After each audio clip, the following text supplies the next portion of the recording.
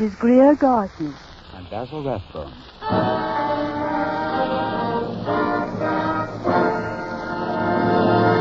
The Gulf Screen Guild Theater.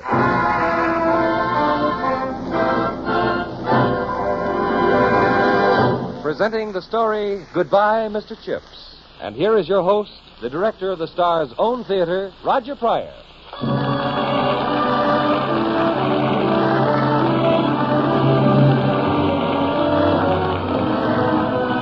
Good evening, everyone. Your neighborhood Good Gulf dealer and the Gulf Oil Companies welcome you again to the Gulf Screen Guild Theater.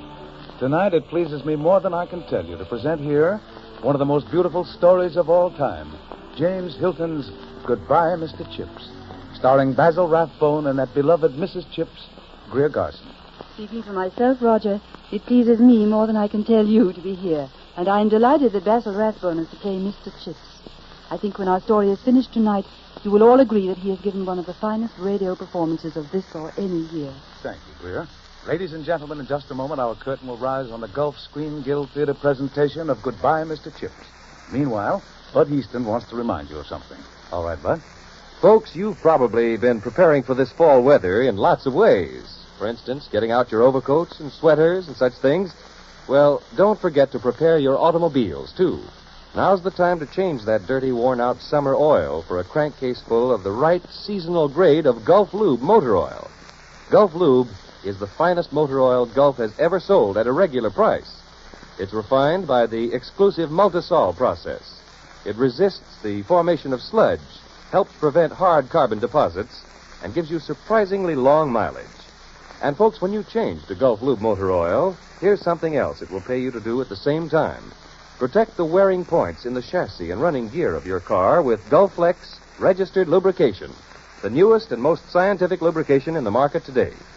Yes, let the Gulf man protect your car in these two ways, with Gulflex registered lubrication and Gulf Lube motor oil. Right you are, Bud. And now Oscar Bradley's music opens our story tonight, and you'll hear Basil Rathbone and Greer Garson in Goodbye, Mr. Chips.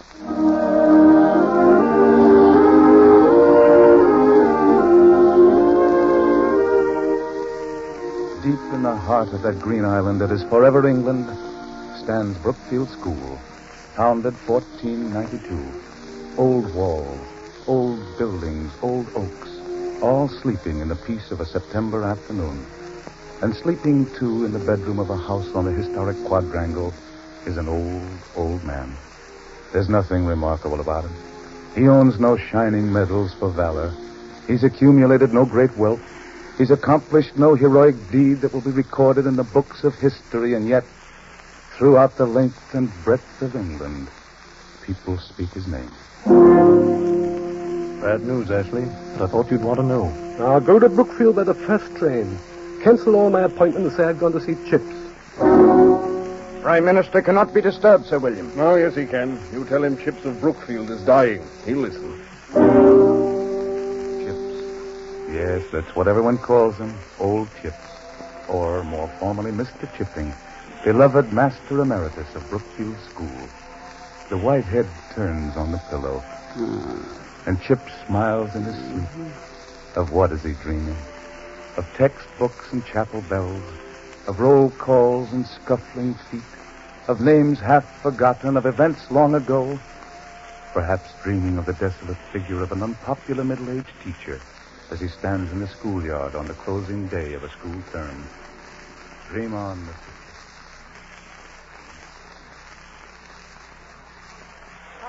Franklin, Trevor, Turner, Webb, Wentworth. Wild. Very well. Class is dismissed. Incidentally, I want to wish you all the... Say, isn't it wonderful? No more Latin, no more Greek. I'm going to burn all my books and swim till I go thin. Oh, well. Now, Chipping, wait. What? Oh, hello, Max. Chipping, look. Just see what I have here. A cake. Where did you get it? A present to the professor from my German class. It's a beauty, no? Yes, indeed, Max. What did you get from your class? I? Oh, nothing. Oh. Well, I'm glad the summer's here. I will miss the young devil stuff. Where do you go for your holiday? Oh, Harrogate as usual. Harrogate? Yes, I've been going there for 19 summers. Ever since I came here to teach at Brookfield. It's quiet and it's convenient and economical. But Harrogate is a resort for romantic old ladies. Oh, now really, Max. Look here, why don't you come with me, huh?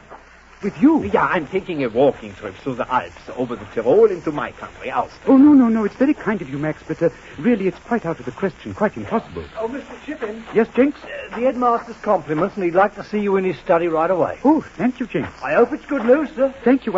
Excuse me, will you, Max? This may be something very important to me. I can guess what it is. You are going to be promoted to housemaster for next term. I think so. I hope so. Of course you are. Congratulations. And now you must take this trip with me to the Tyrol to celebrate. No. As a housemaster, that wouldn't be quite, well, it wouldn't be quite dignified. And I must think of that, because, well, I'd better not keep Chatteris waiting. Now, don't be nervous. Look him straight in the eye. Oh, I shall indeed. Goodbye, Max. Auf Wiedersehen. A housemaster. Think of that. A housemaster at Brookfield. I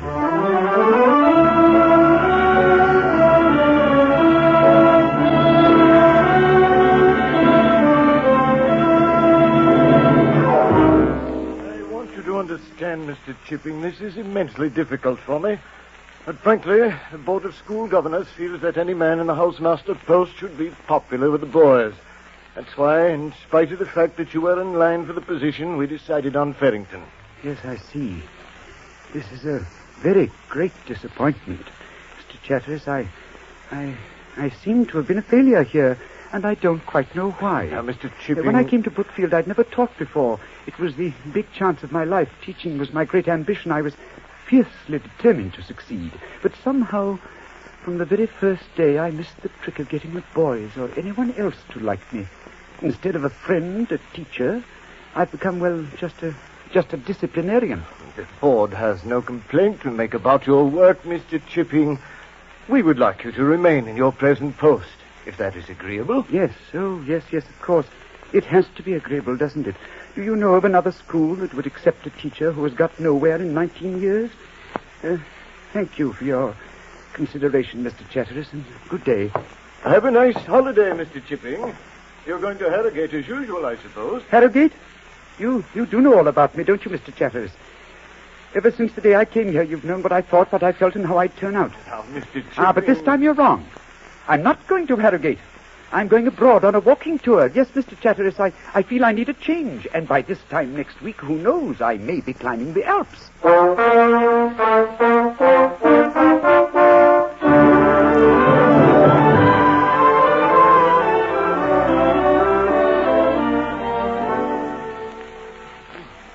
Confound it.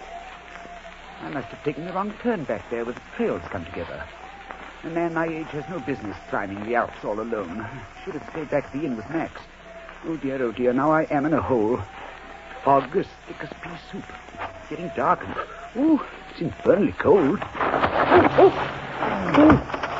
dear. The safest thing to do is to stay here and not move until Max or someone comes out to me. Hello? Hello? Hello? What an extraordinary echo. Hello! Hello! Well, that's very strange. Where are you? Well, in all my experience, good heavens, it's not an echo. I said, where are you? It's a woman. Hello! Are you in danger? Stay right where you are. Don't be frightened. I'm coming. Hello! Hello! Oh, she doesn't answer. She must have fallen. Hello! Hello! Hello. What? Oh, hello. Are you all right? Oh, yes, quite, thanks. This fog's rather a nuisance, isn't it? You shouldn't be moving about, you know. It's very foolish of you. Foolish? I heard you call and I thought you were in some difficulty. What, you mean you climbed up here in this fog to rescue me? Yes, indeed. I never heard of such stupidity. Well, I'm probably a much better climber than you are. Then what were you screaming about? I wasn't screaming. I just let out a shout at random, trying the echo, you know. Oh, really, it was idiotic of you to take such a risk. And rather wonderful. Oh, not at all. Well, anyhow, I'm awfully glad you came. It was going to be very lonely. Won't you sit down? This rock is quite comfortable, as rocks go. Oh, yes. My My name is Chipping. Mine's Ellis. Catherine Ellis. Have a sandwich? Oh, have you... oh, yes, loads of them. Here. Well, thank you. I am hungry. That one's ham. Yes. Pardon. It's very good, too. I'm sorry I wasn't in any danger. It was rather inconsiderate of you. What are you doing alone on a mountain? My friend didn't feel like climbing, so I left her down at the inn. We're bicycling. Bicycling? Yes. Do have another sandwich. Thank you. Good heavens, I didn't know that ladies rode those awful things. I'm afraid they do, Mr. Chipping. With one leg, I beg your pardon, I mean, one limb on either side of a saddle. Now, how could anyone ride a bicycle side saddle? But what happens to your dress? Oh, they breed female bicycles now. Didn't you know? Really?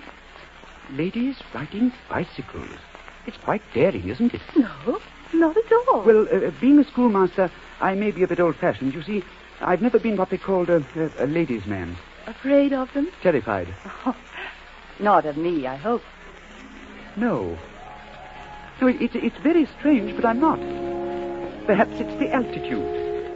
Tell me, do you experience a sort of exhilaration? Definitely. As though we owned the mountain? Every stone of it. We're pretty superior persons. We're gods. Yes, it must be the altitude.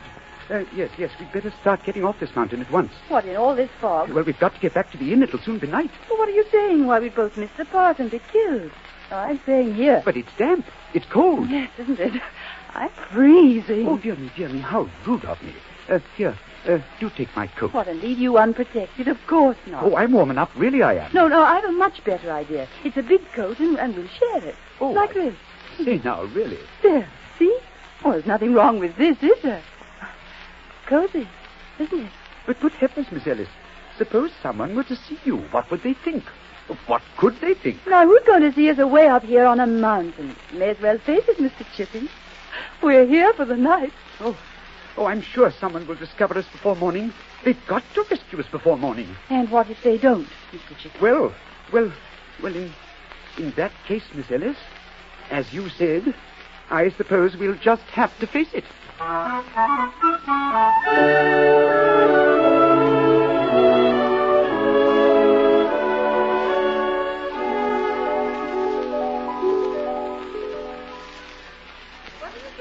Balcony, Catherine. I'm looking up at my mountain, Flora, in the moonlight. I should think after last night you'd have seen enough of it. It's going to be rather a thrilling memory when our vacation is over. It is a pity your knight Aaron was such an old stick in the mud. He's not old, Flora, and I think he's quite charming. Why, Catherine. Oh, that doesn't mean I'm in love with him, of course. Well, that's fortunate, because his friend just told me they were leaving for Vienna tomorrow. Oh, he did? I wonder why your Mr. Chipping didn't look in to say goodbye. Oh, he's terribly shy. I'm always so sorry for shy people. Aren't you? Must be so lonely sometimes. Flora? Yes? How far is it to Vienna by bicycle?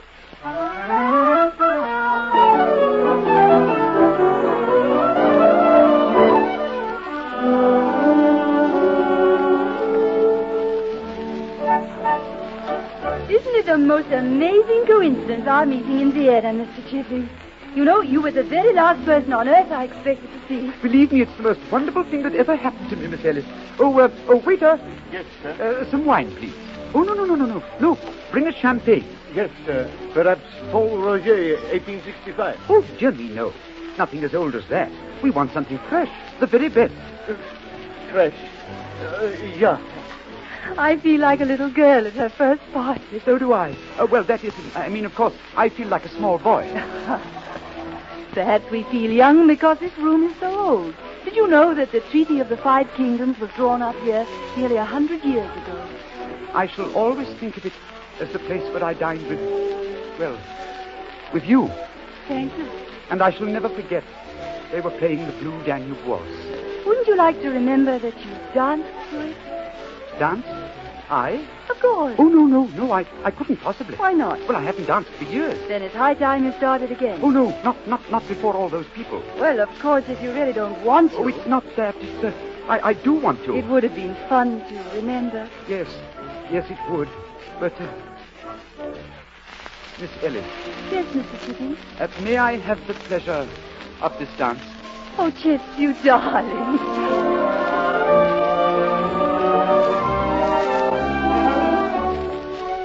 You see, you haven't forgotten. Why, you've done beautifully. Thank you. Now, reverse. Reverse? Oh, I don't believe I could. That's it. You see how easily it's done? Yes, by heavens, I did make it, didn't I? I haven't had such fun in years. Neither have I. It's a pity it has to end so soon. So soon? Yes. I have to start for home tomorrow. Oh, but look here, you can't, you... Reverse. Hey, what? Oh, yes. I shall have so much to remember when I get home. So shall I. Marvelous memories. Miss Ellis, Kathy, there's something I'd like to ask you. Yes, Mr. Chipping. Of course, it's very presumptuous of me. I couldn't possibly expect a favorable answer. Why, what is it?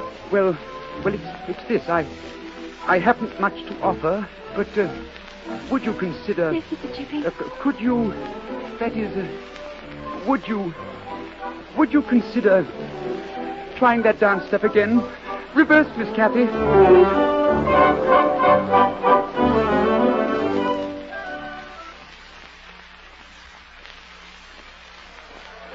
Alle einsteigen, fertig, Rampart, der Zug des Hausboden, pumpen am Rechte.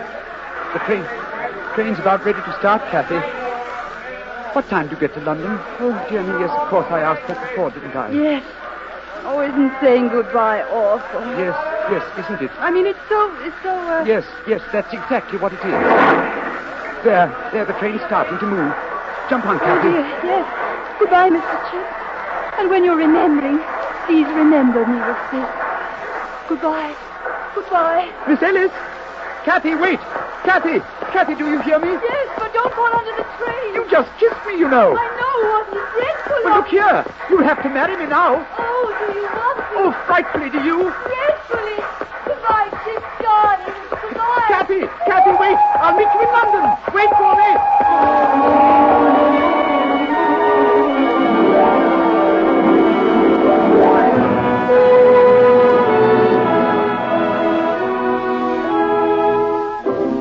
I say, this is a dirty trick on your part, Max, getting us here to meet the newlyweds. Yes, any girl who'd marry Chipping must be a fright. Chipping's bad enough, but now we'll have to put up with a Mrs. Chipping, too. Come up and stay out. Put that tea away, Max. Yes, let's shorten the ordeal as much as possible. And Max, for heaven's sake, don't ask them to sit and stay.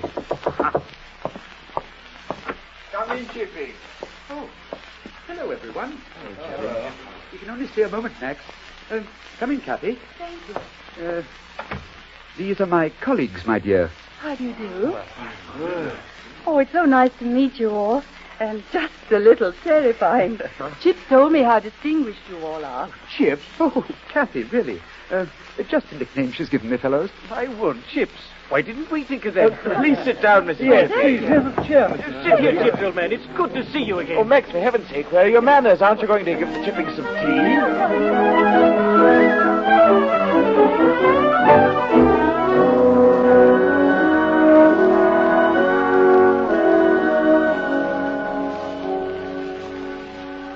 Thank you, Mrs. Chipping. It was a jolly party, Mrs. Chipping. The scoundrels were wonderful. Goodbye, Mr. Chip. Mr. Chipping. Goodbye, boys. I haven't enjoyed a party so much for ages. Goodbye, boys. Hurry now to assembly or you'll be late. Bye. What a nice lot of boys they are. Yes. Your idea of giving a party for them was a good one. But, my dear, what authority will I have in my classes after such an affair? 10 times more, Chips. Because they'll know you as a friend. Know me as a friend? Oh, Kathy, how I wish they would. They will. You wait and see, Chips.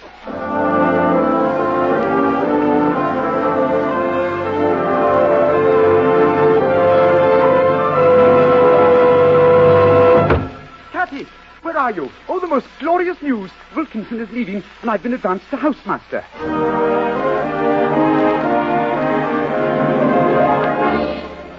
Well, Mrs. Chipping, prepare yourself. Beginning next term, my salary goes up £20. So where shall we spend this summer?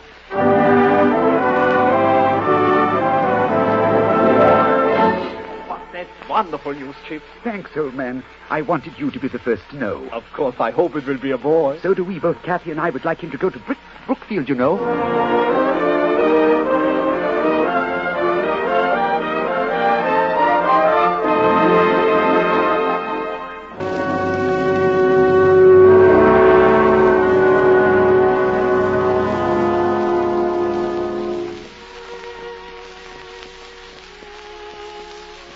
Oh, Chips.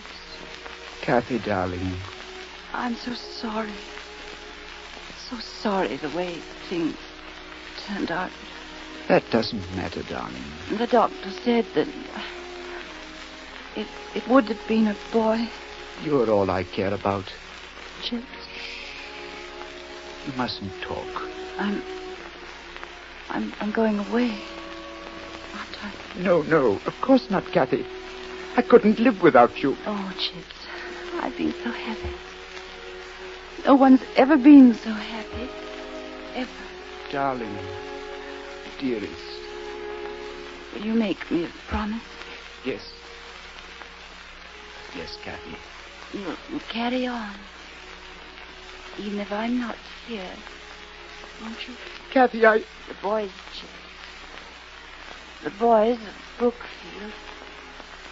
They're the only children you ever had. I can't do it, Kathy. Please.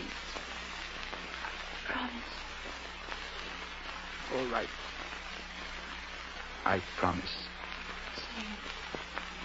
No matter what happens, I shall carry on at Brookfield for always. No matter what happens, I shall carry on at Brookfield for always. Now tell me. I want to see if you remember how we met, what we did, and how we fell in love. Well, once upon a time, there was a very lonely teacher, and he went to Switzerland. There he met a beautiful girl on a mountain top. In Vienna they danced all night and fell in love. And Kathy, do you hear me? Kathy! Oh, Kathy! Kathy!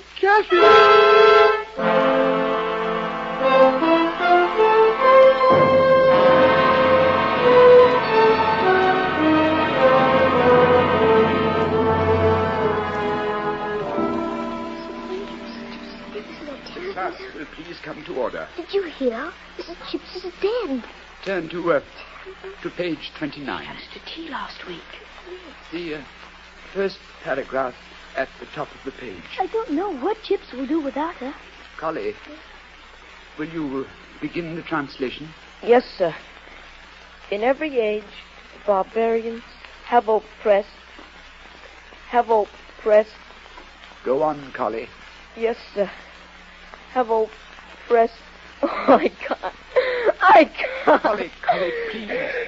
I know how you feel, but we must go on. That's what she wanted. For all of us to carry on at Brookfield for always. Now come, Collie. Read with me. In every age, the barbarians have oppressed the peaceful nations all over the world who neglect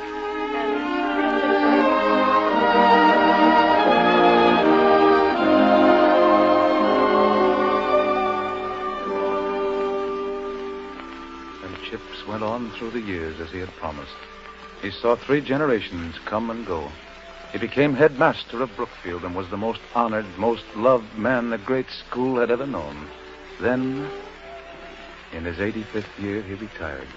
And now, mourned by all of England, old Chips is dying. The doctor and the present headmaster of Brookfield are in his room. Chip's eyes open slowly as their voices come to his ears. Remarkable character, Marsham. A great character, Doctor. I knew him and I knew his wife. She died many years ago, I understand. Yes. That's her picture there on the table by his bed. Ah, lovely head. Pity he never had any children. What was that you said about me? Nothing, Chips. We were just talking and waiting for you to come out of that beauty sleep of yours. No, I heard you. You said it was a pity I had no children. But I have. You know, I have thousands of them. And all boys. Chips. Chips. He doesn't seem to hear you. Is it the end, Doctor? I'm afraid so.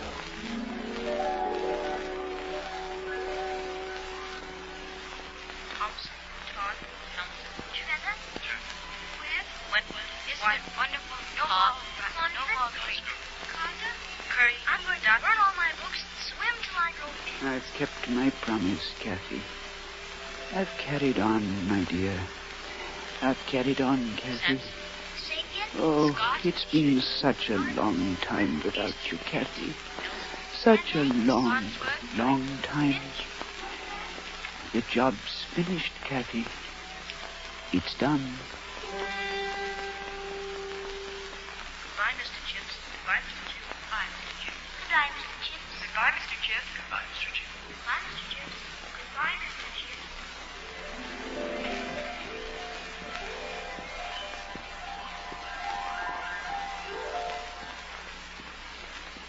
Hello, Mr. Chips.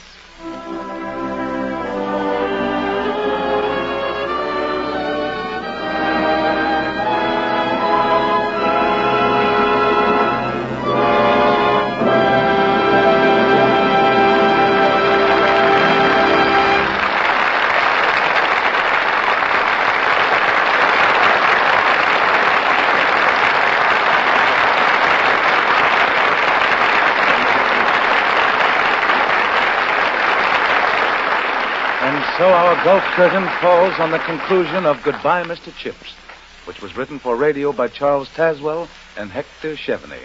Greer Garson and Basil Rathbone will be with us again as soon as we give them a few seconds to sort of catch their breath. And during those few seconds, we've something of interest to everyone who's ever sat behind the wheel of an automobile.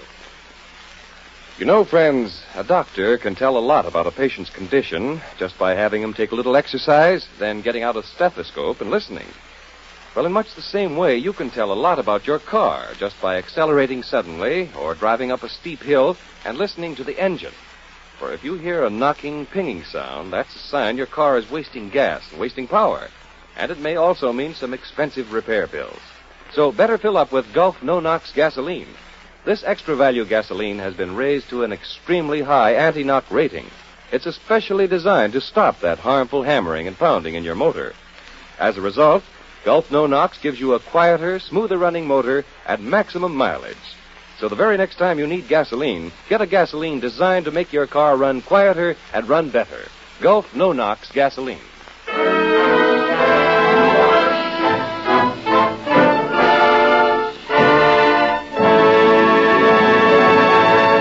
Basil, I want to tell you that your performance was all that Greer said it was going to be. Thank you. And as for you, Greer, your interpretation of Mrs. Chips, both on the screen and on our program tonight, will always constitute one of the really fine performances of our time. Thank you, Roger. That's sweet of you. What's your dramatic treat for next week, Roger? We're going to do that delightful comedy melodrama hit of stage and screen, The Amazing Dr. Critterhouse. Oh, that's wonderful. I hope you'll have Eddie Robinson starring in it. You can bet on that, Greer. We'll not only have Edward G. Robinson playing Dr. Critterhouse, the scientist who became a crook, but in addition, we'll also have Humphrey Bogart and Marcia Hunt. So be with us next week, won't you, friends? Until then, this is Roger Pryor speaking for your neighborhood good Gulf dealer and saying, good night, everyone. Now, a special announcement. If you would like to have a beautiful full-color portrait ready for framing of Loretta Young, be sure to get the new issue of Photoplay Movie Mirror magazine, now available at all newsstands. Bud Easton speaking. This is the Columbia Broadcasting System.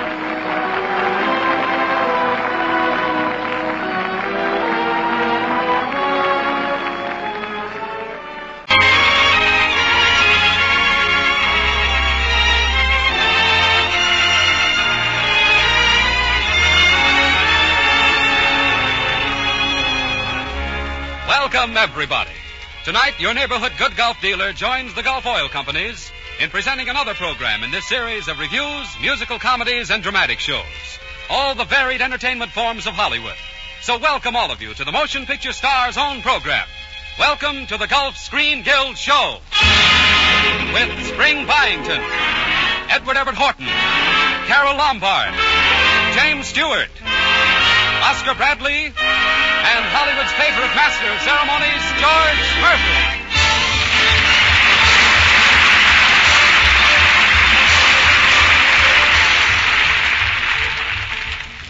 Good evening, ladies and gentlemen, and welcome to another of the Motion Picture Star's own programs, the Gulf Screen Guild Show. Each week, a different type of entertainment presenting a different cast of stars, and all of them written, directed, and acted by the greatest names in the motion picture industry for the benefit of the Motion Picture Relief Fund. Last week, it was a drama. Next week, a review starring Fanny Brice, Bob Hope, and Martha Ray. Tonight, it's a comedy drama tailored by Toni, directed by Dorothy Arzner, and written by Connie Lee, under the musical direction of Oscar Bradley.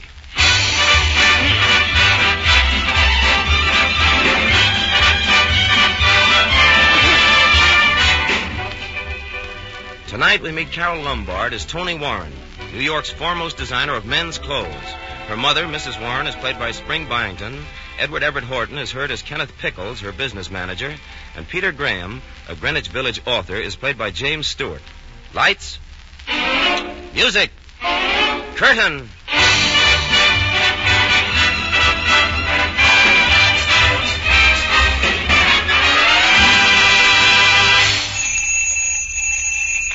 Yes?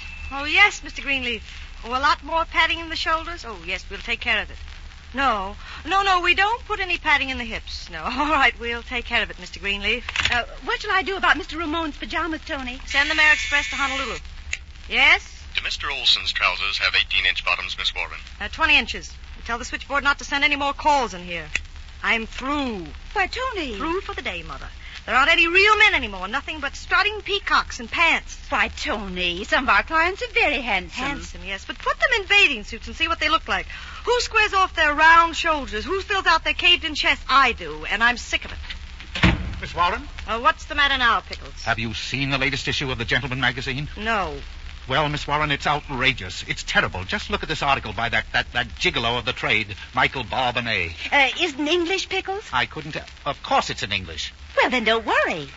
Michael speaks with such an accent, no one will understand a word of it. Mother, what was the article about? He titles his slanderous essay, The Well-Dressed Man Prefers the Clothing of a Man, For a Man, and By a Man. Oh, but he's got it all wrong. It's of the people, for the people, and by the people.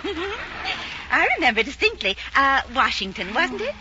What else does Michael say, Pickles? He says... was it? Please, Mrs. Warren, please. He says that red-blooded men have an aversion to being pointed out as the clients of a female dressmaker. Oh, he said that, did he? In hope that some of my customers will wear his unpressed male sex. He announces to the world I'm a female. Oh, I'm afraid that's my fault, Toni. I promised your father a boy. But I was so young at the time. Oh, youth. Yes, it's too late to correct the mistake now, Mother. Pickles? What's that? Where can I find the most atrociously dressed man in New York? Well, I should say any one of Barbonet's clients. Oh, no. You must be an artist, a sculptor, a writer, some undiscovered genius, unknown, unrecognized, uncouth. Oh, how romantic, Toni. Now, I'll make him successful, and then I'll expose him as a Toni Warren creation. Oh, an inspiration, a divine inspiration, Miss Warren. I'll prove it isn't the clothes that make the man. It's Toni Warren who makes the clothes, who makes the man. Who's that by, dear? By me, Mother. Pickles, where can I get my man? Why, someone like that ought to live in Greenwich Village. Miss Warren, I think I know the very spot. Spaghetti Joe's. Get your coat, Mother. Call a cab, Pickles. We're dining sub rosa at Washington Square.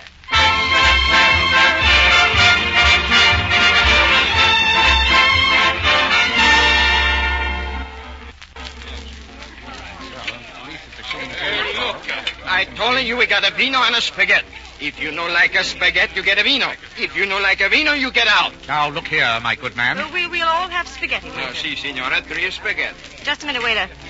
Who's the musician at the piano? Oh, he's a Peter Graham, Signora. But he's no musician. He's a writer. All the time he's a writer plays. But nobody want to read what he's a write. It's too bad. Will you ask Mr. Graham to join us? Si, Signora, I ask. What? Miss Warren. Yes, Pickles? You aren't seriously thinking of taking that man for your experiment. Why not? He's exactly what I want. He's picturesque. Oh, my word, he's appalling. You can't do it. Look at that. My sneakers, corduroy slacks, a yellow sweater. But very handsome. No tie, no coat, no hat. And so romantic. Mother, I am not looking for a movie star. I'm getting a guinea pig. He's got heights. He walks well, and if I dress him properly... Here he comes. Hello? Hello? Hello?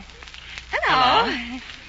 Well, I guess that sort of cleans up the hellos, doesn't it? The waiter said you wanted to see me. Yes, sit down, Mr. Graham. Well, thanks. This is my mother, Mrs. Warren, and this is Mr. Pickles, and I'm Toni Warren.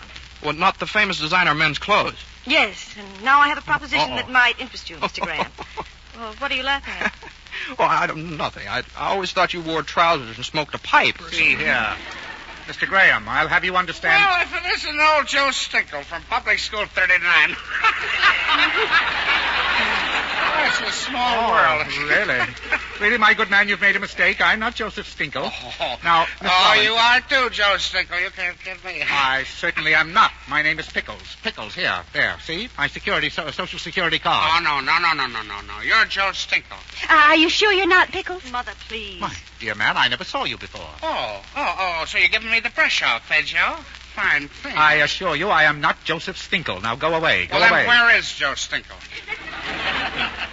Why, there is no Joe Stinkle. He doesn't exist. Go away. Oh, he doesn't exist, huh? What did you do with him?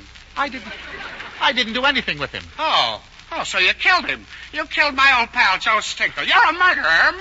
Please. Really, Pickles, I think we ought to humor him. We were only fooling you. Why, of course, this is Joe Stinkle. Why, certainly, yes. Of course, I'm Joe Stinkle, yes. Then where's the $50 you owe me? I don't owe you any money. Oh, a Welcher, huh? I'll fix you.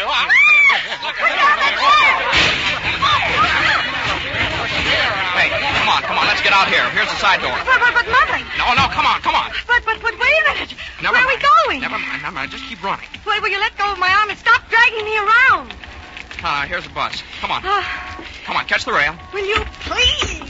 Here, hang on to the... You'll break your neck. Now, there. You all right?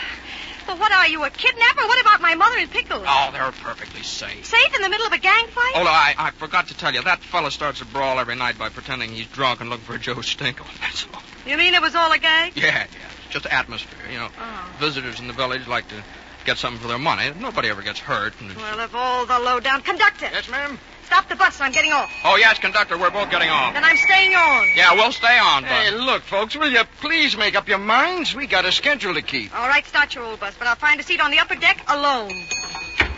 Hey, she seems kind of upset.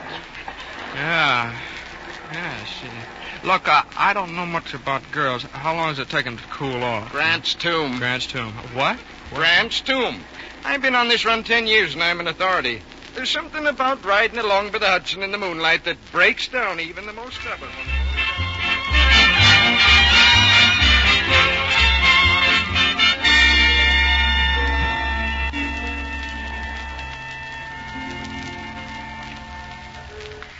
Oh, it must be awfully late, Peter. Oh, no. Oh, but that sign on the Jersey Shore will flash the time in just a minute. Isn't it funny? What? Oh, the way things happened. When I got up this morning, I never thought I'd sit on the steps of Grant's tomb and be kissed in the moonlight. Peter. Yeah? Look, darling, the sign says 5 after midnight. I've got to go home. Well, if you do, you'll break the spell. You'll become Toni Warren Incorporated again. You'll forget you were ever riding up Riverside Drive on top of a magic coach with a guy in a yellow sweater. But Peter, we can't sit here till morning. Well, why not? Did you ever see those towers when the sun comes up? Did you? Yeah, sure. My first morning in New York, I slept the night before on a park bench with a bunch of play manuscripts as a pillow. Yeah, I guess that was all they were good for. No one liked them, Peter? Like them? Well, I couldn't even get into managers' offices. Do you mind if I tell you why? Look, Toni, darling, you can tell me anything. Do you know why I asked you to our table? Oh, yeah, of course, my fatal charm. No, because you were one of the worst-dressed men I've ever seen. Oh, well, thanks. Now I've hurt your feelings. Oh, no. Only, what'd you plan to do? Sort of exhibit me in your window as a horrible example or something? No, I wanted to dress you up and introduce you to the right people, and then if you became a great playwright, I'd say it was all due to my tailors. Oh, so you were interested in my commercial value. But Peter, dear, now I'm interested in you, and I want you to be a success. I want to help you, and will you let me? No, we Vermonters don't accept help from strangers. But I'm not a stranger. Of course, if you were, no, you wouldn't consider that. Wouldn't consider what? Well, if you were, no, you wouldn't do that. Wouldn't do what? Well, you wouldn't do it. I mean, did you ever think about getting married? No, why should I? Well, why shouldn't you?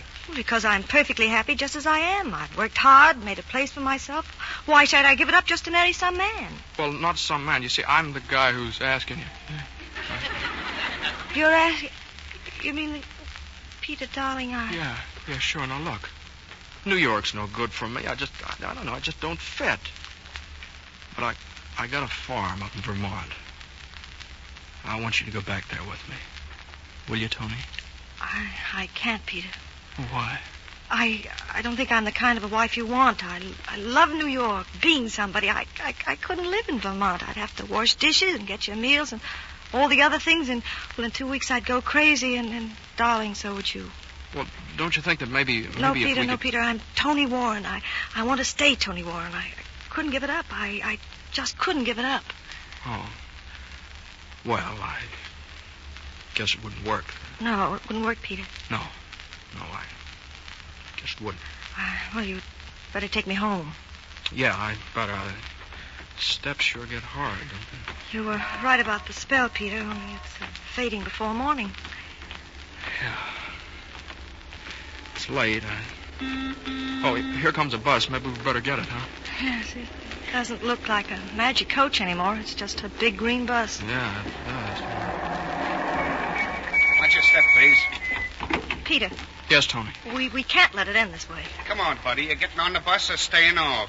Look, I guess I could stand New York. No, I'll go to Vermont with you. No, but I couldn't let you do that. But what can we do? Make up your mind. The suspense is killing me. Now, listen, Toni, we'll both give up something. I'll give up Vermont, and you just give me a few hours a day. Will it work, Peter? It's got to work. We'll make it work. You know, we're crazy to try it, but Peter, we'll be happy. Be happy, Toni. We are happy. And so is the Fifth Avenue Bus Company, buddy. Service is now resumed.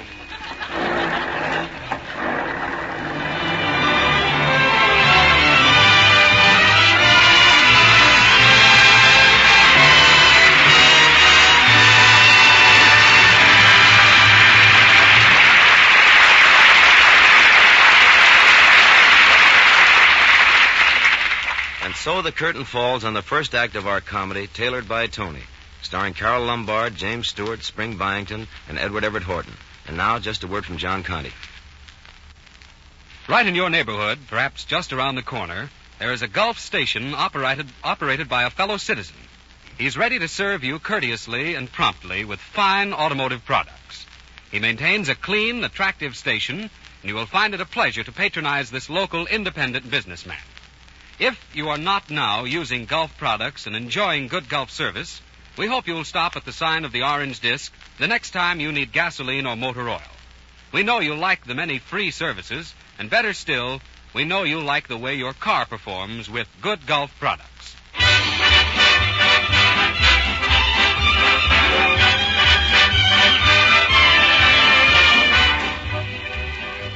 Now, ladies and gentlemen, the curtain is about to rise on the second act of the comedy drama, Tailored by Toni, starring Carol Lombard, James Stewart, Spring Byington, and Edward Everett Horton. Lights, music, curtain.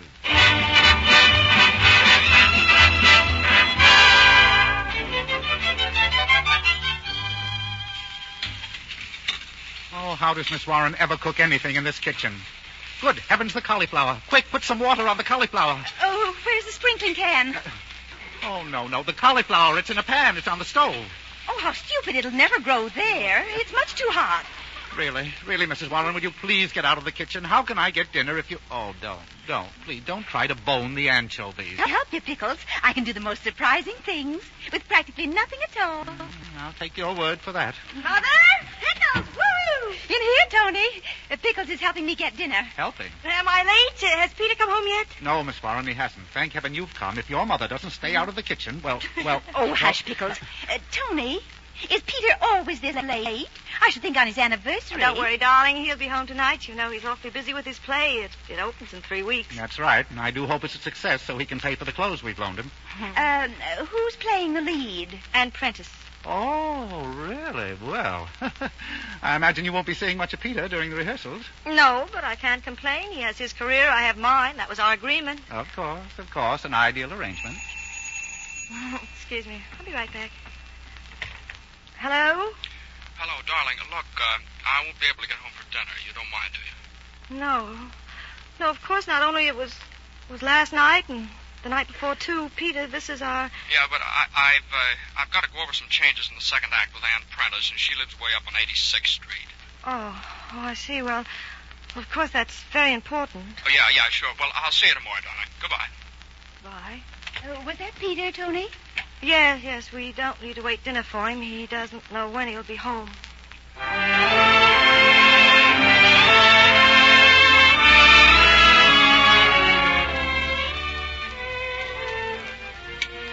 More coffee? Coffee. Oh, yeah, thanks. Is the morning paper as interesting as usual? Yeah, I guess so. What's the weather? Weather? I don't know. Let's see. It's fair and warm, I say. Why? Some friends asked me to run up to Saratoga to the races. You don't mind? No. I won't be home anyway. Ann Prentice wants me out in Long Island. It's rewrites in the second act. That second act should be a wow. Yeah, well, I've got to rush. I'll see you later, darling. So long. So long.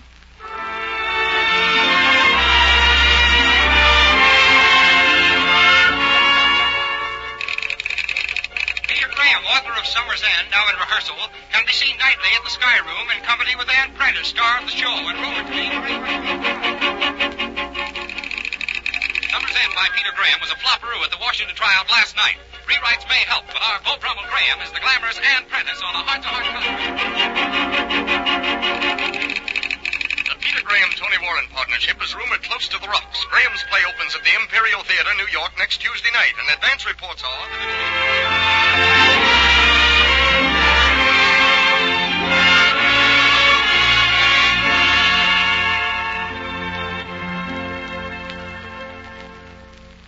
So nice of you to come backstage, Miss Warren. Oh, thank you, Miss Prentice. I believe you've met my mother and Mr. Pickles.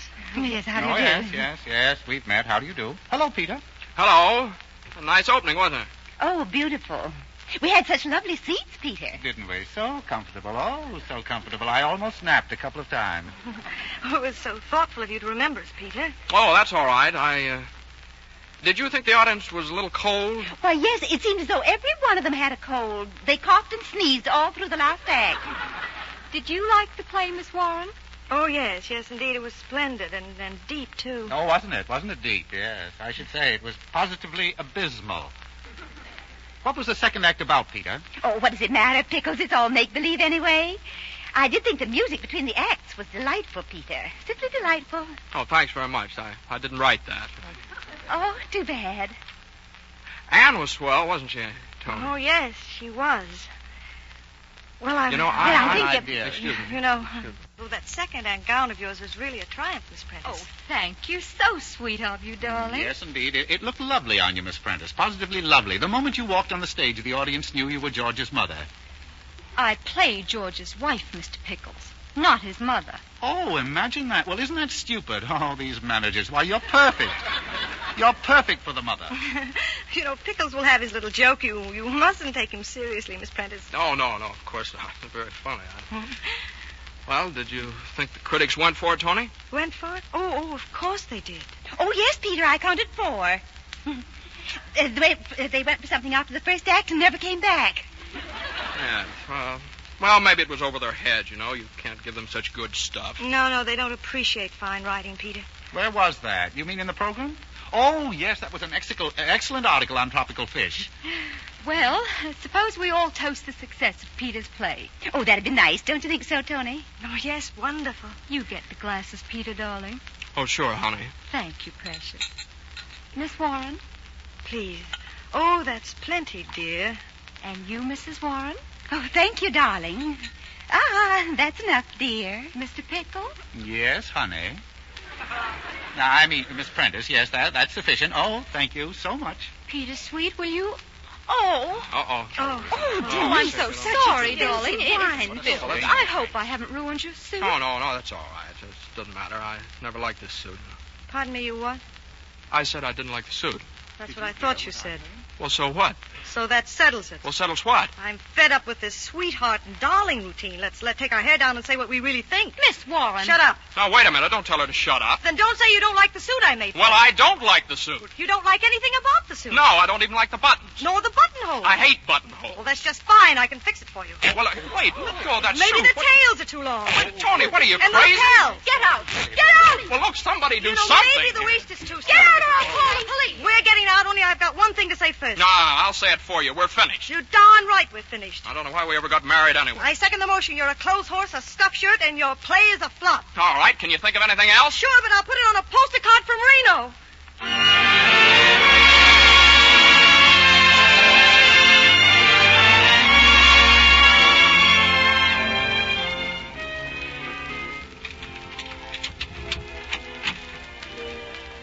Oh, is that you, Pickles?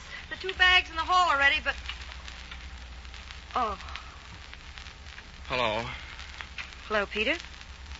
I'm not butting in on anything, am I? No, I just came up to get some things before the apartment was closed. Yeah. That's what I came up for, too. Well, just go right ahead. Sure, I won't bother you. I could come back. No, you know, I'm almost finished. Things are pretty dusty. Yeah, they aren't. You know, I had some shirts here someplace.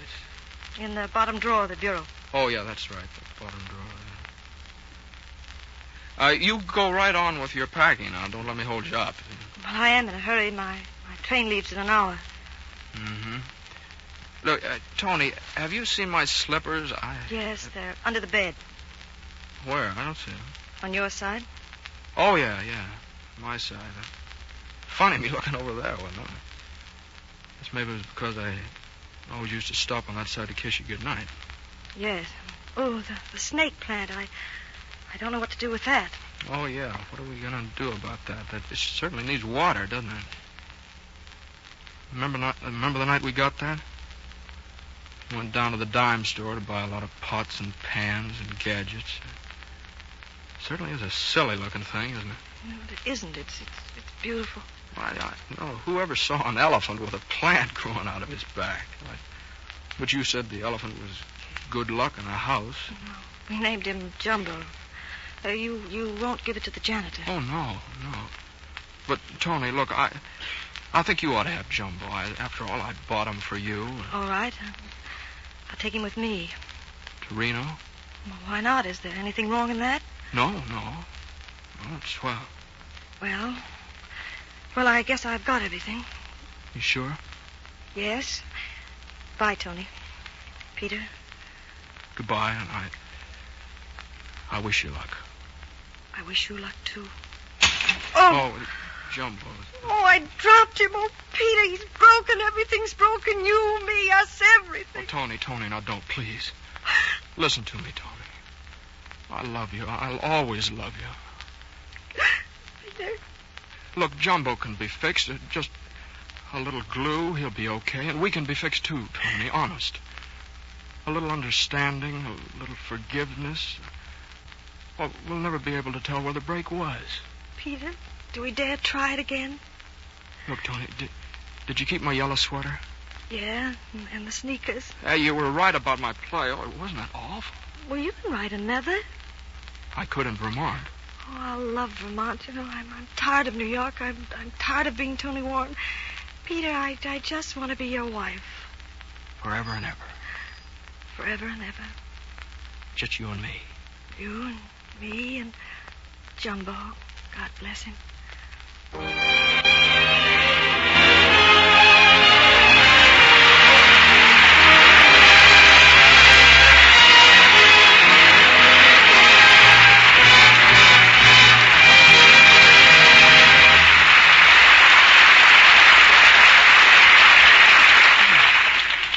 now, before the cast takes their curtain call, just a word from John Conti. Thank you, George. Ladies and gentlemen, we hope you've enjoyed tonight's Gulf Screen Guild show. The Gulf Oil Companies and your independent good Gulf dealers who bring you this program want to give you tops in radio entertainment, just as it has always been the Gulf policy to give you tops in service and in products. Take Gulf No-Nox ethyl gasoline, for instance. Gulf No-Nox has the highest anti-knock rating available to the American motorist. Gulf No-Nox is just what its name implies, a really knock-proof motor fuel. It ends that pinging, chattering sound that you hear in your motor when you accelerate rapidly or drive up a hill. And when you eliminate motor knocks, you also eliminate an important cause of motor trouble and therefore repair bills. So try a tank full of Gulf No-Nox ethyl. We hope you'll like the performance of this outstanding knock-proof gasoline, just as we hope you've enjoyed the performance of the outstanding film stars that we bring you in these Gulf Screen Guild shows.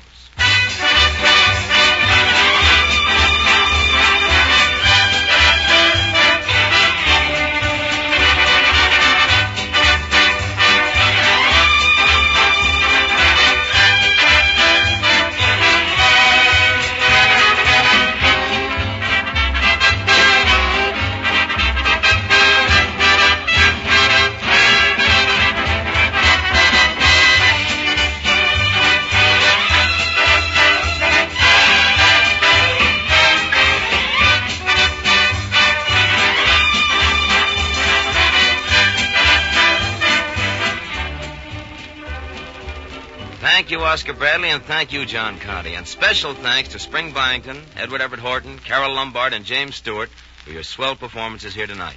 Well, thank you very much, and good night, George. Good night, Eddie. Good night, George. Good night, Spring. Good on. So long, too, George. It was a lot of fun. You know, George, I wish I could look like one of those arrow-collared fellas, you know, but my clothes just don't seem to hang right on me, you know. Oh, you're just self-conscious, Jimmy. No, not at all. Now, look at this. Now, that's a good piece of material. I feel it. It's okay. But there's just something wrong with it, you know? Oh, you don't like it, huh? No. Well, you know, Jimmy, I think I can fix it for you. Oh, no, you don't. Oh, wait a minute. Come back here. I won't do anything. Oh, no, I'm not taking any chances. Come on, so long, George. So long, Jimmy. Now, there you are, Carol. You see what you've done? You scared Jimmy away. Well, George, as I was saying... Oh, no, you don't.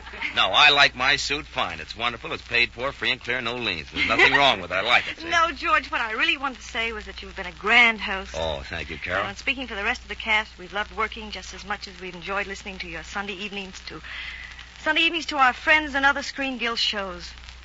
Thank you, Carol, and it was swell of you to be here. Grand show.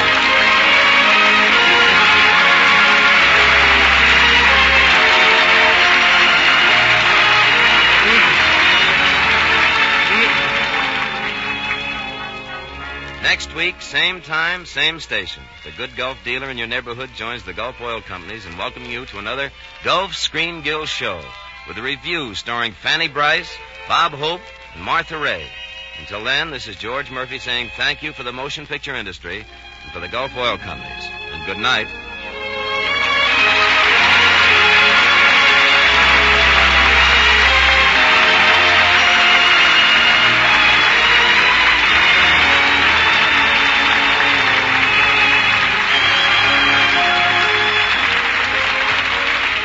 We are grateful to MGM for George Murphy, for Jimmy Stewart, who has just finished Ice Follies of 1939.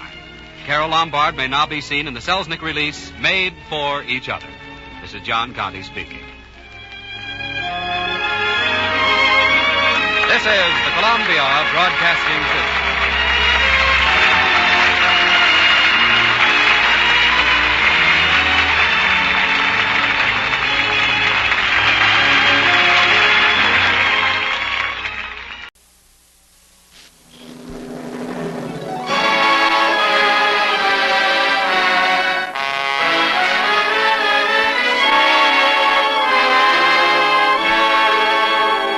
Lady Esther presents the Screen Guild Players.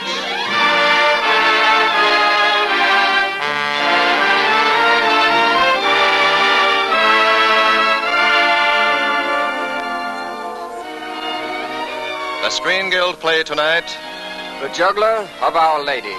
The starring players. This is Ronald Coleman. And this is Nelson Eddy.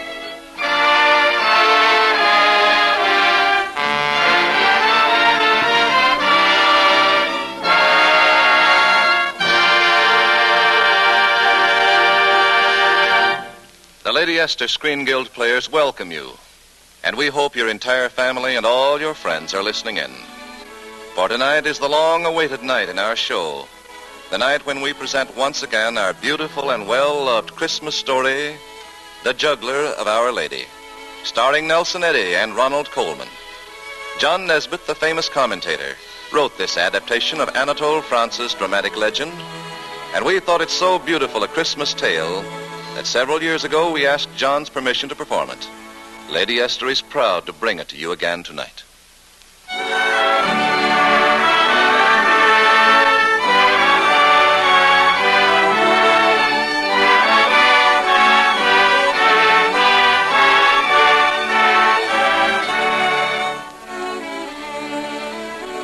And now, Ronald Colman is here to bring you the story of the Juggler of Our Lady, and Nelson Eddy to play and sing the role of the kindly monk who befriends the poor juggler.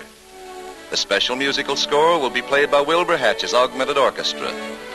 Ladies and gentlemen, the Juggler of Our Lady.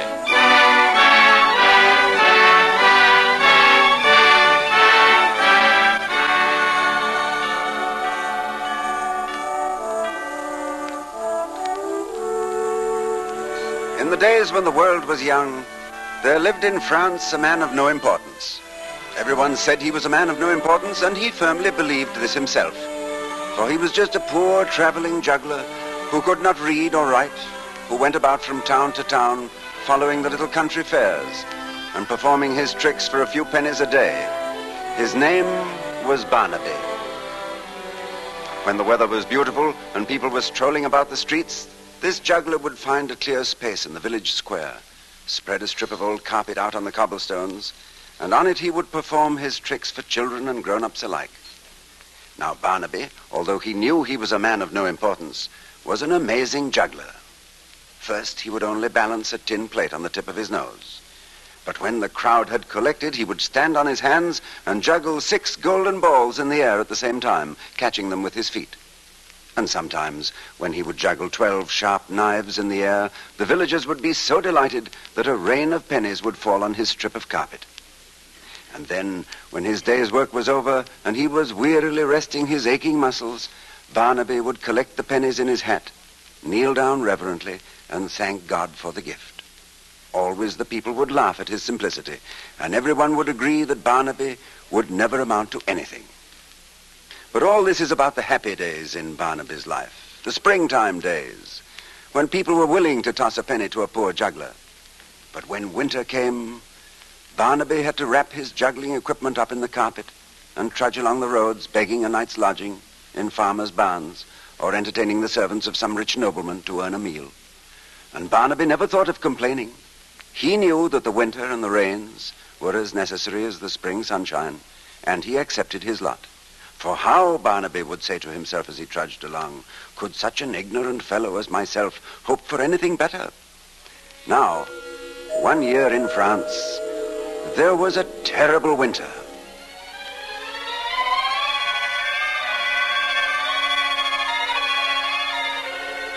It began to rain in October, and there was hardly a patch of blue in the sky by the end of November.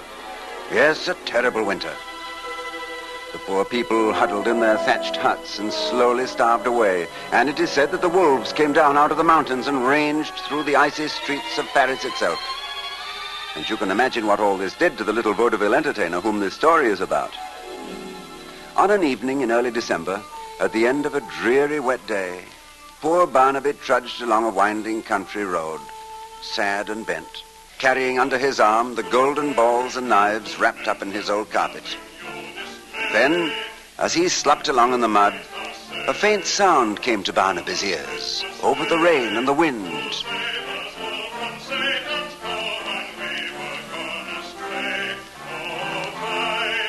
Someone was coming up the road, and in spite of the storm, was singing as happily as if it were a day in June. Barnaby stopped and listened, with the rain running down to the tip of his short little nose.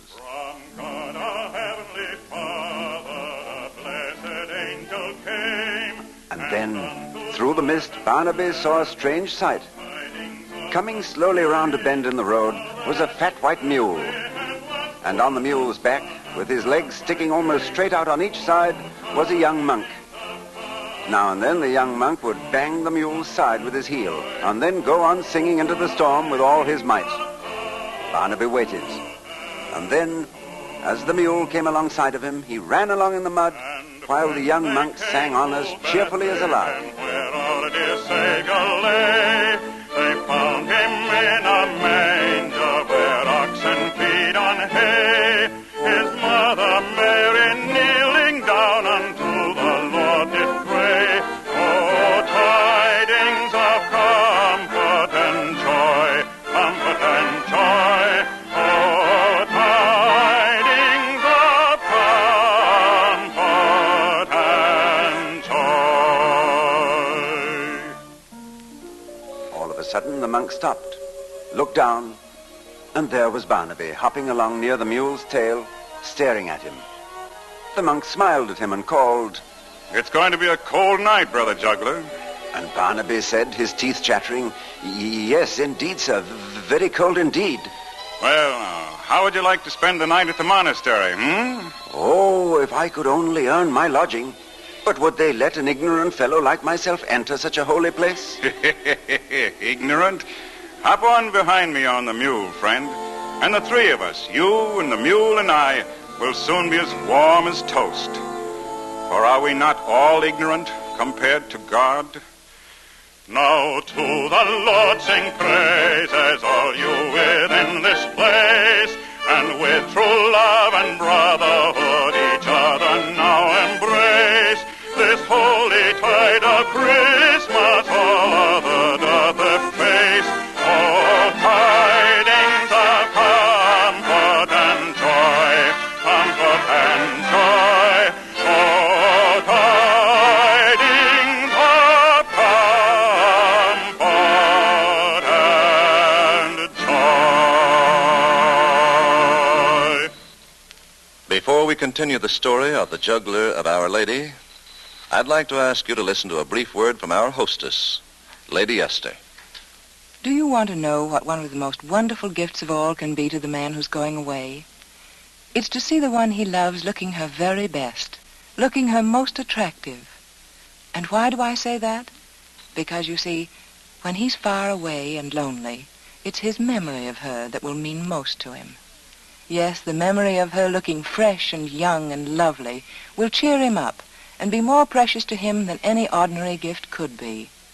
So don't deprive your man of that pleasure. Let him remember you looking your most attractive, and let him find you even more attractive when he comes home again. Now, there's nothing that can add more to your appearance, nothing that can make you more unforgettably lovely to him than a soft, smooth skin. But that doesn't mean you have to go out and buy a lot of different kinds of beauty preparations. Today, all you need for fresh, young-looking skin is just one cream, Lady Esther 4-Purpose Face Cream. Now, I don't say that Lady Esther 4-Purpose Face Cream is the only cream that will bring you results, but I do say that Lady Esther Face Cream, this one cream by itself, will take care of the 4 important needs of your skin. And I say that if you use it faithfully every morning and every night, you'll soon see a smoother, fresher, more clean-looking skin. You see, Lady Esther 4-Purpose Face Cream thoroughly cleans your skin. It softens your skin and relieves dryness. It makes your skin look lovelier by helping nature refine the pores. And finally, as though all that weren't enough, it leaves a smooth, flattering base for powder. So if you want to make the memory of you that he carries away with him a very lovely memory, start using Lady Esther 4-Purpose Face Cream.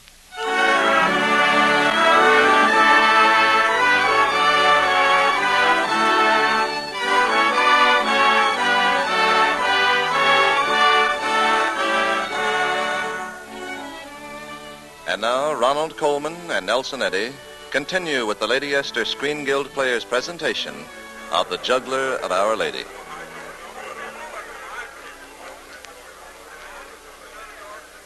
Well, that night Barnaby found himself seated at the great candlelit dining hall of the monastery. Although, of course, he sat at the bottom of the long table, together with the servants and beggars, Barnaby thought he had never seen such a wonderful place in his life. Everybody was laughing and telling old-fashioned jokes, and there were enormous steaming pasties standing about everywhere on the table, and huge tankards of creamy, foaming ale, and great pitchers of homemade wine.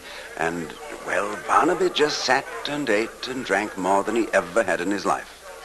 And then, to cap it all, his friend the monk, now in a fine dry robe, and just as merry as ever, was standing up to sing for the assembled company. Balthazar's song, which tells the tale of one of the three wise men journeying out of the east to Bethlehem.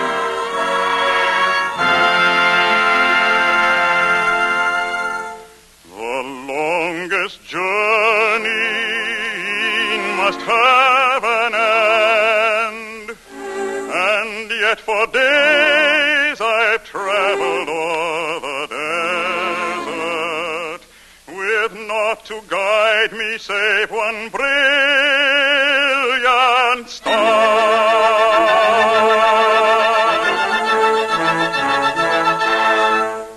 Tonight it has not risen.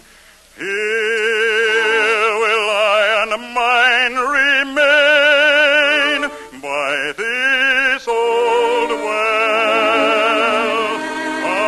until the star returns to guide us on our way.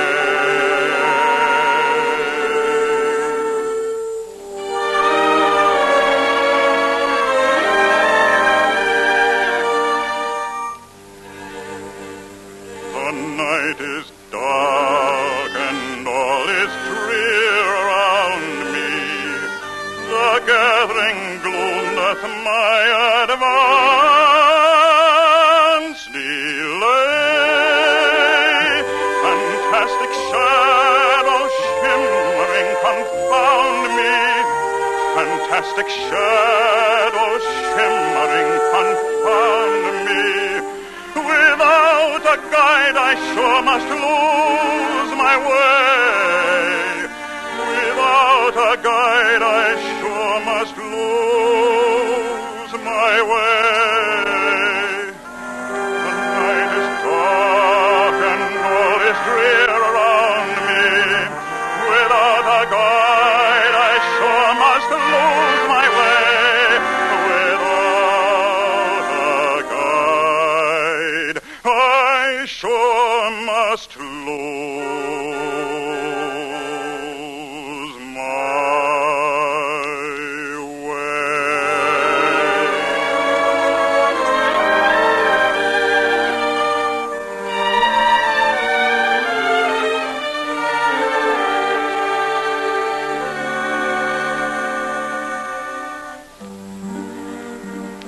My soul is dark, tomorrow's gloom lies over, of strange beliefs which fail to bring it ease.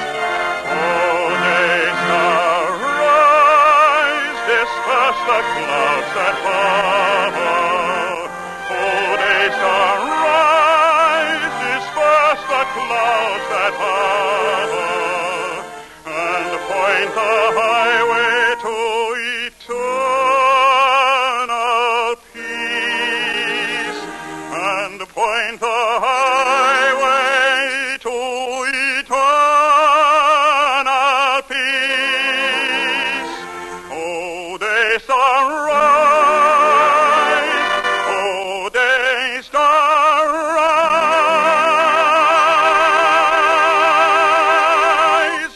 and point to the highway to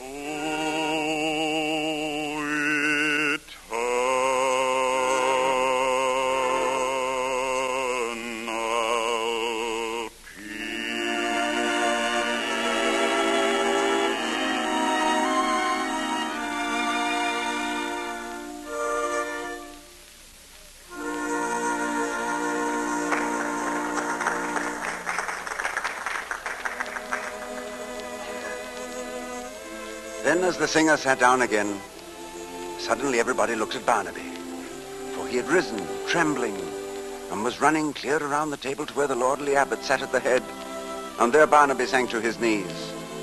Father, grant my prayer. Let me stay in this wonderful place and work for you. I cannot hope to become one of you. I am too ignorant. But let me work in the kitchen and the fields and worship in the chapel. The monk who had met Barnaby on the road turned to the abbot. This is a good man, simple and pure of heart. So the abbot nodded, and Barnaby that night put his juggling equipment under the cot in his cell and decided that never again would he go back to his old profession. And in the days that followed, everyone smiled at the eager way he scrubbed the floors and labored through the buildings. And everyone smiled at his simplicity. As for Barnaby, his face beamed with happiness from morning until night. Until 2 weeks before Christmas. Then Barnaby's joy suddenly turned to misery. For around him, he saw every man preparing a wonderful gift to place in the chapel on Christmas. The leader of the monks had written a scholarly book in Latin, which he was going to dedicate to God on Christmas Day. And there was Brother Maurice, who had the art of illuminating copies of the Bible. With gold and silver and rare enamels, he would place exquisite miniature paintings on the corner of each page. And Brother Marbode was completing a marvelous statue of Christ. This fine artist spent all his days in carving images in stone, so that his beard, his eyebrows, and hair were always white with stone dust. And this Christmas, he was completing one of his most inspiring works. Then there was Brother Ambrose, who wrote music, and who had completed scoring a great mass to be played on the organ during Christmas services. And Brother Joseph, who had trained the choir for weeks in an arrangement of chorales. All around, those educated, trained artists followed their work, each one of them readying a beautiful gift to dedicate to God on Christmas Day. But what about Barnaby? He could do nothing. I am but a rough man, unskilled in the arts, and I can write no book, offer no painting, or statue, or poem. Alas, I have no talent.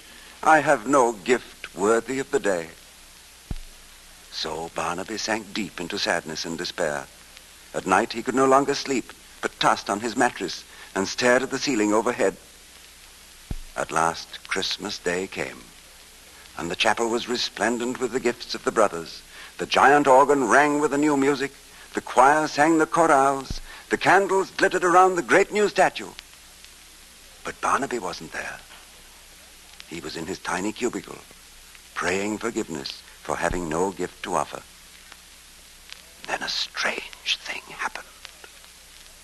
On the evening of Christmas Day, when the chapel should have been deserted, one of the monks came running, white-faced and panting with exertion, into the private office of the abbot. He threw open the door without knocking, seized the abbot by the arms.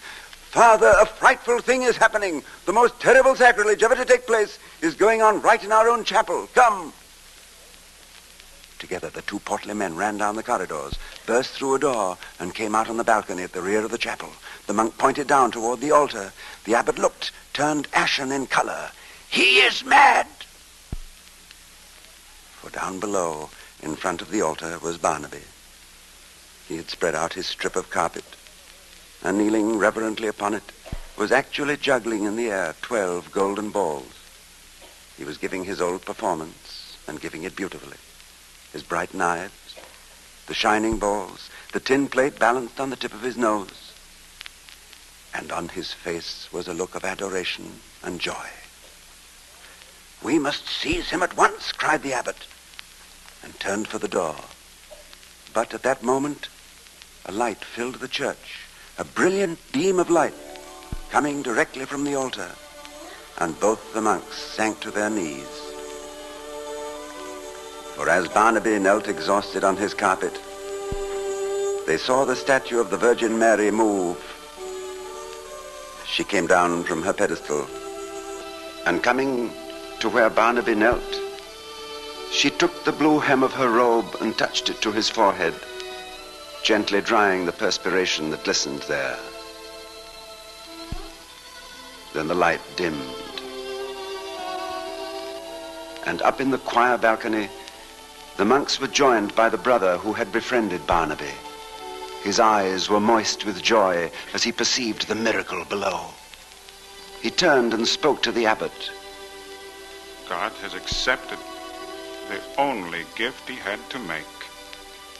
And the abbot slowly nodded.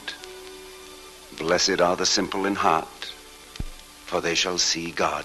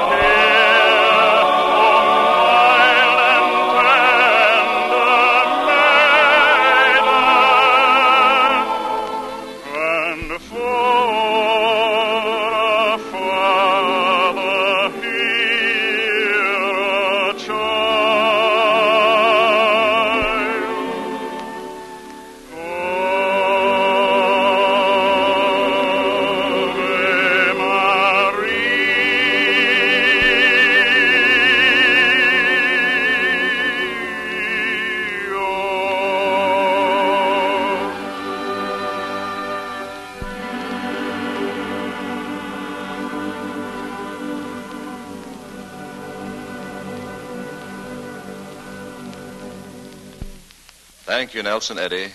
That was magnificent. We planned a program of laughs and chuckles for you next Monday night. It was one of our most successful stage plays and also a most entertaining picture, The Male Animal. Our stars will be Olivia de Havilland, Joel McCrae, and Jack Carson. Ronald Coleman can now be seen in the Metro-Goldwyn-Mayer picture Random Harvest. Nelson Eddy appeared tonight through the courtesy of the makers of Old Gold cigarettes. And thank you, ladies and gentlemen, to Wilbur Hatch, John Nesbitt for their splendid contributions to this Christmas program. And now, as a sort of surprise holiday gift, Nelson Eddy returns to bring us a wonderful song which he has sung on our Christmas program for the past several years. A song which we have come to regard as a great Yuletide tradition. Ladies and gentlemen, Nelson Eddy, the choir, and the orchestra in the Lord's Prayer.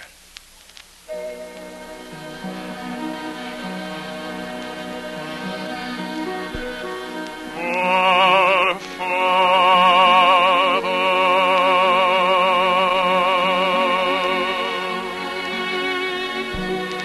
which art in heaven,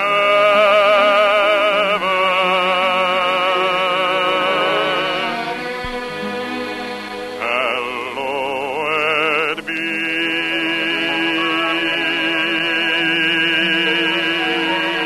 thy name.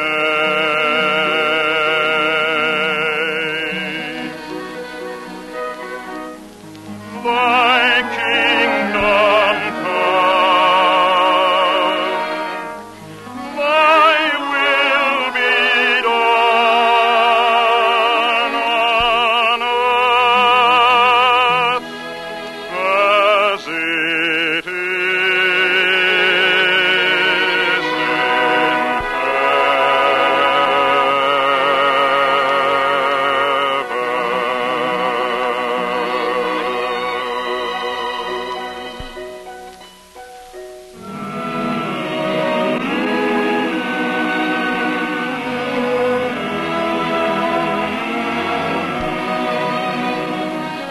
Give us this day our daily bread, and forgive us our debts as we forgive our debtors. As we forgive our debtors. And lead us not into temptation, but deliver us from evil. From evil. For thine is the kingdom, and the power, and the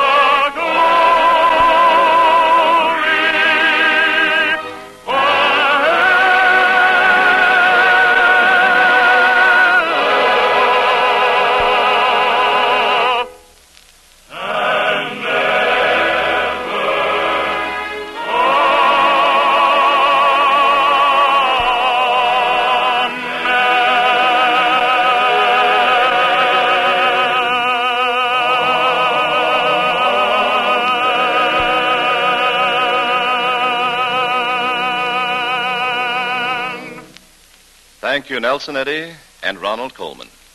The Screen Guild players are presented by Lady Esther, who wishes you good night and Merry Christmas. This is the Columbia Broadcasting System.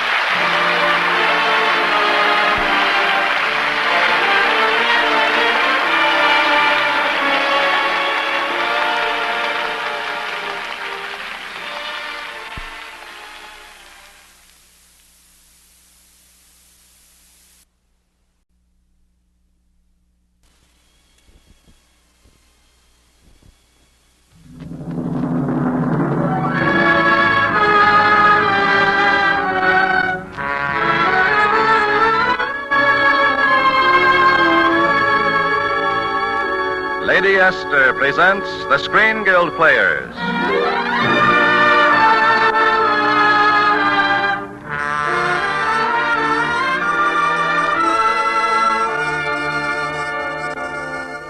The Lady Esther Screen Guild play tonight, The Oxbow Incident. The starring players. This is Edward Arnold. This is Harry Davenport. This is William Ide. And this is Jess Lee Brooks.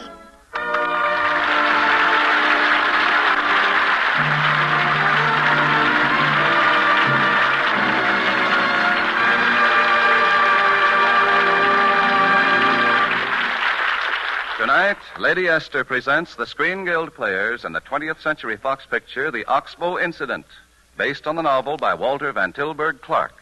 A realistic and absorbing study of what goes on in the minds of men when they form themselves into a mob. It stars Harry Davenport as Davies, Edward Arnold as Major Tetley, William Ide as his son Gerald, and Jess Lee Brooks as the Reverend Sparks. The Lady Esther Screen Guild players in The Oxbow Incident.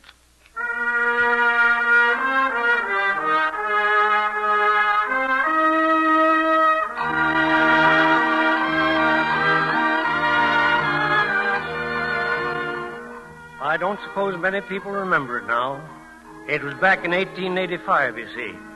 A small thing, not much. You might say just an incident. The town looked almost deserted that day. A few wooden shacks, a blazing sun, one dusty street, and nothing moving except an old, tired mongrel dog. Until that cowhand came pounding down the road, pulled up his horse in front of Darby's saloon and yelled, "Hey, men! Where's everybody? Where are you, men?" The boys came piling out of the bar. And pretty soon, by the way they sounded, I could tell that something was wrong.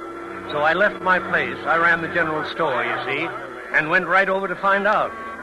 Darby was the one who told me, standing behind the bar, polishing glass. Someone got Larry Kincaid last night. They found him laying in a dry wash this morning. Dead? Shot right through the head. But who? Kincaid didn't have any enemies. Who'd do a thing like that? There's been a lot of cattle stolen this year. You mean rustlers? Maybe. Jeff Farnley's taking it pretty hard. Him and Kincaid were buddies. Yes, I know. Then the other boys are kind of hot, too. They find them rustlers, they might do something about it. A lynching? I wouldn't be surprised. I'd seen things like that happen before. 1 minute just a crowd of men, the next minute a mob. You know, it's a funny thing about mobs. No one wants to be first, no one wants to be last. But just let someone start it off, and the madness spreads like a prairie flyer. I knew they wouldn't listen to me, so I sent a lad running to Judge Tyler. Pretty soon he was there, up on the steps facing the crowd. Believe me, men, I know how it is. My old friend Larry Kincaid, one of the finest and noblest gentlemen that ever... That's the stumping, Judge. We got a job to do. All we want is your blessing. Now, Farnley, of course you can't flinch from what you believe to be your duty, but this is something that should be left to the law. By the time the law gets ready to act, them rustlers will be over the rail. That's right. One more word out of you, Monty Smith, and I'll have you up for impeding justice. Judge, you can't impede what don't hardly move. And you, Jenny Greer, a woman, to lend yourself to a thing like this. Listen, men. The sheriff's down at Kincaid's right now. Judge, is that true? It sure is, Davies. He went down this morning. You see, men, everything's being attended to legally. You just have a long, hard ride for nothing. Now, wait. It'll be dark soon, mighty cold. My advice to come inside, have a drink, and wait till we hear from the sheriff. What do you say? Drinks around the house, men. One round on me. I'll up that, Dolly. I'll make it 2. And I'll make it 3. For everyone but Jenny Greer.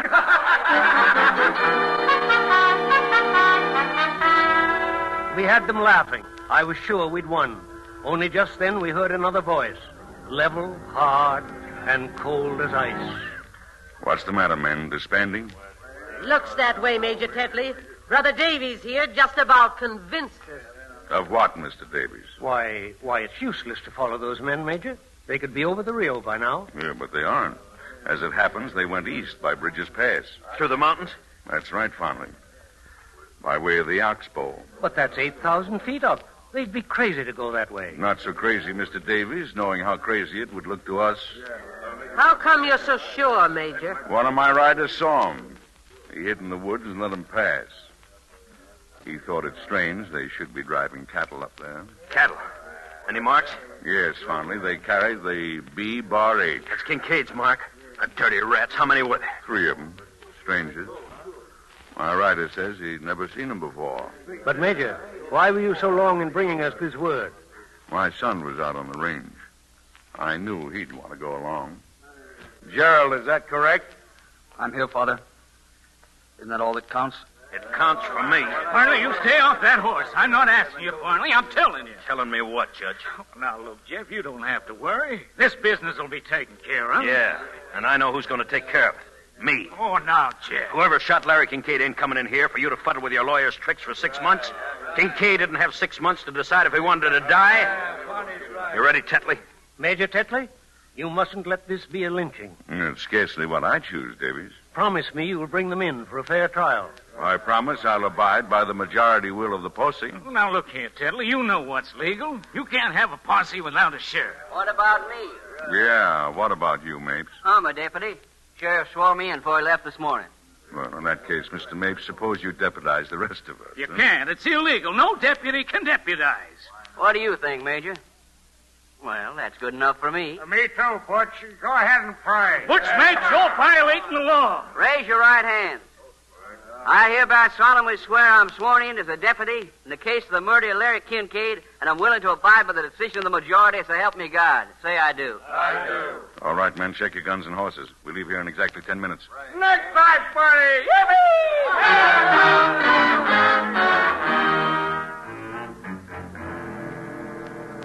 Ain't every day we get a hanging in a town as dead as this one. Hey, you coming, Sparks? No, sir, Mr. Smith. I don't guess so. Why not? We ought to have a reverend along. Going to be some praying to do.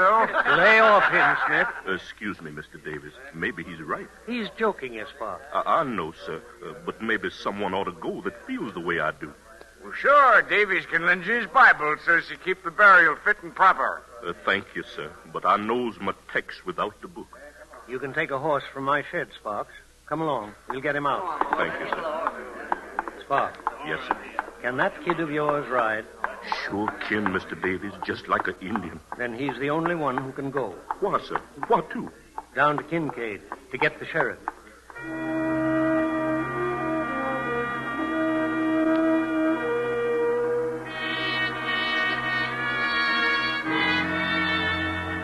Gerald, wouldn't your father want you to be riding up with him? Sure. I suppose so. Major Tetley and son riding out at the head of the pack. You don't like this thing, do you? How can you like it? Going out to hunt men like coyotes or rabbits. We're very brave, aren't we? 28 of us sticking together trying to tell ourselves we're noble and right. Not one of us willing to cut and run because we're afraid somebody might think we're yellow. You don't feel that way, did you? Why did you come? Because I'm weak. My father's strong. That's hell. You understand how that's hell? You didn't start this. It isn't your fault, son. If we get those men and hang them, I'll kill myself. I won't go on living remembering I saw it and was a part of it myself. You could still go home. No, I can't. Even if I could, it wouldn't matter. I don't count. Gerald! I'm coming, Father. Say, Davies, I just heard that Tetley kid sounding off. What's feeding on him anyway? Lots of things, I guess. You know, he's not much like his father, Darby. He's soft. Besides, he's been sick a lot. Likes to stay by himself and read. It don't sound right bright in the head to me. Maybe not. But how would you feel if you knew your own father hated you?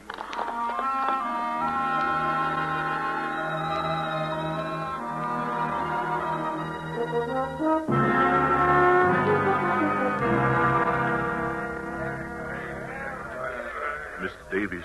That you, Spark? Mind if I sit with you a bit while we stop? Not at all. I was feeling rather lonesome myself. More cold, ain't it, sir? Yes. It'll be worse later. Yes, sir. Mr. Davis, I sure wish we was out of this business. So do the others, but they're afraid to admit it. It's on himself, the Lord's vengeance. Do you think the Lord knows what's happening up here tonight? Yes, sir. He marks the sparrow's fall. I saw my own brother lynched, Mr. Davies. I was just a little fellow then. Had he done what they picked him up for? We didn't any of us ever know. They lynched him without being sure. Oh, they made him confess. But it wouldn't have done no good if he didn't. Confessing just made it shorter, that's all. Yes. It happens that way sometimes. Time to move on, men. Come on, let's going.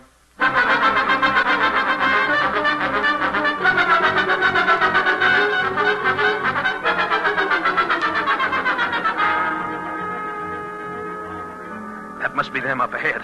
You can see their campfire. Would they be showing a fire if they were on the run? Well, they would if they thought they weren't being followed, Davies. Now, men, let's not have any shooting or rough work until they've got a chance to tell it their way. The one that got Kincaid is mine. Don't forget that, Major. I won't, Farley. He's yours when you're sure. Gerald, you come up with me. Mapes, you take 6 men, work around from the back. Fine, Major. We'll close in simultaneously. Mr. Davies, would you like a gun? No, thanks. Mr. Sparks? No, sir, Major. Thank you just the same. As you choose. All right, boys, let's go. And good luck. There were 3 of them, camping right along the oxbow. A young fellow, an old man, and a Mexican. They were sound asleep when we rode in on them, but it didn't take long to wake them up. What is it? What's the matter? Don't move, young man. And put your hands up. The rest of you, too. You, Mex. No, Sabby. That's all right, brother. You will. Gerald, collect their guns. What are you trying to do? What do you want from us? We don't want nothing. This ain't no stick-up, mister. This is a posse. But we haven't done anything. That remains to be seen. Gerald! What? You fool, don't get between him and my gun. What's all the mystery? Why don't you tell us what we're being held for? I'd rather you told us. Told you what? What are you talking about? Rustling. Ever hear of it? Rustling? And murder. Murder? Ain't we had enough palaver? Let's get it done and go home. That'll do, Farley. Who says so? Who picked you to be boss anyway? We got him. I say let's swing him before we all freeze to death. All right, there's a fire over there. If you're cold, go warm yourself. All right, men. Bring the prisoners over by the fire. I'll question them there. Mr. Davies, Yes, Pop? you think the sheriff's going to get here in time? That's what I've been worrying about. Suppose he doesn't get here at all.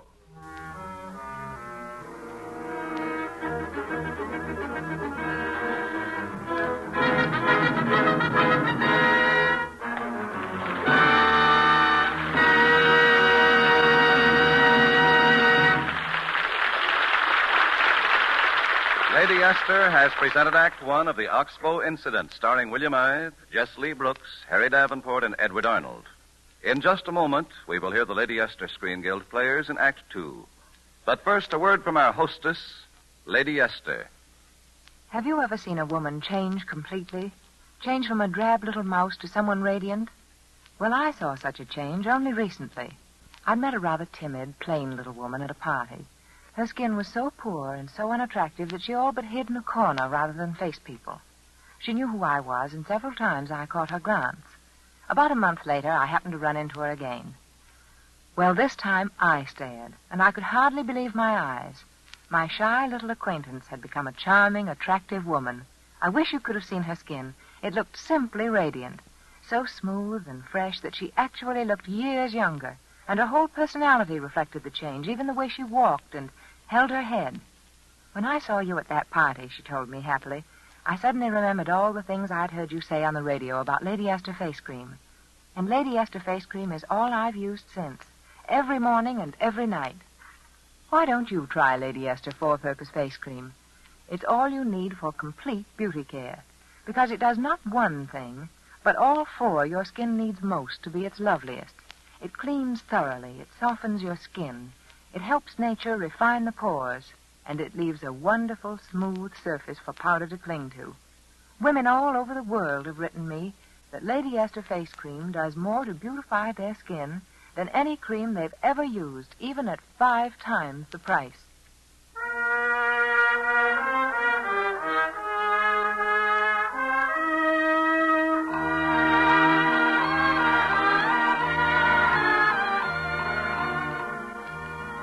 It was Major Tetley who questioned the prisoners. Very formal, very quiet. Too formal, too quiet. There was something unhealthy about it. Something horrible. Deep down inside, he was enjoying himself. He took the young fellow first, the one who seemed to be the boss. What What's your name, young man? Donald Martin. Where are you from? Pike's Hole. That's a lie. Mr. Smith? Mr. Smith? I get around Pike's Hole a lot. I've never seen this fella before. I just moved in 3 days ago. Dave Baker's place. I bought it in Los Angeles last month. I gave him $4,000, sight unseen. Then, brother, you've been robbed. But my family's there right now, my wife and kids. Why don't you take me back and let me prove it? I'm entitled to a trial. You're getting a trial. For 28 of the only kind of judges, murderers, and rustlers get in this country. You have any cattle up there with you? I won't ask you again. Yeah. I got 50 head. Where'd you get them? Mr. Kincaid? That's what we figured, son. I didn't steal them. Honest. I bought and paid cash for them. You got a bill of sale? Mr. Kincaid was out on the range. He said he'd mail the bill of sale to me. Conley. Yeah? How long have you known Larry Kincaid? Ever since we were kids? You ever know him to sell any cattle without a bill of sale? Never. But he did. He'd tell you himself. Why don't you ask him? Quit bluffing. You know that Larry Kincaid can't tell us anything. Why not? Because he's dead. That wasn't enough for Tetley. He had to have his fun with the other two, the old man and the Mexican. But the old man just kept blubbering. I didn't do nothing. I don't want to die. I don't want to die in the dark. And the Mexican kept on insisting stubbornly. No sabe, senor. Me no sabe. And still young Martin stuck by his gun, refused to change his story one bit. I tell you, Kincaid was alive yesterday afternoon. He sold me those cattle to stock my place. Don't you believe me? Why do you have to blame it on me? Who gave you the right? Who sent you up here? The sheriff. That's not true, Major Tetley. The sheriff didn't even know we were coming. No, but I did. Oh, that's right, mates. Mr. Davies, perhaps I should have said the deputy sheriff. That makes it quite legal, I believe. Now, listen, men. I'm not trying to obstruct justice, but this lad is only asking what he's entitled to, a fair trial. Martin, you say you're innocent, and I, for one, believe you. That makes you the only one, Davies. All right, men, time up. You don't mean you're gonna... You can't. I got some kids. One of them's just a baby. Just give me some time. That's all I want, a little time. You've had too much already. I gotta write a letter. If you're human, you'll give me time for that. Major Tetley, that's not so much to ask. I believe you may have a point, Mr. Davies. Mapes, what time is it? 5 after 3. Gentlemen, just a moment. We don't want to give anyone cause for complaint. With your permission, we will wait until daylight. That'll give Reverend Sparks the time to settle his business at leisure.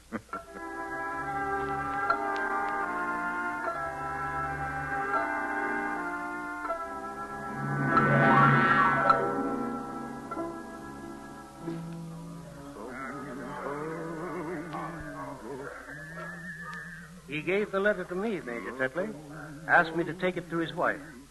If you'd only read it. It's such a fine letter. Oh, I'm not disputing that, Mr. Davies. But if it's an honest letter, it's none of my business to read it. And if it isn't, I have no interest in it. Won't any of you read it? Any of you? Why not? Is it because you don't want to know the truth? It's a beautiful letter. If you just read it, you'll know he's not the kind of man who could steal or kill. That kind of an argument don't stand up against branded cattle and no bill of sale. I was just hoping. Gentlemen, it's daylight. Major Tetley, I warn you, if we hang these men and they're innocent, we're due to be hanged ourselves. Well, then I suggest we act as a unit so there can be no question of mistaken reprisals. Mr. Davies, are you willing to abide by a majority decision? Mm-hmm. How about the rest of you? Sure. Very well. All who agree with Mr. Davies for putting this off and turning it over to the court, step over here. Mr. Davies, one. And then me, sir. Sparks, that's two. Well, me too, I guess. Mr. Darby. Count me. I'm with Mr. Davies. Gerald! Anyone else? 4 of you. 4, Mr. Davies. Hardly a majority. Come on, what are we waiting for? Finally, we'll do this in an orderly manner. Now, you tie their hands behind them. Put them up on their horses. The second limb on that oak will hold them all. Smith, you get up there and tie the ropes. Oh, well, Major. Finally, we'll whip one horse out. You better will. Mapes will whip the second. Right, Major. And Gerald, you'll whip the third.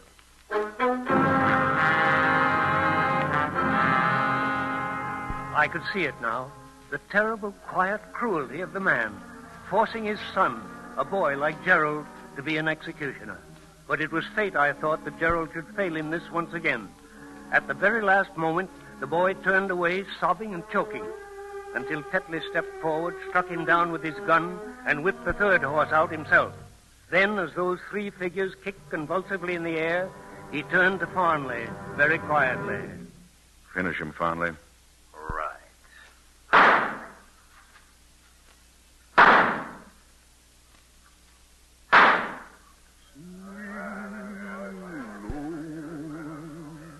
Well, that's done with. Now we can get back. Hey, you there. What's going on? Hey, it's the sheriff. What's up, huh? What's all the shooting for? There they are, Sheriff. We got 'em all right. Got who, Mapes? What are you talking about? Kincaid's murderers got all three of them. Yeah, hung them, too. You must be loco. Larry Kincaid ain't dead. What? Not dead. But we thought... I just left Kincaid with the doctor. I got the fellas that shot him, too. But, Sheriff, these fellas, they had Larry's cattle, no bill of sale. Give me your badge, Mapes. Oh, sure. Mr. Davies, I know you well enough to know you didn't have anything to do with this. I'm depending on you to tell me who did. All but four. God better have mercy on the rest of them, or they ain't going to get any from me. Meet you at Judge Tyler's in the morning. Gentlemen, under the circumstances, I think we'd better return to our homes.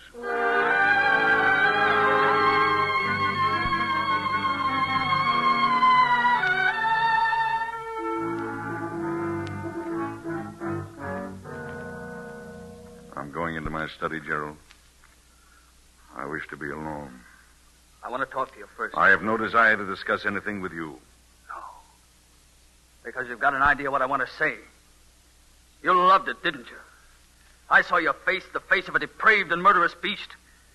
You knew in your heart those men were innocent. You were cold crazy to see them hanged. To make me see it, too.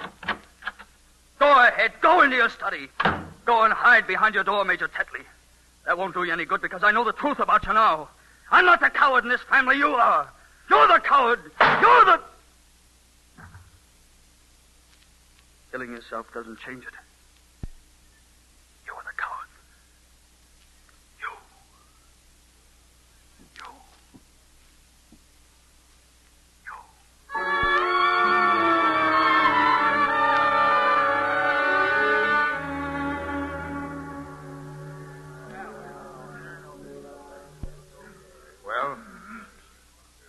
Well, what's the matter?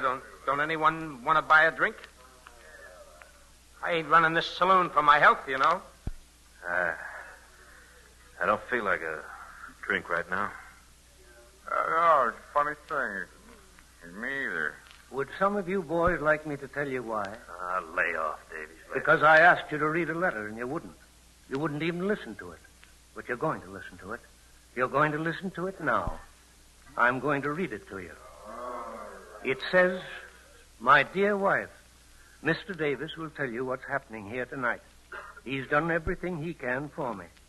I suppose there are some other good men here, only they don't seem to realize what they're doing. They're the ones I feel sorry for. They'll have to go on remembering this all their lives. A man just naturally can't take the law into his own hands and hang people without hurting everybody in the world. Because he's not only breaking one law, but all laws.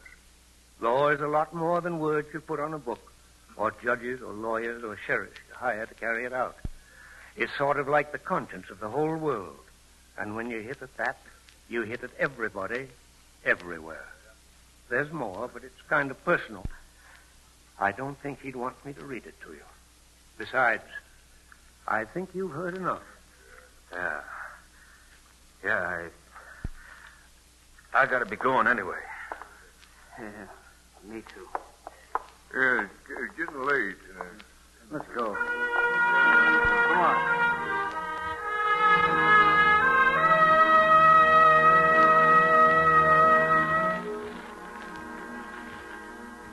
They're gone now. The town looks almost deserted again. A blazing sun, one dusty street, and nothing moving except an old, tired, mongrel dog. It won't be remembered very long. A small thing, not much. You might say, just an incident. Swing low, sweet cherry dove, come and go.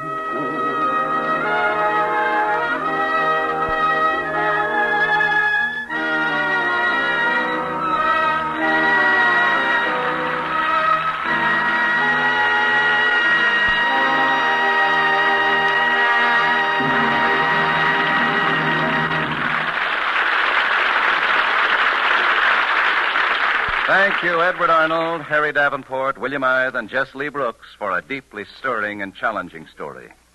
Your appearance here with the Lady Esther Screen Guild Players makes possible the work being done by the Motion Picture Relief Fund and its country house and clinic. And the entire industry joins us in thanking you for your participation. We'll tell you about next week's show in just a moment, but first, a word from one of America's foremost beauty authorities, Lady Esther. If you want proof, quick, dramatic proof that Lady Esther Four-Purpose Face Cream does something really special and exciting for your skin, don't forget to make my 30-second test. In half a minute, you will know, you will see with your own eyes and feel with your own fingertips how much more Lady Esther Face Cream does for your skin than any other beauty preparation, no matter how much you may have paid for it. Just apply a little Lady Esther Four-Purpose Face Cream to one side of your face, one cheek. Rub it in well, and then wipe it off. Wipe it completely from your skin. Now compare the two sides of your face and see how much more alive and radiant one side looks than the other. Feel it. Feel how much smoother, how baby soft it's become to the touch of your fingertips. I don't ask you to take my word. I ask you to prove what I say. Prove to yourself in 30 seconds how much this one cream does to beautify your skin. I know that once you try Lady Esther Four-Purpose Face Cream, you'll say goodbye to elaborate beauty routines. Remember, all you need is this one jar of cream, Lady Esther Four-Purpose Face Cream. Next week, the Lady Esther Screen Guild Players will present It Happened Tomorrow. It will star Linda Darnell, Frank Craven, and Dick Powell. Be sure to listen. Edward Arnold is one of the stars appearing in the Metro-Goldwyn-Mayer Technicolor production, Kismet. Harry Davenport appeared through the courtesy of W.R. Frank Productions and is currently working in their picture, A Boy, a Girl, and a Dog. William Ide appeared through the courtesy of 20th Century Fox and can now be seen in the Darrell F. Zanuck Technicolor production, Wilson. Music on tonight's program was arranged and conducted by Wilbur Hatch. Your druggist should have Lady Esther Four-Purpose Face Cream. If he hasn't, all he need do is write or wire Lady Esther Chicago, and he will be supplied. Truman Bradley speaking for Lady Esther, saying thank you and good night. This is CBS, the Columbia Broadcasting System.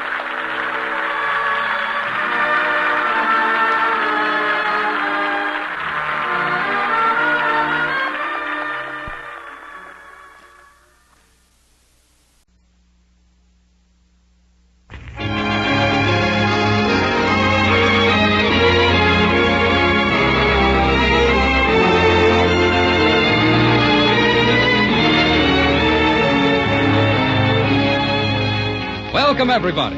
Tonight, your neighborhood good Gulf dealer joins the Gulf Oil Companies in presenting the seventh in a new series of programs. Reviews, musical comedies, and dramatic shows, all the varied entertainment forms of Hollywood. So welcome all of you to the Motion Picture Star's own program. Welcome to the Gulf Screen Guild Show. With Tyler Brooke, Jeanette MacDonald, Robert Taylor, Charles Winninger, Oscar Bradley, and Hollywood's favorite master of ceremonies, George Murphy.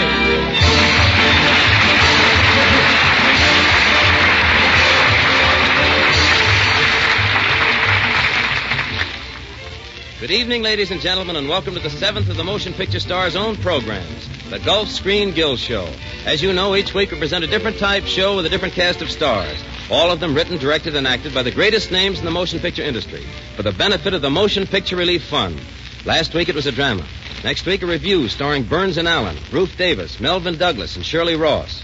Tonight, a musical comedy, A Song for Clotilde, directed by Robert Z. Leonard and written by Ralph Bloch, under the musical direction of Oscar Bradley.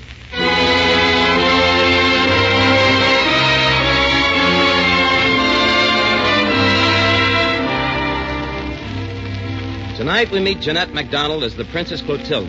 Her uncle Keo, played by Charles Winninger, Prince Lothar, alias Johnny Prince, played by Robert Taylor, and Tyler Brooke as Jan, his personal servant.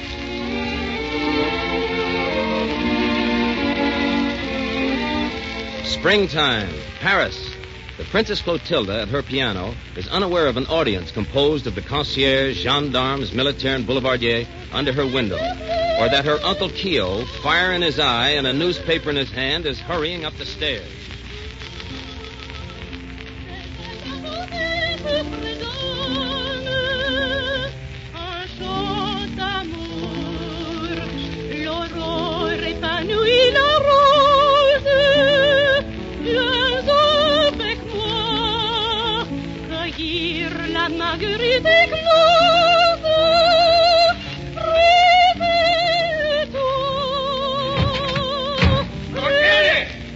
Hello, Uncle Keo. What the devil is the meaning of this? Of what, Uncle Keo? Oh, this advertisement in the newspaper. Lady, well-born, young, beautiful, will devote an hour each evening to any gentleman with credentials. Conversation, dancing, a sophisticated view of the world. Fee, 500 francs. Address, Clotilde, 82, Rue de la Matin. Will you stop that playing and listen to me? All right, Uncle Keo. What do you want? What is the meaning of this item? It means just what it says. Have you lost your senses? Think of the Emperor. He's dead. Well, think of your country. Been off the map for 5 years. Well, just the same, you're still a princess. Mm-hmm. A princess out of a job.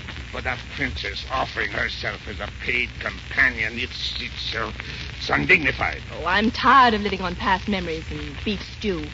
I want some Paris gowns, a bottle of eau de something, and a broiled lamb chop.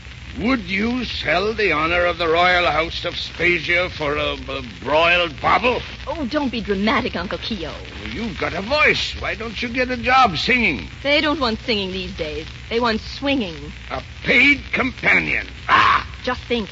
Tickets to the opera, a box at the races. Now you're wasting your breath, Clotilde. Cafes, Uncle Keo. The best tables. Someone else paying the bills. I won't. Onion soup at Henri. Canard sauvage at René. Oh, I can't stand it. Crepes Suzette at Monet. No, absolutely no. When do we start? Tonight. We go to the Café Poutrelle. To get clients, we must show ourselves at the most exclusive spots, you know. Who pays the bills for these previews? We've nothing left that will bring a sou. Oh, what about Rudolph? Oh, we can't pawn him, Clotilde. My conscience would hurt me at the thought of an old faithful retainer behind the 3-ball.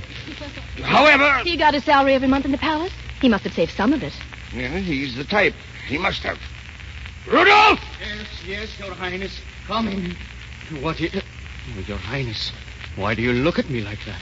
Rudolph, have you or have you not some money? Only 200 Spezien kronen. So, I've been nursing a serpent in my bosom. Rudolph, oh, it hurts me deep inside. Does that mean you want the kronen or the bicarbonate, Your Highness? The 200 kronen, and be quick about it, you hoarder, you miser, you kronen crook. Yes, Your Highness. Poor Rudolph. I suppose no one wants to engage my time. It's too late for supposing.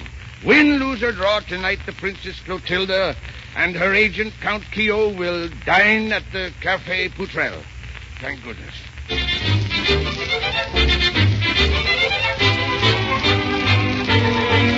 sure I don't know. What does it say, Johnny? Is it a cable from New York? When do we open at the Rainbow Room? If you buzzards will keep quiet, I'll read it to you. Listen.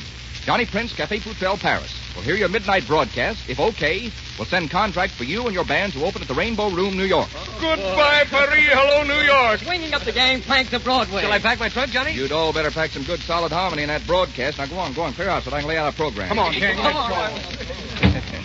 Pardon, sire. What's that, Jan? Oh, Prince Lothar. Come again, Jan? Mr. Prince. All don't like it. Oh, I can't get used to it, sire. I mean, sir, what would the people of Crovania say if they knew Prince Lothar, heir presumptive to their throne, was blowing a saxophone in a Paris cafe under the name of Johnny Prince? The kingdom of Crovania is gone, Jan. It's now the regency of Spezia Crovania, so why a Prince Lothar? Oh, come on now, don't look so down in the mouth. When we get to New York, maybe they'll crown me king of swing. Yes, sir. I hope so, sir. Jan, what did you come in to tell me, if anything? Oh, tell you?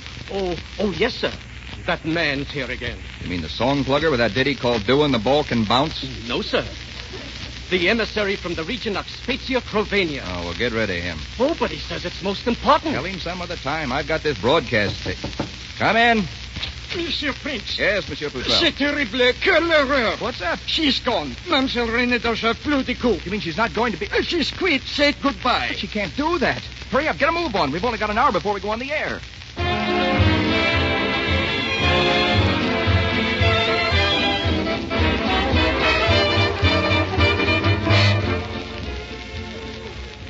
The manager! I demand to see the manager. Uncle Cleo, please. A deadbeat, am I? Where is the manager? Monsieur, I am the manager, Charlemagne Poutrelle. The waiter tells me you refused to pay your check. Refused. I gave the ignoramus 150 kronen and told him to keep the change. Kronen. You can live a whole year on that in Spezia. You can live 5 years on them in Paris, monsieur. 5 years in jail. Oh. I must ask you to pay the check in franc, monsieur. Suppose I can't. Suppose I won't. In that case, we could use an extra dishwasher in the kitchen, monsieur. Oh, couldn't he just wipe? Count Keo, a dish dunker. Poutrelle, in 3 minutes we go on the air. Did you find me a singer? No, monsieur Jean, it's such short notice. I implore, I beg. But the future of the whole orchestra's at stake. In exactly 2 minutes we go on the air. Just a second, monsieur. How much would you pay for a singer? Oh, anything, mademoiselle. 500 francs? 500, isn't that rather steep? Well, that's the price I've established. And 125 would be donated to a worthy cause. The relief of kitchen police. Make up your mind, monsieur. You've only 1 minute left. All right, it's a bargain, mademoiselle. What song will you sing? How about The Dove? Oh, good Lord, no. We've got to send something that's hot. That's what they like in New York.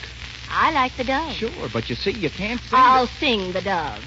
Okay, little pigeon, but I warn you, you'll be sorry. Come on, there's a signal. We're on the air.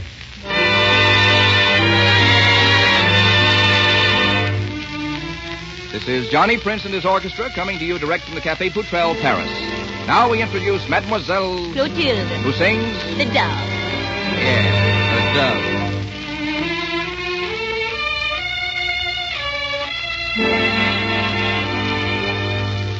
I saw you, I met you, I loved you then, the spell of a moment divine.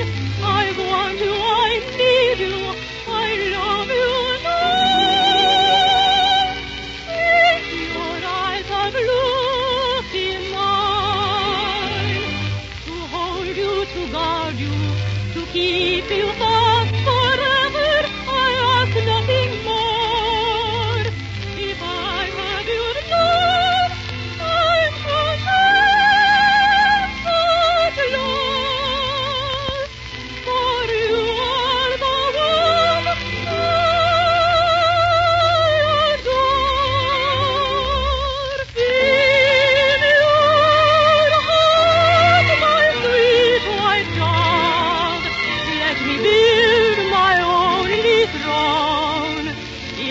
Kingdom of your love, tell me I shall reign alone in the haven of your arms.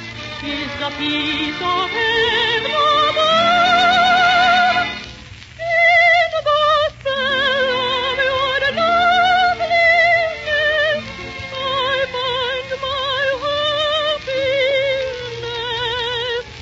Sweet white Swing it.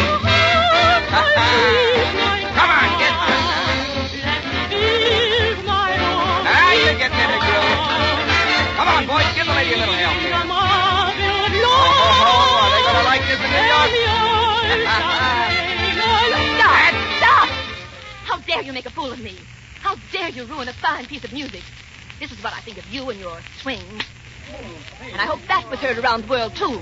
Good night. Wait a minute, Clotilde. Monsieur Prince, I am a witness. Clotilde! Such an insult. She's horrible. She's terrible. She's wonderful. She's divine. Divine? Oh, I understand, monsieur. You fell in love with her singing when she swung on the song. On the song? Don't be silly. I fell in love with her when she swung on my chin.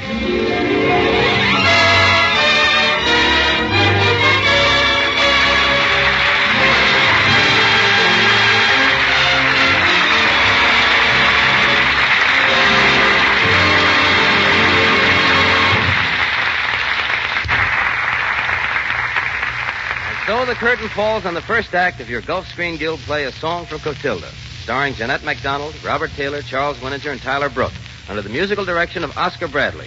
And now, here's John Conte. Even after music is over, it leaves you with a definite feeling of pleasure. And that's the way it is with many other things. Even after they're gone or used up, they leave something behind. For instance, if the gasoline that you use in your automobile gives you a smoother, quieter ride, it leaves you with an extra sense of satisfaction. And we'd like you to prove this to yourself by buying a tank full of Gulf No-Nox Ethyl tomorrow. Gulf No-Nox has been raised to one of the highest anti-knock ratings ever offered the motorist. You'll notice the difference right away. That chattering, pinging sound called motor knock disappears instantly whether your car is new or old. And if you use Gulf No-Nox consistently, the cost of keeping your car tuned up should go right down, because when you end motor knock, you end a big cause of engine damage. So, for the sake of your pleasure and your pocketbook both, ask your friend, the good Gulf dealer, for Gulf No-Nox, the knock-proof gasoline.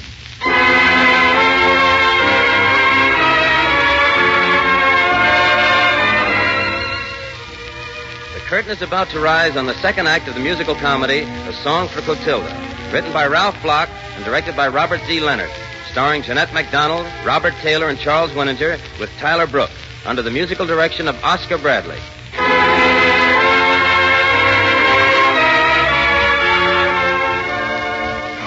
No, 1,000 times no. Do you think, Johnny Prince, you can bribe me to tell you Clotilde's whereabouts for a paltry 300 francs? I'll ante another 100, Keel. Well, that's better. But still, I wouldn't consider it. How about 500? Now you're appealing to my notoriously soft heart, Mr. Prince. I promise Clotilde... 600 francs, Keel? Sold. I mean, I know exactly how you feel. I was young and romantic once myself. Have you the 600 francs with you? Yep, here they are. Now, don't say a word to anybody. We'll forget this little deal. Now, where is Clotilde and how can I see her? Well, she's given up entertaining and she's guiding tourists around Paris. My idea, of course. All you have to do is to make an appointment. Oh, that's ridiculous. If I made an appointment, she wouldn't keep it? She would if I didn't tell her who made the appointment. Oh, I see. Well, I want to be taken through the Louvre. Have Clotilde meet me there at 5 this afternoon. Very well. Here's your ticket. 100 francs, please. But I just gave you 600. Oh, we forgot all about that. Remember? 100 francs or no ticket. All right, you win, Uncle Keo, but if Clotilde doesn't meet me at 5 on the dot, you're meeting with an accident at 5:30. Huh? On the nose. Oh.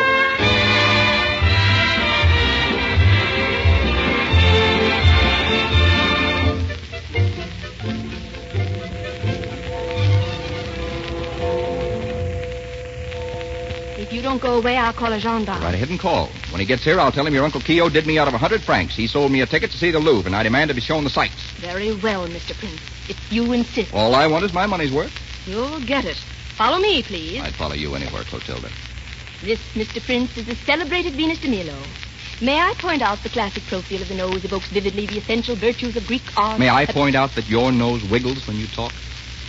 One does not know the original position of the arm. Oh, I could easily show you that. Since you evidently don't appreciate sculpture, we can go back, perhaps go look at the Mona Lisa. I'd rather go someplace where we can talk. I'm not interested in anything you have to say. Now, wait a minute. I've got writer's cramp from writing notes you won't answer. And ball and arches from chasing you from Montmartre to the Champs-Élysées. If you think I'm going on with this game of hide-and-seek, you're crazy. Don't yell at me. I'll yell if I like. The whole Louvre will hear you. I don't care if all Paris listens in. Do you want the guard to think we're married? That'd be wonderful. Ever since that night at Café Poutrelle, I've been trying to see you to tell you I love you. Fine way you have of showing it. You haven't given me a chance. Oh, look, Clotilde, I'm sorry for what happened at the cafe, but Up to that time, the broadcast was the most important thing in the world to me. I gathered that. That was my big chance, my passage to New York, my future paychecks. Do you mind if I resent being used to exploit you and your swing band? Oh, Clotilde, you don't understand. My future's your future. Strange as it may seem, I want to marry you. What's so strange about it? Don't you think I've ever been proposed to before? Not by me, you haven't. Oh, well, there I go again, missing another great opportunity. Oh, well, you can't be expected to figure things out for yourself. From now on, I'll make the decisions for this combination. Oh, you will? Yes, decision number 1, all arguments are to be settled this way. Oh, Johnny, someone's coming. Let me go. What of it? Don't they come to Paris to be shocked? This gallery, monsieur et madame, contains the statue of the Venus de Milo. It can be seen just behind the couple who are embracing. Pardon the intrusion, monsieur, mademoiselle. Oh, that's quite all right. We don't. One does not know the original position of the arms of this lovely creature. The statue, I mean. But one may assume... Will you meet me here tomorrow? Same time, same place? Yes, darling. I'll be here.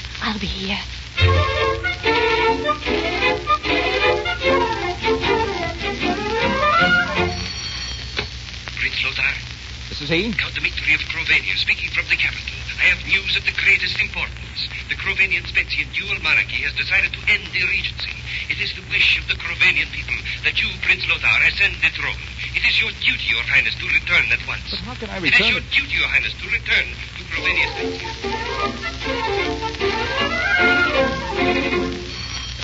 Princess Clotilde. This is she. Baron Raventi of Spezia, speaking from the capital. I have news of the greatest importance. The Crovanian Spezian dual monarchy has decided to end the regency. It is the wish of the Spezian people that you, Princess Clotilde, ascend the throne. It is your duty, Your Highness, to return at once. But how can I? It is your duty, Your Highness, to return to Crovania Spezia.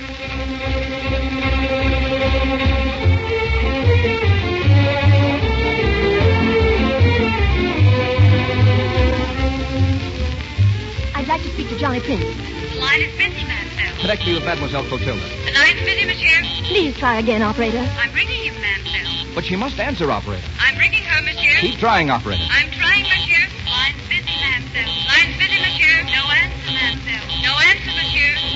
No answer. No answer. No answer. No answer.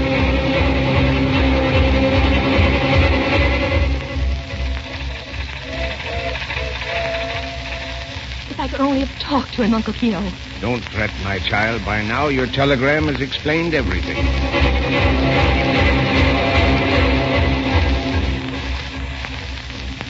It's terrible running off like this, Jan. No chance to tell her anything. What'll she think when I don't show up tomorrow? Your telegram, sire. By this time, all is clear to her.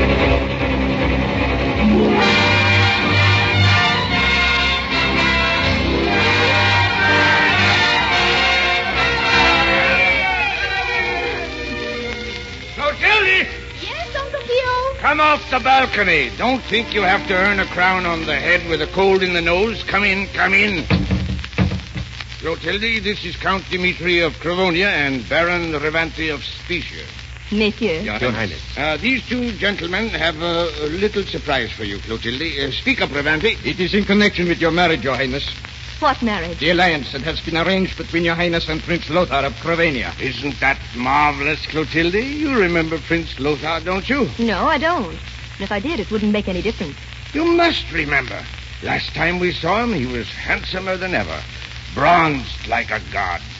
Blonde hair, blue eyes, and a beautiful little mustache. Count Keo, the prince has black hair, brown eyes, no mustache. Well, that's what I said, isn't it? Clotilde, I guarantee he'll make you a great husband. I agreed to accept a crown, not a husband. But my country, Crovania, demands that our Prince Lothar rule with you. And you can't have a king and queen who aren't married. How clever of you, Uncle Keo. That makes it very simple, doesn't it? Yes. Well, we'll go right back to Paris. Be reasonable, Clotilde. Would you like to see your uncle the dishwasher in Paris? I'll wash dishes or sing swings. Rudolph, get my bags and call me a taxi. A fast one. There's just time to catch the blue train for Paris.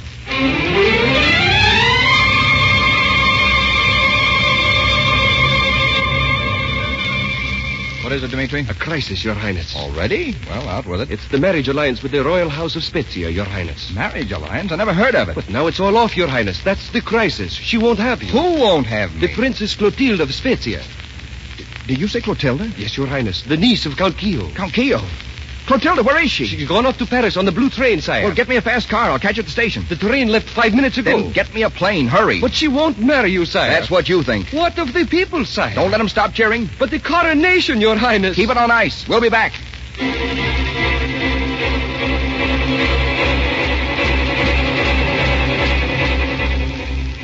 Clotilde, has Mademoiselle Clotilde been here since I left? She was here, Monsieur Johnny, looking for you, but she left for Rome this morning. Mademoiselle Clotilde sings at the opera tonight? No, it was last tonight, senor. Tonight she sings in a wash song.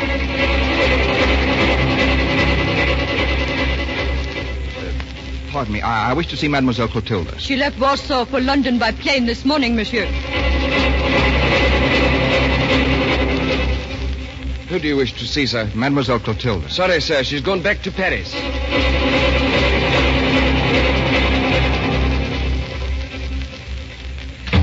Welcome, Monsieur Johnny. Welcome to the Café Potrel. We have heard the good news. You are going to America? It all depends on Clotilde. Where is she? Clotilde? Listen.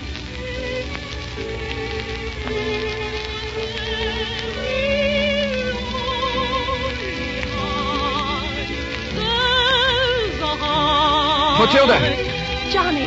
Johnny, where have you been? Chasing you all over Europe. Why didn't you tell me you were the Princess Clotilde? What's this about your not marrying me? Not marrying you? If you hadn't run off in the palace, we'd have been married now and crowned, too. Do you feel all right, Johnny? Don't you know who I am, Clotilde? Of course. Johnny Prince. No, now take it easy. I'm also Prince Lothar of Trovania. You're Prince Lothar. Yeah, look, it's done with mirrors. Johnny Prince, Prince Lothar. Get it? And you're the one they wanted me to marry? Yeah, that's right. Oh, but Johnny, we can go back. It's not too late. Darling, they got tired of waiting for us. Trovania Spezia has a new monarch, King Kio the Kind who never pays his bills. They crowned him yesterday. Mademoiselle, 1,000 pardon. Your broadcast to America, you are on the air. Johnny. Yes, Clotilde. I found a love song within a garden fair. I'll sing my love song until my love listening will find me there. For every lonely heart, there's a heart that must be lonely, so I'm singing only to a heart that beats for me. For every breeze that blows, there's a rose. For every sorrow's heart, a tender song. Wait yet, honey. Come on, get her. Now you're in the Someone will be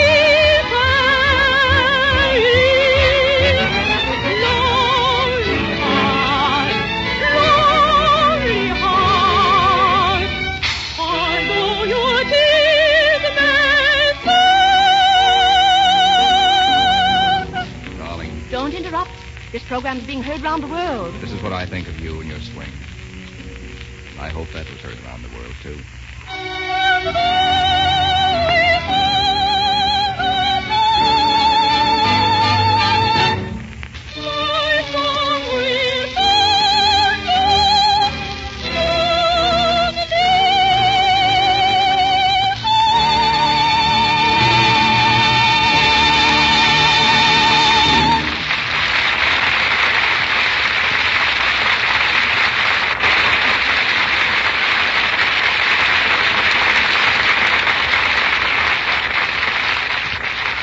That was swell grand. And now, before we say goodnight to our cast, a word from John Conte. Thank you, George. Monday or Tuesday, why not get ready for that Washington's birthday trip by driving into your neighborhood Good Gulf dealers and letting him give your car a quick health examination. That's really just about what he does, too. He corrects its tire pressure.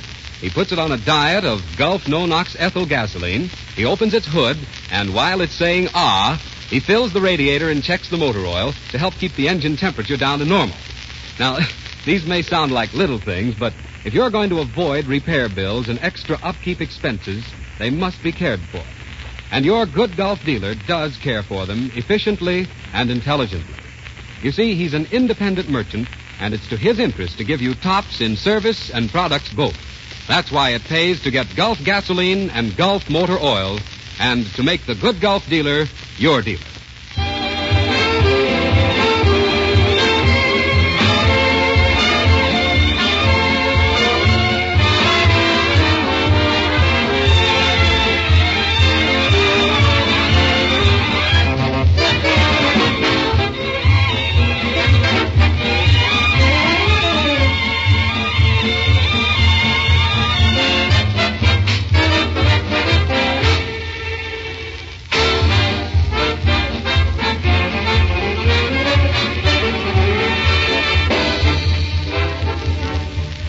Thank you, John Conte. And special thanks to Tyler Brooke, Jeanette MacDonald, Robert Taylor, and Charles Wininger for being here with us tonight and turning in such swell performances.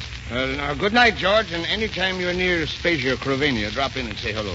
Yes, do, George. I'm going back for a visit. Oh, now, wait a minute. Don't let that get you. You see, that was just a mythical kingdom. There is no such place. How naive. I suppose that isn't our royal car over there. Car? No, there's no car here. Here, bring the royal car. Oh, now, wait a minute, fellas. This is going too far. Well, shut my mouth.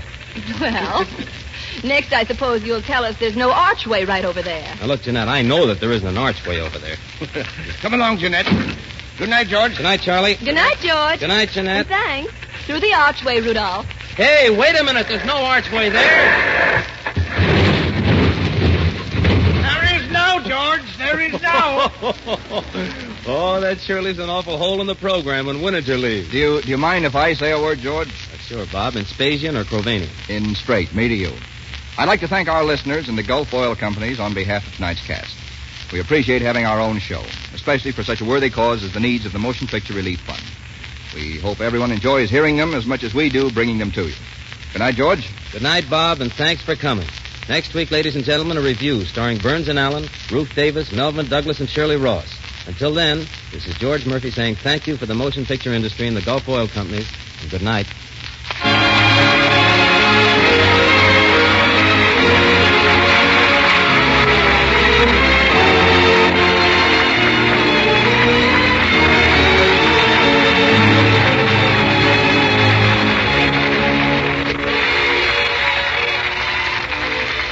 Next week, same time, same station, the good Gulf dealer in your neighborhood joins the Gulf Oil Companies in welcoming you to another Gulf Screen Guild show with George Burns and Gracie Allen, Ruth Davis, Melvin Douglas, and Shirley Ross.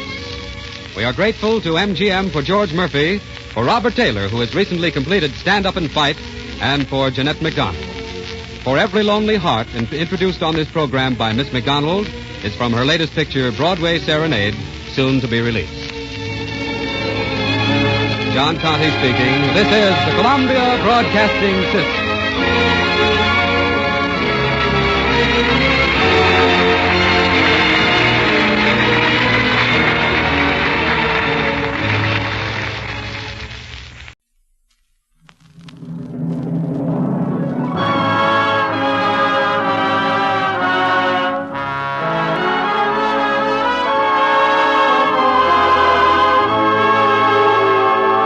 Lady Esther presents the Screen Guild Players.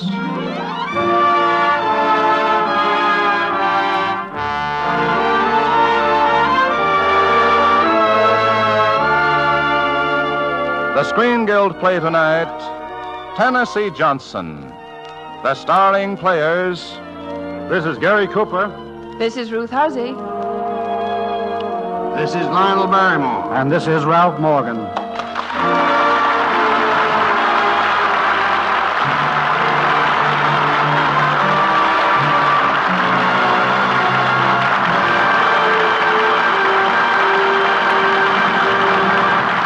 Tonight, Lady Esther presents the Screen Guild Players in a radio adaptation of the Metro-Goldwyn-Mayer picture, Tennessee Johnson.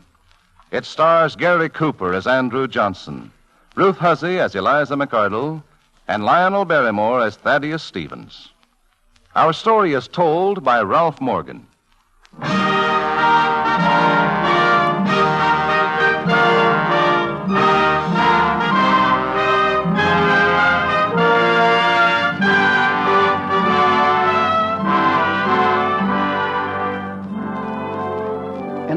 1830s, Andrew Johnson left Raleigh, North Carolina, and headed west, a runaway apprentice tailor with a price on his head. And he didn't stop in his flight until he reached Greenville, Tennessee. There, Andy Johnson quit running and opened a tailoring shop, bartering his services for the necessities of life. And on his second business day, he made the most successful trade of his career. He was in his new shop, nailing up a shelf, when a young woman entered. Good morning, Mr. Johnson. We haven't exactly met, have we? I'm Eliza McCardle from the library across the street. Morning, miss. Everyone's so pleased to have a tailor in Greenville again. Thank you, miss. That bundle of clothes I left here yesterday is ready. I'll take them now. Oh, so it was you left them. Well, there ain't nothing been done to them clothes, miss. Those clothes. I didn't know what you wanted done. Well, my note, the instructions were plainly written. I know, miss, but, well, I can't read. Oh, well, will you please lengthen the dress 2 inches at the hem and mend the tear in the cloak? I'll have them fixed tomorrow. And how much will it cost, Mr. Johnson? Miss, I can't write no more than I can read. I ain't asking no favors from anybody, but a fair bargain's a fair bargain. I don't understand. Besides, you know about books. Well, little, Mr. Johnson, but I asked you how much my work will cost. And you speak nice. Them clothes, I said. Yes, I corrected you. It just slipped out. I got to learn to speak right. Now, you speak about the nicest I know of. Miss McCardle, I'll sew you all the clothes you can bring me homespun fur if you'll learn me to read and write. Well, your proposal, Mr. Johnson, seems rather unusual. The speaking I'd get from listening to you. I'll have to think it over. I'm making you a fair offer. I never had no chance to learn. Will you learn me? I have never had a chance to learn. Will you teach me? I have never had a chance to learn. Will you teach me?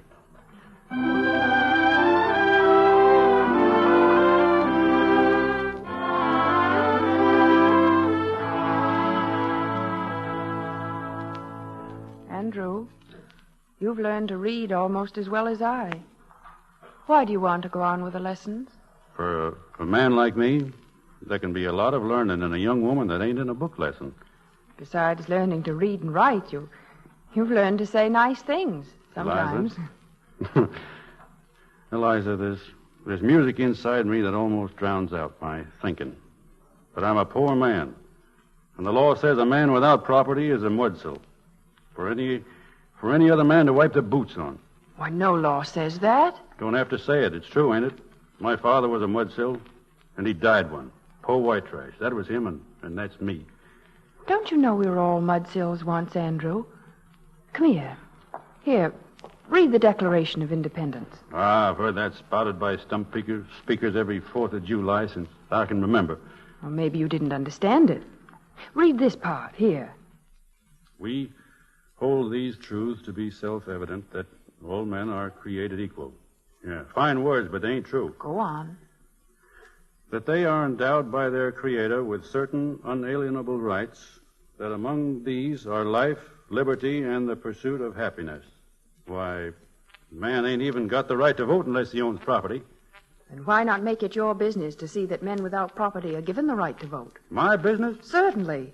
Oh, you've got a temper, Andrew, but people like you. Go out and talk to them, make speeches, stand up for your rights, and theirs, too. My people wouldn't listen to me. Oh, I think they would. Anyway, the Constitution says you can try to make them listen. Seems as if I never really understood what the Constitution meant before.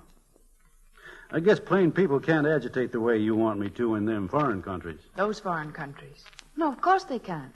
But the Constitution guarantees me life, liberty, and the pursuit of happiness. All yours, Andrew. For the taking. And it says we, you and I, were created equal. Will you marry me, Eliza? Well, I hoped you'd ask me, Andrew. That's why I made you read it.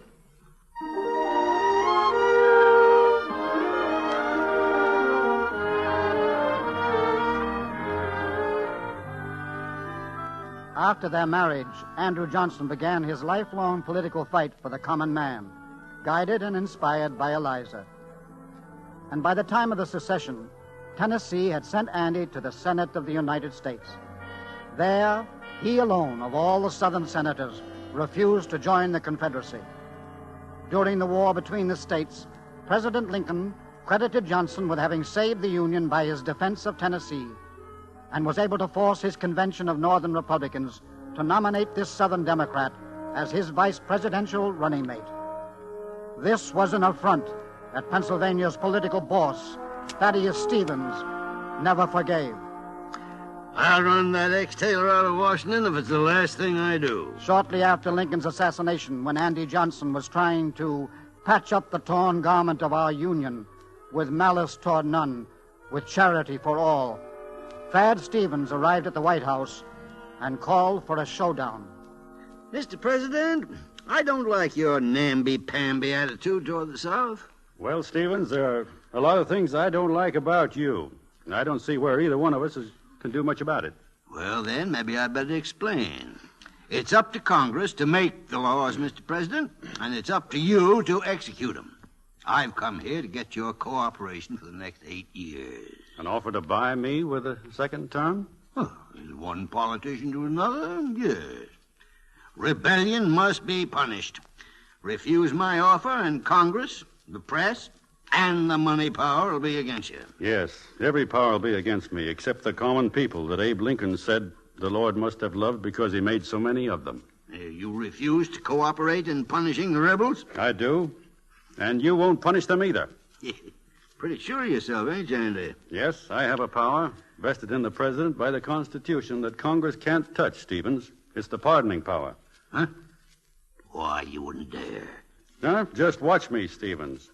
You got here just in time to see me sign a proclamation pardoning all and restoring full citizenship to all who fought for the lost cause in the war between the states. All? Did you say all? All. Not Jeff Davis. Jeff Davis, too. Lee? Lee as well. Lincoln freed the slaves, and I'm freeing their masters. Jeff Davis set free. Lee not brought to justice. Why, they'll form their armies again. They'll rise again. You really believe that, don't you? I never really thought you did. You know dang well I do. It means a new civil war. These men must die to save this country. You got me licked, Johnson.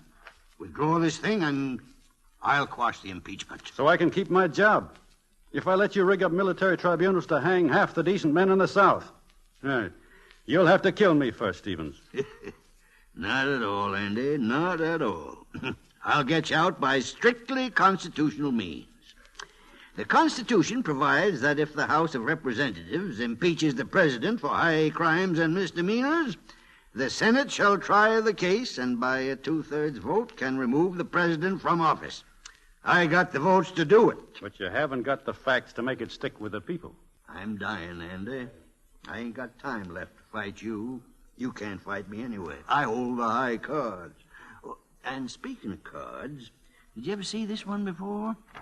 I don't know. What is it? It's the card John Wilkes Booth left for you at your hotel a couple of hours before he assassinated Abraham Lincoln. What do you think the people will say to that, Andy?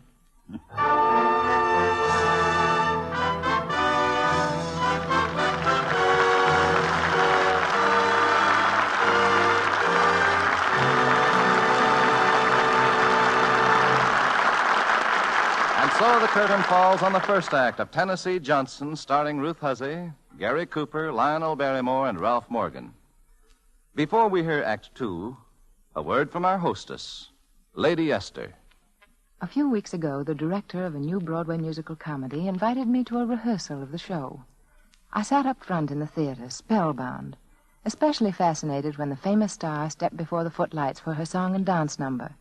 You see, I'd heard about her for years, but when I actually saw her, I must admit I was a little disappointed. Her face seemed a little drawn, a little worn, and she looked too old for the part. But as she finished her song, the director said, "Okay, now let's run through it again, with the lights this time." "All right," he shouted to the electrician. "Hit her with a spotlight." Then, "That's not right," he called. "Cut the spot and throw on the floodlight." And then, before my eyes, an astonishing thing happened. I saw the right light play full on the woman standing there. I saw its magic transform her. Why, that light took 10 years off her face. She looked so lovely, so alive, so heartwarming. Well, you know, the glamorous change in that woman's face under just the right shade of light is what happens to any woman when she discovers her perfect shade of face powder. Now, I can't tell you what your right shade is. I defy any person to tell you. You must discover your right, your perfect shade. Yes, I'll send you all 9 lovely, exciting shades of Lady Esther face powder free. One among all the rest will instantly make you look lovelier, more radiant, more youthful. To receive my 9 shades of face powder as a gift, just send me your name and address on a postcard. Mail it tonight to Lady Esther, Chicago.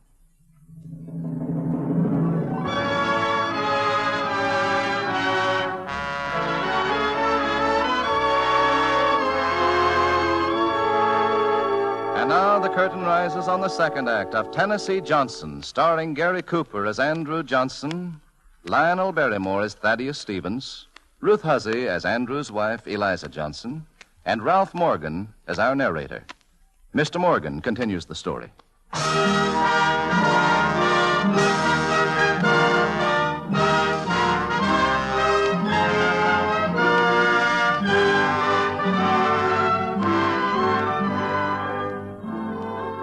The night that Andrew Johnson refused to barter his principles for his presidential position, Thaddeus Stevens suffered a stroke. But as soon as the vindictive old man had recovered, he and his gang began the assassination of another president. But this political murder was to be accomplished by strictly constitutional means. The President of the Senate pro tempore recognizes the spokesman for the House of Representatives. In the name of the House of Representatives and of all the people of the United States, we do impeach Andrew Johnson, President of the United States, of high crimes and misdemeanors. We shall exhibit our articles of impeachment and make them good. In fulfillment of the mandate laid down in Article 1, Section 3 of the Constitution, the Chief Justice of the Supreme Court must preside over the Senate when, as now, this body is called upon to sit as a high court of justice in judgment upon the President of the United States. The Honorable Chief Justice of the United States. The chair recognizes Mr. Stevens. Mr. Chief Justice, as shown by his official acts, messages, speeches of mingled intoxication and rage, from the time when the blood of the martyred and saintly Lincoln was warm on the floor of Ford's Theater, the aim and purpose of Andrew Johnson in office has been to subvert law, usurp authority, insult and outrage Congress. The House of Representatives, by solemn resolution, instructs us, its managers, to demand that the Senate is made mandatory by the... While they're debating my political future in the Senate, why won't you let me be there? What are you thinking of, Eliza? The letters from the people are still coming in, aren't they? The people are for me 10 to 1. Of course they are. That wire from Greenville. I remember it, word for word. 2 million of us voted to put you in. How come then 36 senators can put you out? I love that, too. But wasn't there something else in that wire? About a trainload of men with guns, if you needed them? What are you getting at, Eliza? I was thinking, what your words told them the night Mordecai Milligan was killed is what your acts must tell them now. No violence. The law. You see, dear, this trial is rousing passions that are too terrible as it is. How can I help it if people get stirred up? I'm a bit stirred up myself. Excuse me, Eliza. I have an appointment with Thad Stevens. Andrew, dear, don't do exactly what Thad Stevens wants you to do. My dealings with Stevens have been all in private. I've been waiting for the day when I could stand up and face him before the American people. And as you and Stevens rage at each other, using bitter, angry words as weapons, the people will use weapons that aren't words. Riots and bloodshed. Perhaps 10 men will die, perhaps 10,000. Darling, win or lose, the evening years will be good to spend together back in Tennessee. And we shall sleep well if no man dies because of what you do. or say. All right, Eliza. You win. You and Thad Stevens.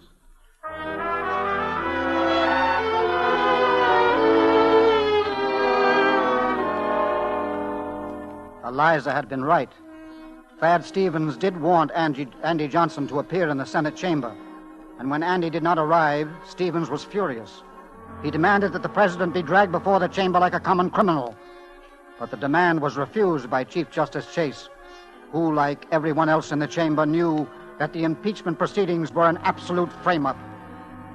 It was then that Thaddeus Stevens played his trump card, implying that Andrew Johnson had been involved in the conspiracy to assassinate Abraham Lincoln. And as evidence, he offered the confession signed by George Atzerow, one of the convicted conspirators, to substantiate his implication. When Johnson heard of this final calumny, he and Eliza hurried to the Senate. Mr. Chief Justice, the closing speech for the defense will be made at his own desire by the respondent.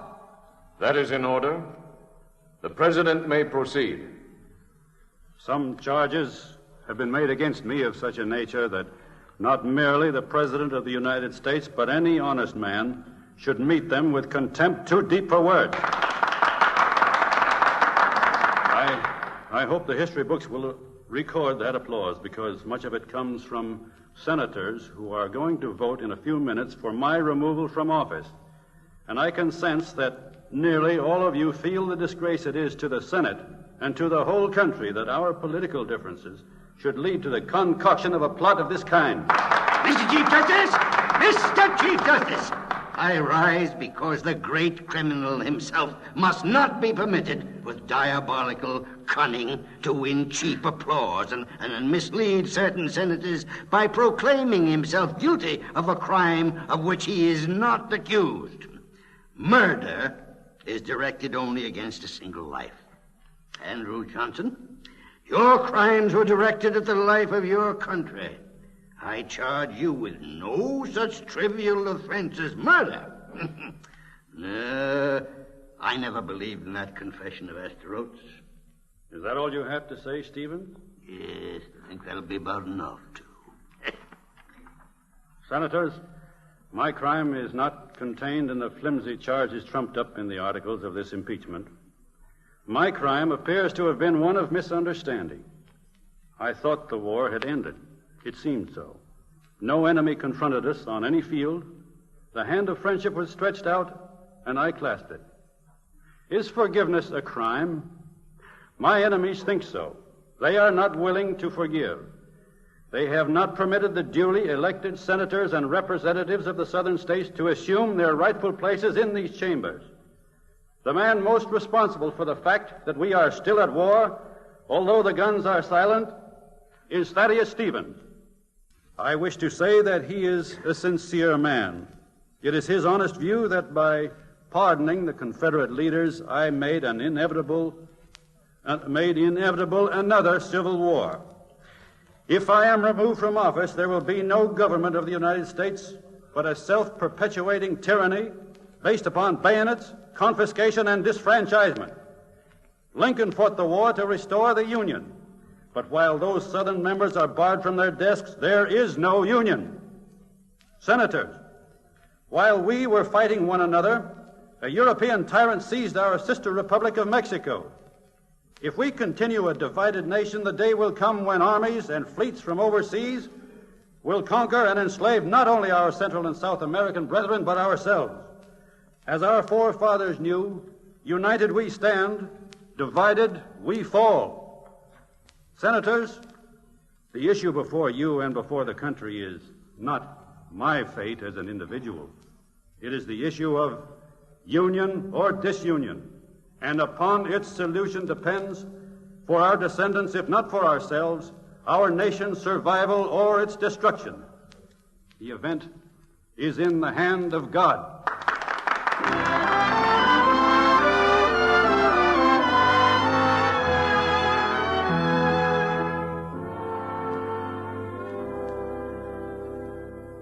Looks like we'll have to go back to Greenville, Eliza. Been thinking about that pretty speech you made me about me resting in our evening years. I ain't going back to rest. I'm going back to fight. I'll start again. Run for sheriff, maybe. And I'll take the stump for you. Who knows? Might even get back my old seat in the Senate. No man's ever started all over again from the bottom after he's been president. But you'll do it, Andrew. You know, I never could do anything without you, Eliza. We'll do it. We must restore to our country what we two found together. Life, liberty. The pursuit of happiness. What is it, Lonsbury? Looks as though it's all over, Mr. President. 35-18, and the only senator who hasn't voted is Stevens' man, Hyler. They need only that one vote to get the 2/3. We have one chance. Hyler suffered a stroke and was carried from the chamber. If Stevens' gang can't revive him in time to vote, well, we won.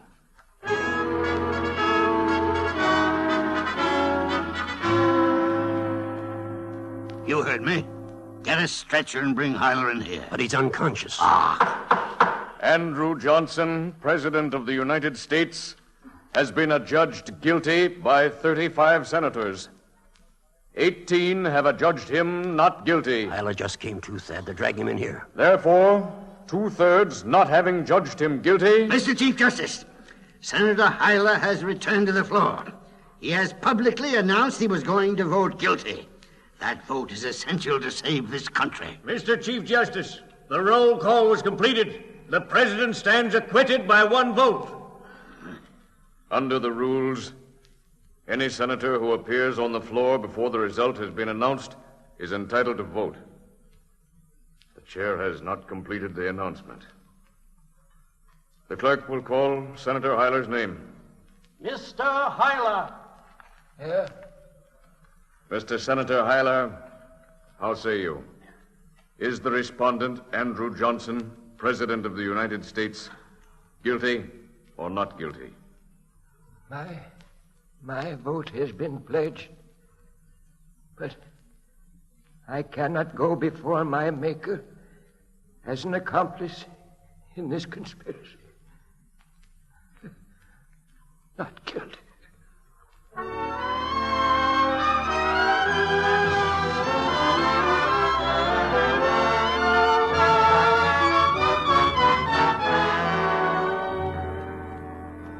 Lincoln said, "To Andrew Johnson, Americans can never pay their debt of gratitude." If nearly 2/3 of the Senate was right in voting the removal of Andrew Johnson as president for high crimes and misdemeanors, then Abraham Lincoln was wrong. History has retried the case, and after 3/4 of a century, we have placed before you history's just and final verdict. Andrew Johnson did not give up his battle to reunite the states when he left the White House. Several years later, he returned to Washington, once again a senator from Tennessee. Before the senator-elect from Tennessee is escorted to the bar to take the oath of office, the chair invites a few words from the only former president to become a member of this body after he left the White House. Mr. President, Senators, when I last occupied this seat in 1861, I was surrounded by empty desks. Now I see that they are no longer vacant. Virginia, the Carolinas, Alabama, Louisiana, and Texas, Mississippi, Florida, Arkansas, and Georgia, you are all back in the fold as Tennessee stands here in your midst. I see, as I greet you who sit here about me, that what Lincoln fought for, lived for, and died for, at long last has come to pass. The union of the states, one and inseparable, now and forever.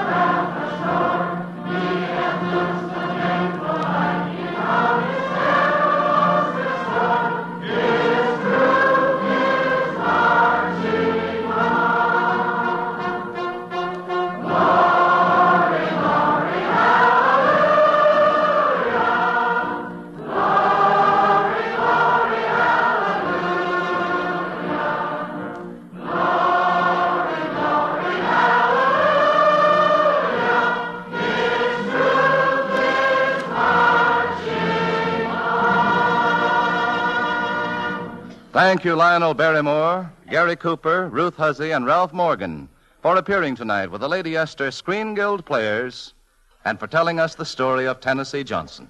It was our great pleasure to be here, Mr. Bradley, and knowing that the benefits from this program go to support the Motion Picture Relief Fund and its country house. We hope to be back soon. And now, before we tell you about next week's program, here's a word from one of America's best-known beauty authorities, Lady Esther. Thank you, Miss Hussey. I wonder how many of my listeners have ever bought a shade of face powder because it looked perfect in the box, and then been bitterly disappointed in the way it looked on your skin. Now, in justice to your own appearance, I honestly believe it's a mistake to select a powder by its color in the box, or by taking any other person's guess as to what is your right shade. You must see different shades on the skin of your own face, and not your hand or arm. You must have the testimony of your own mirror to prove that you have found the most flattering shade for your face. Now, it's needlessly expensive to buy even one shade that may prove unflattering. That's why I want to send you, at no cost, 9 different shades of my face powder. Then you'll see with your own eyes which shade makes you look younger, fresher, lovelier. So send tonight for all 9 free shades of my face powder. Send me a penny postcard with your name and address. Mail it to Lady Esther, Chicago. I'm sorry, but government regulations will not permit me to make this offer in Canada. Next week, the Lady Esther Screen Guild Players will present the Human Comedy, starring Mickey Rooney and Frank Morgan. Be sure to listen. Gary Cooper can soon be seen in Paramount's Technicolor production, For Whom the Bell Tolls. Lionel Barrymore appeared through the courtesy of Metro-Goldwyn-Mayer and the Mayor of the Town radio program, and can soon be seen in Dr. Gillespie's criminal case. Ruth Huzzy also appeared through the courtesy of Metro-Goldwyn-Mayer. Music on tonight's program was arranged and conducted by Wilbur Hatch. To save materials, buy the larger size of Lady Esther face cream. Truman Bradley speaking for Lady Esther, saying thank you and good night. This is the Columbia Broadcasting System.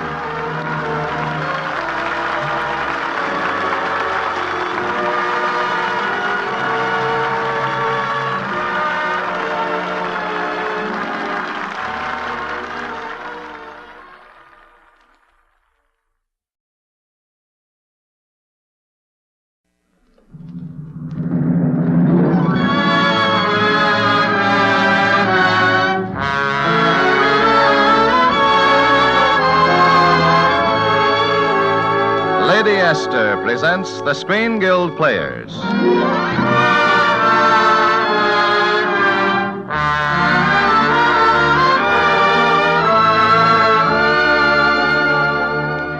The Lady Esther Screen Guild play tonight, Let's Face It.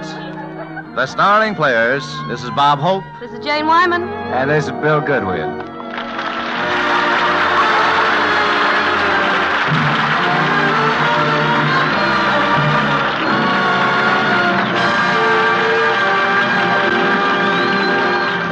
Tonight, Lady Esther presents the Screen Guild Players in the delightful Paramount Picture screen success, Let's Face It, starring Bob Hope as Jerry Walker, Jane Wyman as Maggie, and Bill Goodwin as Jerry's pal, Barney Hilliard. The Lady Esther Screen Guild Players in Let's Face It.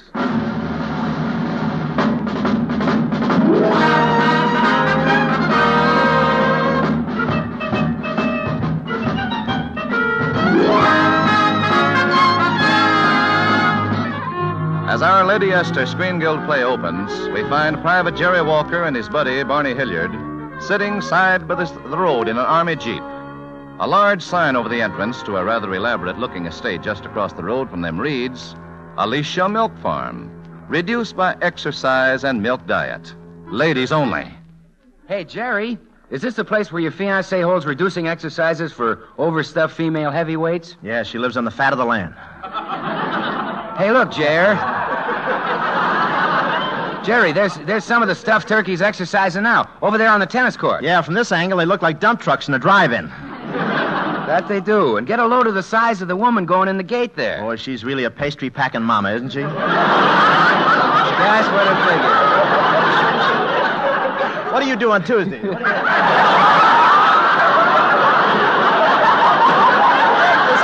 with a lamp. Oh! I gotta get him him over to my place. Why? Hey, Jerry, she's really got a figure. Is that where we stopped? That's where we stopped. Yeah. Really has got a shape. Yes. Bet she isn't allowed on the streets without license plates.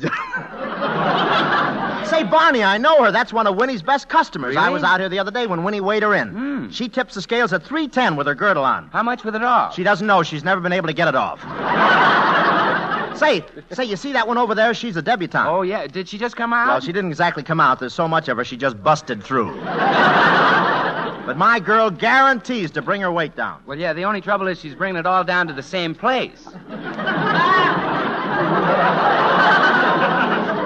And look over there, the one on the left. She's really a stocky kid. The one on the left? Well, she's the one on the right, too. Now, look, Jerry, we can't wait for that girl of yours any longer. We got to get back to camp. You're already in the doghouse with Lieutenant Wiggins. We'll be AWOL again. Yeah, but Barney, I've got to see Winnie before we go back to camp. Don't forget, I'm marrying the girl tomorrow. I've got to see her to tell her to go into town before she comes to the camp party tonight. I wanted to get our wedding ring out of hock. Wait a minute. You hocked your wedding ring before the wedding? Well, I had to buy a marriage license, didn't I? And where do you get the money to bail the wedding ring out? Well, I'll hock the engagement ring. We're already engaged, so we don't need that anymore. Oh, great. Then after the ceremony, you won't need the wedding ring, so you can hock that and pay the minister. Yeah, I was wondering how I was going to manage that. Hey, look, coming through the gate, Jerry. Say, it looks like Winnie's exercises really do the job. One of them's kind of cute. Yeah, but look at the other one. She looks like a flying fortress hedge hopping.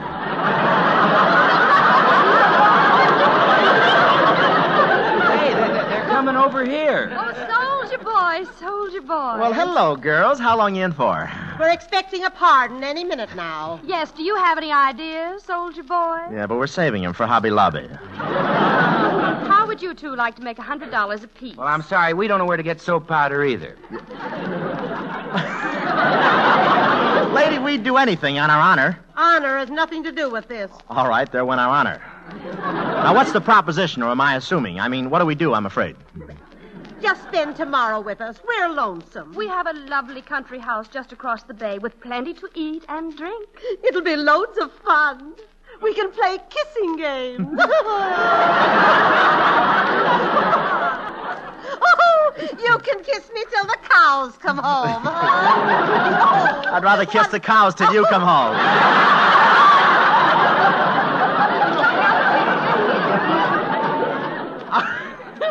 I'm sorry, ladies. You see, we can't handle it. We got girls already. We got enough. Couldn't step out on them as much as we might like to. Well, what are we going to do? Stop taking those vitamin pills, that's all. But it's a chance to make some easy money. Well, I've got an idea for you. Our camp is just across that drill field. There's 20,000 boys over there. Yeah, and we're having a big camp party tonight. Why don't you drop over? Yeah, there ought to be 2 out of 20,000 you can make a deal with. Well, that's just what we'll do, Cornelia. Thanks for the tips. Goodbye, soldier boy. Goodbye, then. Say, as bad as I need money, if I ever went through a deal like that, I could never look myself in the face. And that ain't a bad idea either. Now, look, Jerry, we got to get back to camp, and I'm not kidding. Look at the time. Gosh, maybe we'd better. Guess I'll have to wait till the party tonight to see Winnie. Well, come on. Get this thing started. You're in the doghouse with Lieutenant Wiggins already. Look, I'll just cut across the drill field. We'll go in the barracks the back way. Hey, you know you're not supposed to drive this Jeep across the drill field, Jerry. Who's driving across it? There it is down there. Wait a minute. Are you driving? No, are you driving? No. Ain't these Jeeps wonderful?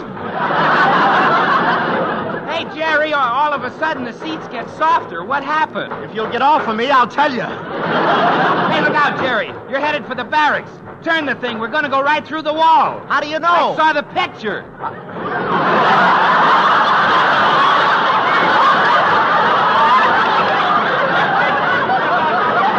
happened, Jerry? What happened? You better duck. Here we go.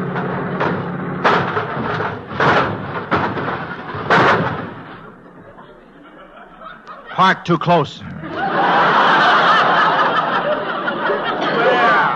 Well, look who's here. Private Walker reporting for guardhouse duty, sir. Yes, I've been waiting for you, Walker. I see you figured out your own special maneuvers. Yes, sir. Very nice attack. Yes, sir. You've established a beachhead in a barracks. That's just ducky. Thank you, Lieutenant Wiggins. Well, we're sorry, Lieutenant. You keep out of this, Hilliard. It's Walker I want to talk to. Yes, sir. And I'll put you in the guardhouse with the last thing I do. And I'll do it, too. And stop honking that horn. Stop! Oh. Honking that horn. I'm not honking, sir. There must be a short, sir. The crash must have done it, sir. Walker, I tell you, I'm going to send you to the brig. And you'll be sorry. And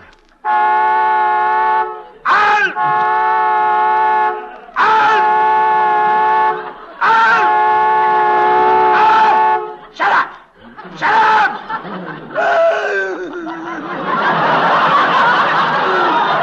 Put my hands on that horn!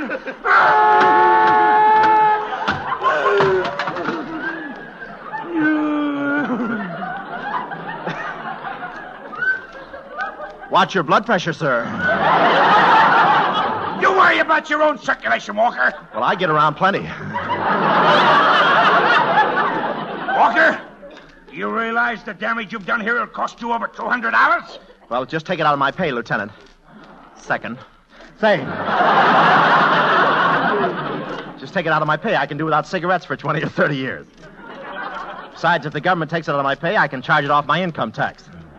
The government will put you where you don't need any money, Walker. Any monkey? Look,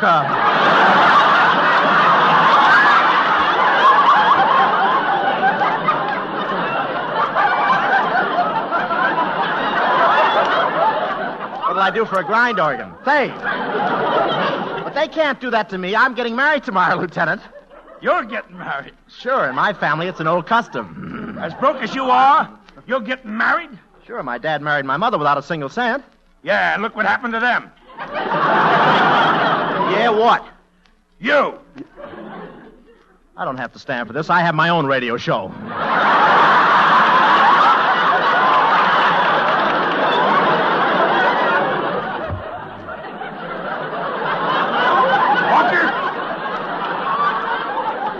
Walker, what are you going to do about those front tires? They're flat. Oh, I'll fix that. I'll put them on the back where they won't show. Well, you get out of there, I'll slap you in the guardhouse for 6 months. Yes, sir. I'll have the tires fixed in 5 minutes, flat. You. Gosh, Jerry, what'll Winnie think when you don't show up at the dance? Well, she'll know I'm in trouble again. You go ahead. Gene will be waiting for you over at the auditorium. Oh, gee, that's tough, Jerry. Where are you ever going to get $200 so you and Winnie can get married? Yeah, what a lovely ceremony that's going to be in the little guardhouse around the corner. Well, go and get dressed, Barney. I'll work on this Jeep. Maybe I can reduce the bill a little. Well, want me to stay with you, Jerry? I will. Nah. Go on, Barney. Have fun. It's my fault. Well, if I see Winnie, I'll explain things to her. Okay, Barney. Well, I might as well start fixing tires. $200. I get $50 a month, spend $48 a month for living expenses. That'd be, let's see, it'll only take me 100 months. How can I make some money fast? I know, smuggling chewing gum into civilians. Soldier boy. Yeah, just a minute, ma'am. I'm coming. Soldier boy, could you tell me how to get to the auditorium? Well, if it isn't the happy little widows from the milk farm, how you coming with your manhunt? Oh, it's one of the boys we saw at the milk farm gate. Yeah. You two are looking for men. Why don't you try the Navy? They're used to getting into deep water. For $200, we'll be able to find two here, thank you. $200? Hey, let's see. I could pay for this wreck, get my rings out of Hawk, borrow Barney's 100. He could have the fat one. I'll take the cute one. And... What did you say? Oh, say, you know, I want to have a little talk with you girls. You mean you've changed your mind? Yeah, tell me a little more about the deal. I might be able to twist my arm and talk me into it. We just don't want to be alone tomorrow. We could be so cozy, just the four of us. What, no chaperone? Chaperone? We're old enough to take care of ourselves. Yeah, but we ain't. And something tells me you're all commandos. But ladies, for $200 right now, I'd kiss a pig. Ooh, then you will.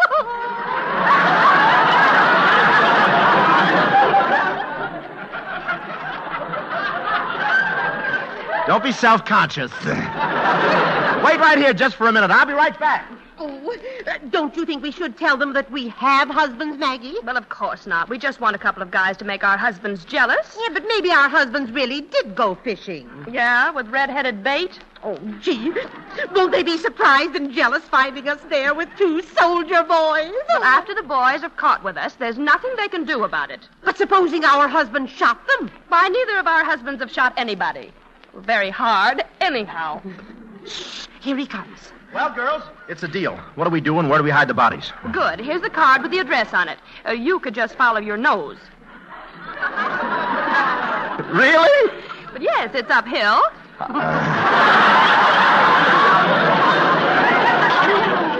Don't forget to bring the other boy. Oh, no. Bring the other boy. The other boy, the cute one that was at the milk farm with you. Oh, him, yeah. Well, he wants to go with you, and I know you'll be big about it, won't you? Now, give me the 200. Oh, no. This is COD. Oh, no, this is AWL. Well, all right. Here's the money. And here's a big kiss for you, you darling.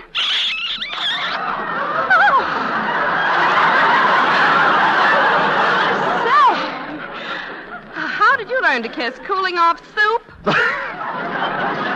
No, I eat my oatmeal through a straw. Whose turn is it now? Oh, no. Now, you won't let us down, will you? Well, we'll be at this address tomorrow afternoon. Goodbye, Maggie. Goodbye, Jerry. And Cornelia. Yes? Keep your chins up.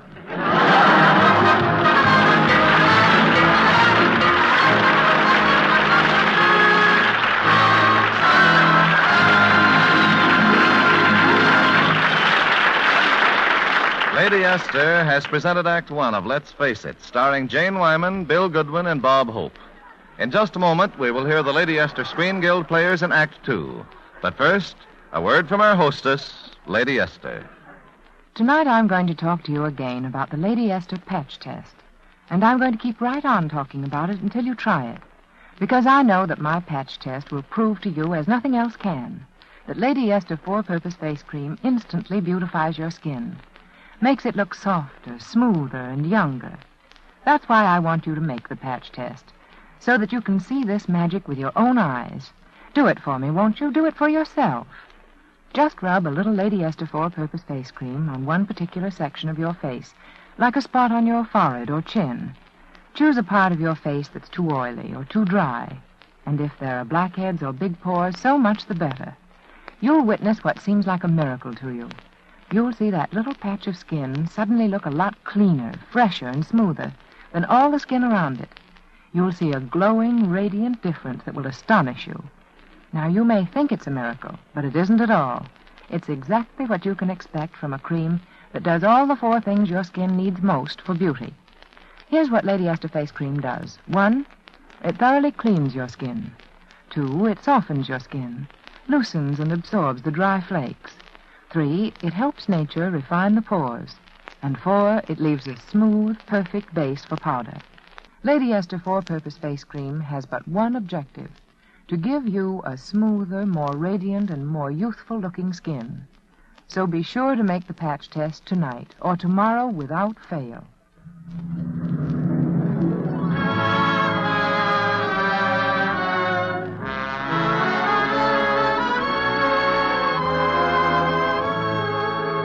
Lady Esther presents the second act of Let's Face It, starring Bob Hope as Jerry Walker, Jane Wyman as Maggie, and Bill Goodwin as Barney Hilliard.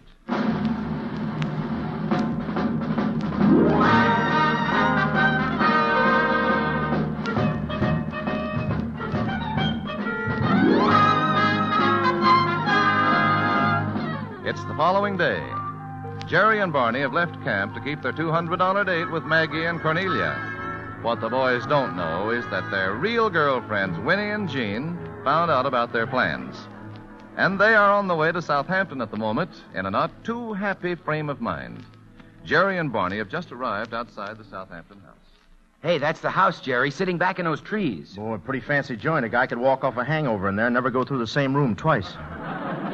You know, I still don't feel right about it, Jerry. I had to lie to Jean to break our date. You lied to Jean. You should hear the big lie I told Winnie. I told her we were going on a dangerous mission with a couple of commandos. That's no lie. I told Jean we were going on special maneuvers and that I might come back with stripes on my sleeve. Barney, we'd be lucky if we get back with sleeves. Well, come on, we got to go in. I got my whip and chair ready. Well, that ought to hold them off. Yeah, if they lay those pistols down long enough.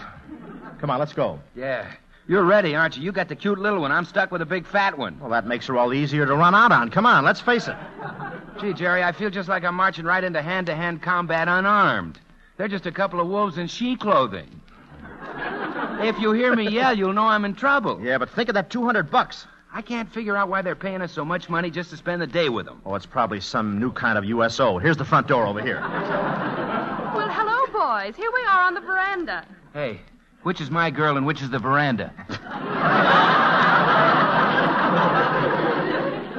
Oh, hello. How are you, girls? Now that you're actually here, shall we go to the rumpus room of Jerry? The rumpus room? Well, don't you think we ought to sort of work up to that, kind of ease into it? Yeah, let's do that. I know. Barney would like to sit here on the love seat with me. No, I don't think I ought to do that.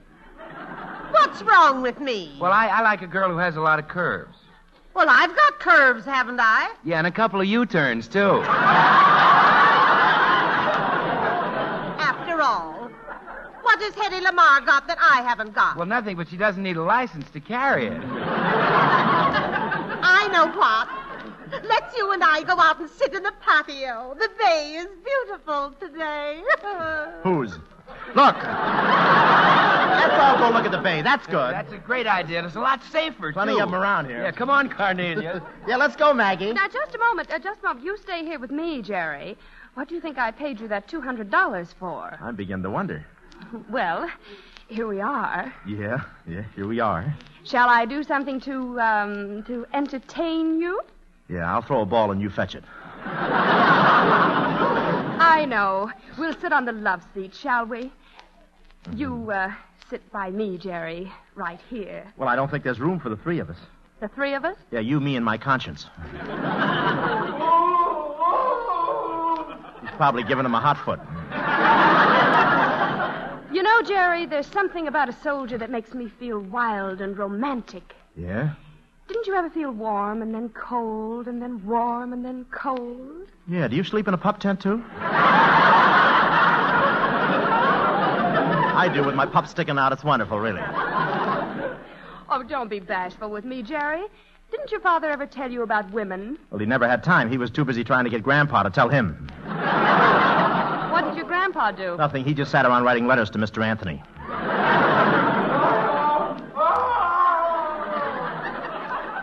Just gave him a hot ankle.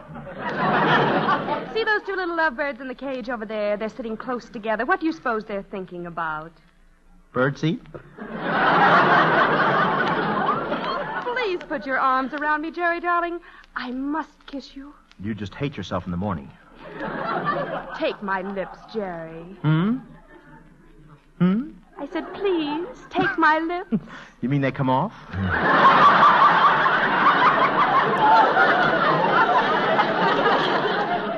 Please take my lips. You look funny without them. Your teeth will all show. You'll be a great walking ad for Pepsodent.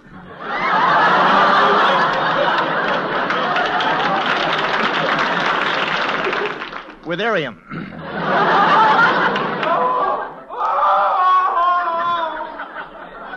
That's my sponsor.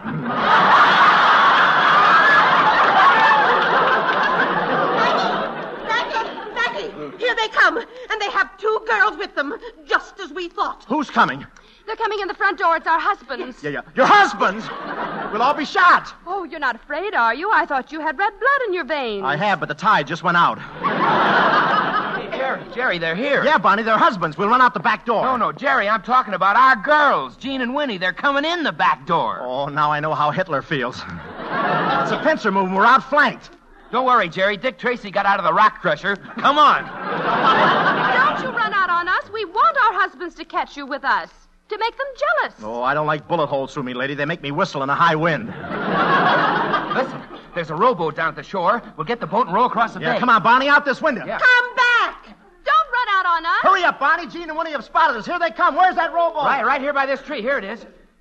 Get in, Jerry. But grab those oars and start pulling across the bay for camp. Okay. Don't take that boat. My purse is in it. So where's purse snatchers? Going to jail's better than being shot. Hey, Jerry, wait a minute. What?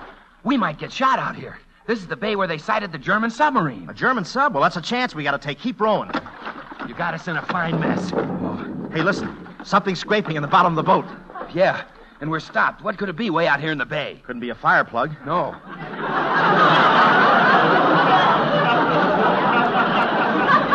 It's probably Maggie swimming all the way out here on her way to give me her lips. Something crashed through the bottom of the boat. Hang on. A submarine's coming up under us. We're stabbed with a periscope. Oh, fine. We can't get in trouble enough with the Army, so we run afoul of the Navy, too. Let me take a look at this periscope, Barney. It's a German sub. How do you know? Did you see anybody? Just the German captain. I think he saw me, too. Well, he must have. They're turning around heading for Germany. They can't do that. They can't do that to us. No, why? We'll be 3 weeks ahead of schedule. Look. I've got an idea, Barney. I say I've got an idea. This is the time to have one. See if there's a mirror in that lady's purse there in the bottom of the boat. Hurry. Okay. Yeah, here's one, but this is no time for vanity. Yeah. Lady Esther, look, give me that mirror. I'll hold it up to the periscope like this. It'll reflect the shoreline instead of the open sea. Well, what good will that do? They'll think they're headed for shore and turn around. It'll never work, Jerry. It's worth a try. They might... Look, Barney, it's working. They're turning around. We're heading for shore. Oh, sure enough. Hold that mirror, Jerry. We're headed right for the shore of the camp. Who's there? Listen to that. The guards have spotted us. They're all on the beach. Lieutenant Wiggins is probably there, and he'll be plenty mad at me. We're going to run aground. Here we go. Hang on, Barney. Rifles ready, men. Rifles ready. It's that German sub we've been after.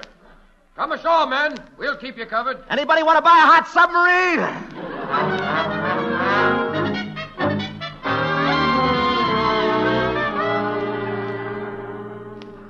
Well, anyhow, that's what I told Jean. She believed it, Jerry, and everything's swell. I'm a hero. What did you tell Winnie? Well, after all, you know how my story went over. We were married last night, remember? Yeah, that's Hey, right. just a minute, boys. Just a minute. Oh, Lieutenant Wiggins. Hi, Lieutenant. Say, I can tell by experience you sore at me, Barney. I'd like to congratulate you two on your recent feat of bravery. And you, Walker, you on your marriage. Oh, it had to happen. We're going to have children, you know. Well, tell me, Walker, how did you happen to make that capture? The sub, I mean, not the wife. I know you got her with camouflage and propaganda.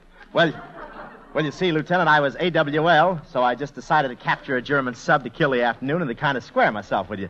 I see it didn't work, huh? Great head work, Walker. No. Great. That's a happy kid, this kid. You like it, Lute, huh? Just change your underwear, huh? Boy, what'd you do? Great kid, isn't it? Yes, sir. Should play sax. It's the funniest thing I ever heard. No kidding. Isn't it, boy?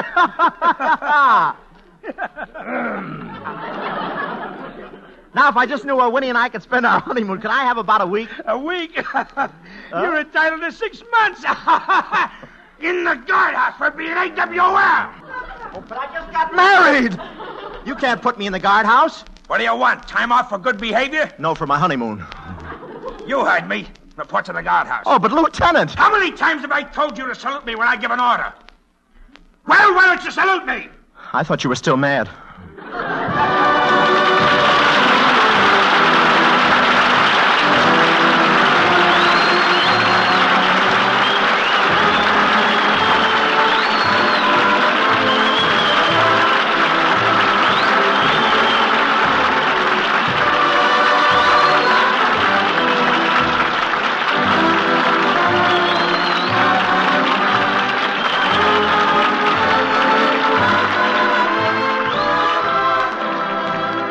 Thank you, Bob Hope, Jane Wyman, and Bill Goodwin.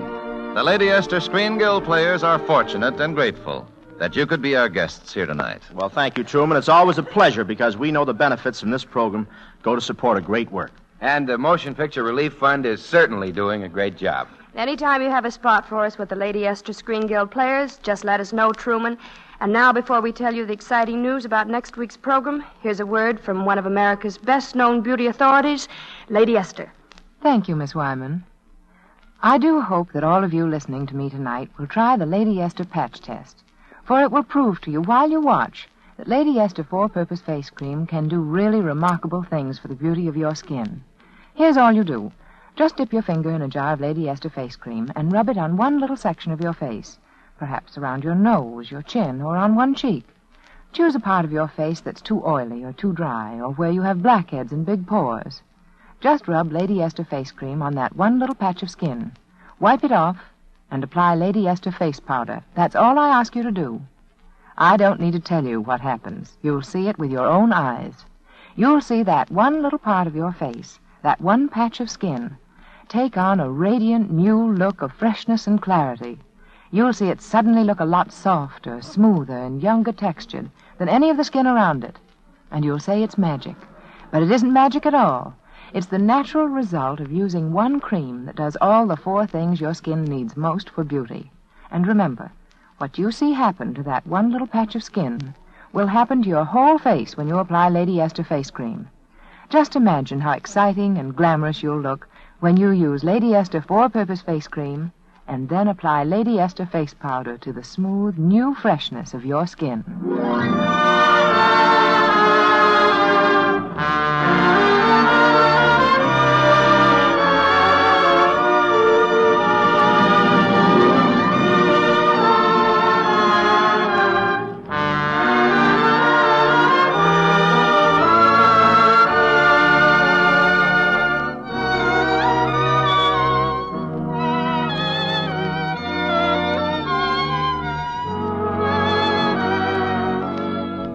Next week, the Lady Esther Screen Guild Players will present The North Star.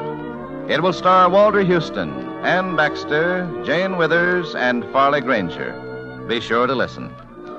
Bob Hope is currently working in Road to Utopia. Bill Goodwin is currently being seen in Riding High, both Paramount productions. Jane Wyman can now be seen in Warner Brothers' new comedy, Princess O'Rourke. Let's Face It was also presented through the courtesy of Dorothy and Herbert Fields and Cole Porter.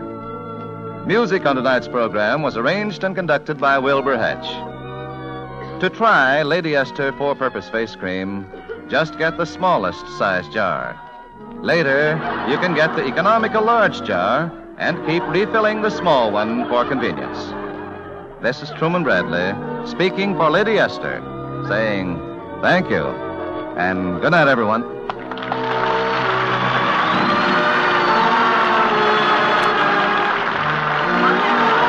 This is the Columbia Broadcasting System.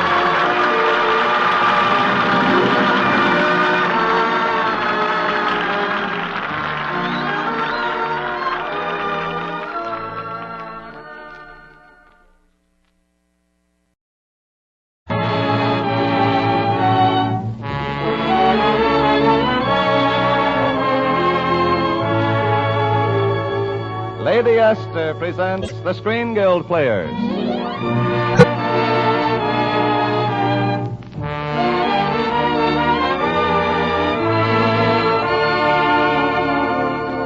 The Lady Esther Screen Guild play tonight, Joan of Ozarks. The starring players. This is Judy Canova. And this is Joey Brown.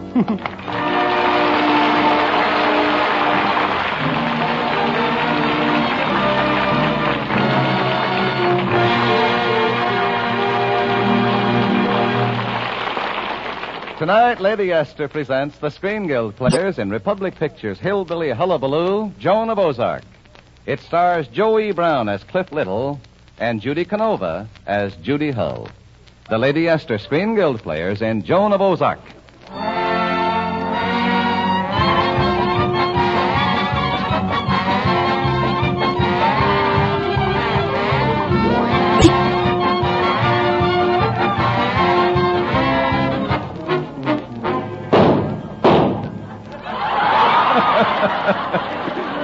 Well, that's it, folks. The buckshot heard around the world.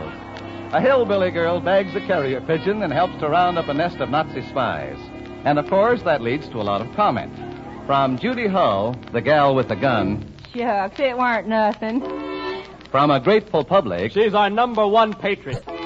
And from dear Fuhrer himself. Ich habe gesagt, wenn wir uns nicht vorsehen, dann steckt uns die Bande kaputt. And I ain't kidding. But another one concerned is Mr. Philip Munson. He heads a Nazi spy ring in America, under cover of running a gay night spot in New York City, the Club 76. That's where we find him now in his private office, talking grimly to his fellow conspirators. Oh, look at the paper. All over the headlines. Judy Hull, our public patriot #1. To think a hillbilly should bring the FBI down on our heads. Santa Maria, a peasant. Gentlemen, we shall have to make an example of Miss Judy Hull. But how, Senor Monson? We no can go there to the Ozarks now. The G-men will be watching us. So bad. I will make one of my candy box bombs. Good idea, Otto. Guido can mail it. Not me. That's how we lose a Fritz. He never reached the post office. The bomb will go boom. So I forgot about daylight saving time. Yeah, maybe you'll forget again. Please, counter me out. I give the orders around here, Guido, and I say you're in. You understand? You're going to come in. Yes, sir. I heard you, Mr. Munson. Little's the name, Cliff Little. Little and McCabe, theatrical agent. Now, look here, old man, your worries are over, Mr. Munson. Eddie and I, that's my partner, you understand, we've got some great talent lined up for you. Well, we've got a great dancer that... I don't need any dancers. A singer? Or any singers either. Now, will you please get out of here? Hold it. I know just what you want, and I've got it. You ever heard of that guy named Hitler? Yeah, little act that I dreamed up. It's even funnier than Hitler himself. Get this. Members of the Reichstag, ladies and gentlemen of the whole wide world!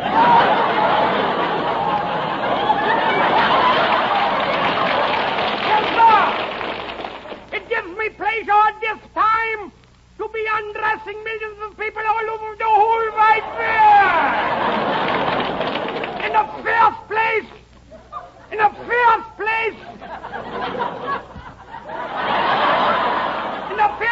ladies and gentlemen, we want peace. Universal peace. And I will have peace. Peace of Poland, the peace of Norway, and the peace of... Ladies and gentlemen, what does the world want? International commerce. Business. Very well, I will give them the business. Ladies and gentlemen of Germany, I promise you something. And tooth I don't make good on my promises. Answer me that. I dare you. Ladies and gentlemen of Germany, I promise you that my soldiers would march through Russia. And that they have did. 800 miles they have marched through Russia. 400 miles in and 400 miles out. Yes, sir, when Poland attacked me, did I not repulse them? Did I not repulse Yugoslavia? Belgium, Greece? I tell you, I'm the most repulsive man in all Europe. It's very funny. Just the line. Quiet. Anyway, Mr. Munson, I guess you get the idea. Yes, you have given me an idea. Besides the act, you're an agent, aren't you? Oh, sure. That is when I'm not working. Well, there's a girl in the Ozarks, that Judy Hull, who helped to trap those Nazi spies. Yeah. I'm interested in her. Yeah? Yes, I understand she sings. Sings? If you can get her up here to New York, I'll give you a deal. You will? Mr. Munson, I'm heading for the Ozarks right now. Hey, taxi! Taxi!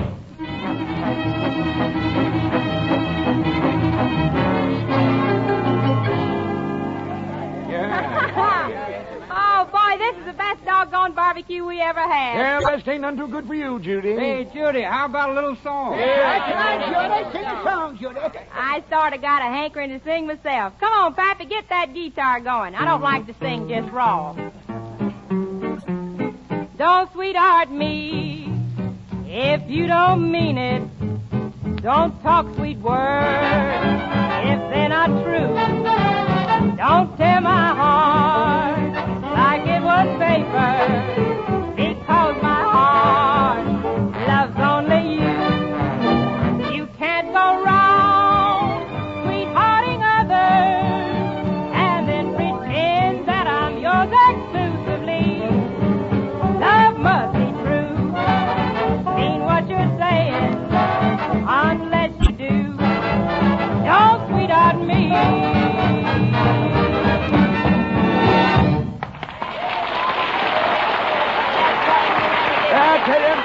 I tell you, stranger, I tell you she's been turning down all kinds of offers. Only thing she cares about is helping her country. Yeah, is that so? Say, Zeke, it's most about time for victuals. Where's Elmo Hatfield at? Oh, he's hunting over there in Pine Ridge, Judy. Shucks, Elmo can't miss this here barbecue. Maybe I can reach him. Elmo! Nope, don't hear his hunting horn. Guess my voice is failing. Excuse me, ma'am. Could maybe I could try to reach him for you. Oh, why, sure, stranger. That is, if you think you can make it. Hey, wait a minute. You ain't heard nothing yet.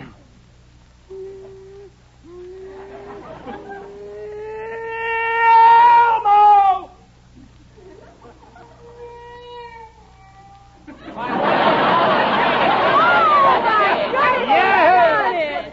Stranger, that's the most most beautifulest beller I ever did hear.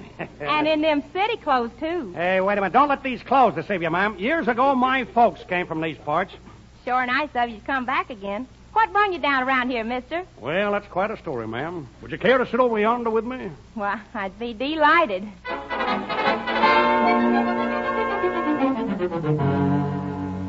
Reckon this is a good place to sit. Well, wait a minute. Just a minute, ma'am. That log is kind of dusty, if you'll allow me to clean it off. You sure got elegant manners, Mr. The name is Little, ma'am. Cliff Little. Miss Judy, we're alone here, aren't we? Oh, sure. There ain't no one around but you and I. You and me. No, you and I. Say, we turned out to be quite a crowd, didn't we? That makes it perfect for my plan. Hey, what you aiming to do? I had to make sure that we were alone, Miss Judy. You're an intelligent girl and attractive. Oh, Mr. Little. Mr. Little. No, not Mr. Little, Miss Judy. It's Inspector Little of the FBI. The FBI? Yeah. Golly. Judy, our country needs patriots like you. Think of all the fifth columnists. Think of France, Denmark, Norway. Don't you hate quizzling? I don't know. I never quizzled. Look, the chief has a hunch that a certain nightclub in New York is a hangout for spies. We'd like to plant you there. You mean I'm going to be a bee woman? Gee. Gosh. You want me to trap them? You clowned it, sister. I mean exactly. But to make it look kosher, or convincing, we'll have to get you a job there as a singer. You mean I can help my country by singing? Sure. They'll be applauding you, shouting your name. Why, you'll be the cynosure of all eyes. Yeah, and they'll all look at me, too, huh? Why, Judy, you'll be just like Joan of Arc. Like, hey, wait a minute. I've got it. Joan of Ozarks.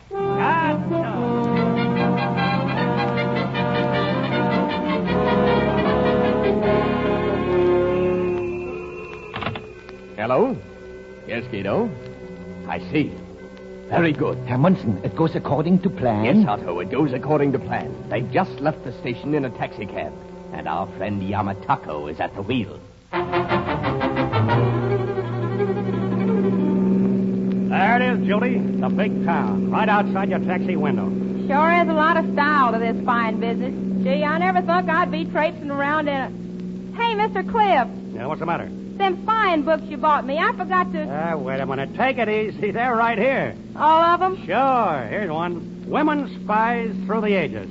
Or Through the Keyhole with Pick and Peek. Mata Harry, Spy and Temptress. Wait a minute. Here's another one. Mata Harry's Torture in the Wigwam, or Her Suffering Was Intense. Matty Harry. That is a deal, huh? That's me, just a modern Matty Harry. Mm-hmm. But, Mr. Cliff, what about my number? Number? What number? Oh, well, none of them spies in the books used their names. They all went by a number. X27, M32. Oh, you mean a number? Oh, sure. Your number is, H2O. H2O. Yeah. Hey, wait. We're going the wrong way. Hey, you cabbie, wait a minute. You made a mistake. So sorry. You are one who have make mistake.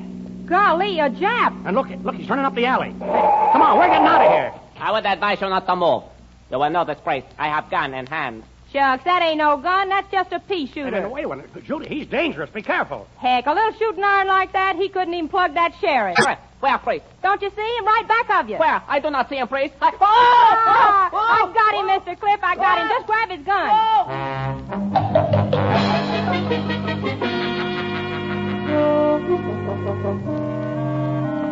Hey, Eddie, did you talk to Munson? Did you tell him how Judy caught that Jap spy? Yeah, I told him, Cliff. I told him about that G-Man, too. The one they sent up from Washington to watch our Nightingale. You might think Judy's getting restless. She ain't seen any spying yet. Yeah, I know. But I got it all figured. She wants a spy, so we'll give her one. Oh, sure. We'll just pick him up at the 5 and dime. Look, remember the act that I did in vaudeville? Do I have to?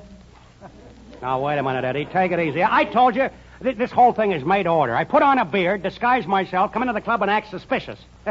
She gloms me and starts that spying routine. I lead her on, and there we are. Where? Where? Oh, where? Oh, hey, what is this anyway? Stop or go?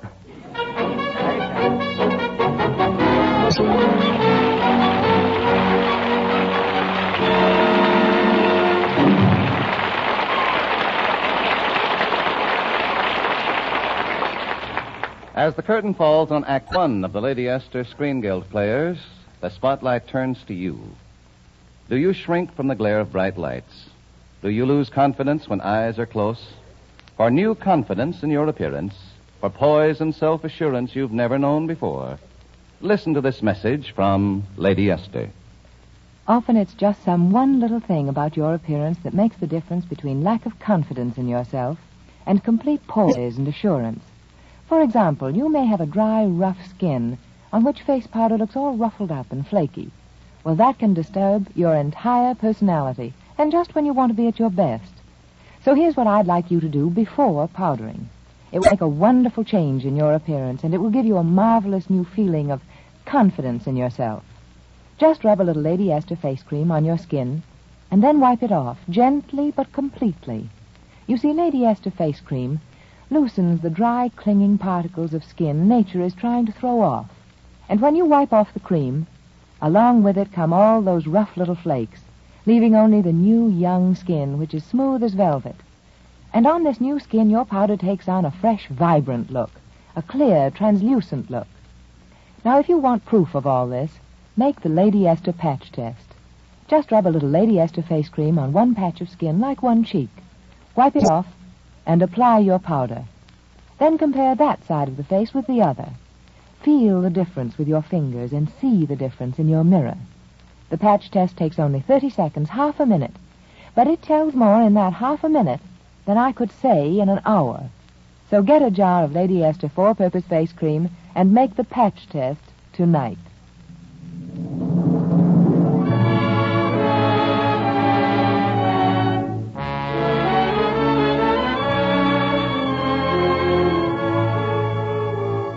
And now, Lady Esther presents the second act of Joan of Ozarks, starring Judy Canova as Judy Hull and Joe E. Brown as Cliff Little.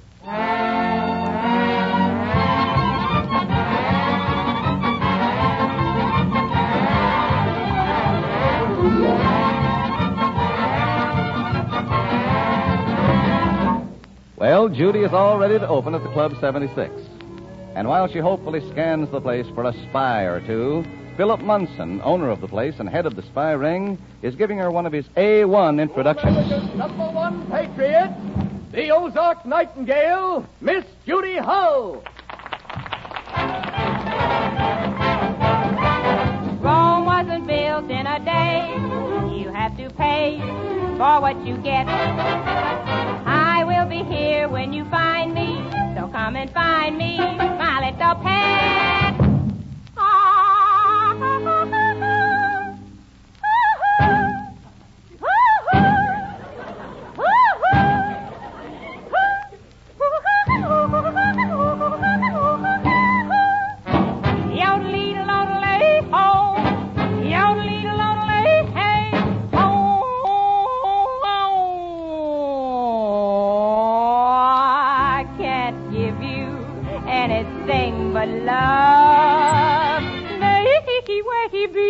That's the only thing I've plenty of on my tootsie, honey, baby.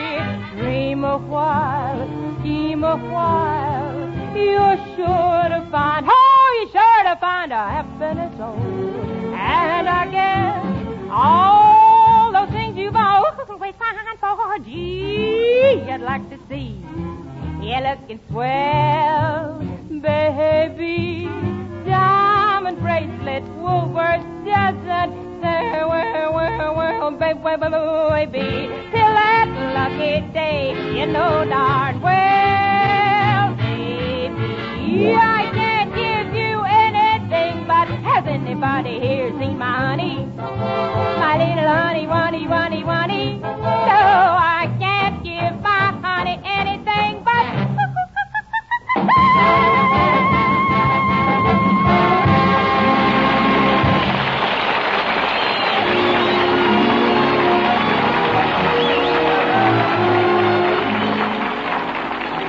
Judy, you're a great, terrific sensation. Eddie, don't stop me. Where is Cliff? Cliff? Oh, he's delayed. Is there anything wrong? There's a spy out there. I saw him. Now, take it easy, H2O. Spies don't just go around spying right and left. This one didn't go around right and left. He was awful secret, but I spotted him. Mm-hmm. Well, maybe you're right. But, we've got to be sure. I could find out. I could talk to him. I could tempt him, just like in that Matty Harry book. But not in those overalls. Oh, no. I got me a store-bought dress. Point's so low in back, it's just held up by a string and a prayer. Oh. All right. Get out there and work on him. Remember now, you must worm his secrets out. You'll have to entice, induce, and inveigle him. Now, do you think you can do that? Mr. Eddie, I don't know what them words mean, but if they ain't dirty, I can do it.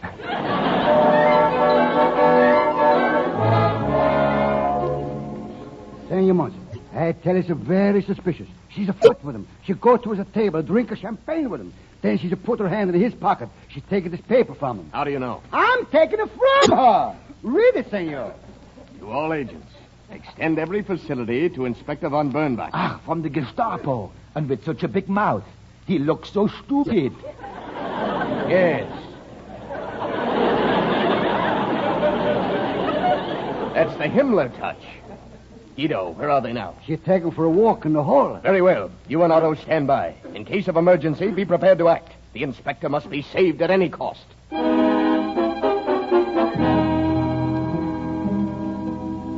Ah, my little Ozark dandelion. For what reason have we come out here?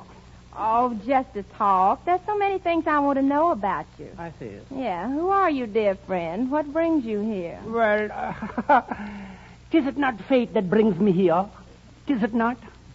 Gee, do they all talk that fancy where you come from? Well, where did you come from? Out of the everywhere into the here. But where did you get that German accent? Oh, the accent? Oh, well, I got that hanging around with some Russians. Now, shall we go back to the table? Oh, no. I just know you've been itching to get me alone. Itching? Well, was I itching? Well, excuse it, please. Now, let's start all over again from scratch. Tell me, do you like my new dress? Your new dress? Oh, yes, yeah. It's a nice gownless evening strap. Say, I've got an idea. What is it? We could sit a while in my dressing room, alone in the dark. Oh, wait a minute. You don't mean that we must... Oh, come on. I just want to show you how my Girl Scout watch lights up in the dark. Oh. No, I've heard that story before. No, if you don't mind. I don't want trouble with you. If you please, I'm scramming right now. No use trying. You can't get away. Saved. By the... Hey, holy smoke, this is Munson's office. She's got me trapped. Hey, what's that? Hey, the door's locked. Who fenced me in? I did, Mr. Spy. I did. You stay right there like a cornered skunk till I go and bring that G-man here. Hey, wait a minute. You can't do that to me, Judy. Let me out. Let me out. Psst. Herr Inspector, this way. Well, I don't... Well, oh, hey, how did you get in here? A sliding panel in the wall. Oh. We have a secret room in the rear. Oh, I see that. Oh, I see. You've got a little game in the back there, huh? Okay, come on, let's go.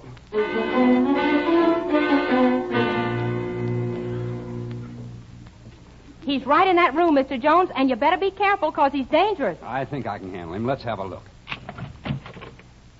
What?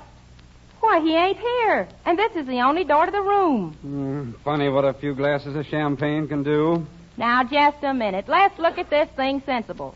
When a man is locked in a room with only one door in it, and then when you unlock the door, the room is empty, there's only one explanation. What's that?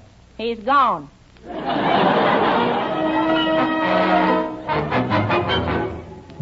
This way, Herr Inspector. Careful on the steps. Lay down, McDuck. Lay down. Here he is, Herr Munson. I saved him just in time. Heil Hitler. Oh, I see. You're in on it, too, huh? Of course, Herr Inspector. Yeah, we are at your service, senor. This is Klauser. This is Klauser.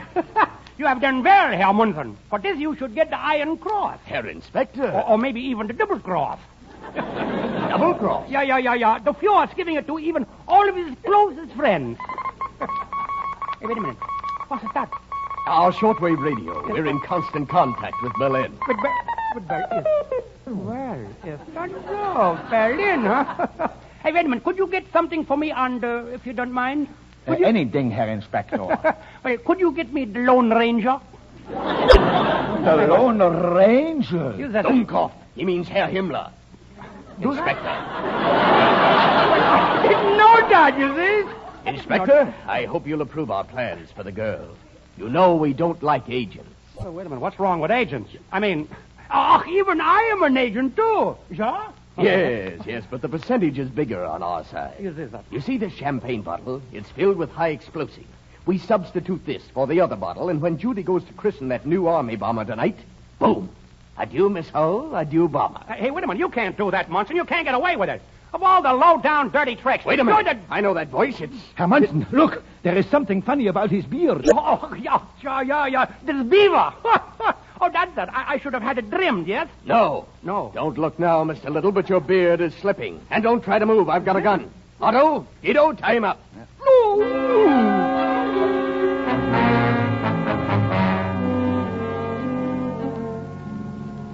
Now, Miss Judy, isn't this all just a little bit silly?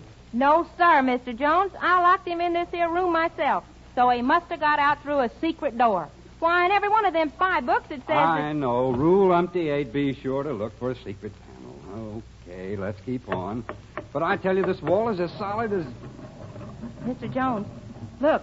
The wall's sliding back. Yeah, I must have touched the hidden spring. And there's a lot of steps. Just stay back of me, Judy. We'll go down and have a look.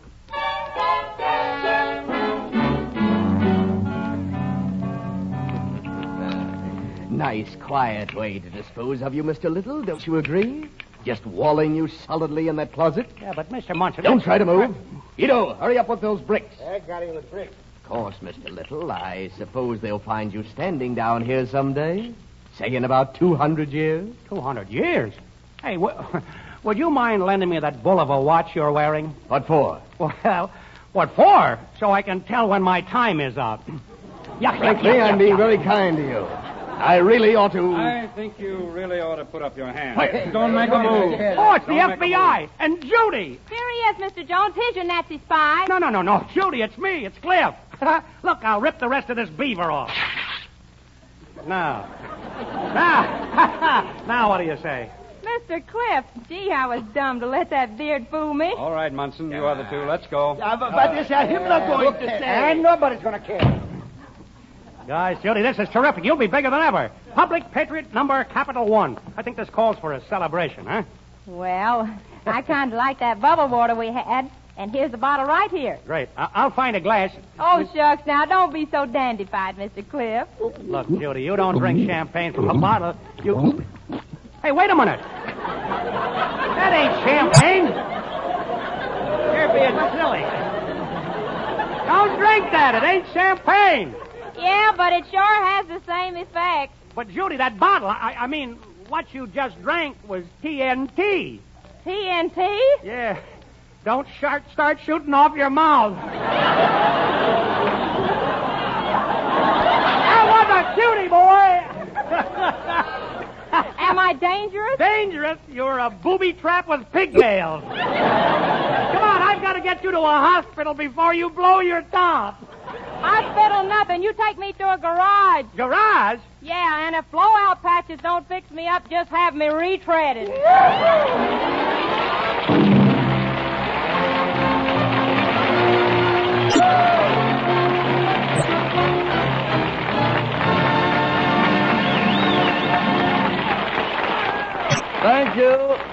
Thank you, Judy Canova and Joey Brown, for a most delightful half hour. Shucks, Mr. Bradley, we're glad to be here. Every one of us knows about the wonderful work being done by the Motion Picture Relief Fund and its beautiful country house. And coming here and playing in these shows is little enough to do, because it's these very shows that make all that good work possible. Now, Joey Brown will be back in a minute. But first, here's a word from one of America's foremost beauty authorities, Lady Esther. Thank you, Miss Canova. Ladies, seeing is believing. That's why I want you to see with your own eyes exactly what happens when you apply Lady Esther Four-Purpose Face Cream. I want you to take half a minute to prove how much fresher and lovelier your skin will look than it's ever looked before. You can make my simple test in the time you count 30. Just rub Lady Esther Face Cream on one cheek, then wipe it off, and run your fingers over that cheek. Feel the difference. Feel how smooth and silky it is to your touch. Now powder that cheek and see the difference. See how the dull, drab look is gone. How your skin has taken on new life and vitality. You see, Lady Esther Face Cream does all these 4 things. 1, it thoroughly cleans your skin. 2, it softens your skin. 3, it helps nature refine the pores. And 4, It leaves a smooth, perfect base for powder. Remember, you can prove all this in just 30 seconds, half a minute, with the patch test. And you can still make the patch test tonight if you like. Just get yourself a jar of Lady Esther four-purpose face cream. And now, here is Joe E. Brown again. Folks, I can say what I want to say in 10 seconds flat. We're in this war, and we're going to win it. We've got the stuff. We've got the ships. All we need is the men to get them both overseas. The merchant marine needs men. Lots of men. And it needs them now. You can do your share by joining up. Next week, the Lady Esther Screen Guild players will present Belle of the Yukon. It will star Randolph Scott, Dinah Shore, Bob Burns, and Gail Patrick. Be sure to listen. Judy Canova is starred on the Judy Canova program each Saturday, sponsored by Colgate Palmolive Pete. Joey Brown is to be heard on his own show, Stop or Go, on Sunday nights. Music on tonight's program was arranged and conducted by Wilbur Hatch. You save enough on the largest size jar of Lady Esther face cream to buy a box of Lady Esther face powder. So remember, ask for the largest size. This is Truman Bradley speaking for Lady Esther, saying thank you and good night all. This is CBS, the Columbia Broadcasting System.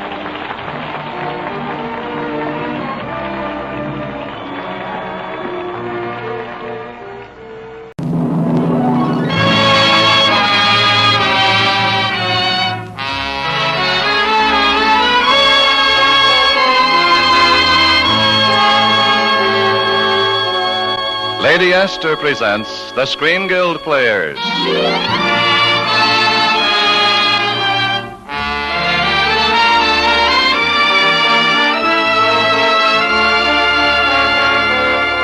The Lady Esther Screen Guild play tonight, The Great McGinty.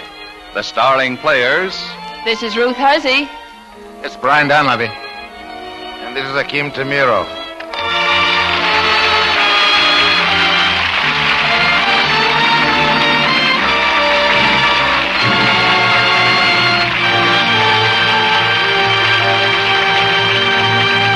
Tonight, Lady Esther presents the Screen Guild players in one of the most delightful screenplays of recent years. The Paramount picture, The Great McGinty. It stars Ruth Hussey as Catherine, Brian Donlevy as McGinty, and Akim Tamirov as the boss. The Lady Esther Screen Guild players in The Great McGinty.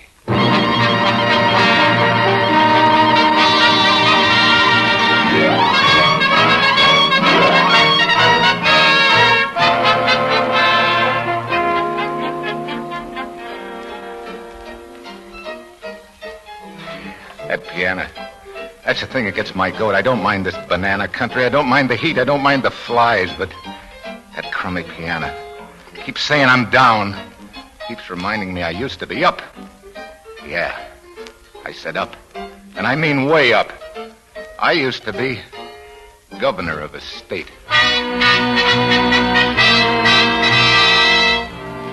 Sort of funny the way I got started in politics. It's election night, and I'm on the soup line. I don't have one thin dime to my name, and this guy steps up and kind of whispers. Hey, buddy, you want to make yourself $2? All you got to do is vote for mayor. How can I vote? I'm not even registered. Are you kidding? Come on. $2 a vote. That's easy, though. But later, when I drop in at this address that he gives me, sort of like a club it was, and try to collect what's coming to me. 37 times?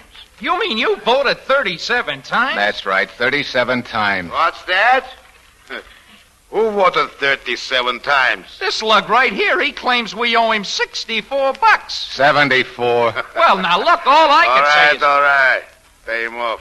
Oh, sure, I was gonna anyway. Yeah, in the pig's poke you would. Now, look here. Don't you know you ain't supposed to vote more than once? Says who? Oh. Tough guy, eh? You know, the last guy talked to me that way, Hey, boss! Boss, we're in. 3-1 for Tillinghast. We win. Sure, Louis, sure. We always win. Well, how about it, tough guy? Have a drink? Maybe I will. What are you going to have? He takes Coca-Cola. Coca-Cola? How's my back hair, Flossie? Hey, listen, Give me a double fudge pecan twist with an extra cherry on top of it. And if you're out of that, give me a slug of whiskey and a bottle of beer. A funny guy, eh? I guess you don't know who I am. That's right. Who are you? I'm someone you better not forget the next time you see me, so just to help you remember. Why, you... That's to pay you off. And that's for interest, and this one's going to be... Lay off, do you hear? Cut it out, Lay. Cut it. Put away the gun. What, gee, boss, You know, tough guy, you sort of give me an idea. I could use somebody that's got some real nerve. Not nerve behind a gun. Anybody's got that like Louis, see? You take away his rod and what you got left? A violet. Oh, no, boss, I mean somebody that can use his mitts. Like me. You think you're tough, eh? Tough enough. I could slap you down with one hand. You and who else? All right. I haven't got time now. Now, starting tomorrow, you're working for me. Says who? And for how much? Now, listen, you! Take your finger out of my face. What?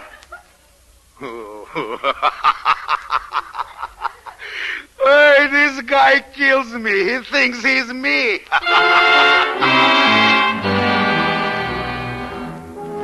Yeah, we got along fine right from the start. So he puts me on the collection route.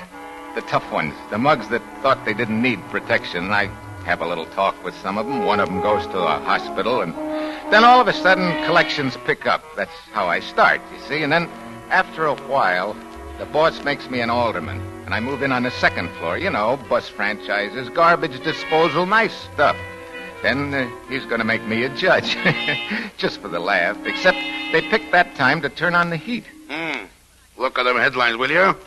Impeach the mayor, city filled with graft, civic purity leaked to act. Say, getting so you can't make a dishonest dime in this town. Yeah, we got to do something, I guess. McGinty. What? You want to be reform mayor? What do you mean, reform mayor? What do you think it means? Don't make me say everything twice, will you? Do you want to be reform mayor, mayor of the city? What have you got to do with the Reform Party? I am the Reform Party. Who do you think? Since when? Since a long time. In this town, I'm all the parties. You think I'm going to starve every time they change administrations? Well, then, where does this Purity League come in? They come in the back door every Wednesday. Well, how about it? You want to be mayor? Well, sure, I guess so. All right, you're in. You'll have to kiss a lot of babies, shake a lot of hands, and be...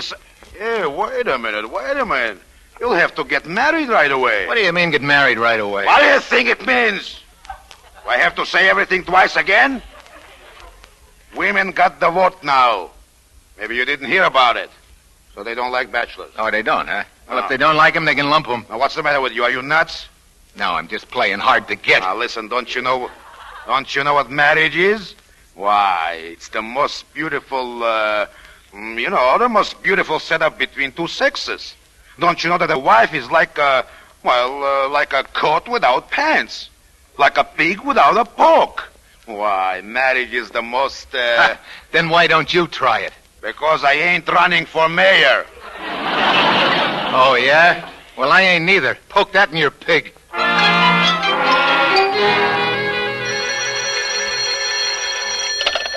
Good afternoon. Alderman McGinty's office. No, I'm sorry he's out. Yes, Miss Dangerfield, I'll tell him you called. That gold digger, I wish she'd... Oh, hello, Mr. McGinty. I was just... Why, Mr. McGinty, what's the matter? Now he wants me to get married. How do you like that one? Married? What for? Because the women have got the vote, and they don't vote for bachelors. Oh, what are you running for? For mayor. Mayor? Yeah, reform mayor. Well, that's wonderful, Mr. McGinty. Oh, I'm so happy for you. We'll have more fun than a barrel of monkeys. What are you talking about? I told him to go fly a kite. Can you see me telling some rib where I've been till 2 o'clock in the morning? Oh, I don't think it's as bad as all that. Look, I know all about it. My parents was married. You catch me walking the floor all night with an armload of little muzzlers yelling at my kisser. Well, you might not have any. What do you mean I mightn't have any? They never had less than 8 on either side of my family. Well, I don't want to argue with you, but they really don't yell so much. I mean, well, of course, it's entirely up to you, but it seems to me an opportunity like this... No, thanks. If you think I'm going to get hitched to some Jane I don't even know or give a whoop-a-dee about. Oh, how about Miss Lucy Dangerfield. She just called and wanted you to... In spades. Well, Mr. McGinty. Yeah. What about me? Uh-huh. Me? I'd be willing to do it for you. Hey, come again. Well, I don't want to get married either. I feel the same way you do about it. You see, I've already been married, and this way we'd both be protected, and you'd get the women's vote, which is really the important thing, and... Well, what's the matter? Huh? Is anything wrong? The way you look at me, I've... Get that phone. Yes, sir. And if it's Lucy, tell her I won't be over.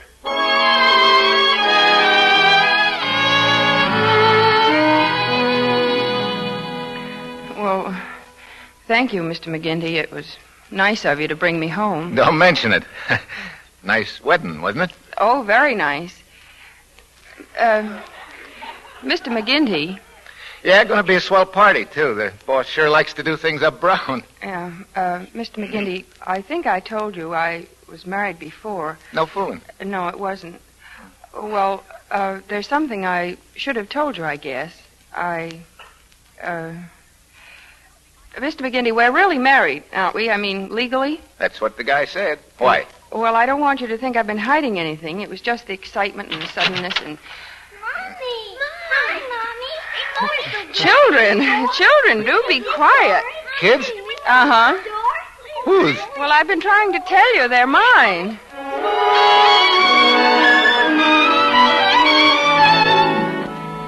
So there I was, with a wife and family, just like that. But I guess we got along okay, better than lots of families, I bet. You see, they left me entirely alone, and me, I did the same for them. Anyway, until the night I got elected mayor. We had a big shindig at the club, and by the time I got home, I was really howling. I was a walking hangover from a barbershop quartet. Oh, by the wings of angels. There, now, just relax, Mr. McGinty. Here, take a sip of this. You'll feel fine in a little while. I feel pretty good right now. Pretty tough day, though. I could stand some sleep. Well, don't you think you'd better take off your shoes? If I come to bed with my shoes? And your hat. And your suit. Gee. Miss Catherine? You in there, Miss Catherine? Yes? Who is it, Bessie? Oh, Mr. George is here, and he tell me to tell you to tell me how long you gonna be. Well, tell him I'll be right out, Bessie. Yes. George, huh?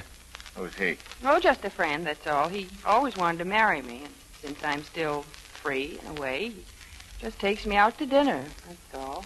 That's all, huh? Well, ain't that enough? Well, after all. Who does this lug think he is? Be propositioning my wife. You mean proposing, Mr. McGinty, and he doesn't anymore. He just takes me to dinner. Well, why can't you eat at home? Is there anything the matter with the grub around here? Well, if there was, Mr. McGinty, you wouldn't know it. Huh? What have I got to do with it? I don't think you have anything to do with it, Mr. McGinty. I'm running your house as best I can. I go to all sorts of clubs and meetings. I'm photographed all the time, just so you might get the women's vote. If I want to go out quietly with an old friend instead of sitting alone in the evening, I don't really see that it... I'm sorry. Oh, that's all right, Mr. McGinty. No hard feelings? No, of course not. Shake? Shake. I was just thinking, why don't we go out together sometime? I'd be very glad to, Mr. McGinty. Sometime. Now, if you'll let go of my hand. You know, if you was to tell anybody that we've been living here like this, you at one end of the hall and me at the other, they wouldn't believe it.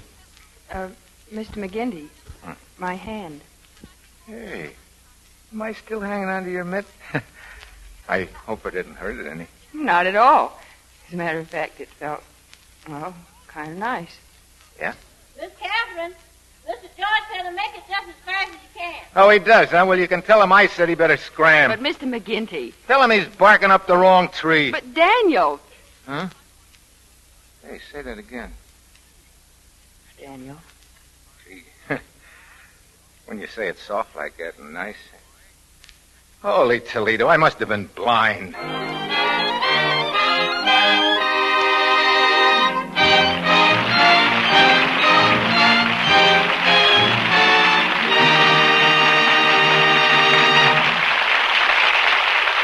The second act of the Lady Esther Screen Guild play will follow in just a moment.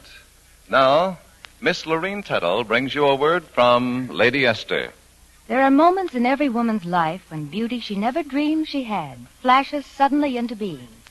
It may be a moment of great joy, a moment of great tenderness.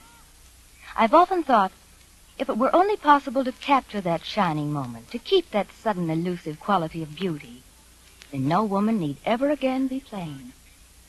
In Lady Esther Bridal Pink, I have tried to do just that.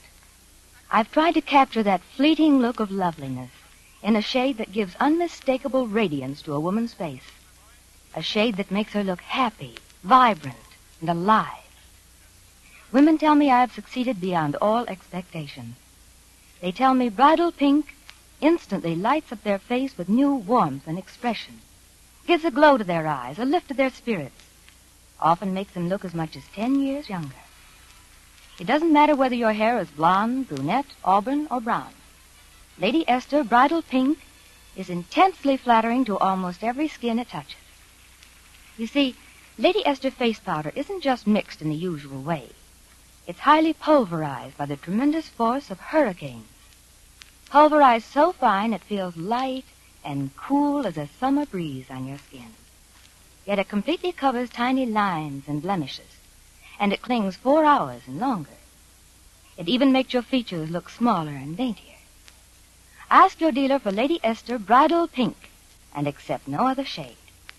Capture that young, joyous look, that radiant look, with Lady Esther Bridal Pink face powder.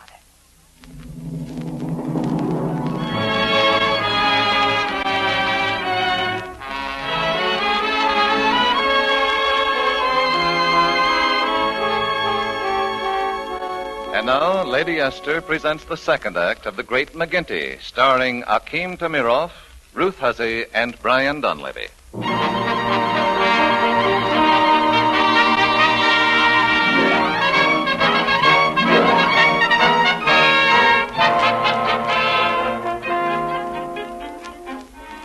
Well, everything's going along pretty smooth now. Catherine and the kids and me, we're mighty happy, and this mayor's job is turning out okay. You see, we're making lots of improvements, and they're paying off big. Yes, sir, I got that right down to a science. But I don't understand, Mr. Mayor. My company has the bus franchise in this city. We have a contract. Yeah, but there seems to be a flaw in it. A flaw? What kind of a flaw? Well, I wouldn't know. You better see the chairman of the bus committee. Nice fella. If you don't get him mad and treat him nice. Oh, you couldn't give me a rough idea of about how nice, could you? I wouldn't know what you're talking about, Mr. Maxwell. Well, glad to see you looking so well. Drop in again and we'll take in a ball game. Do you like baseball? Well, I'm not exactly a fan. Well, that's where you fellas make your big mistake. You worry too much about contracts and flaws and things like that. You ought to get out in the open. Fill your lungs with fresh air and forget your troubles. You see, that picture on the wall, Mr. Maxwell, how many people do you think there were at that game? Well, I'm sure I haven't the vaguest idea. Now, look again. How many people do you think there are in that photograph? Well, I don't know. 10,000? Guess again. 20,000? You're not even warm. Well, frankly, I don't say... Oh. You mean it's more like 40,000? Well, it's more like it, but that ain't it, Mr. Maxwell. There were 75,000 people at that game. 75,000? 75,000. Wonderful, isn't it? Oh. Well, goodbye, Mr. Maxwell. I'll send the guy up to see you. Goodbye. Goodbye, Your Honor. Hello, Miss Ryan. Put Maxwell down for 75 grand. That's right. And look, no more appointments this afternoon. I gotta get home and read my kids their bedtime story.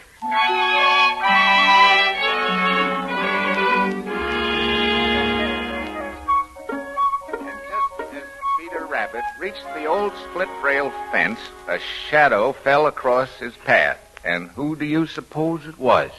I'll give you 3 guesses and then 3 more, but you could try all night without guessing who it really was, because it was none other than... Darling. Huh? They're both asleep. Oh, just a minute. None other than our friend Muggledy-Wump the tortoise. Yeah, that's who I thought it was. You've been wonderful with the children, Dan. They love you so. No kidding. And they're so proud of you. I am too, Dan. I think you're a fine man. Oh, me? Yes, you. You're a tough guy, McGinty, but you're not a wrong guy. If you were on the other side of the fence, you'd play just as hard the other way. Hey, what have you been drinking? Catnip? I suppose I'm being dull. I guess I went to too many reform lunches this week. I've heard so much about child labor and sweatshops and the fire traps poor people live in. I just... Oh, that's up to the boss. I couldn't do anything if I wanted to. You mean you would if you could? Why? Oh, well, do something about the tenements, maybe. Hmm? Hey, you got some relatives living down there? You know I haven't. Dan. All right. What are you going to do? I ain't exactly sure. Hello? Hello? Oh, hello, Mr. Newlywed. You coming over? Now, listen, I got a couple of days... Hey, boss, listen, I happened to come home through the poor district, see, and I was wondering, while we're cleaning up the city, how about a tenement bill? You know, make them clean them up, put in some windows and some plumbing and stuff like that. Hey, I think that's great. Oh, you do, huh? Sure, I don't know why I didn't think of it. This will ring the bell in the house. Now, look, give it to the papers first thing in the morning. Tenements must go. The city without a slum. I'll have Jarvis send you down the list. What list? The landlords, who they are and what they'll pay to kill the bill. Nice going, boy. Nice going. I'll see you in the morning. Yeah, good night. What did he say? Like I told you, no soap. Oh, yeah. Well, that's the way I thought it would be. But don't worry, Dan. Maybe you can't do anything now, but someday you will. Someday you'll be strong enough. You wait and see.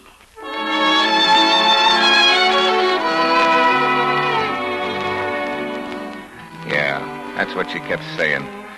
Someday you'll be strong enough. Of course, I knew she was all wrong about that stuff, but I wanted to make her happy, her and the kids, so one day I said, I'm strong enough now. That was the day I got elected governor. Yeah. No fooling. They made me governor. Honest Dan McGinty, the people's friend. Only the very first day I walk into my office. Morning, Your Excellency. Oh, you here already? Oh, sure. We got a mighty big job on our hands.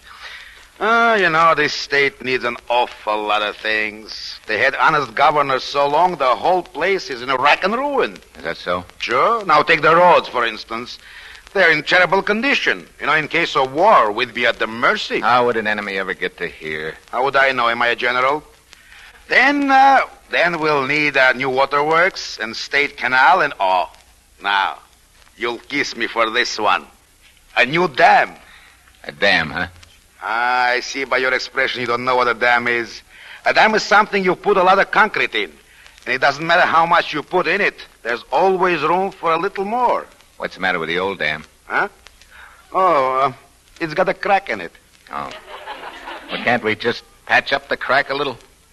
You're kind of dumb this morning, ain't you, Dan? Yeah. Look, you lug. What are you trying to pull? Nothing.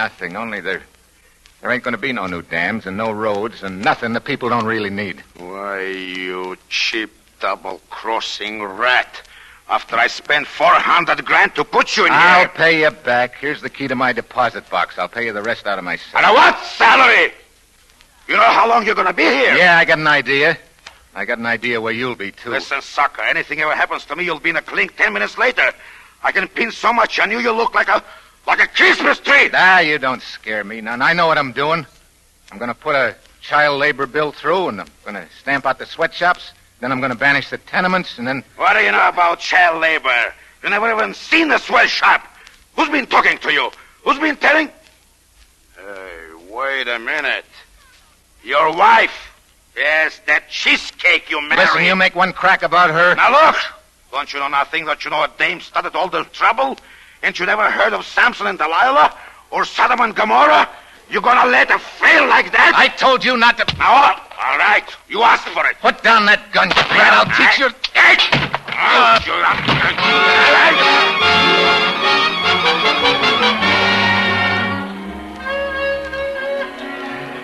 Boy, we had some Brannigans, all right. It ends up with the boss and the clink. 3 days later, I'm in there, too, yeah. One of his outfits, the Better Government League. They start screaming about corruption while I was mayor. They got the dope, too. Why not? He gave it to them. So there I was. He and I in the clink together. Me in one cell and him right next door. I hope you like it in here, wise guy. Might as well enjoy it while you can. Who asked you anything? You know how long you're gonna get? 10 to 20. And not in no country club either. With that income tax stuff they just dug up, you'll get Leavenworth or the beach. Yeah, what are you gonna get? A summer vacation? I hope you're satisfied, you rat.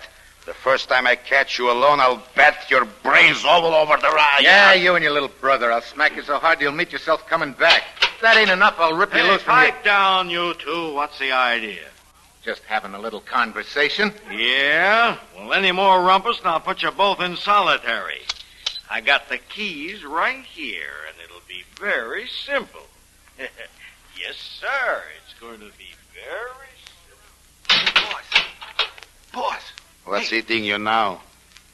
Say, did that guard wink at me, or am I dreaming? Ain't you getting too old to dream? You mean he's one of the boys? They're springing you? 2 o'clock tonight. You better be ready. Me? You mean you're taking me with you? Why not? How else am I gonna get my mitts on you,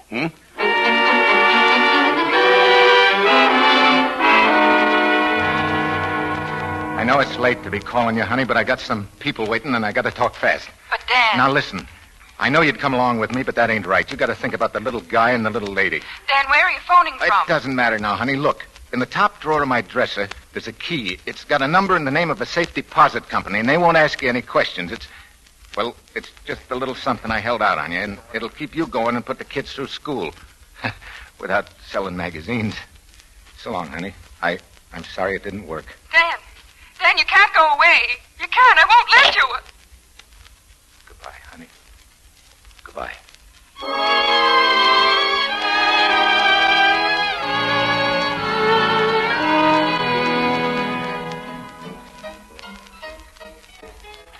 Yeah? We come a long way from there. Down here to this jumping-off place where they don't ask you no questions. Ain't so bad, though. I don't mind tending bar. I get along. Oh, yeah. Maybe you want to know what came of the boss. Well, you see... Hey, you! I just checked the cash register. What do you mean you just checked the cash register? Do I still have to say everything twice? I just checked the cash register, and it's out $12 again. Hand them over. Listen, you fat little four-flesher. Who you call fat? Guess who? Now listen.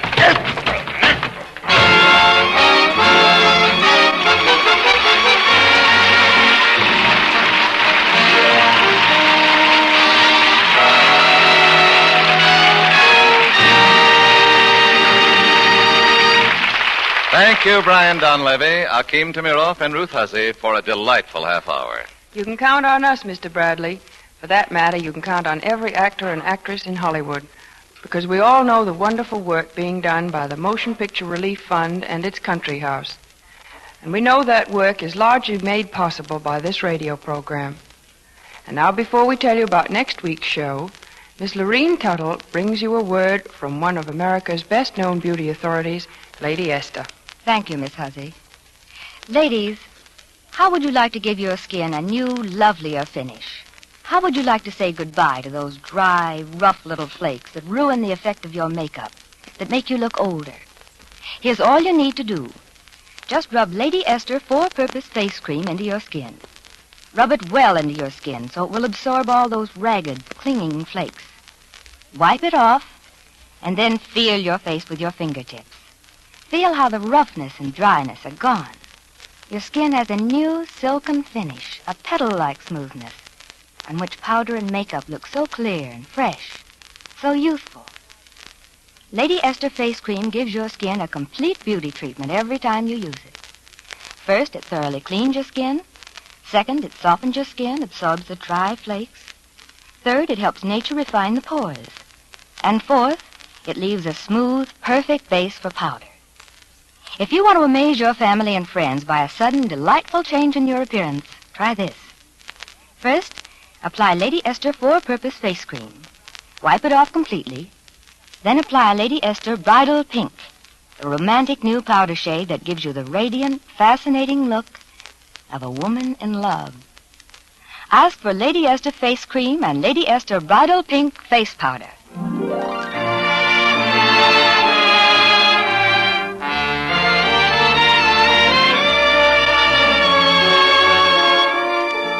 Next week, the Lady Esther Screen Guild players will present Flesh and Fantasy. It will star Edgar Barrier, Claire Trevor, and John Hodiak. Be sure to listen. Brian Donlevy will soon be seen in the Paramount picture 2 years before the mast. Akim Demirov will soon be seen in the Arnold Pressburger production, Scandal in Paris.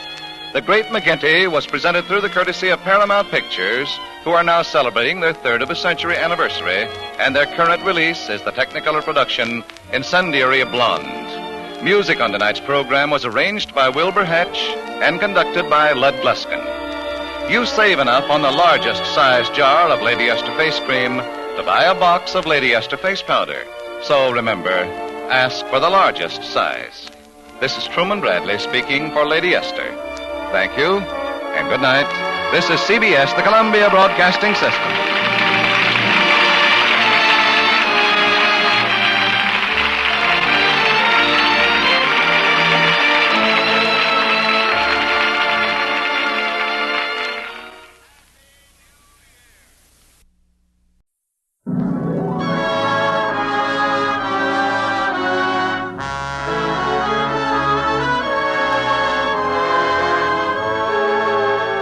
Esther presents the Screen Guild Players.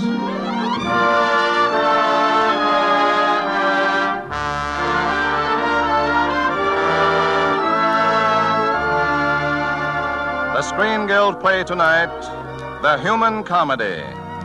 The starring players. This is Mickey Rooney. And this is Frank Morgan.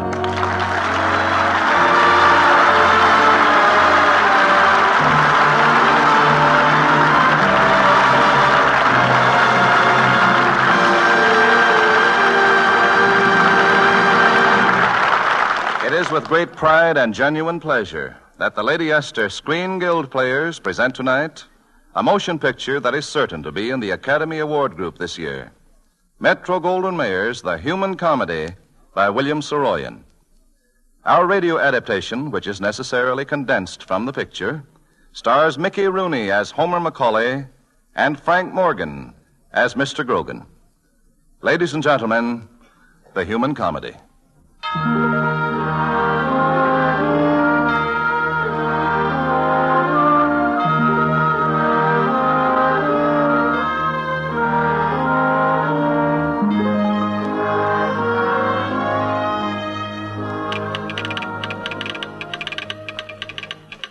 Mr. Grogan. Mr. Grogan, wake up. Wake up, please. Mr. Grogan, they're calling you, Mr. Grogan. Oh, what? What's that? Mr. Grogan, your telegraph key is going. They're trying to get a message through. That was Homer who just roused me from my untimely nap. Homer Macaulay, our new messenger boy. He's working nights now, attending school by day, because his father is dead, and his brother Marcus has gone off to war, and his family needs the few dollars he can make. You'll challenge my assertion, naturally, but I contend that Homer is a lucky boy. And if you ask me why, well, listen to my telegraph key. That's no ordinary sound, you know. That's the heartbeat of our little town. Its joys and hopes, its sorrows and despairs. A moving record of the things men do and of the things they don't. Success. Contract signed. Return tomorrow. Failure. Wire $20. Urgent. Start. Baby arrived last night. And finish. Father died this morning. All of it. Everything. Good and bad, light and dark. All of it there in the music of that telegraph key. Real music. Straight from the world. Straight from the hearts of people. The music of life itself. Yes, I assure you, Homer Macaulay is a lucky boy. Here in this office, he's going to learn about life.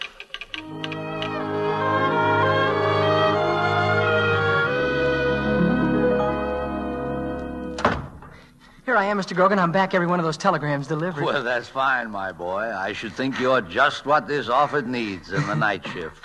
Probably the fastest moving thing in the San Joaquin Valley. Well, I've got a bicycle, of course. Yeah, of course. How do you like being a messenger? Oh, I think it's great, Mr. Grogan. You go different places, meet different people. Yes, a fella gets around a bit.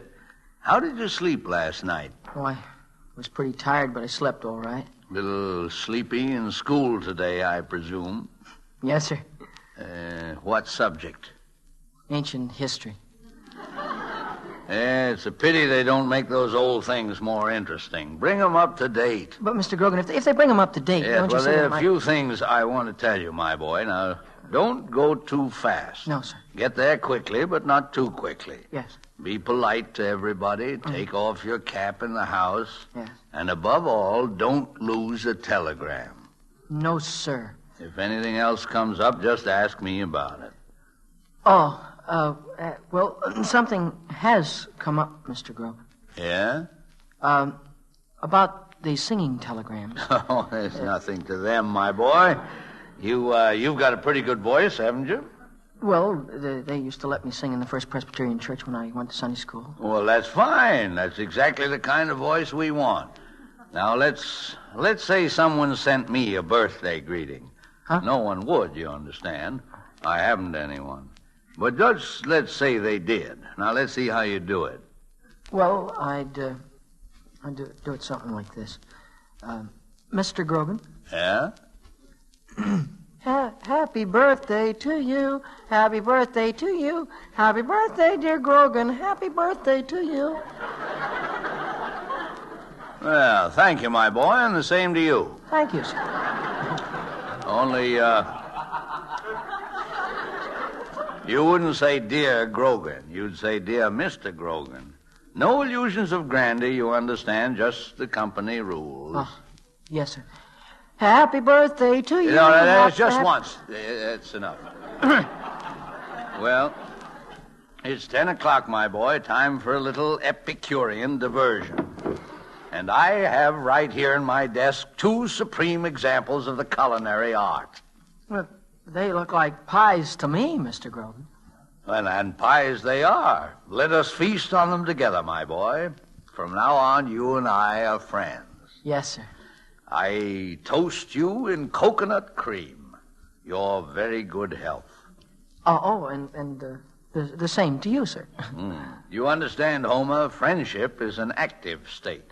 On occasion, I shall ask you to run an errand, or join me in song, or sit and talk with me. Run an errand, sing, song, talk. I can do all of that. Is there anything else, sir? Yes, well, there's a rather delicate matter. In the event of drunkenness... Huh? Mine, not yours. I shall count on you to see that I am able to perform my duties here. Me? Oh, what could I do? Well, if I do not respond when shrugged, a splash of cold water in the face. This is to be followed by a cup of black coffee. Yes. In the street, however, the procedure is quite different. If you behold me lost in the embrace of alcohol, you will greet me, but make no reference to my condition. I'm rather a sensitive man, and I prefer not to be the object of public solicitude. Cold water and coffee in the office. Greetings in the street. You have it all clear? Yes, sir, but I guess there's more to this telegraph business than I thought there was at first.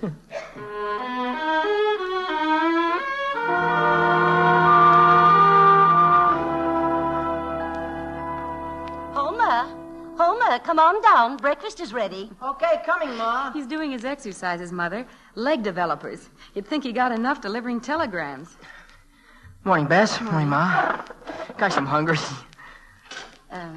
Homer. Oh, I wouldn't forget to say grace, Ma, not me. Be present at our table, Lord, be here and everywhere adored.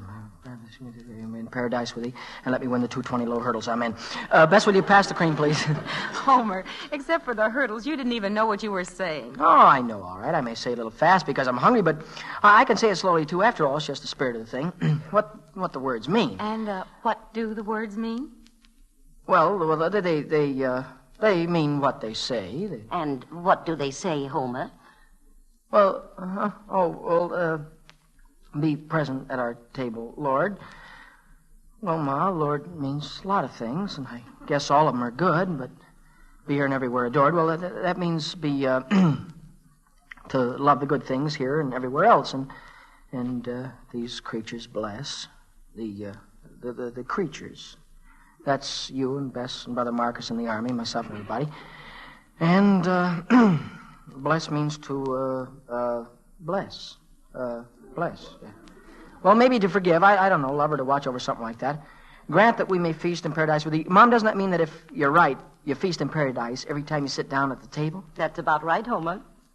But what about the 220 low hurdles?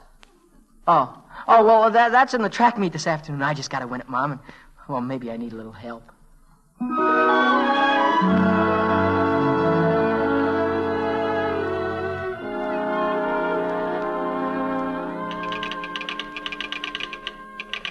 And so another day begins for Homer. A day like any other day and still quite different from the rest. A day when Homer learns a little more of life. There's a girl, you see. Her name is Helen Elliott, and she's in Homer's class at school. Not that she's overly aware of him, of course. A boy who's a telegraph messenger at night. No. Helen, I'm afraid, is interested in someone else. In Hubert Akeley III, whose father happens to be very rich. Hubert rather likes Helen, too. And besides, he runs the 220 low hurdles. So I imagined it's quite understandable if Homer picks a quarrel right in class. Hey, Hubert Akeley III. What did he ever do? Or Hubert Akeley II or the first, for that matter? Well, at least no Akeley's ever been a common fanfaron. Boys? Fanfaron? Miss Hicks, what does that mean? Homer, I've told you to... Oh, he's just ignorant, Miss Hicks. Hubert? Listen, number 3, don't you start calling me names I never heard of before. A fanfaron is a common larrikin, a hoodlum, a braggart. Ah, sit down, a fanfaron. Homer, Macaulay, and Hubert Akeley will remain in their seats after school. After school, but Miss Hicks, what about the track meet? I'm not interested in the track meet. But Coach Blenton is counting on me to win the 220 low hurdles. He told my father... Hubert, neither Coach Blenton nor your father is in charge of this class. You and Homer will remain here after school.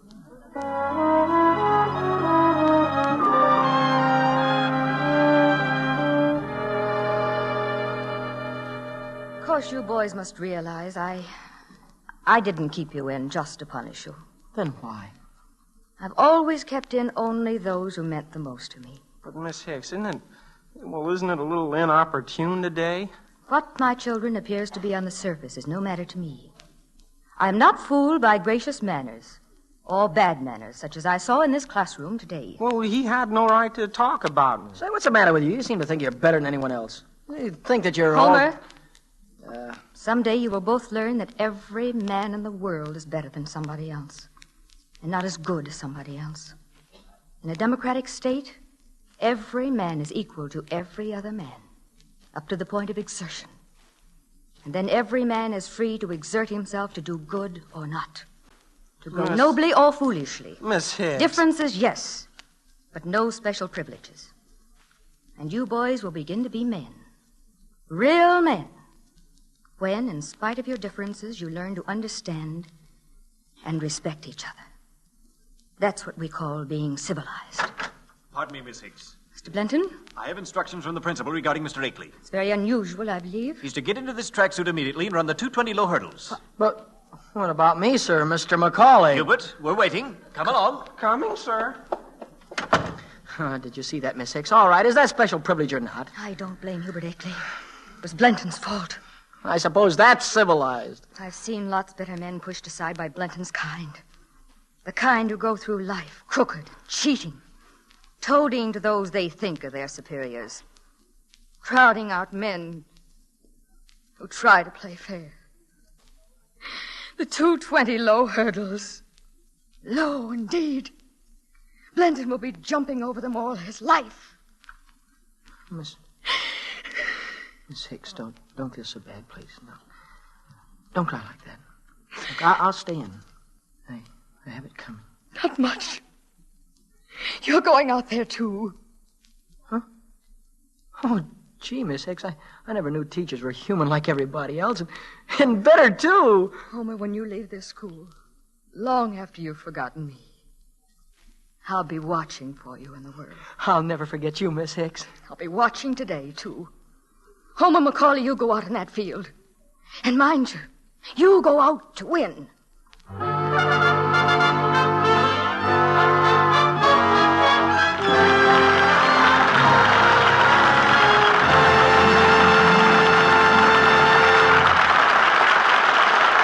So ends Act One of William Saroyan's The Human Comedy, starring Frank Morgan and Mickey Rooney.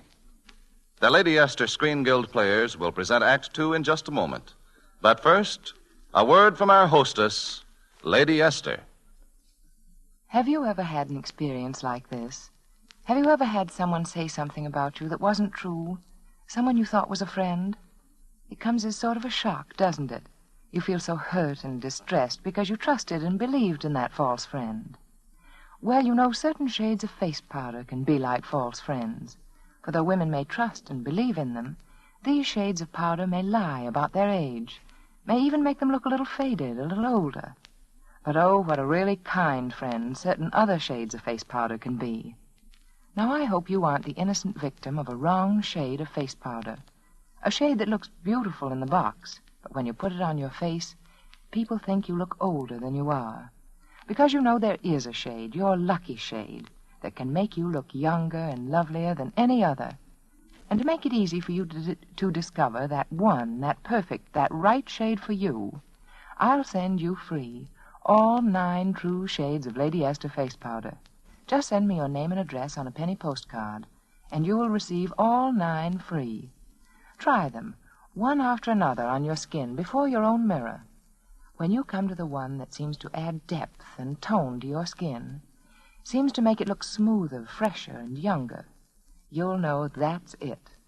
You'll know that's the shade for you, your lucky shade. So don't miss this opportunity to try all 9 shades free. Send your name and address on a penny postcard to Lady Esther, Chicago. That's all the address you need. Lady Esther, Chicago.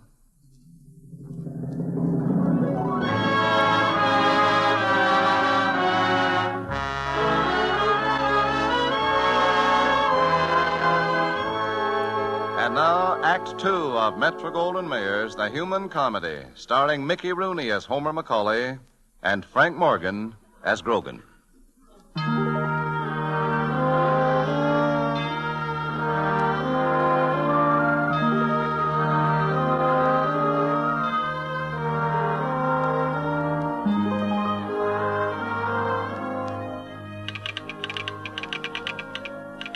Yes, Homer won his race this afternoon, the 220 low hurdles, and beating Hubert Akeley III made it a memorable victory, you may be sure.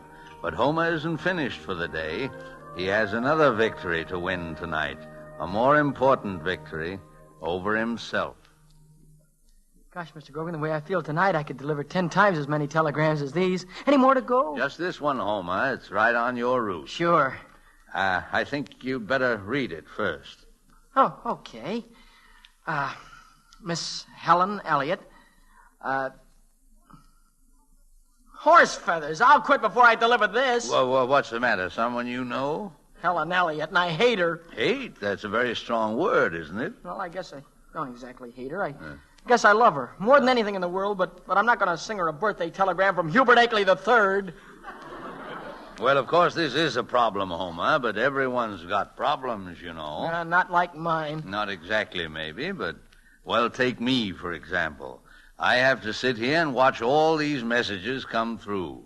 And sometimes I know they'll make people happy, and sometimes I know they'll feel pretty bad. Gee, that's your job, Mr. Grogan. That's what I'm trying to tell you, my boy. It's more than a job. It's a sort of privilege. We two, we're just alike. Well, we're like a filter for all the emotions in this town. I never thought of it like that. I guess I better be getting out of my route.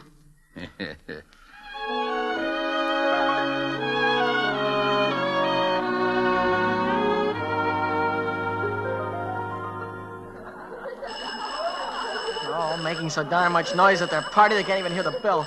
Why don't they open the door and... Well, if it isn't Mr. Homer McCauley. You stay out of this, Hubert. I have a telegram for Miss Helen Elliott. Why, Homer, Homer. Miss Elliot, this telegram. Don't open my telegram. I'll take it, please. No. It's not that kind. I mean, I'm supposed to. I have to.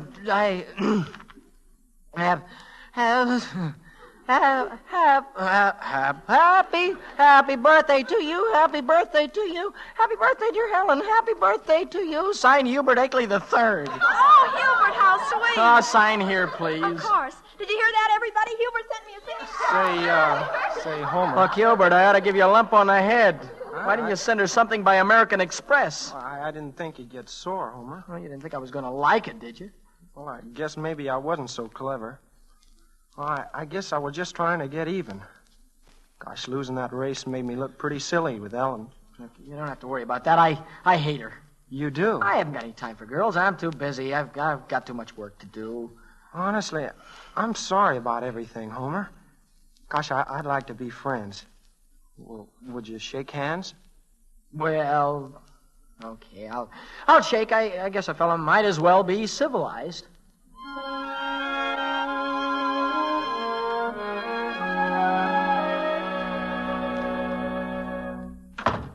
Well, I did it, Mr. Grogan. I stood right up and sang that song like Mr. Grogan. Mr. Grogan. Wake up. Wake up, will you, sir? Gosh. I guess this is the time for the water. Honestly, Mr. Grogan, I don't like to do this at all. Just because you told me to. There. Yes. Well, Mr. Grogan, you told me to splash your cold water, remember? Oh, yes. Mr. Grogan. Yes. There's Homer. There's a telegram there on the desk. Yeah. We got to deliver this. Yeah, deliver it, yes. All right, now don't worry, Mr. Grogan. I'll deliver it, and then I'll get right back here and fix you up. Yeah. On the desk, he said. I guess this is it. Mrs. Rose Sandoval, the War Department regrets to inform you that... Gee, no wonder.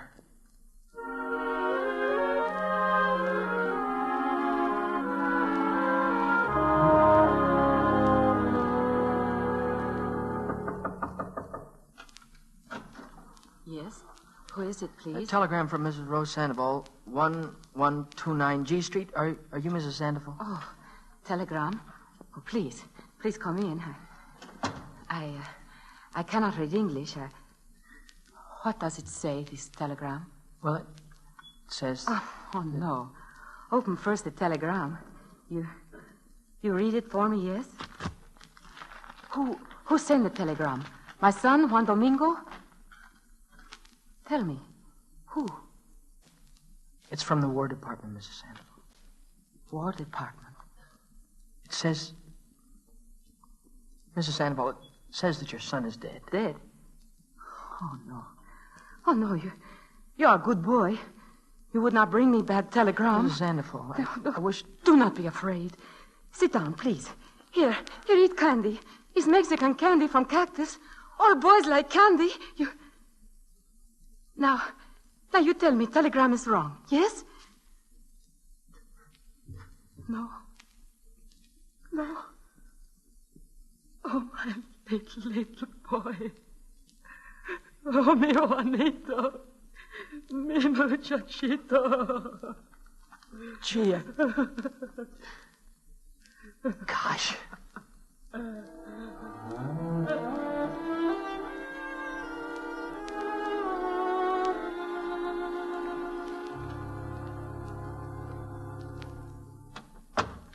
Yeah, is that you, Homer? Did you deliver that telegram? Yes, sir. Yes, sir, I delivered it, Mr. Grogan. My boy, I should like to thank you for your recent ministrations on my behalf. You carried out your orders perfectly, as witness my complete, shall we say, renaissance. You were cool-headed, efficient, and... Well, what is it, Homer? Something disturbing you? Mr. Grogan, people are in such trouble, and what can you do about it? Well, what do you want to do about it? Oh, I don't know exactly how to say it, but ever since I started working here, everything seems changed. Everything seems so different. I feel lonely, and I don't know what I'm lonely for. Perhaps the loneliness you feel has come to you because you're learning things. You're growing up. You know, Mr. Grogan, when a fellow starts finding out about people, like that woman tonight whose son was killed, almost everything a fellow finds out is sad, isn't it? Yes, Homer, it is. Why? Well, you'll find out. No one can tell you. By the way, Homer, here's a letter for you. Oh, for me? Yes, I must have been too occupied to give it to you before. Say, it's from Marcus, my brother Marcus. Oh. Can you imagine he sent it to me? Well, what does he say? Let's see.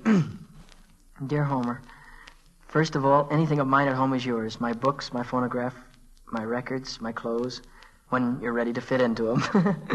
My bicycle, and my... Gee, I'm glad he gave that to me, Mr. Grogan. I had to borrow it to get this job. My microscope, my fishing tackle, and all the other things of mine at home. Yeah. I give them to you because you are now the man of the Macaulay family. Yeah. I have no idea what is ahead. I'm terribly afraid. I'm terribly afraid.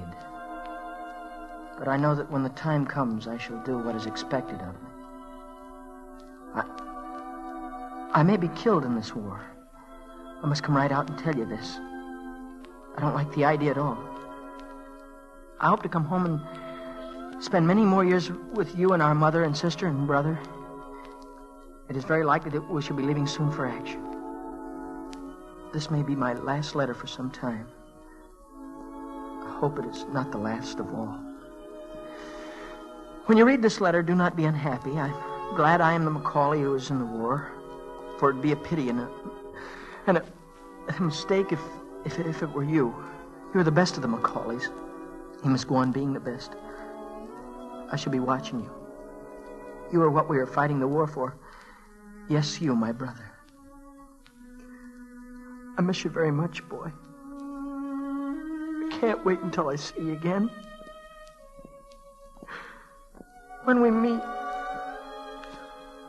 I'll let you wrestle and put me down on my back in the parlor in front of Bess, Ulysses, and maybe even Ma. I'll be so glad to see you. And if I don't come back, Homer, don't feel like this is the end. Do not believe I'm gone. Do not let the others believe it. I'm depending upon you to keep the family together. Remember, the end is only the beginning. God bless you. So long, boy. Your brother Marcus.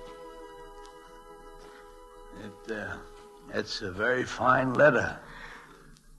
Mr. Grogan, if Marcus is killed in this war... Homer. He said that you're the man of the family now. I'm sorry. I guess I'm not used to thinking about people dying. That's part of learning about life. You're tired, my boy. Go on home and get some sleep. Yeah, I'm tired. Good night, Mr. Grogan. Good night, Homer. Yes, tomorrow is another day.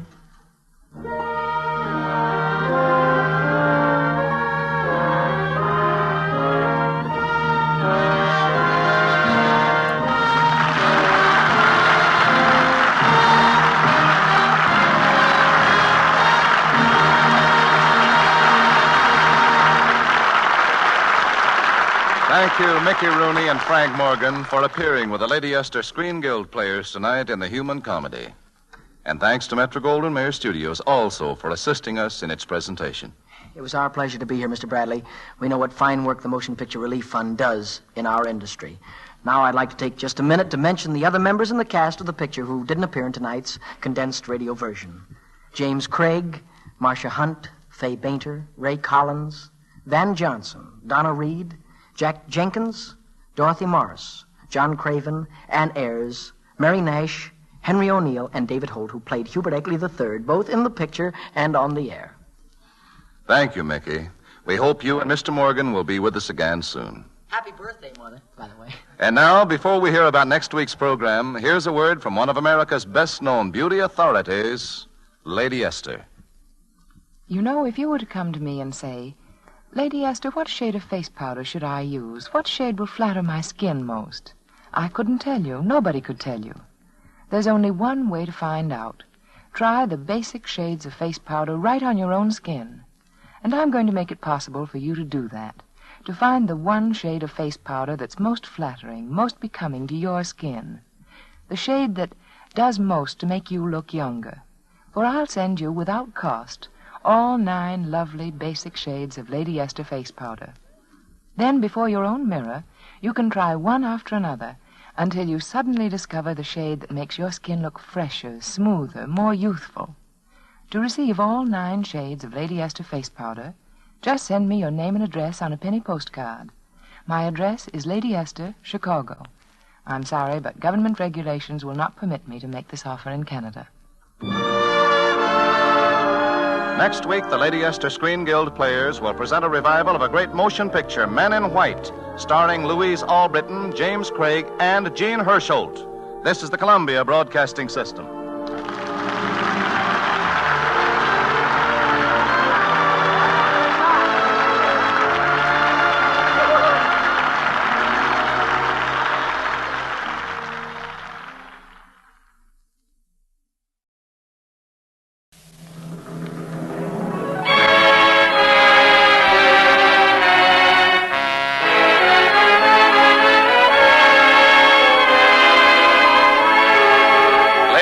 Presents the Screen Guild Players.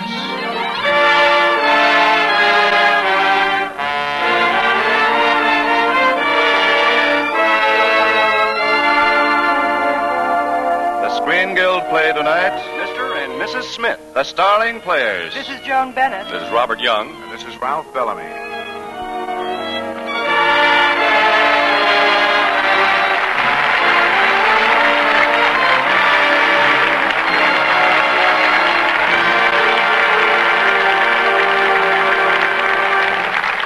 Tonight, Lady Esther presents the Screen Guild Players in a rib-tickling farce about a marital mishap, Mr. and Mrs. Smith. Our stars are lovely Joan Bennett, who plays Mrs. Smith, Robert Young as Mr. Smith, and Ralph Bellamy as Jefferson Custer III.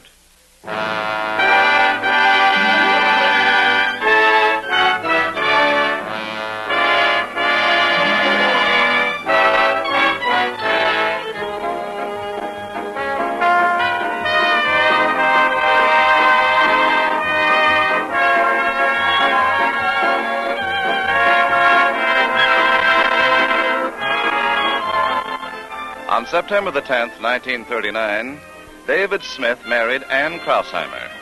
On September the 11th, they had a quarrel. But on the morning of September the 12th, they made up.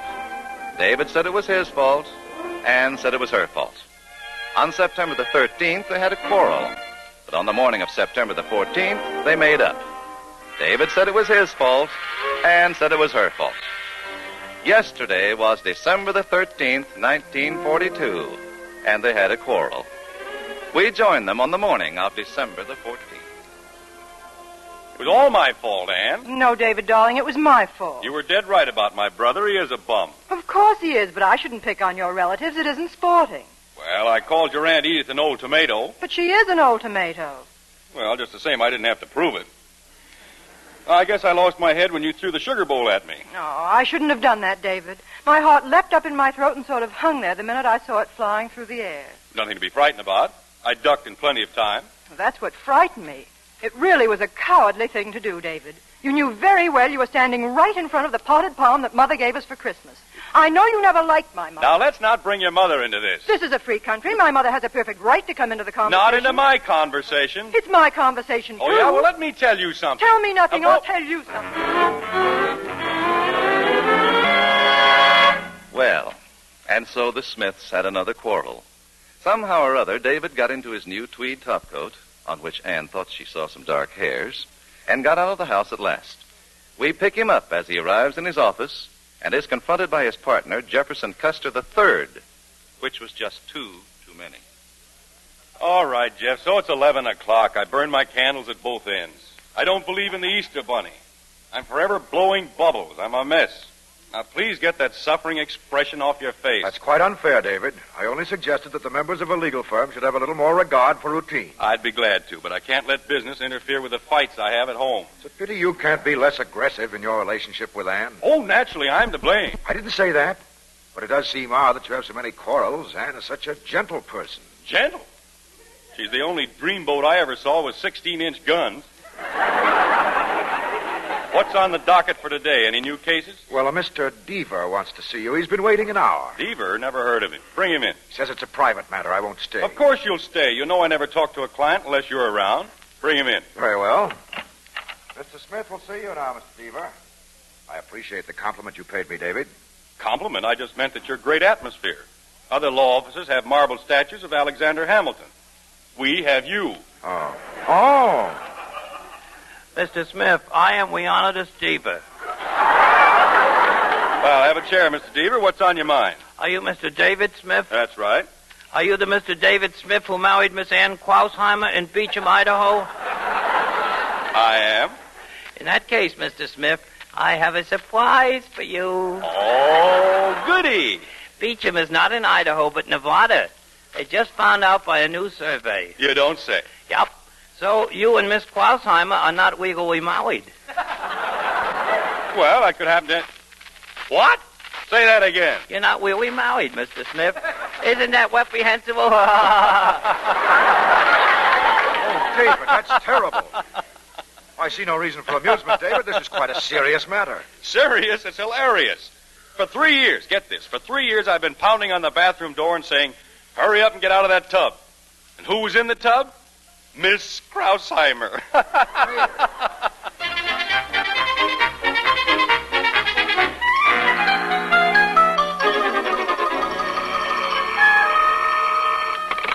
Hello? Hello, Ann. Now, David, if you've just called me up to start another argument. Argument, darling. Nothing was further from my mind. Look, I've got a great idea. Let's call off that bridge date tonight and just stay home and be romantic. David, are you feeling all right? I never felt better in my whole life. I just happen to feel romantic, that's all. Now, let's have an intimate little dinner, and you can wear that black lacy thing. Just a minute, David. Who is it? Your dear mother, darling. Oh, well, sit down. I'll be right there. It was Mother, David. The old pest. What? I said give her my best. And, get rid of her before I come home. Get rid of her? Well, I mean, we don't want anyone around tonight, darling. Let's have candles on the table and put on some of that perfume I like. You know, the kind that makes my nostrils twitch? Why, David, what on earth come over you? You just wait and see. Will you be ready? Oh, yes, darling. Goodbye. Goodbye, sweet. Anne, dear, Hello, Mother. I suppose you dropped in for lunch. My poor little girl. There's nothing wrong with me. What are you talking about? You're not married. You're crazy. Oh, no, I'm not. I met Leonardo Stever from Beecham this morning, and he explained that Beecham is really in Nevada, and you had an Idaho license. Is that bad? It means you're not legally married. Oh, my poor baby. To think that such a disgrace should come to the Krausheimers. Oh, calm down, Mother. All David has to do is marry me again, and as soon as I tell him... Well, he knows by now. Mr. Deaver was going to see him this morning. Oh, of course he knows. I see the whole thing now. Did he mention it when he was talking to you on the phone? No, but he will. He wants to be romantic about it. We're having dinner at home tonight with candles, and he'll propose all over again. My poor child, I hope you're right. I've never trusted David Smith. Now, you listen to me, Anne. If he doesn't propose Well, don't be ridiculous, Mother. Of course he'll propose. I won't say yes right away, of course. I'll make him coax me like I did the first time. But don't you worry, Mother. As soon as dinner is over, David and I will make you an honest mother-in-law.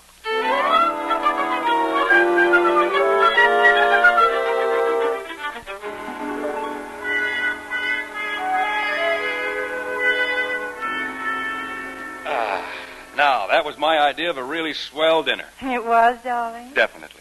You buy the best canned spaghetti I ever tasted. How about some more champagne? No, thanks. I'm all bubbly now. Anne, there's something I'd like to say to you. Yes, David? Come here. Now, what do you want to tell me? Anne. Yes? Gee, you smell good. Oh.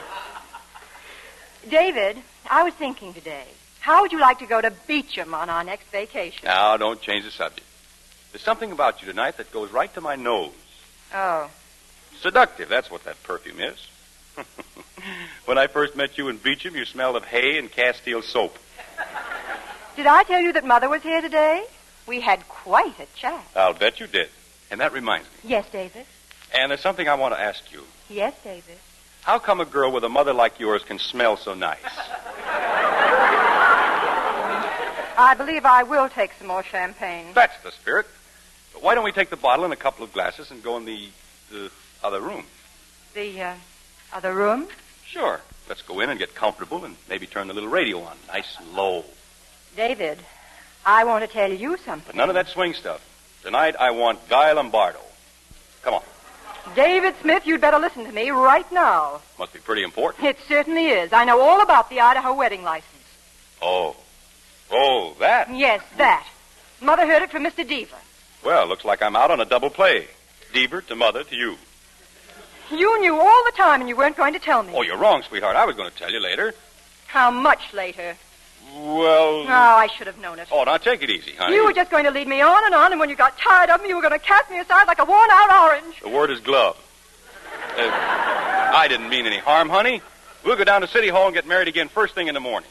And where do you think you're going to spend the night? Well, here, of course. Oh, no, you're not. You Guy Lombardo listener. Oh, but darling, you... Get out. Oh, you're just upset, baby. After all, a man's wife can't... No, I'm not your wife. I'm Miss Ann Krausheimer, and you don't live here anymore. Oh, sweetheart, you don't mean it.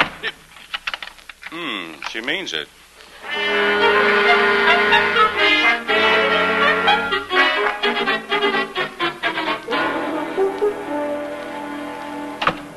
Good morning, Miss Lanning. Good morning, Mr. Smith. Mr. Custer is waiting for you in your office. Thanks. Hello. Sit down, David. There's something I want to say to you. Briefly, it's... Really? What else is new? Pardon me, I believe I'm getting a cold this beastly weather. Now, you should have your galoshes retreaded. But, you had something to say to me? Yes, I just spoke to Ann on the telephone. Oh? I asked her to come down here to talk this thing over quietly and sanely. You're much too fine, both of you, to have this happen. Why, gosh, Jeff, it's awfully decent of you to... I'm going to take matters into my own hands, David. After all, you and Ann, you mean a good deal to me. Why, Jeff, Shake hands with me, Jeff. Glad to, old man. Jeff, you're the best friend a man ever had. We're partners, old man. You're the best law partner a man ever had. We were school chums, old man. And you were the best fullback Michigan ever had. Oh, come now, old man. I always said Harmon was a greater back, but I was wrong, Jeff. Harmon couldn't touch you. Thanks, old man. Mrs. Smith is here. Send her in, old man. Send her in. This way, Mrs. Smith. Hello, Jeff. Oh, I'm glad to see you, Ann. Talk to my lawyer. Your lawyer? What lawyer? Ann has asked me to represent her in this matter, David. What? Ann doesn't need a lawyer. You're right, David. She doesn't. Because according to the facts, you two aren't married at all. Why, you sniveling shyster. You call yourself a lawyer? Someday an ambulance is going to back up and knock all your teeth out. Now, let's not lose our tempers. We must face facts. You two simply are not married and never have been.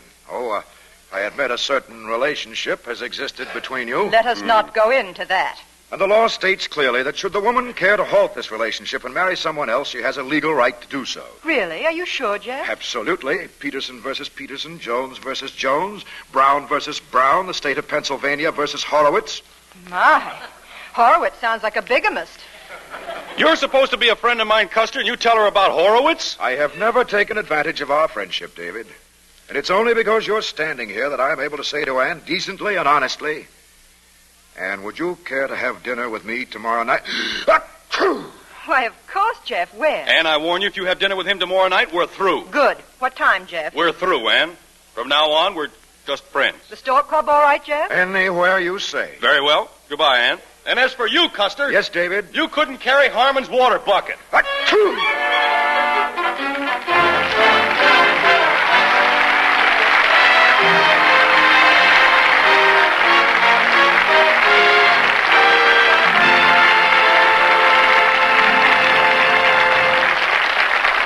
And so the curtain falls on the first act of the Lady Esther Screen Guild Players presentation, Mr. and Mrs. Smith, starring Robert Young, Joan Bennett, and Ralph Bellamy. Before we present Act Two, I'd like you to hear a word from our hostess, Lady Esther. You know how you felt on a holiday, gay and happy and ready for all the good things the day might bring. Remember how you've said, today's a special day, a wonderful day. Exciting, wasn't it? Sort of like the time you wore your first party dress or had your first important date. You know, every day can begin like that for you. Every day can seem like a holiday. If when you look in your mirror, you're able to say, my, I look nice this morning. My skin looks so smooth and fresh. Now, I don't know of any one thing that will make you a ravishing beauty overnight. But I do know that if you use Lady Esther face cream faithfully twice a day, it will help you have a fresher, lovelier skin that will make your heart sing for joy when you look in your mirror. You see, Lady Esther four-purpose face cream, this one cream by itself, takes care of the four most essential needs of your skin. It not only thoroughly cleans your skin, but it also softens your skin. It helps nature refine the pores. And finally, it leaves a smooth, flattering base for powder. I just wish you could read some of the letters I get from women who once used a lot of different kinds of preparations for their skin, but who now use just Lady Esther four-purpose face cream. So many of them say their skin never looked softer and smoother, never looked lovelier. Why don't you change to Lady Esther four-purpose face cream? Then, when you look in your mirror and see how fresh, how much more attractive your skin looks, well, every day may seem like a happy holiday to you.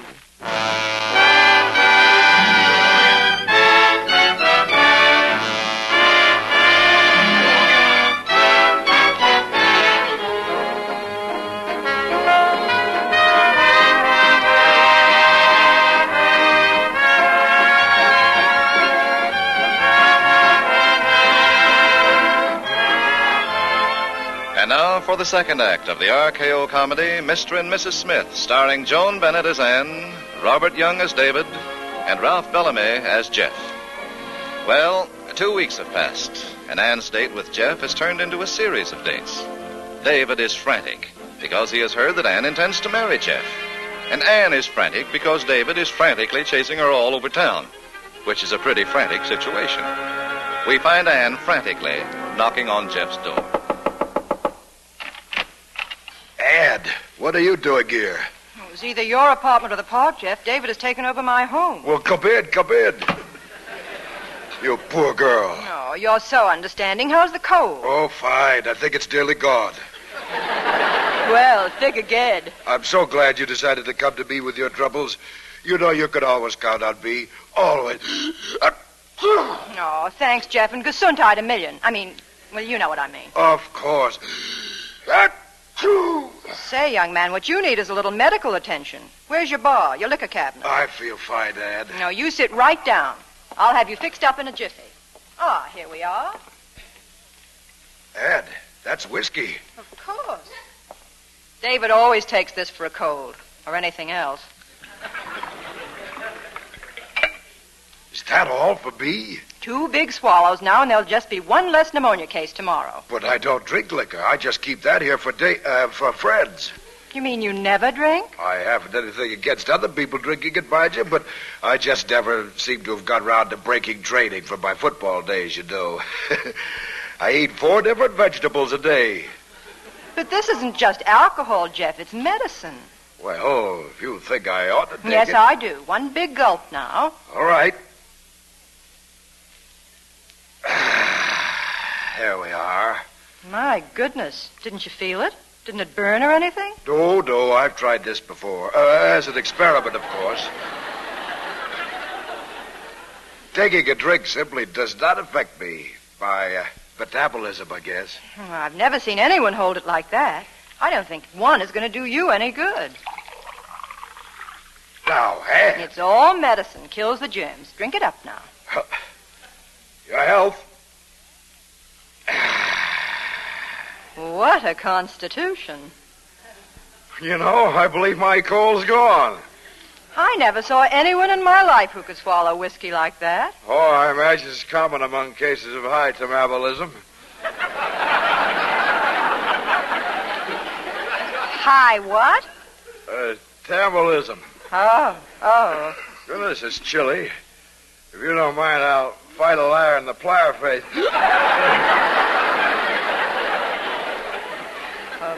Maybe that second one was too much. Nonsense, my dear.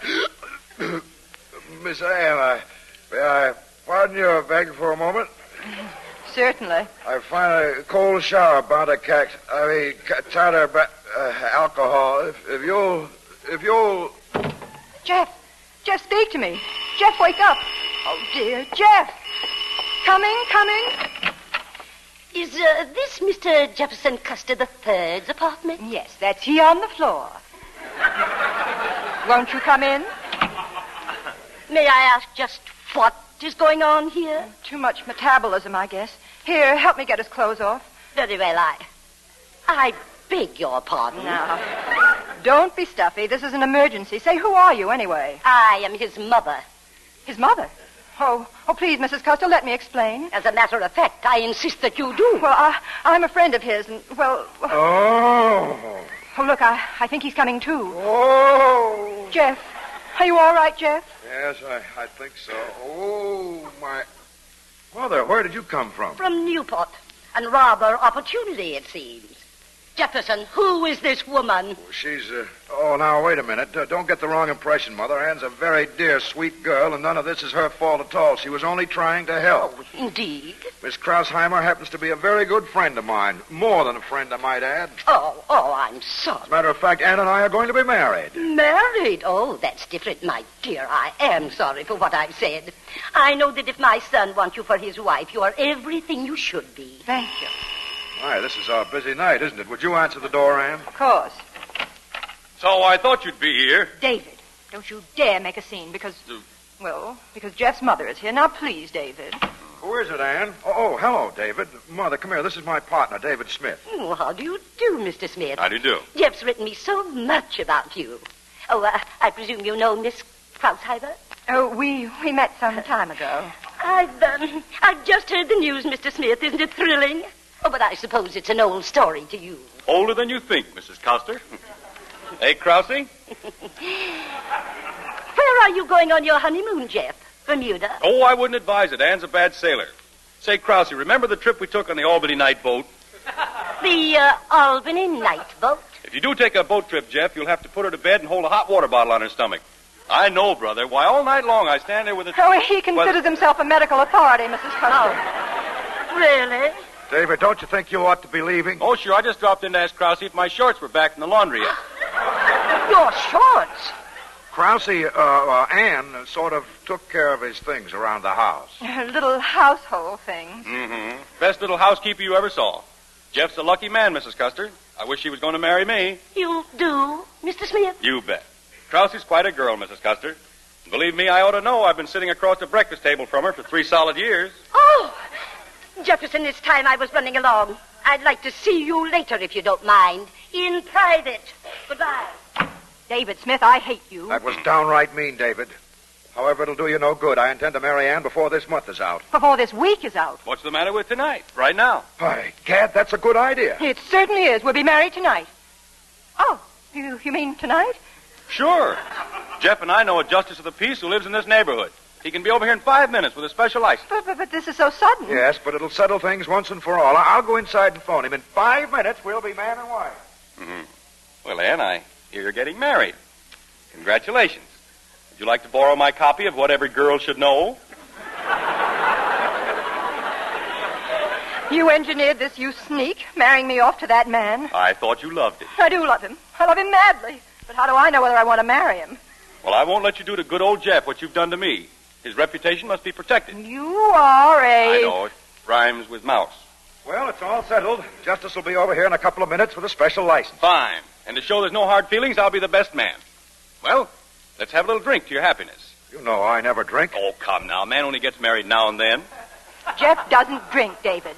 Liquor does things to him. Why, Anne, you know drinking doesn't affect me.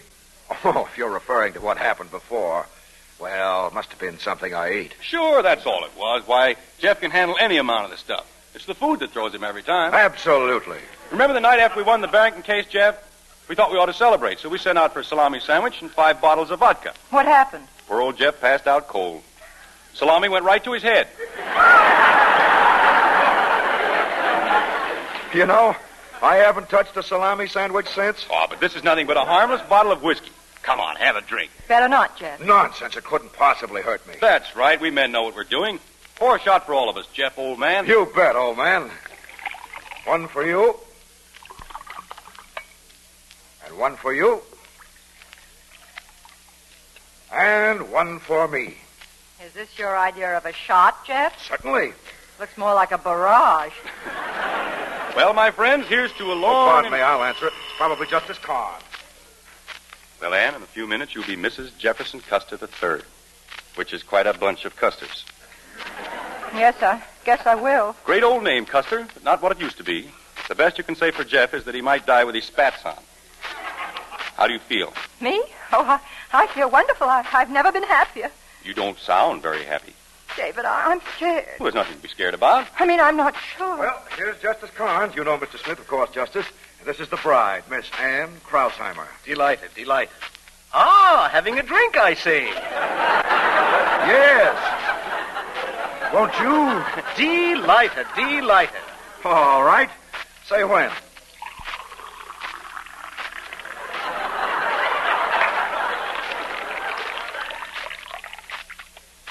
That's all there is. When? Well, here's to a long and happy marriage. Down the hatch, everybody. Excellent. Now let's proceed with the ceremony. Will the bride step forward? And the groom. Did somebody push him? Oh, I knew it. He's down again. Hey, that was strong whiskey. I don't feel it myself, but I can see how others might. Pardon me.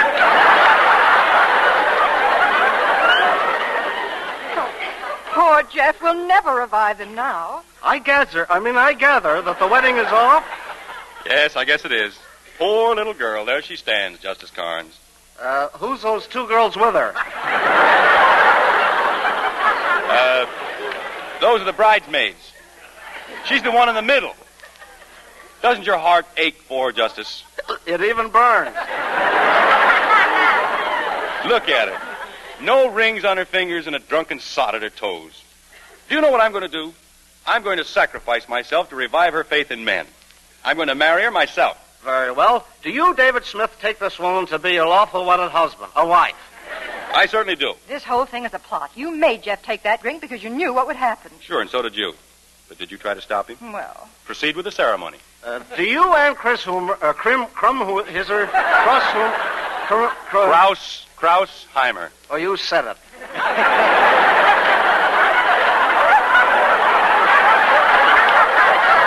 Do you and what he said take this man to be your lawful wedded wife? She does. I do not. She does. Make up your minds. Do she or don't she? Oh, well. I do, but... That's enough. Then by authority of my virtuous man and wife, I now pronounce you justice of this county.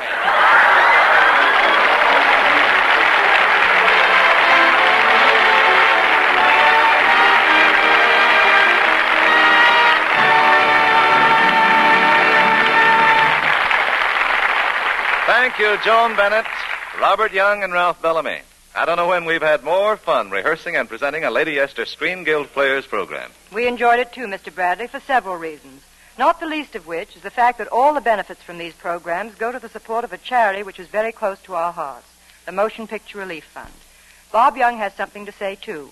But first, may I ask you to listen to a word from one of our best-known beauty authorities, Lady Esther. Thank you, Miss Bennett. Suppose there was a face cream with such rich cleansing power that it gave your skin a cleaner, fresher look the very first time you use it. And suppose that same cream softened your skin, seemed to smooth away dryness and flaking. Now suppose at the same time that cream made your skin look fresher and lovelier by helping nature refine the pores. And as though that weren't enough, suppose after you used this cream, it left a wonderfully smooth, flattering base on your skin. A perfect base for powder and makeup. Well, you'd think it was a miracle cream, wouldn't you? And yet there is just such a cream. Yes, the cream I've just been describing to you is Lady Esther Four-Purpose Face Cream. And it does all these 4 important things for your skin every time you use it. That's why you can expect such unusual results from Lady Esther Four-Purpose Face Cream. Today, millions of busy, lovely women use just this one cream for the complete care of their skin. And I just wish you could see the letters many of them write me. They say their skin never looked smoother, never looked fresher. Why don't you give up all those jars and bottles you may have thought you needed and change to just this one cream, Lady Esther 4-Purpose Face Cream? And now, here is Robert Young. I have a message for you from our government. Our government and the railroads and bus lines of this country are specifically requesting civilians to avoid railway and bus travel between December 15th and January 5th. Please stay home between December 15th and January 5th and let a serviceman or his mother have your train or bus seat. And now here's Ralph Bellamy to tell you about next week's show. Next week, our Lady Esther Screen Guild players will bring you a program which has become a Christmas tradition in this theater. John Nesbitt's splendid radio adaptation of Oscar Wilde's story, The Juggler of Our Lady. Traditionally, too, Ronald Coleman will tell the story, and Nelson Eddy will bring to life the loveliest of all Christmas music. Thank you and good night. Next week, then, Nelson Eddy and Ronald Coleman will bring you The Juggler and Our Lady. This is the Columbia Broadcasting System.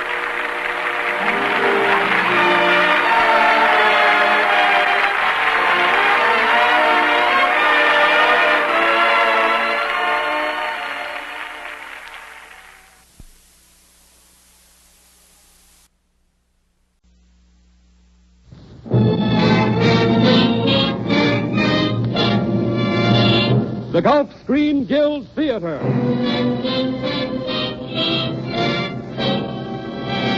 And your host, Roger Pryor.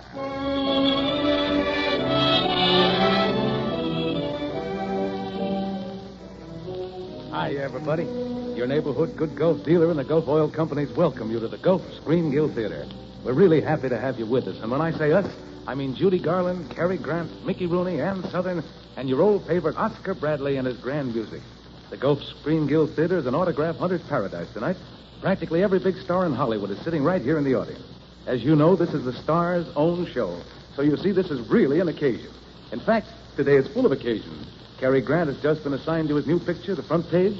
Ann Southern has earned a vacation by finishing up 45 days of shooting on her new sequel to Maisie. And Mickey Rooney is celebrating his 18 years of regular attendance in this world. He and Judy Garland just came back from a big birthday party Louis B. Mayer gave Mickey at Malibu Beach this afternoon. Here they are now, all covered with ice cream and smiles, Judy Garland and Mickey Rooney.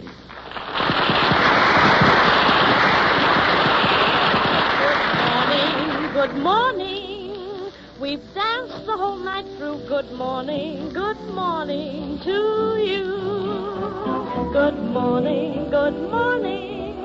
It's great to stay up late. Good morning to you. When the band began to play, stars were shining bright. Now the milkman's on his way. It's too late to say good night. So good morning, good morning. Sunbeams who smile through. Good morning, my darling, to you. Now here we are together, a couple of stale others. Our day is done at breakfast time, started with our supper. Here we are together, but the best of friends must party. So let me sing this parting song. From the bottom of the old mousetrap is hearty. Good morning. It's a lovely morning. A good morning. Was a wonderful day. We've danced the whole night through. Good morning to you. How do you do? I say good morning. See, the sun is shining. I got the morning. Hear the birdies sing. It's great to stay up late. Good morning to you. Now, when the band began to play, the stars were shining bright. Now the milkman's on his way. It's too late to say good night. Good morning. Good morning. Sunbeams will soon smile through. Good morning. Oh, tell it. Good morning. Tell it, Ma. Good morning, my darling, to you.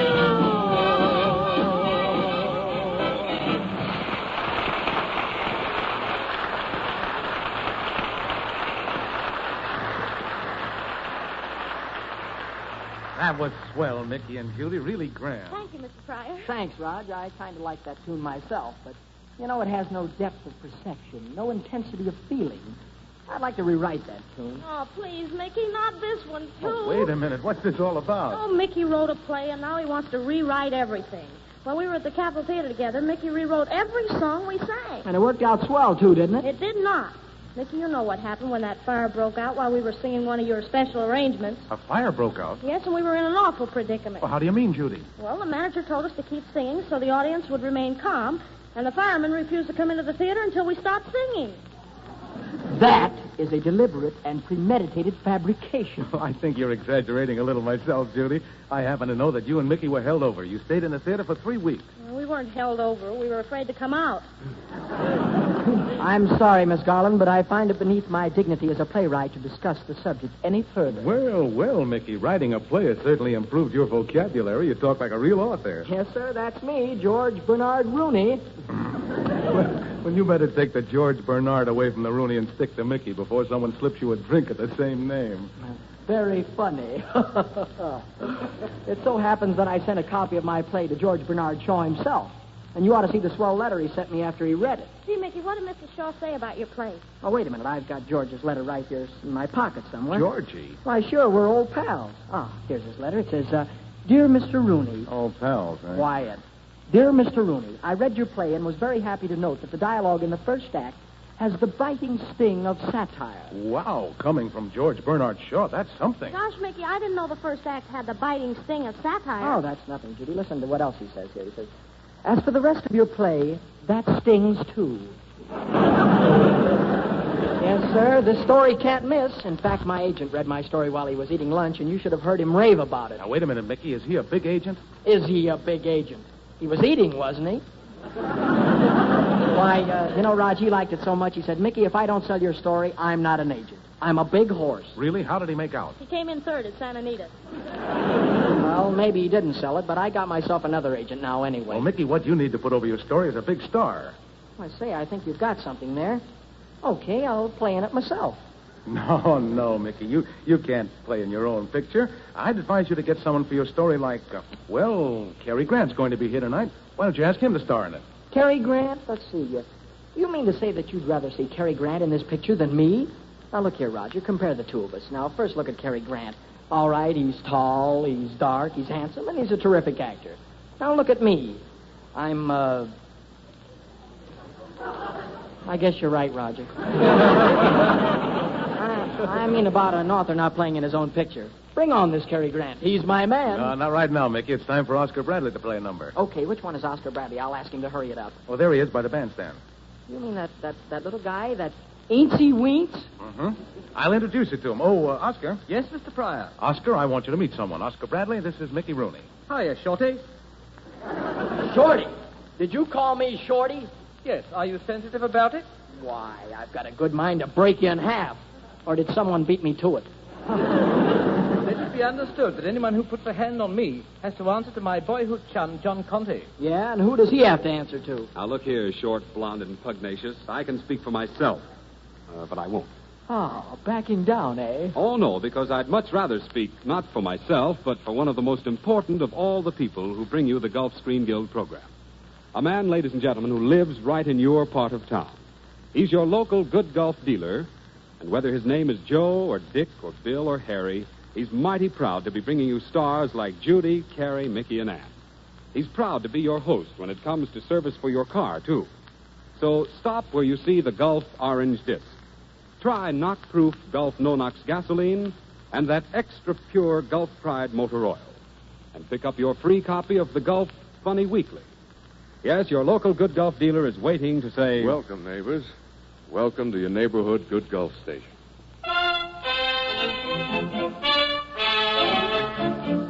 Oscar Bradley and his orchestra play that swell number from The Wizard of Oz, Ding Dong, the Witch is Dead.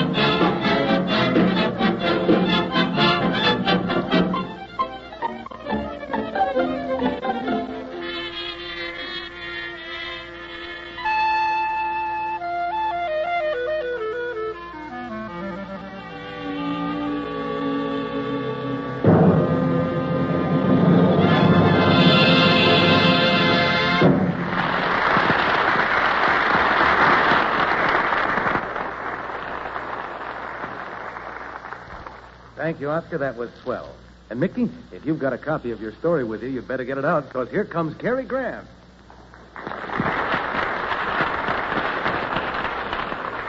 Hello, Cary. Hello, Mr. Grant. Hiya, Cary, old boy. Hello, Roger. Nice being here. Haven't seen you for a long time. Thanks, Cary. Nice seeing you, too. Hiya, Cary, old kid. And Judy, how are you? I saw you in The Wizard of Oz the other day, and believe me, you were terrific. Thank you, Mr. Grant. Hiya, Cary, old pal. By the way, Roger, I stopped at your house on the way here. Don't mind me. I'm just waiting for cool weather. Gee, Mr. Grant, don't you know Mickey Rooney? Why, sure, Judy. Where is Mickey? Well, for goodness sake, is that Mickey Rooney? Oh, I thought you'd brought along one of the Munchkins. Munchkin? Why, I'd get mad at that crack if I didn't have an ulterior motive. Why didn't you come to my party, Cary? I had some good dances lined up for you. I'm so sorry, Mickey. You see, it was the butler's night out. I had to stay home with the maid. Oh, Cary, that's just an excuse. You didn't come to my party because you thought there wouldn't be enough girls there. I know you. You're girl crazy, Grant. Look who's calling me girl crazy. Ho, that's very funny. Cary Grant's girl crazy. What are you laughing at, Bradley? Cary Grant's girl crazy. Listen, Bradley, I happen to know they won't let you walk past the YWCA unless you're on a leash. Now, look, Cary, I've written a great story, and all it needs is you to star in it to make it a terrific picture. What do you say? That's all any story needs to make it a terrific picture. Oh, thank you, Judy, but really I'm not. Oh, yes, you are. Oh, really I'm not. Oh, you are, too, now. Oh, no, really I'm not. Boy, what a ham. What did you say, Rooney? I'm sorry. It was all a mistake, Cary. I was thinking of a line in my picture. The chief smacks his lips. Now, don't tell it to me, Mickey. I can't act in your picture. Why don't you play in it yourself? You're a swell little actor. Oh, now, Cary, no, I insist. Oh, yes, you really are, No, Mickey. no, I Now, Mickey, insist. you're a swell actor. Oh, look, really, I'm not, Cary. What a ham. I know, but you know how it is. An author can't play in his own picture. Just like a barber never cuts his own hair and a dentist never pulls his own teeth. Doctor never operates upon himself. Ah, but you're wrong, Mickey. My Uncle Julius did all those things. No. Why, certainly, and a lot more, too. Uncle Julius lived by one rule. No matter what business he went into, he was always his own first customer. No kidding. Yes, sir. He'd still be with us now if he hadn't gone into the embalming business. Never forget it, Mickey. It happened in the window of his embalming shop while he was demonstrating an awful thing, poor man. That uncle of yours must have been a very remarkable fellow. You know, I'd like to have seen your uncle. Well, Roger, you go down to the shop any time you like. He's still in the window. I pass by every night, wave to him on my way home. Now, you don't really need to tell me Say, that. Cary, how about starring in my picture? Mickey, I'm talking to Cary. Sorry, Roger, but this is business. My picture must be produced. Now, listen here, Mickey Rooney. Daryl Rooney to you, and stand aside. I'm a very busy genius. Now, look, Cary. Look, at least give this a chance before you turn it down. You don't know anything about the story, the music, or anything. Now, look. Look, here's a song that's in the picture. You just sing it once, and I'm sure it'll convince you. Sing a song? I haven't got a good voice. Oh, you don't need a good voice for this song. I wrote it. But, Mickey, this is... Here's the situation. Your sweetheart has disappeared, and after searching for her unsuccessfully for 20 years, you sit in front of the radio that she once gave you and sing this beautiful ballad. Okay, Carrie, give it everything you've got, will you? I love to listen to my radio. Gee, how it thrills me when I hear it go. Good morning, kiddies. Throw out that thumb. Take off a tube of butter, and when you've got your pan all greased and gooey. That's when I think of you. When shadows fall at the close of the day, I turn on the switch and it starts into play. Chap comes in with a jab to the head, a hook to the jaw, and a smash to the nose. Oh, this is terrible. Kill him! Throw out that thumb. Say that you love me true. I must be emphatic. Don't think I'm erratic. That wonderful static. Don't give me a headache. Oh, I love those tones, dearest, although they make me feel blue. Ooh. Throw out that thumb. Ah, I love to listen to my radio. Gee, how it thrills me when I hear it go.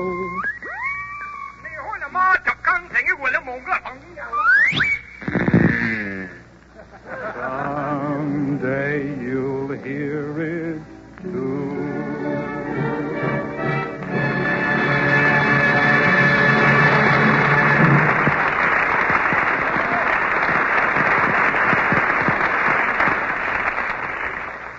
Well, Carrie, I guess you'll play in my picture now, huh? What did you think of that song? What song? I didn't hear it.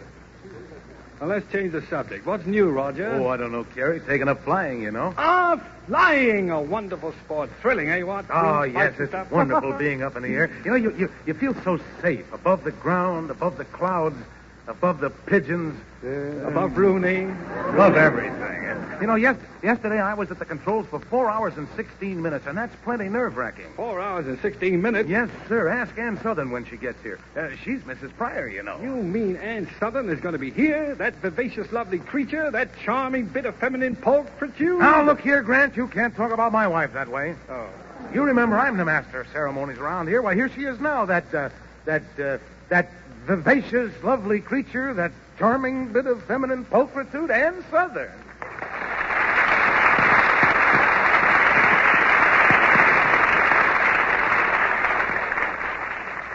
Hello, everybody. Oh, hello, darling. Hello, honey. Oh, hello, Roger. Are you here, too? And Roger and I were talking about flying a plane. He said he was at the controls for 4 hours and 16 minutes. Yes, that's right, Carrie. But then he had to get out because somebody wanted to take the plane up. Oh, poor Roger. He'll never be an aviator. He simply can't stand high altitude. You know, a lot of people have that trouble. I know. Has Roger got it bad? Bad? Why, every time he steps on a thick rug, his ears pop. Incidentally, Carrie, did Roger bring one of his planes into the theater? I heard an awful racket here a couple of minutes ago. Well, no, Ann. I don't know what it could have been. A couple of minutes ago, everything was quiet. Roger was sitting over there. I was singing. There was Mickey, that's maybe. what it was. Oh, I suppose you don't like my voice, huh? Do you? Well, that's beside the point. Anyway, that song Mickey Rooney wrote would make anybody's voice sound bad. You may not know it, but when I was a kid, I sang in a choir. I had the deepest voice in the bass section. Deep? Yeah, deep. My voice was so low they used to squeeze. Let me go back over that. My voice was so low they used to squeeze a bullfrog to give me the pitch. I did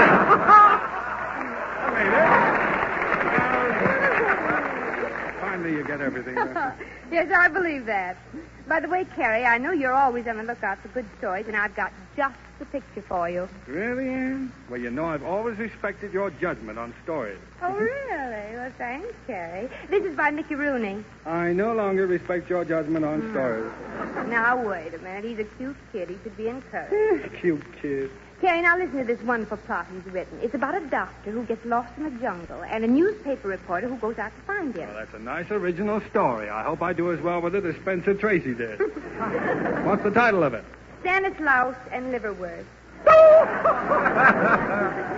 that's nothing. Wait till Mickey tells you the rest of it. Oh, Mickey. Mickey. No, Aunt. Darryl. We're coming. Mickey, I'm telling Carrie about your story. I've got to the part where the reporter, Stanislaus, goes to look for Dr. Liverwort. Oh, yes, I remember. Well, after several days of wandering through the jungle, the cannibals capture Stanislaus, but he's rescued by Tarzan's mate, who has just returned from Reno. Reno? Yes, you see, she just divorced Tarzan. Oh, fine. I suppose you got the custody of their son and 4 monkeys, huh? Or was it 5 monkeys? I can't count. That was only the build-up for the big scene.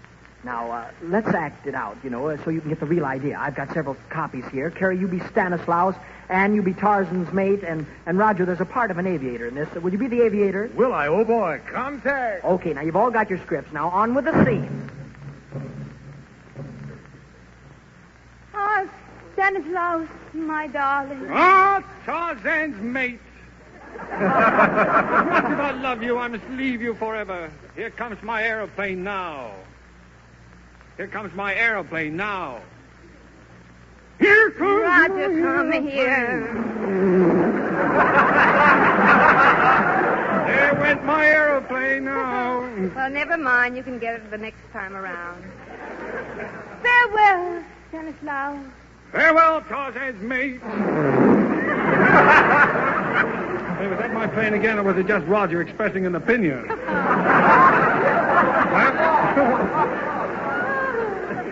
At last, we are alone, miles from civilization. Oh, I'll take it. Go on with the plane, Mickey.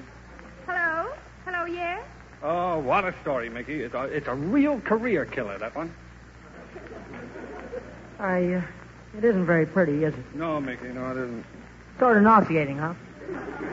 I wondered why I got sick every time I told it to anyone. I guess I'd better stick to my career as an actor, huh? Yes, I think so.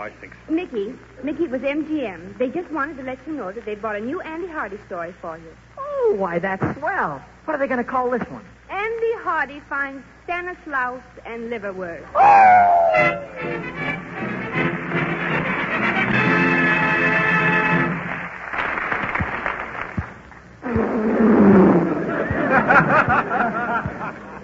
Roger, you can come down now. Are you all set for the question box, Roger? Yes, Johnny, in just a second. We've got something different for you, ladies and gentlemen. The question box. To find out what the stars really know about Hollywood. You round up our victims for us, will you, Johnny? Okay, Rog. By the way, ladies and gentlemen, as you know, the motion picture industry isn't made up entirely of successful and glamorous stars. There are lots of old-timers who just didn't get the break. Old-timers who, because of circumstances, would find the future pretty black. But now they'll be taken care of. Because the Gulf Screen Guild Theater is a show with a purpose. Every single cent of the money that Gulf would ordinarily pay to the stars who appear in the Gulf Screen Guild Theater is given to the Motion Picture Relief Fund to build a home for those members of the motion picture industry who can't provide for themselves anymore. That's why Gulf can draw so freely on all the famous Hollywood stars, and why they, in turn, are so glad to be here. What say, Roger? Well, you bet we're glad to be here. Well, thank you, Carrie. And now the question box. If the question is answered wrong,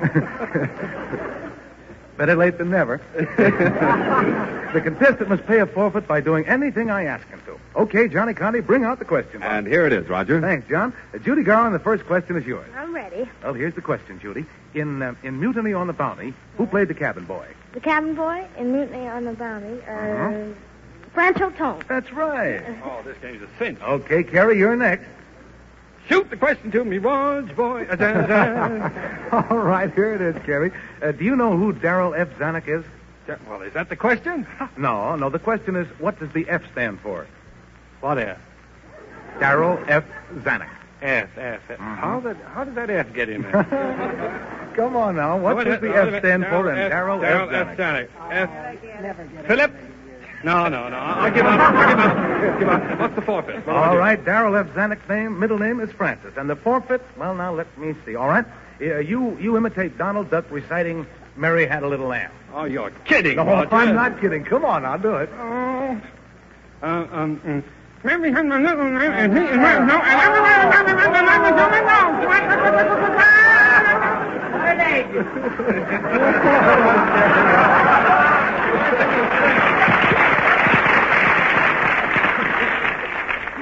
Well, you paid your debt to society, Carrie. And now the next question goes to Ann Southern. What famous star is married to Jane Peters?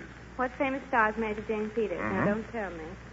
Carol Lombard's name is Jane Peters. Yeah. And her husband is Clark Gable.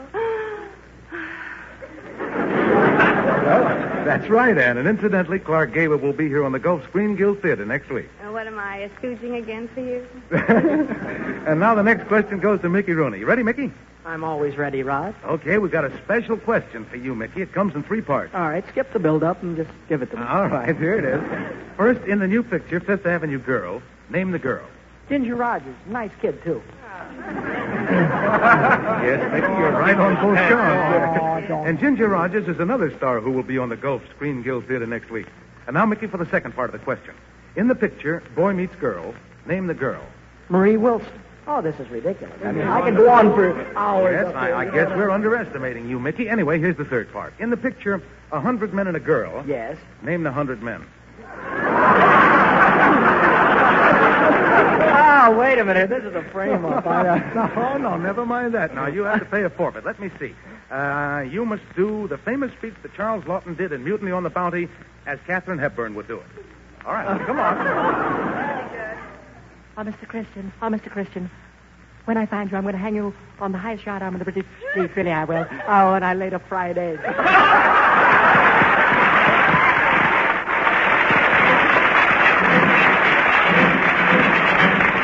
Judy Garland, the Gulf Quintet, Oscar Brandt and his boys, and it's God's Country.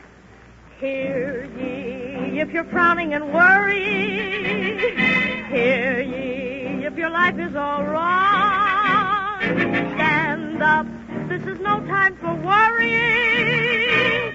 Stand up and give out with a song. Hi there, neighbor, going my way. East or west on the Lincoln Highway. Hi there, Yankee, give up with a great big thank you. You're in God's country, where grass is greener, timber taller, mountains bigger and trouble smaller. Hi there, chappie, you ought to be gay and happy. You're in God's country. 100 million rooters can't be wrong, so give a hand, give a hand, give a cheer for your land. Where smiles are broader, freedom's greater. Let every man thank his own creator. Hi there, Yankee, give up with a great big thank you. You're in God's country. If your point of view is drab, take a quick vacation. Fill your car with good Gulf gas and drive around the nation.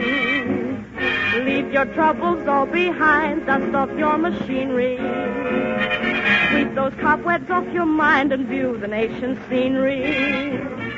Turn your faces to the east, watch the lovely sunrise. Fill your soul with morning sun, there is work that must be done. You will find it lots more fun if you stand up and sing. Let's wave that flag for Uncle Sammy, For Jessel's mother and Jolson's mammy. Hi there, Yankee, give out with a great big thank you. You're in God's country. Got steak and taters on the table. Got Robert Taylor and Clarky Gable. Hi there, Yankee, give out with a great big thank you. You're in God's country. 100 million rooters can't be wrong, so give a hand. Give a smile. Give a cheer for your land. We've got garble, lots of others. And we've got 3 of the 4 Marx brothers. Hi there, Yankee, give out with a great big thank you. You're in God's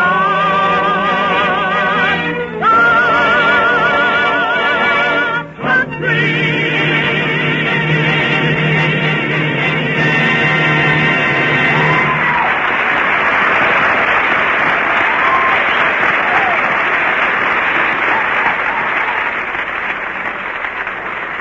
Thank you, Judy. Honey pie, that was really great. I'm going right over and see that picture, Babes in Arms, in which you sing that song. And now, boys and girls, don't forget, next week on our Gulf Screen Guild Theater, we'll have Clark Gable, Ginger Rogers, Margaret Lindsay, Spencer Charters, and, of course, Oscar Bradley and his orchestra. I just want to tell you who are listening how much we appreciate you being with us tonight. You've really been a great audience. You've been swell. When we say swell, we mean you're lovely as well. When we say lovely, we mean glorious, too. We're mad about you. You're about the grandest gang that we ever knew. You've got just what it takes. And we'll admit, we get the luckiest break. Or what else could it be? When it's folks like you who listen to us, honestly, gee, but you're swell. And now, be with us again next week, won't you? Good. Until then, this is Roger Pryor saying, good night, everybody.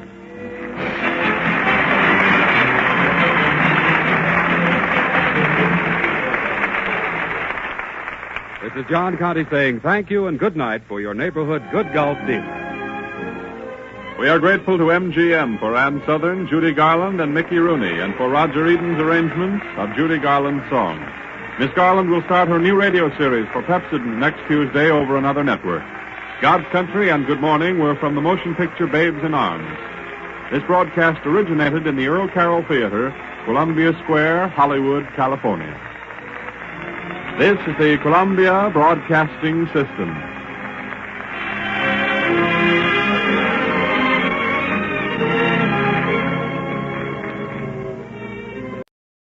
From Hollywood, Camel Cigarettes present the Screen Guild Players.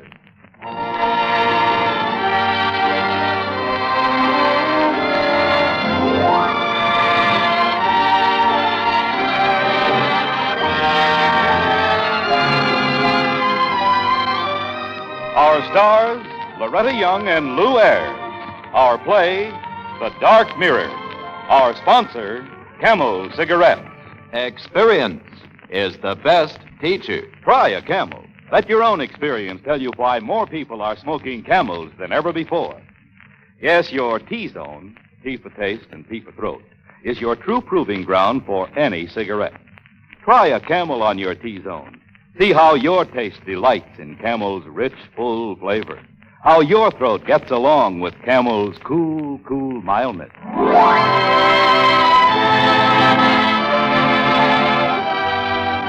Tonight, Camel Cigarettes present the Screen Guild Players in one of the year's most gripping stories, The Dark Mirror, starring Lou Ayres as Dr. Elliot and Loretta Young in the dual role of Terry Collins and her sister Ruth. The Camel Screen Guild Players in The Dark Mirror.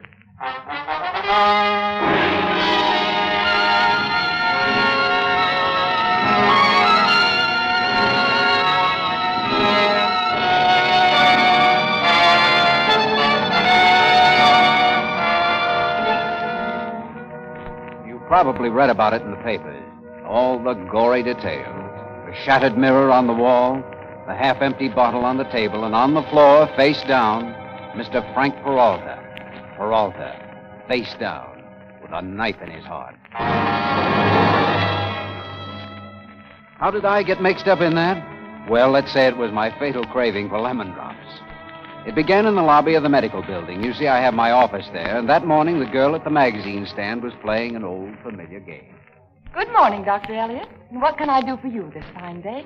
Oh, would you be good enough to show me something in the line of lemon drops? How about lemon drops? Oh, splendid, splendid. I should never have thought of that by myself. On the level, Doctor. You always act like this. Or is it something you say? Excuse me, Miss Collins. Yes? I'm sorry, you'll have to come along. Come along? Where? I'm Lieutenant Stevenson, Police Department. Police? What in the world are you talking about? Frank Peralta. He was murdered last night. Murdered? Stabbed to death. Through the heart. Oh, please, I... Steady. Oh, Lieutenant, we can take her into my office. Your office? Why? Because I don't carry spirits of ammonia in my pocket. Now, come on.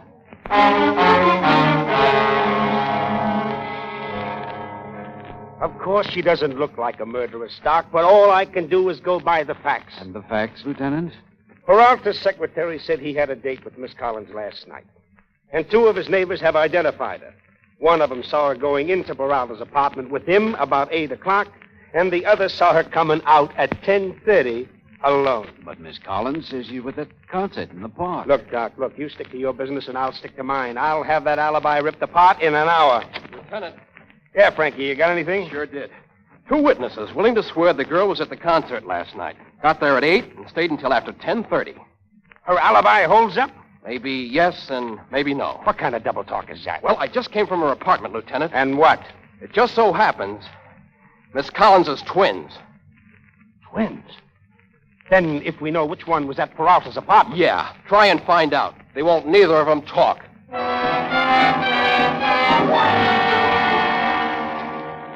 Members of the jury, we have here an extraordinary situation. One of these young women is almost certainly guilty. The other almost certainly innocent. But which one? They both refuse to testify. And since the law forbids us to charge 2 persons with a crime committed by 1 person only, I have no recourse but to instruct you for acquittal. The case is dismissed. This court is adjourned.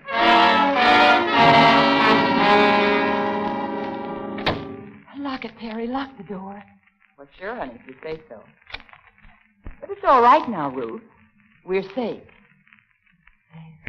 Oh, you poor darling. Was it so awful? But it wasn't so good. Terry, I don't even want to think about it. No, of course not. Terry? Yes, dear. Terry, what do you think happened? I don't know. I can't figure it out. I remember I did handle the knife when we first got there. I opened some magazines while he was fixing a drink. But then I put it back in its case with the scissors. That's where it was when I left, I'm positive. Oh. Then whoever did it must have worn gloves. I suppose so. But why worry about it? Why even think about it? We're out of it, Ruth. Are we, Terry? Are we really? You're sure they won't bother us anymore? I'm positive. And if they do, so what? We outsmarted them once and we'll outsmart them again. Now, come on, darling. Let's fix some lunch. Look, Doc, look, all I'm saying is that's your field, twins. You must be interviewing them all the time. That's right, Lieutenant. But not for the police. Okay, then let's say I'm drafting you. I still don't go for the perfect crime. I want to know which twin was capable of murder. Look, Doc, you owe it to me. You owe it to science. All right, Lieutenant. But there's just one thing. What's that? One of those twins I happen to like.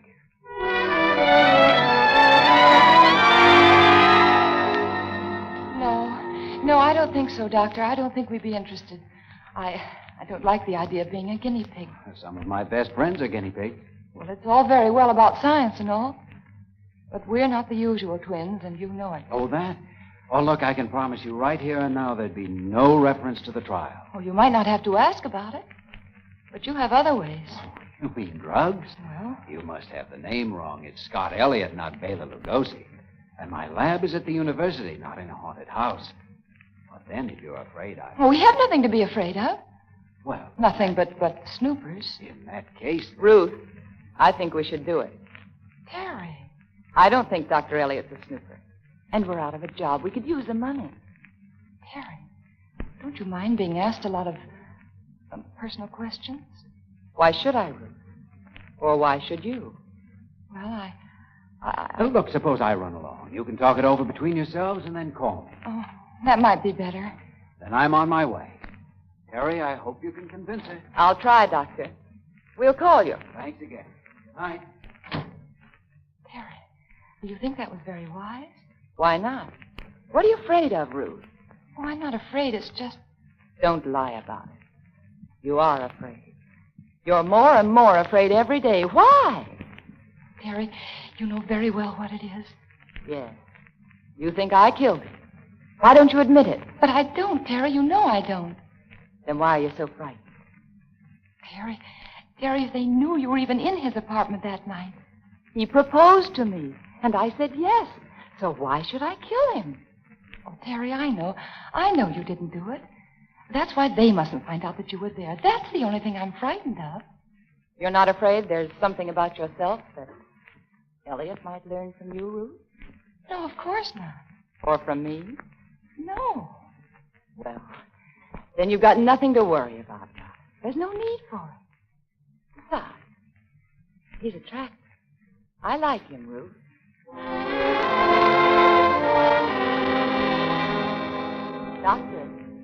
Dr. Elliot. Oh, I'm sorry. I was sorting out these cards. What's on your mind, Terry? Terry? Oh, only 3 weeks and you know which one I am. Don't we fool you anymore? Nope, not anymore. What would you say is the difference between us? I wouldn't say. I'm not sure yet. Well, which one do you like the best? Oh, you. Why? Why what? Why you say you like me best? Because that's always the answer during office hours. Oh. Now face around and let's start the Rorschach test. Ruth will be here for her tests in an hour. I guess that's the thing I miss most. I say for ice skating, give me Nebraska, Dr. Elliot. I'll have it delivered in the morning. You. Why'd you leave Nebraska, Ruth? Oh, well, we've been living on this farm for a year, and then the farmer's wife wanted to adopt me legally. Just you? Not Terry? Well, they couldn't afford to adopt us both. Why'd they pick you instead of Terry, do you know? No, just happened, I suppose. Not much choice between twins, of course. But it hurt Terry's feelings, naturally, and so we decided to pull out and... Now, look here, Doctor, aren't we going to work today? You bet. A brand new one today. Oh. It's called a pre-association test, and it's so simple that even I understand what I'm doing. You know, if all this is to find out which one of us is the smarter, I can save you a lot of time. It's Terry. Is that official? Mm-hmm. Well, thanks, but I'd like to back it up with science. I'll give you some words, one at a time. You answer each word with the first word that comes to your mind. All right. Not a sentence, just a single word. Yes. And remember, the important part of the test is speed. Ready? Ready, boss. Okay. Table. A chair. Dog. A knife. River. Lake. White. Black. Mirror. Death. I mean... King. Queen. Bird. A pencil. Pencil.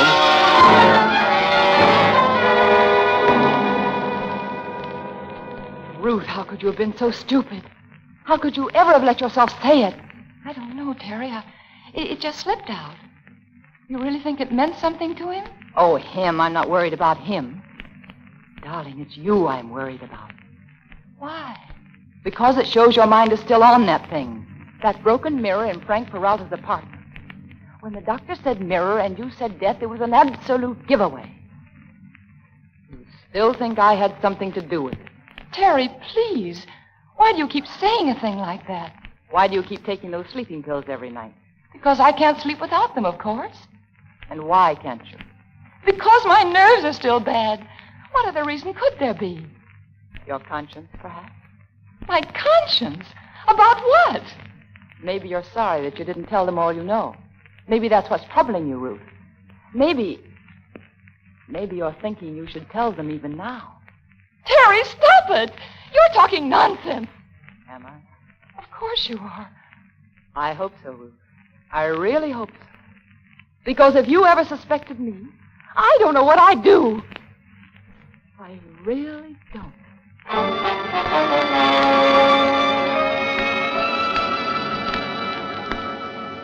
Now remember, Terry, speed is important in this test. I'm ready if you are, Professor. Fine. Here we go. Table. Chair. Moon. Stars. Death. Mirror. King. Queen. Girl. Boy. Ah. Is that all? I think so. Terry, I have an idea you're not very much impressed with this stuff. Why do you think I'm here? I don't know. Maybe just humoring the old professor. That all? Hasn't it ever occurred to you that I might like seeing you? No, frankly, it hasn't. Don't you like to see me? I could hardly wait for you to get here today. Well, then, maybe we could see each other outside the office. Oh, we will, I'm sure. When? Soon. But not till we're finished with these tests, I'm afraid. All right. But the first night afterwards. It's a date. The very next night. Remember. I won't forget.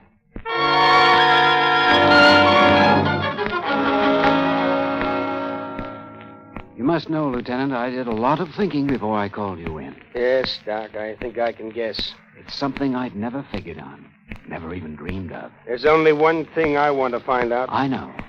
But the Rorschach test, the free association test, half a dozen others, I've checked and cross-checked until there isn't any room for doubt. Lieutenant. I'm still here, Doc. One of our young ladies is insane. Insane? Very clever, very intelligent, but insane.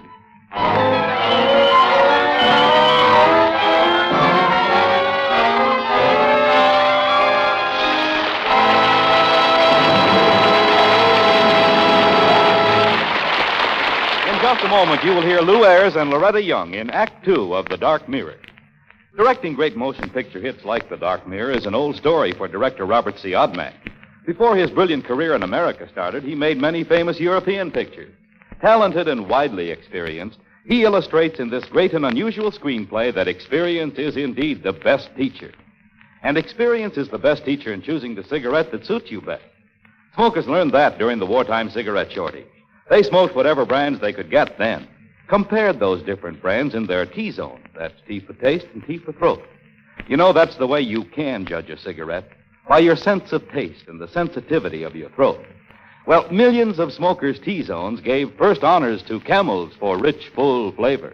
Millions of smokers decided they liked Camels best for cool mildness. More people are smoking Camels than ever before. Experience is the best teacher. Try a Camel yourself. And remember, cartons of Camels make mighty welcome Valentine gifts.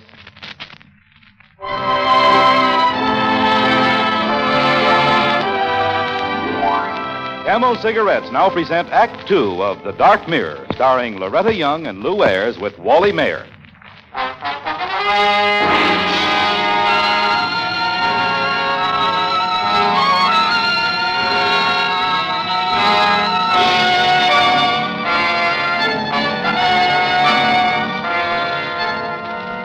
Of course, I was worried by what I'd found out.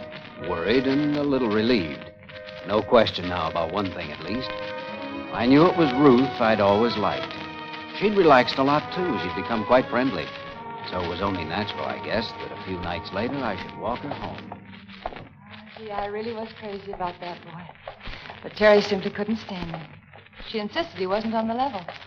And she was right. How'd you find out? He dated her one night, and she told me about it. The cat. Tell me, how many men have you been crazy? Oh, that was just kid stuff. We were all of 16. Well, here we are, my place. Already? I wouldn't have believed it. Isn't that your window up there? Yeah, uh-huh. I think it just closed. Does Terry always wait up for you? Oh, silly, of course not. Besides, there's no light. Well, I guess I'd better go in. Ruth, do you think that when this business is over, I can call you and, well, ask for a date? Think you'll still want to? I'll want to very much. Do you mind? No.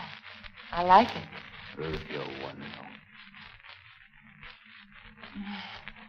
Well, what? Don't you like the way I kiss? Yes. I like that, too. Good night.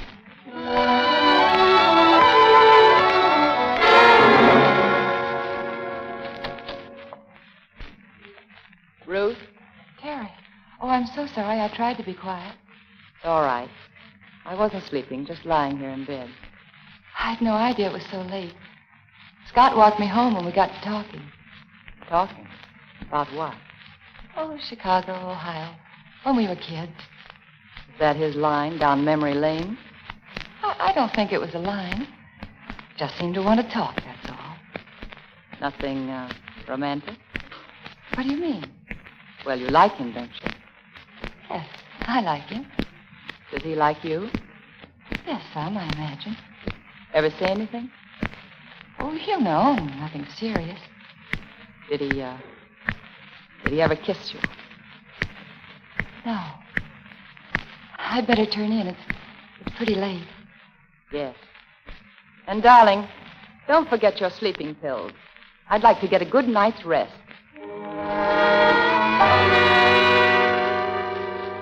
You're absolutely sure, Doctor? You're positive? Yes, Lieutenant, I'm positive. I know the condition, and now I know the cause. I'm listening. I tried the lie detector on Terry today. Told her I couldn't keep a date I'd made with her. She tried to laugh it off. She'd have fooled me if I hadn't been watching the indicator. I didn't know you were such a Romeo. No, it's not me. I'm not important. But every time I mentioned one of Ruth's boyfriends, that needle almost jumped off the dial. And the diagnosis? She's a paranoiac. No more sense of right and wrong than a 2-year-old, capable of anything. It's pretty tough on Ruthie. You going to tell her? I suppose. But it won't be easy. But a lot safer, Doc. At 6-2 and even, the Terry's going to pop off again. You better watch yourself, too. No, I don't think I figure in this. Don't be too modest, Doc. And you better tell Ruth. All right. I'll tell her. When? Tonight, if I can.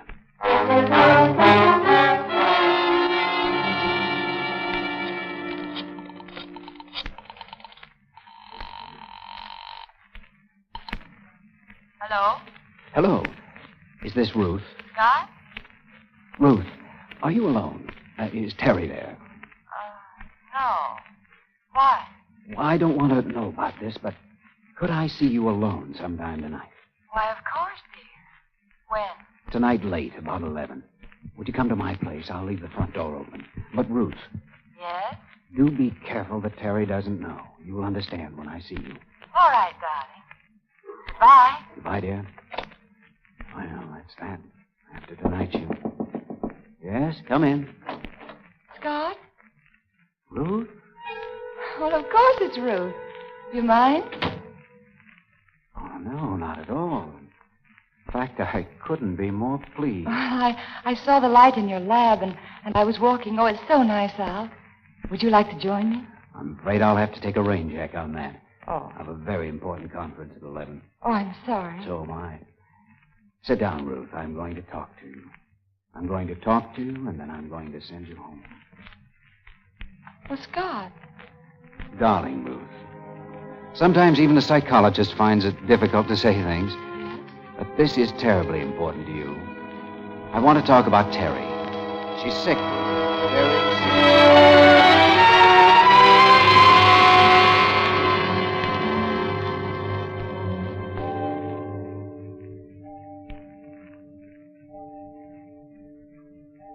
11 o'clock.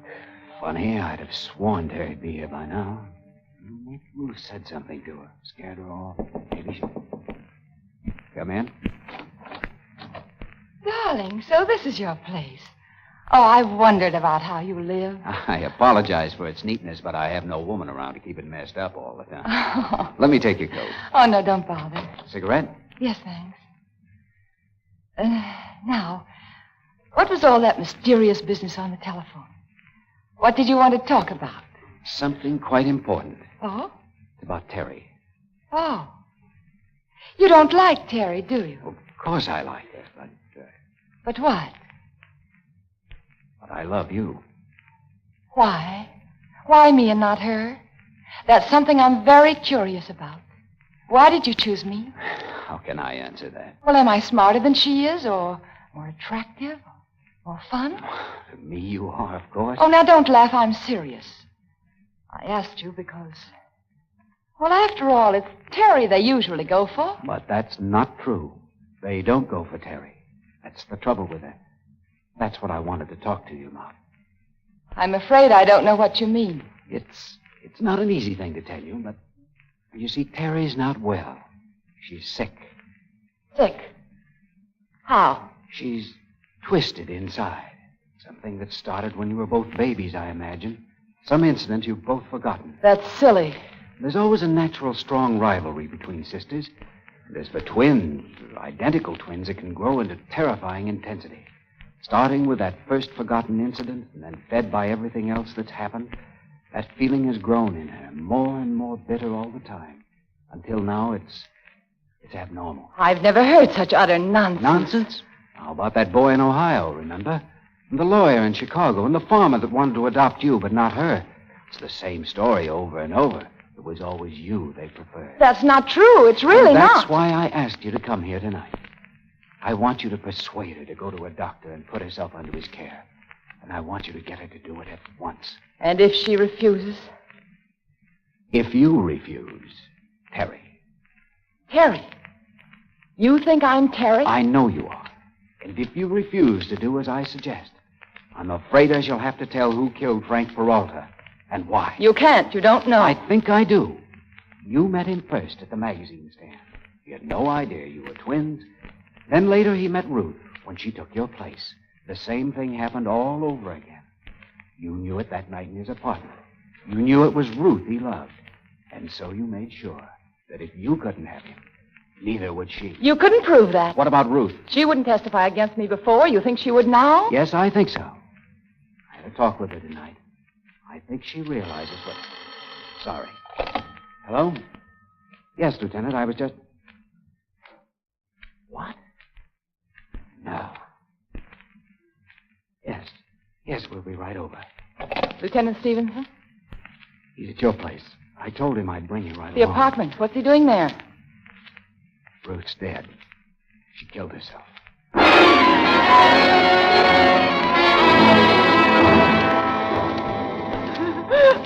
I'm sorry, Miss Collins. Terribly sorry. You can go in just a minute, as soon as the coroner's through. How did it happen, Lieutenant? Sleeping pills, apparently. We found the empty bottle on the night table. Those awful pills. She's been taking them for weeks. Ever since. Miss Collins, I hate to ask you now, but did she have any reason that you know of? Only that I can't. Miss Collins, I know it's difficult, but you'll feel better if you tell us what you know. Now, please.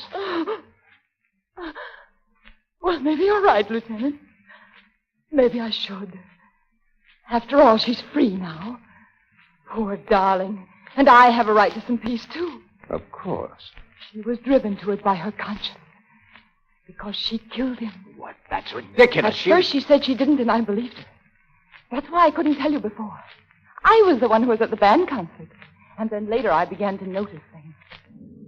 Terry was sick. She was twisted inside. You mean Ruth? Of course you mean Ruth. No, I mean Terry. I'm Ruth. Lieutenant, she's trying to pull a fast one. I know her as well as I know myself. I tell you, she's Terry. Can you prove it, Doctor? Prove it, certainly. All those tests I made. Yes, those tests. I was just getting to that. Those tests proved what I'd already suspected. Terry was sick. She hated me. She hated me from the bottom of her heart. Because men seemed to like me better than they did her. It happened over and over again. If she weren't lying in there dead, she'd tell you so herself. Terry. Ruth. Oh, I'm so sorry, Terry. Ruth, you're all right? No! No! No! Ruth, look out! It's all right, Doc. It's all right. She went down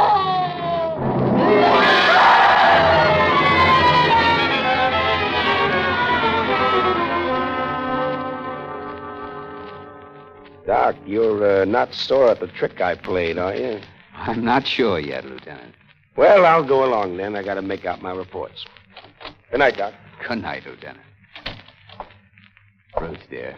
Yes, Scott. For the last time tonight, I'm going to be a doctor. Yes? I have a prescription for you. What? I still have that rain check. Let's take that walk.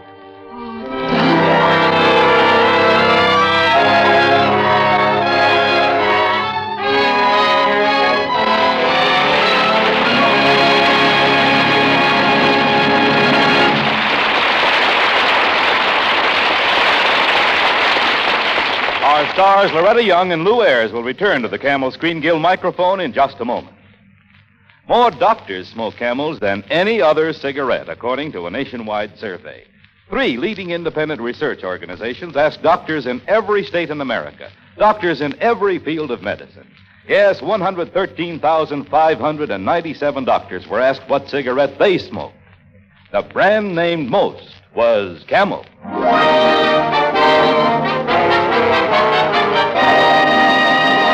And now we couldn't ring our curtain down tonight without a final word of thanks to our stars.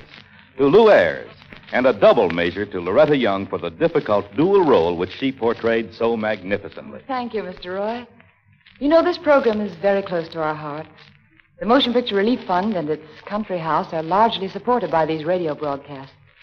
And so it becomes a privilege for us to appear. Tweet the makers of Camels and free cigarettes to the men and servicemen's hospitals.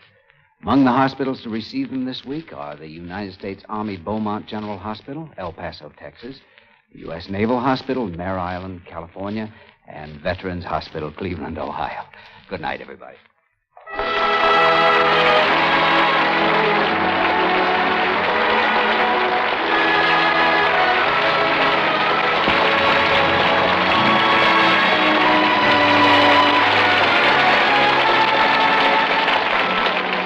Don't forget, Monday night is always a brilliant event in the Camel Screen Guild Theater. Hollywood's greatest stars in Hollywood's greatest stories. Next Monday night, for the first time on the air, a warm and mellow story that will delight every member of the family. Johnny Come Lately, starring James Cagney as the hard-to-tame newspaper man, and Agnes Moorehead in a character you'll remember for a long time. Be sure to listen. The Dark Mirror was directed by Bill Lawrence, adapted for radio by Harry Cronman, with music by Wilbur Hatch, and was presented through the courtesy of Universal International Pictures, now releasing Nunnally Johnson's The Senator Was Indiscreet. Loretta Young can now be seen in the Samuel Goldwyn production, The Bishop's Wife. Lou Ayres will soon be seen in the Warner Brothers production, Johnny Belinda. Listen to Von Monroe with Colonel Stoopnagel and their guests, the Jan August Trio, on the air for Camel Cigarettes every Saturday night over most of these CBS stations. This is Michael Roy in Hollywood saying good night, and won't you have a Camel? This is CBS, the Columbia Broadcasting System.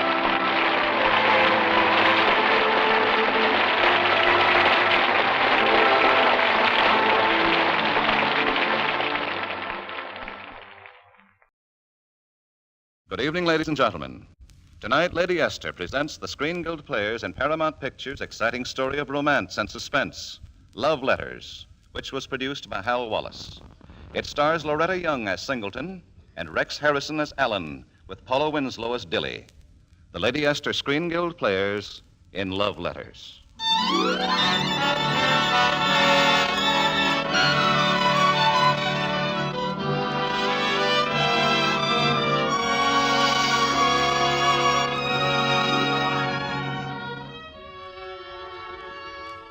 It was a curious thing. Very curious. Yet I forgot it almost as soon as it happened. That night at Dilly Carson's party, when my brother Derek was introducing me This is my brother, around. and I expect you girls to be properly impressed. Alan, this is Jane Foley. Janet Campbell, and this is Singleton. Just Singleton? Yes, just Singleton. Well, that's all. Just that. I might have been curious, but I was in a mood. I was leaving London that night and going up to the country. I'd been depressed and dissatisfied for weeks. So I had a drink, and a second drink, and a third drink, and after that I stopped counting.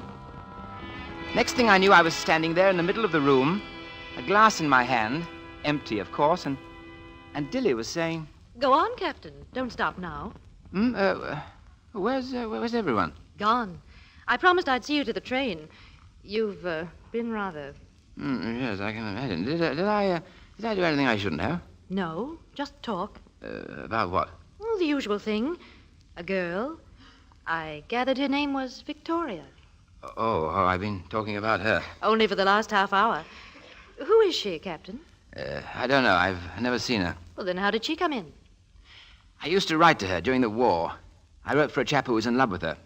Roger Morland. Roger Morland? Yes, not a very nice sort. They'd met at an officers' dance, and she'd written to him, and he wanted to write to her, too, but he couldn't write the sort of thing he felt she'd want. What sort of thing? I think of you, my dearest, as a distant promise of beauty, untouched by the world. If I never see you again, my last thought would be that I had fought for you and lost. Go on. It was terrible waiting for you. But finding you was such a great miracle that anything... Oh, you know, that sort of thing. You wrote that for him? He was in love with her. They were married when he came out on leave. Someone told me later that he died, some sort of accident. It happened while I was still in hospital. And you? You'd fallen in love with Victoria? I didn't say that. Why are you so interested? Well, I just am, that's all. But why are you? Please, no more questions now. You really aren't up to it. Just remember my name. You've still got that, haven't you? Dilly Carson. All this mysterious nonsense. One would think there'd been a murder. Oh, come along. I'd better get you to your train. The country, my new home, didn't help very much. For days I walked on the dusty roads alone, walked very fast as though to run away from my thoughts. And in the end, each day, one thought went home with me. I knew now why I'd come to live in this lonely spot. It was Essex, you see. And Essex That was the country where she used to live. I could remember how I'd addressed the envelope. That was before she married Roger Morland. Miss Victoria Remington, Meadow Farm, Long Beach, Essex. And something within me, something kept asking, why not? Why not? And I had no answer, so one afternoon I hired a rig and drove about 20 miles to Meadow Farm. Oh, it was a dismal place. Badly needed care. And so did the man who opened the door. Well, what is it? What's your business? I want to know if Mrs. Victoria Morland still lives here. Who? Mrs. Victoria Morland. No, dead. Dead? When? I don't know. Sometime about a year ago. Well, could you... And don't be asking so many questions. Well, a sudden shock like that, a slamming door, sometimes it jars loose a little fragment of the memory. It was strange, but as I stood there, I could hear myself saying to Dilly Carson, one would think there'd been a murder. It was just a hunch, the wildest sort of guess, but it took me to London that very afternoon, to the file room of the Daily Journal. I don't know how many hours I was there. I didn't even know what I was looking for, till finally I turned a page, and there it was, October the 18th, the year before. Meadow Farm murder shocks countryside. Well, after a while, the words stopped dancing. I read the whole horrible story. Then, almost without being aware of it, I found myself ringing Dilly Carson's bell. Yes? Oh, hello, Alan. Come in. Thank you. I should like to see Miss Carson, please. Oh, well, Dilly just stepped out to the store. She'll be right back. Oh. You don't flatter me by looking so blank. We've met, you know. Have we? Yes. Well, it doesn't seem possible. Why? Well, I couldn't have forgotten you. You're too beautiful. Oh, I like that. Now, really, don't you remember me being here before? Well, vaguely, yes. I can't quite... Oh, I'm not going to torture you. It was a party. You were drinking. Oh. Well, you'll have to forgive me. At the moment, everything seems so... What's the matter? Oh, you're unhappy. Yes. And frightened. Yes, I've just learned something very terrible. Oh, can I help in any way? Well, perhaps. I came here to ask Dilly. Do you know Victoria Morland? Victoria Morland? No, I've never heard of her. I'm sure Dilly knew her. Oh, but I know all of Dilly's friends, and I've never heard her speak of Victoria Morland. Oh, well, never mind. It doesn't matter now. Oh, but it does matter. You're in love with her, aren't you? Yes. You've been in love with her for a long time. Yes. And you've lost her. Who are you? Really? Where did I meet you? Right here in this room. At the party. I'm Singleton. Oh, of course. How stupid of me. Oh, I wanted to talk to you that night so much, but Dilly kept me away from you. Why? I don't know. Every time I got close to you, she'd say... Singleton! Oh, Dilly, I didn't hear you come in. Look, Alan's here. So I see. I hope I'm welcome. You invited me, you know. Yes, I remember I did, but... You know, Dilly, we've been having a wonderful talk. Alan likes me. He thinks I'm beautiful. Oh, bother. I forgot the porridge, and we haven't a thing for breakfast. Oh, Singleton, would you mind? It's just to the corner, and I'm so of course, tired. darling, I'll go. Pearson's breakfast oats, the large size. I know, but don't let Alan get away before I come back. You know, the next time he might not remember me at all. Well? In that paper bag you're holding, isn't that a package of Pearson's breakfast oats? You're very observant. All right, I don't have to explain. I just came to ask you one thing. Where is Victoria Morland? I asked you. Where is Victoria Morland? She just went through that door. I don't believe it. The name Victoria Morland meant nothing to her. Nobody could put on an act like that. It's not an act. I suppose you know about the murder. Just what I read in the paper, an old issue of the Journal. I read your statement, how the hired man had come running to your place that night, and how you'd hurried over to Meadow Farm and walked in and found her there. She was sitting on the floor in a white dress. A white dress all splotched with big red stains. Just sitting there, staring, holding the butcher knife in her hand. She didn't even know who I was. Me, her best friend. The account said that Roger was lying there by the fire, and the aunt, Mrs. Remington... Beatrice Remington was an old maid. The only person she'd ever loved was Victoria. She'd adopted her when she was 12, a foundling. At the orphanage, they'd given her the name of Victoria Singleton. Oh, that's where Singleton comes from. That's all she remembered after the murder. The shock had blanked her mind of everything else. Everything but what she knew as a child. Then she didn't remember the murder either. Oh, no. She had no idea of how Roger was killed, how she happened to be sitting there in that stained dress with a knife in her hand. And Mrs. Remington? Well, the excitement had apparently brought on a stroke. She'd had one or two light ones before. They found her lying on the floor. All she could manage to whisper was, "He struck her. He struck her." After that, she couldn't talk at all. A complete paralysis. But I think those few words saved Victoria's life. And her mind? What about that? She's forgotten everything. Roger, Meadow Farm, her marriage, even her own name. All she remembers is her childhood, the orphanage. The name they gave her there, Singleton. Has she seen Mrs. Remington? Oh, no. The doctors won't let her visit her. They think it might be too great a shock. It might bring back too much too suddenly. And that'd be dangerous. It might restore her memory and destroy her mind. I see. Did you know Roger Morland? Yes. I met him when Victoria did. I didn't like him. Neither did I. He was no good. But Victoria thought she was in love with him. It was really the letters. Yes, the letters. The letters I wrote. I'm the one who's responsible. I'm the one who's guilty. I made her a murderess. You're the man she loved. You're the man she thought she married. And you can never tell her. If she remembers my letters, she's still in love with me. And if she doesn't and I tell her, she'd probably hate me. Oh, it's hopeless, isn't it? Yes, I'd better go along now. Oh, but I promised to keep you here. What will I tell her? Anything, it doesn't matter. Say I left because I'm in love with Victoria Morland.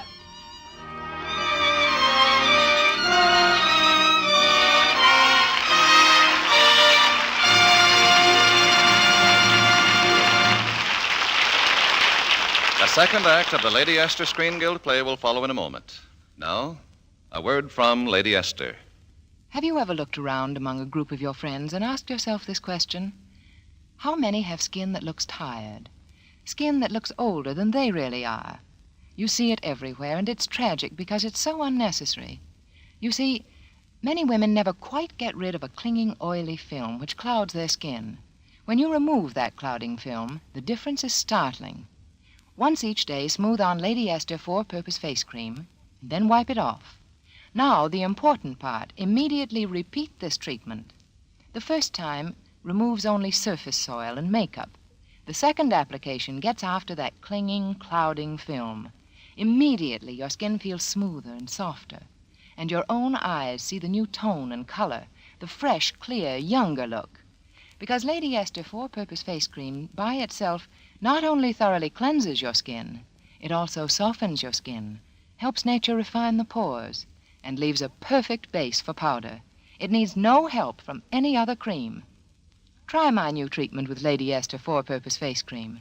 The difference in your skin will be as noticeable to others as it is to you. And whether they say it or not, you'll see it in their admiring and slightly envious looks. How does she keep looking so fresh and clear-skinned? Why, her skin really looks years younger.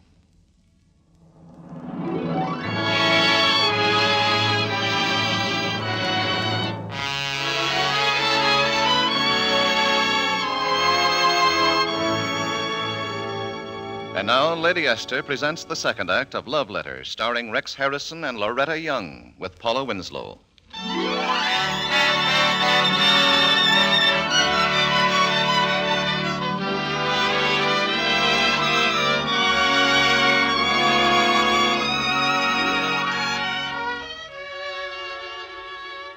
The next week, I tramped the country roads again, thinking, trying to find some answer, but the more I thought, the more hopeless it seemed. Until that afternoon when I returned to Stonehouse, tired and worried, and as I walked into the living room... Hello, Alan. Singleton. Uh-huh. But you shouldn't be here. Oh, why not? Well, what am I going to do with you? Well, why don't you try saying hello? Hello. There, that's better.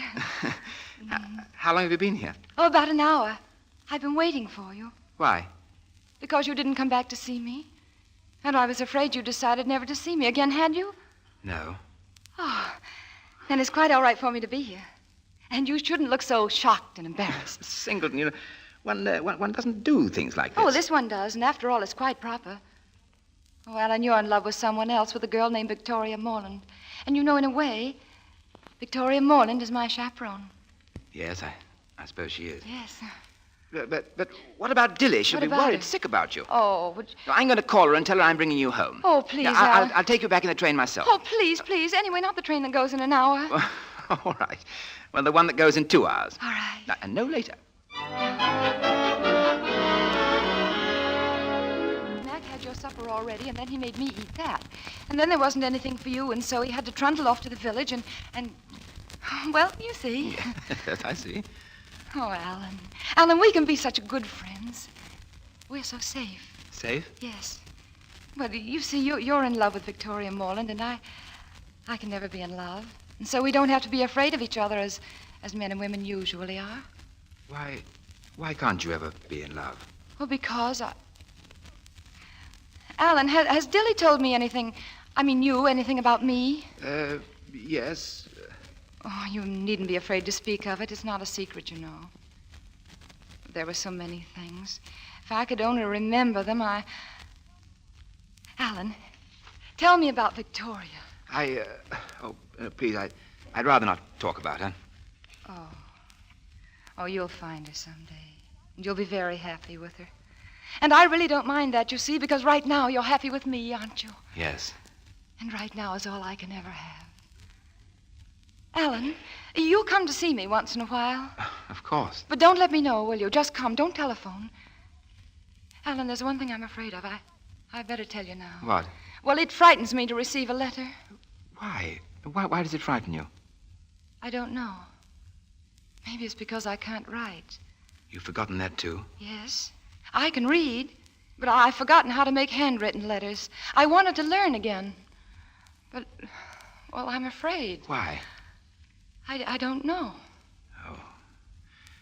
Well, it's almost time. We'd better get along. Oh, all right. Alan, just for this once, for goodbye, Oh, Alan, could you kiss me goodbye? Oh, Singleton. Oh, thank you, Alan.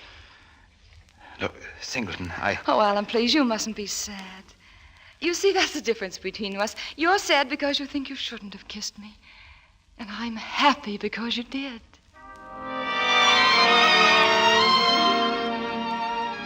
She loved me. I knew that now. She loved me just as I loved her. Singleton loved me, but what about Victoria? What would happen if her memory returned? Night after night, I asked myself that, and finally I knew there could be only one way. 2 lives or none. I had to chance it. It was summer by then. Late one afternoon, we'd been sitting on the river bank. Alan, you've been so quiet today. Oh, Alan, what is it? What are you thinking? Oh, you know, don't you? Yes, I think so. Then there isn't any need for me to speak. No, darling. But, Alan, Victoria Morland. Oh, that's gone and finished. My past is as dead as yours. We'll make a new beginning together. Oh, I know you love me, but you can't really know it until we find her again. Singleton, trust me. I'm sure. If you love me, you'll never think of her again. Oh, I love you, Alan. I do love you. Well, then I suppose I ought to make it formal. What? Will you marry me, Singleton? Alan? Singleton, darling, what is it? I don't know. Oh, what? I don't know. I don't understand it. I knew what you were going to say, and I was so happy. And then, when you said, will you marry me, something happened. I don't know what, but Darling. something frightening, Alan. Oh, darling, please, you mustn't be upset. Oh, Alan, there's something in my past. It's something horrible. Alan, if I remember someday, it might hurt you. Alan, I couldn't bear to hurt Nothing you. could hurt me now except to lose you. No. I love you. Oh. I love you no matter what's happened or is to happen. That's all that matters. Yes, that's all that matters. Then let's try it once more. Say it again. Why? I want to see if it frightens me again. Say it, Alan. Will you marry me, Singleton? Oh, yes.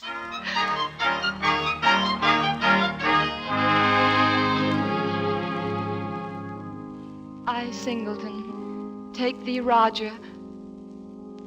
Roger. I'm so sorry. I... Don't be frightened, my child. No. Now repeat after me. Yes. I, Singleton, take thee, Alan. I, Singleton, take thee, Alan, to my wedded husband, to have and to hold from this day forward, for better or worse.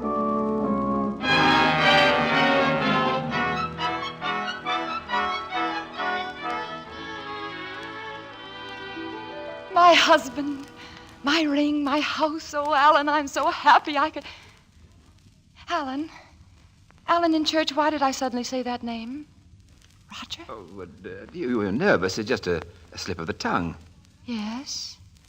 Yes, but why Roger? I don't know anybody named Roger. Well, darling, it's not an unusual name. I don't know how I could have come to say it. I was so sure of the words, and suddenly, when I started, it was just as though they spoke themselves. As if another person spoke for me. Oh, Alan, do you think I'll ever know? Do you think I'll ever remember? I don't know, darling. I don't know. It must have started with the wedding service, the repetition of the scene she'd known before. And through the week that followed, there were other signs. That morning when she saw the mailman walking up to our door. Alan, make him go away! Make him go away, Alan! I'm afraid! And then the first time she saw me write my name. It's pretty, Alan. Oh, it's such lovely writing, and... Oh, Alan, it frightens me. Darling. Alan, I couldn't have, and yet I'm sure I've seen that writing before. And finally, that morning when I found her in the garden. Good morning, Alan.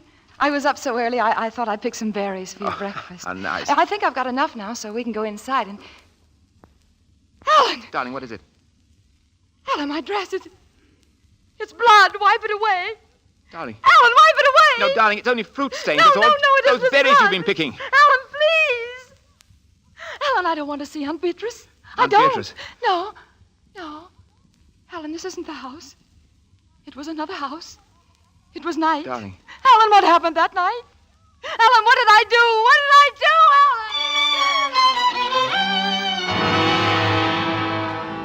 Alan? I was frightened now. I knew I had to learn the truth. I had to see Aunt Beatrice, Mrs. Remington. Next morning, I took the train to London, hurried to the nursing home. But when I inquired for Mrs. Remington... She's so much improved, sir. She's been quite a problem. Fact is, she packed up and left us 2 days ago.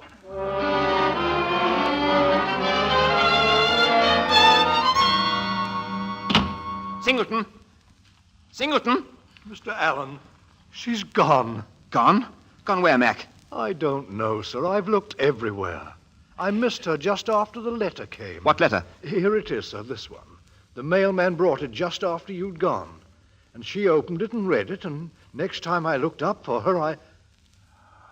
What is it, Mr. Allen? Not bad news, sir? I know where she's gone, Mac. Now, if I can get there in time.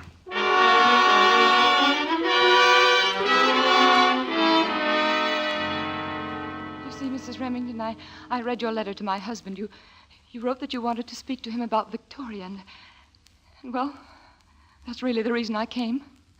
I'd give anything to find her. Why? Because my husband's in love with her. You're jealous of Oh, her? no, I want to give him up. Because you don't love him? No, because I love him very much. Because I want him to find some happiness with her. You see, I can't remain with him any longer. Why not? Oh, I don't know. I can't remember. But I know there was a knife and a white dress and a fire burning and...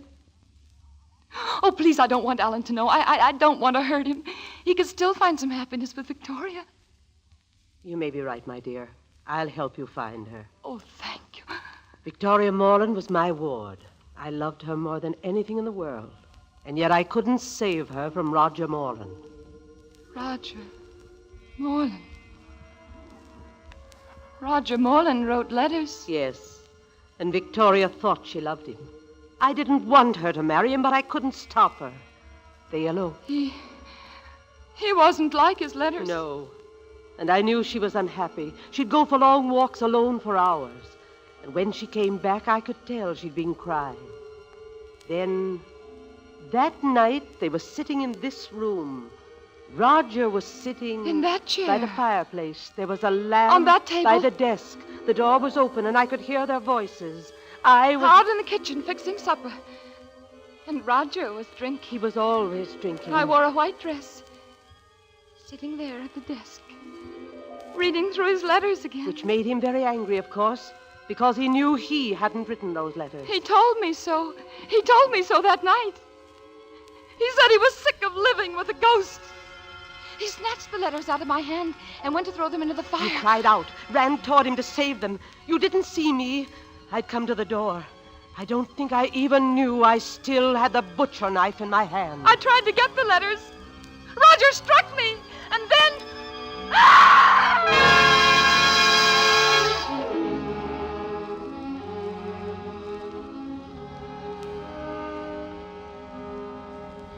Aunt Beatrice. Oh, Aunt Beatrice. Yes, Victoria. I killed him.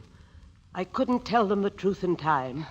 And when I regained my voice, it was too late. Oh, it was all my fault. It was because I loved a man who didn't exist. Who was he? Victoria. Who wrote those... Alan! Oh, Alan, you've heard. You've heard everything. Yes. Oh, darling, then you must know, Alan.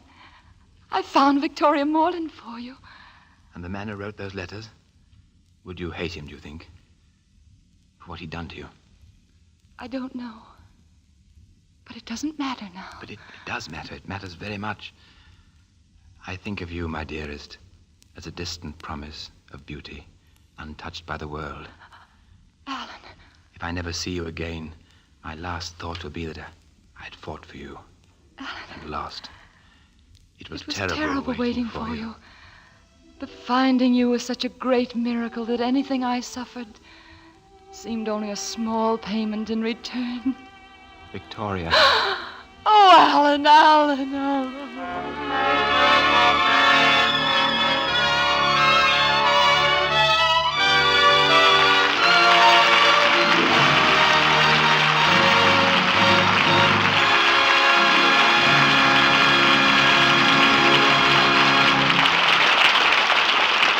Thank you, Rex Harrison and Loretta Young, for a deeply moving story. We hope you will be back with us soon again. Well, you can count on both of us, Mr. Bradley. For that matter, you can count on every actor and actress in Hollywood, because we all know the wonderful work being done by the Motion Picture Relief Fund and its county house. And we know that work is made possible largely by this radio program. And now, before we tell you about next week's show, here's a word from one of America's best-known beauty authorities, Lady Esther. Thank you, Miss Young. Ladies, if I could be with you in your home right now, talking about your beauty problems, I'm quite sure we'd get to the subject of that stubborn, clinging, oily film which clouds the skin of so many women, making it look tired and older. When your skin does not have a clear, fresh, young look, it's almost always because that oily, stubborn film is never really removed. But you can do it in this way. Smooth on Lady Esther 4-Purpose Face Cream, and then wipe it off. Now, the important part, at least once a day, repeat this treatment immediately. Again smooth on Lady Esther 4-Purpose Face Cream. Again wipe it off.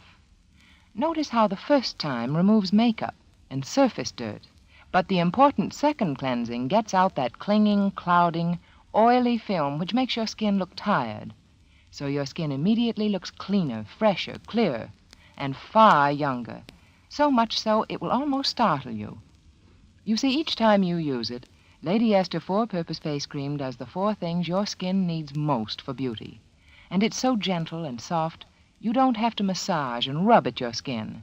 My cream itself does the work, not your fingers, and it needs no help from any other cream. Try this refreshing treatment on your skin tonight with Lady Esther 4-Purpose Face Cream. And I promise, tomorrow you'll be complimented on the difference in your skin, a difference which wipes away the years.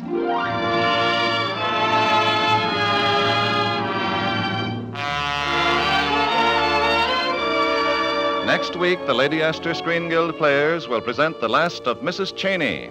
It will star Joan Fontaine, David Niven, and Nigel Bruce. Be sure to listen. Love Letters was produced and directed for Lady Esther by Bill Lawrence, adapted by Harry Cronman, and was presented through the courtesy of Paramount Pictures, whose current release is 2 years before The Mast, starring Alan Ladd, William Bendix, and Barry Fitzgerald. Loretta Young will soon be seen in The Perfect Marriage, a Hal Wallace production for Paramount. Rex Harrison appeared through the courtesy of 20th Century Fox and will soon be seen in their forthcoming production, The Ghost and Mrs. Muir. Music on tonight's program was arranged and conducted by Wilbur Hatch. Tonight's Lady Esther Screen Guild show is being heard by our servicemen and women overseas through the worldwide shortwave and network facilities of the Armed Forces Radio Service. This is Truman Bradley speaking for Lady Esther. Thank you and good night. This is CBS, the Columbia Broadcasting System.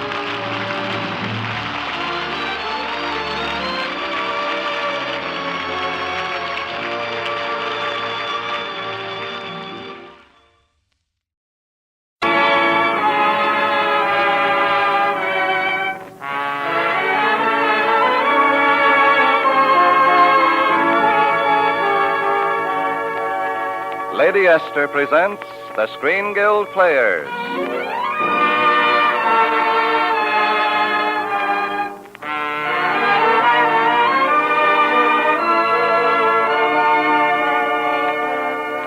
The Lady Esther Screen Guild play tonight, My Favorite Wife. The starring players. This is Greer Garson. This is Richard Ney. This is Gail Patrick. And this is Franklin Pangborn.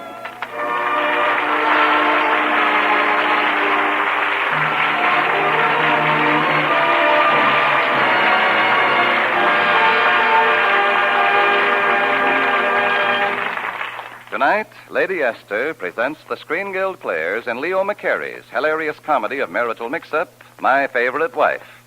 It stars Richard Ney as Nick Arden, Greer Garson as Ellen Arden, Franklin Pangborn as the hotel manager, and Gail Patrick as Bianca Worthing. The Lady Esther Screen Guild Players in My Favorite Wife.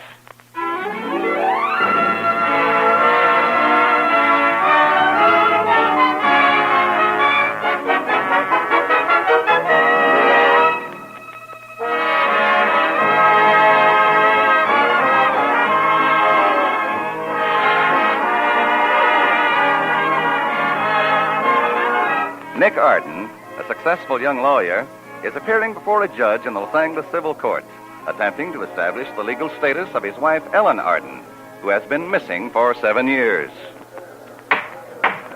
Quiet! Quiet in the court.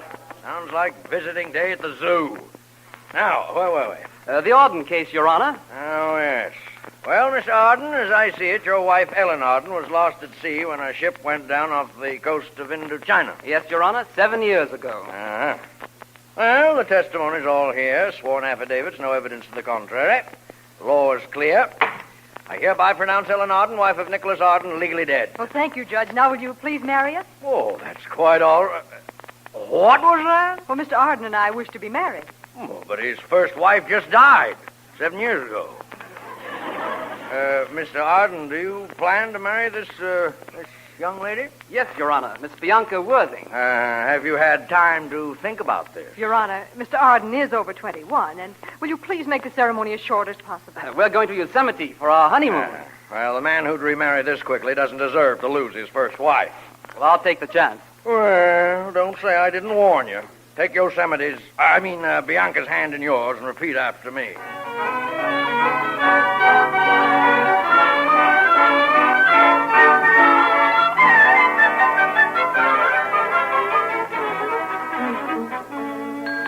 Rod? Yes, sir? See that the windows of Suite A are opened and the room aired. We're expecting a honeymoon couple, Mr. and Mrs. Arden. Yes, sir, right away, sir. I beg your pardon. Oh, yes, madam? Could you tell me if Mr. Arden has arrived? No, not yet, but we're expecting him any moment.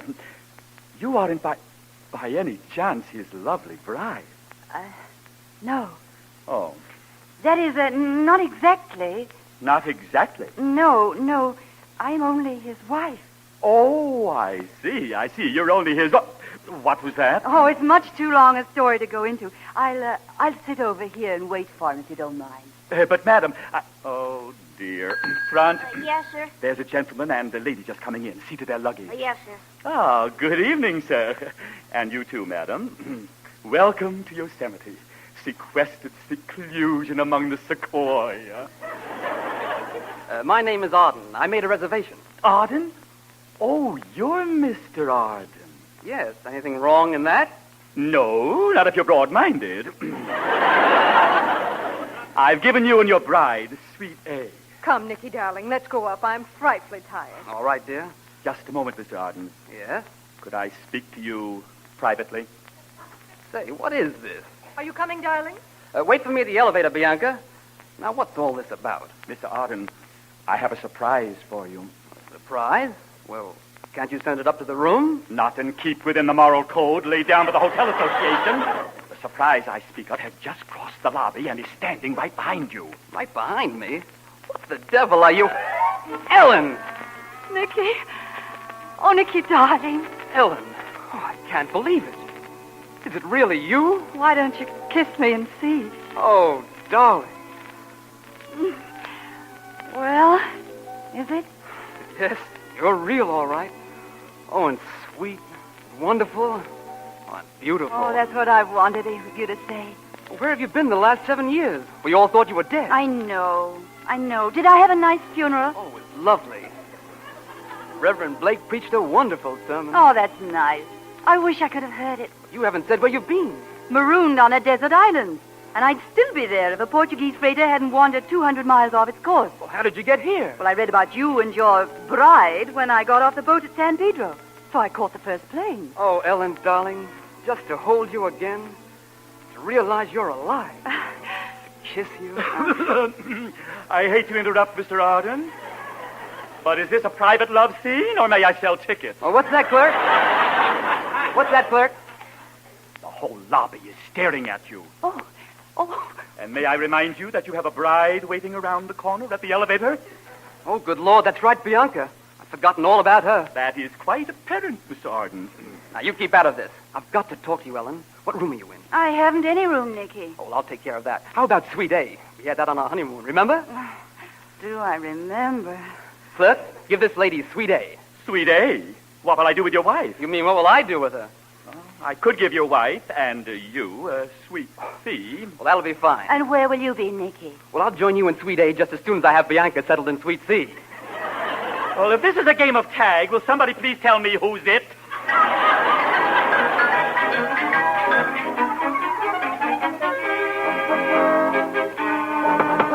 Come in. Oh, thank goodness. I was afraid, Nicky. Of what? Oh, your new wife. Did you tell her about me? Oh, no, not yet. But I will. Well, really, Nicky, I do think you might have waited 24 hours between marriages. You might have let me know you were still alive.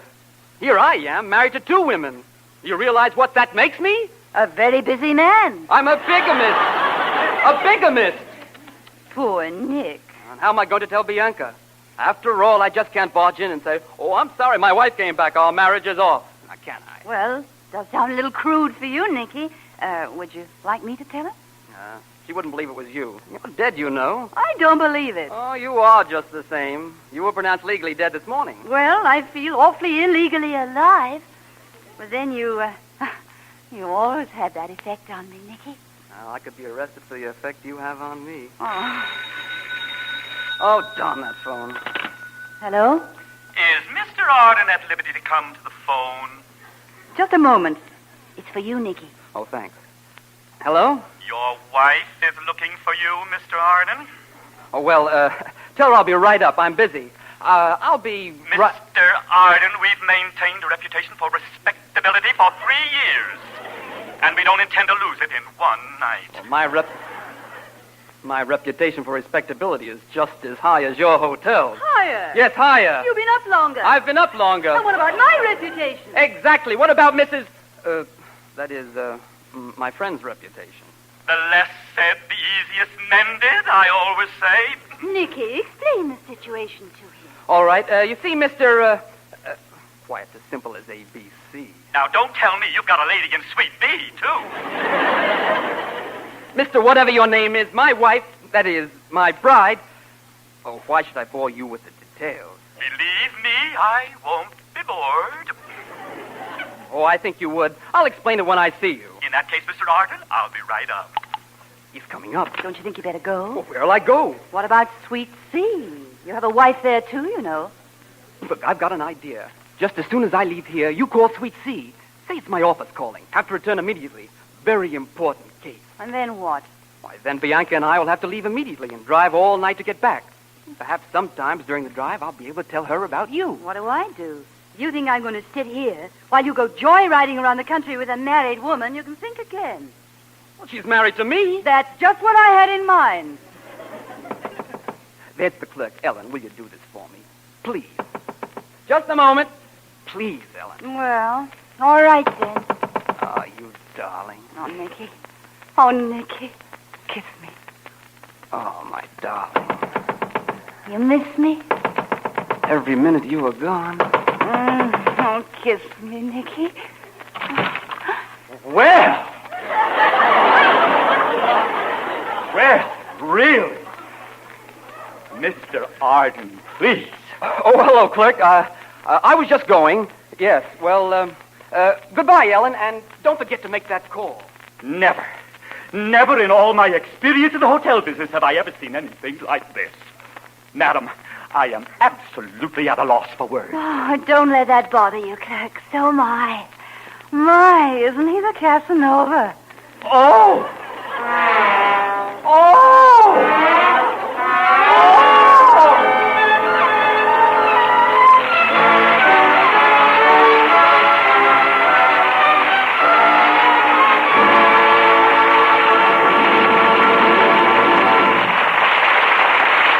The second act of the Lady Esther Screen Guild play will follow in just a moment.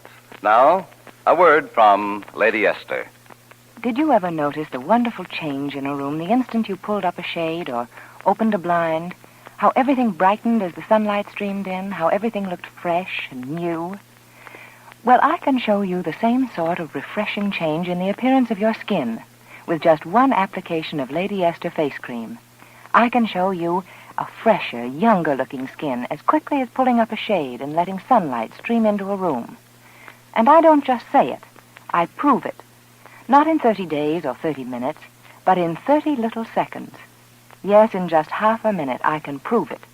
Prove that one application of Lady Esther face cream makes your skin look radiantly refreshed, revived. Here's all you do. Just smooth a little Lady Esther four-purpose face cream on one patch of skin, like one cheek. Wipe it off. Then compare that patch of skin with the rest of your face. See how unmistakably cleaner and fresher it looks. Touch it with your fingertips. Feel the difference. Feel the satin-like smoothness of it. This 30-second patch test will prove everything I say. It will prove that Lady Esther face cream thoroughly cleans your skin, softens your skin, helps nature refine the pores, and leaves a smooth base on which powder looks fascinating. Remember, the patch test proves all this right on your own skin. Proves it in one application of Lady Esther face cream.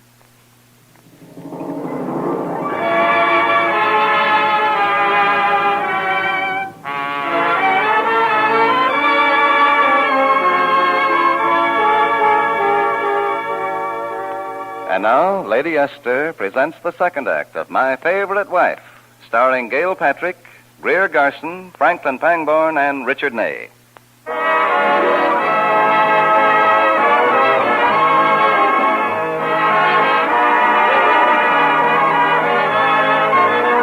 Well, it's the next day, and Nick, having taken advantage of the fake telephone call from his first wife, Ellen, has been driving all night with his second wife, Bianca, pouting and angry beside him. But what Nick doesn't know is that Ellen has taken the plane and is waiting for them as they open the front door of the house. Hello there. Why, Nicky, you old sweet thing. Well, isn't this a surprise? Oh, is this the blushing bride? Well, don't you all look just too cute for words? Just too precious. And Nicky, darling. Who's this, Nicky? Yes, you tell her, Nicky. Why, this is, that is... Oh, she's visiting my mother. Yes, her mother and my mother went to school together down south in Carolina. How very interesting. Well, a boy's best friend is his mother's best friend. It certainly is nice to see you again, friend. Oh, Nicky, I bet you tell that to all your wives.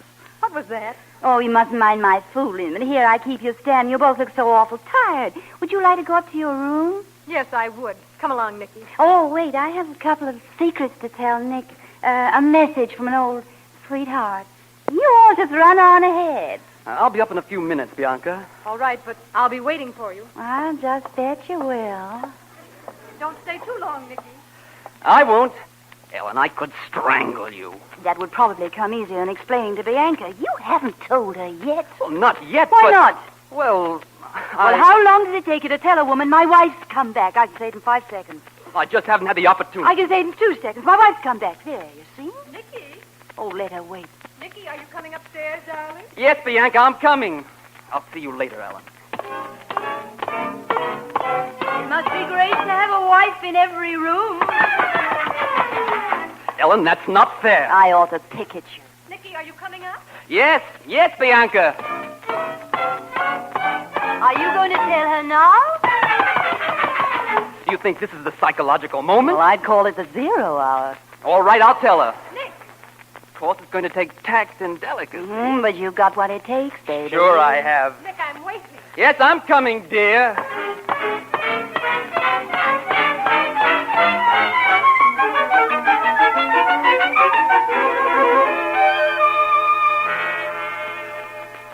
I just knew you'd look like that in your dressing gown, Nicky, darling. You did? Uh-huh. What are you standing way over there for? Oh, nothing. I'm just not sleepy, that's all. Well, I am. Come on, sit over here beside me, darling. I have something to tell you, Bianca. It's about time. Now, I don't want you to misunderstand. It's just one of those unfortunate things. Oh, tell me in the morning, darling. Don't turn off those lights! Why, darling. Well, I always sleep with the lights on. Besides, I'm expecting someone, or something. You see, that's the doorbell. But you're surely not going down to answer. Oh, I've got to. It's an old family tradition. Head of the house always answers the doorbell. But, Nicky. Sorry, Nicky. honey. I'll get it.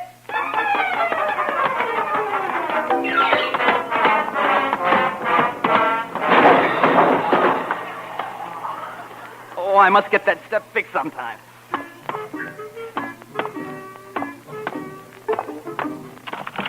Yes, what can I... Are you Nicholas Arden? Yes? I'm Johnson of the American Life and Accident Insurance, and I... Well, this is a delightful surprise.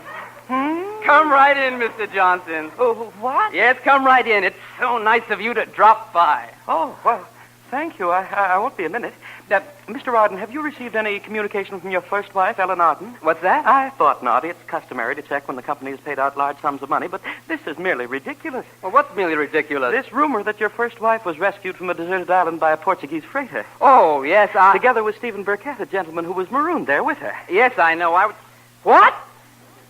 A man was marooned with my wife? Well, according to this unverified rumor. My wife and this Stephen Burkett? On an island together for 7 years? What else is rumor? Oh, yes. The captain of the freighter said the woman, the one supposed to be your wife, always called Mr. Burkett Adam. Adam? Oh, yes. And he called her Eve. Eve?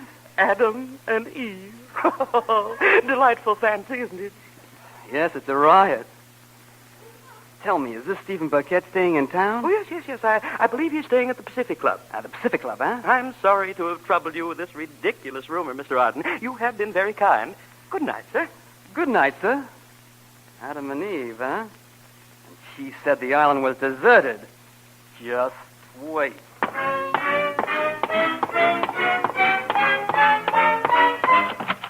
Ellen? Nick. So, the island was deserted, was it? Nicky, what's the matter? Why didn't you tell me you weren't alone on that island?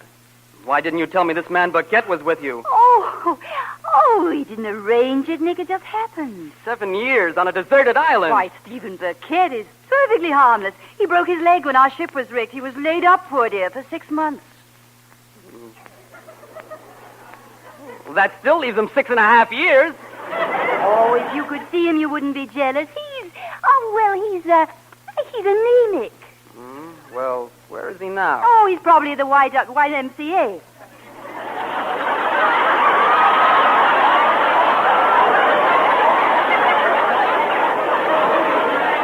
YMCA, Yes, he always lives at the YMCA. He's so little and mild and he's so anemic. Nick, wait, where are you going? I'm not going to the YMCA, Eve. I'm going to the Pacific Club. I'm just enough of a snake to want to see this anemic Adam.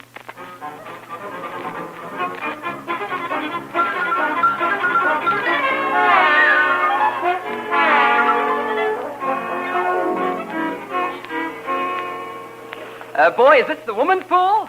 No, sir. They just hang around to watch Mr. Burkett. They go crazy every time he comes into the pool. Oh, there he is. They're standing on the high dive. Oh, that must be the wrong Burkett. I'm looking for a mild, gentle, anemic man. Well, there must be someone else. Well, this Burkett was lost on a desert island for 7 years. He was? Well, yeah, and the way I heard it, there was a woman lost with him. They called each other Adam and Eve. Is that so? Boy, ain't he the Superman, though. Hey, look at that physique.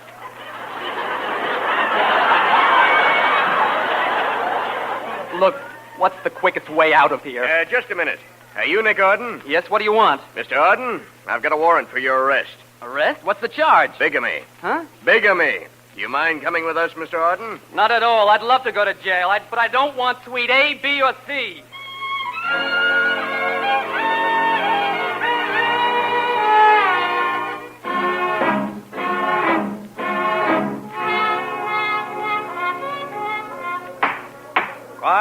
Quiet in the court. If Your Honor, please. Please, Mr. Arden.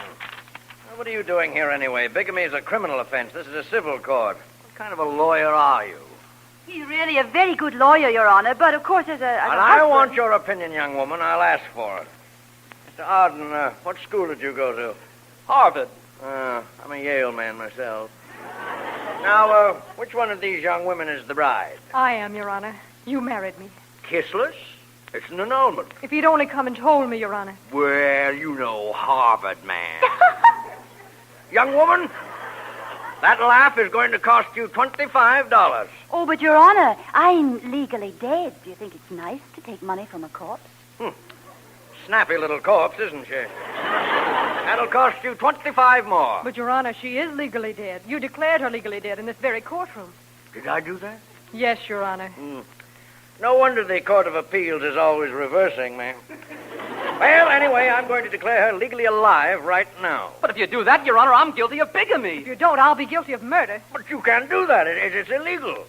I'll tell you what. I'll annul the second marriage first. That leaves Arden free to go back to his first wife, if that seems necessary or advisable. Well, I think I ought to wait 60 days, Your Honor. It's a difficult problem that needs to be considered calmly and rationally. It didn't take you 60 minutes 3 days ago. And look what happened. May I go, Your Honor? I want to get out of here before I explode. Certainly, my dear. I should be home myself. I'm anxious to tell my wife about this case. She thinks most of my cases are dull. Well, what about me, Your Honor? Second marriage is annulled. First wife, legally dead, is now legally alive and is still your wife. Thank you, Your Honor. Goodbye, Nick. Goodbye. Ellen, where are you going? Up to the mountain cabin. I want to be sure that I don't influence you during the 60 days you need to think this out. Ellen, wait! I didn't... Ellen! Ellen!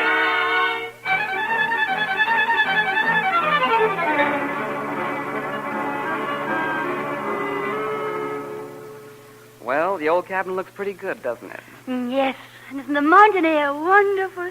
Well, thanks for driving me up, Nick. Oh, that's all right. Well, thanks, Nick, and goodbye. Goodbye.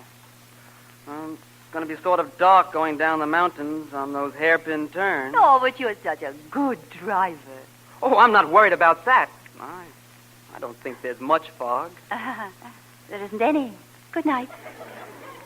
Good night.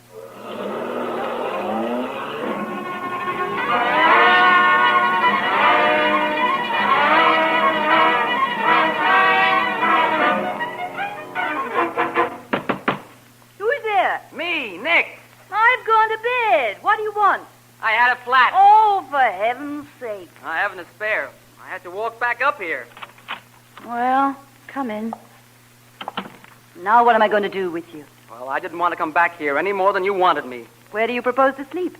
Well, there's a couch in the attic. That's just the place for you. And I'll be out of here by daylight. And if you're a gentleman, you won't wake me. Well, you can rely on me. I know it, you Harvard man.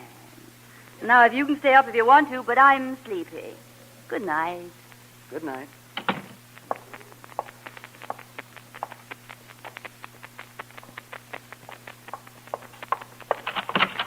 Now what? Are you hungry?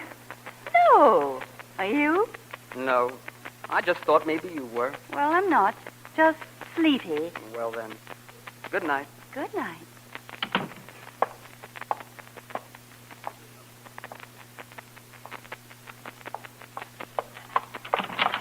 What is it this time? Are you comfortable? Comfortable? Thank you. Oh, you're beautiful. Thank you. Good night, Nick. Good night. Oh, what's the use, Ellen? You know the way I feel. I'm stuck. I don't care what people say about Adam and Eve. I was always mad about you, and I always will be. Why, Mr. Arden, you know you haven't had time to think this out calmly, rationally. Well, I don't have to think it out. Oh, yes, you do. You go away for 60 days. I'm not going to go away and stay away from you for 60 days. Oh, but 60 days isn't too long. Now, let me see. November, December, 23, 24. It's just about Christmas time. Sorry, Nick. You'll have to come back and tell me about it in 60 days, and we'll have a lovely Christmas. You mean not until Christmas? Not until Christmas.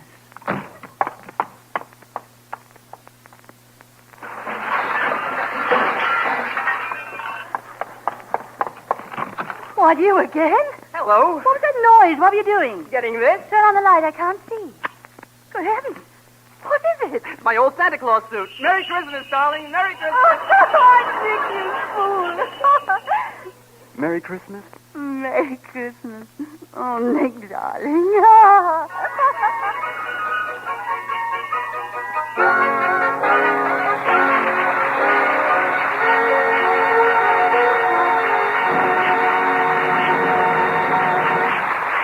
Thank you, Franklin Pangborn, Gail Patrick, Richard May, and Greer Garson for appearing with the Lady Esther Screen Guild players tonight. We are grateful for your delightful performances. And now, before we tell you about next week's show, here's a word from one of America's best-known beauty authorities, Lady Esther. Have you the courage to look 10 years younger? Have you the courage to look lovelier and more romantic?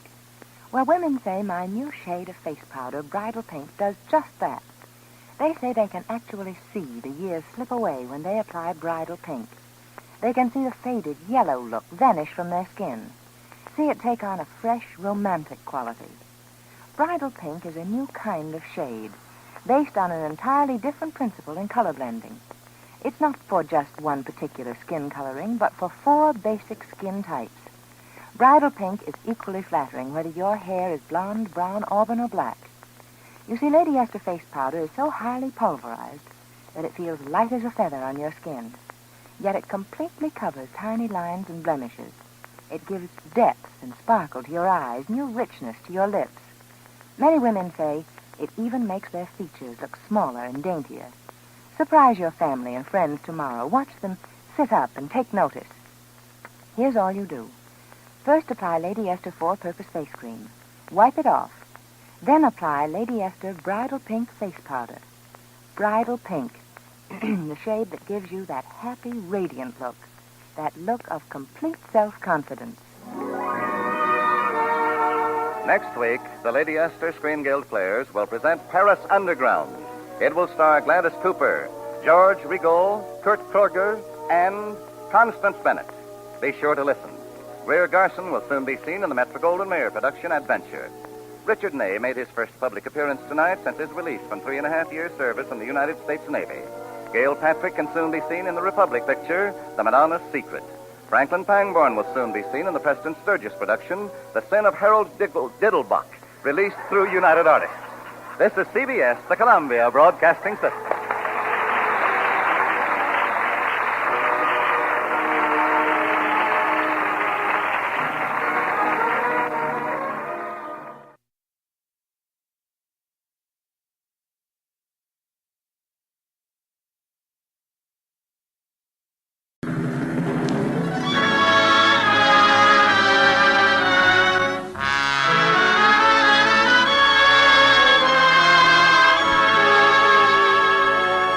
Lady Esther presents the Screen Guild Players.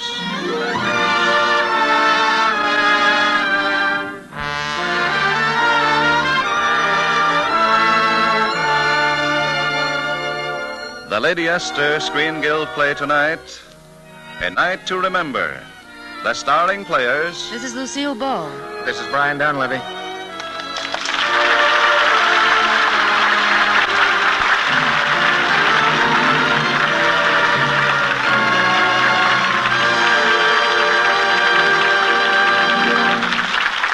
Tonight, Lady Esther presents the Screen Guild Players in Columbia Pictures' comedy of murder and blackmail in Greenwich Village, A Night to Remember.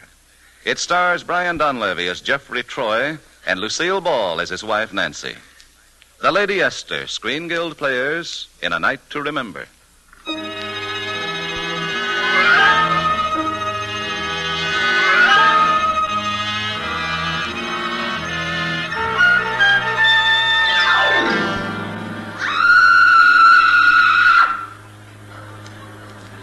The address was 39 Gay Street, New York. I had a strange feeling about the place right from the start. First the scream, and then... Jeff, there's something crawling across the floor.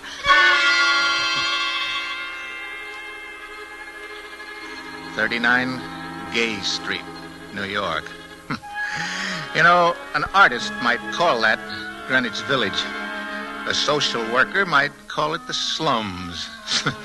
Sure, I pointed all that out to Nancy, but she was sort of sensitive, I guess, because, you see, she'd rented the place without even asking me, and, well, anyway, you know how women are.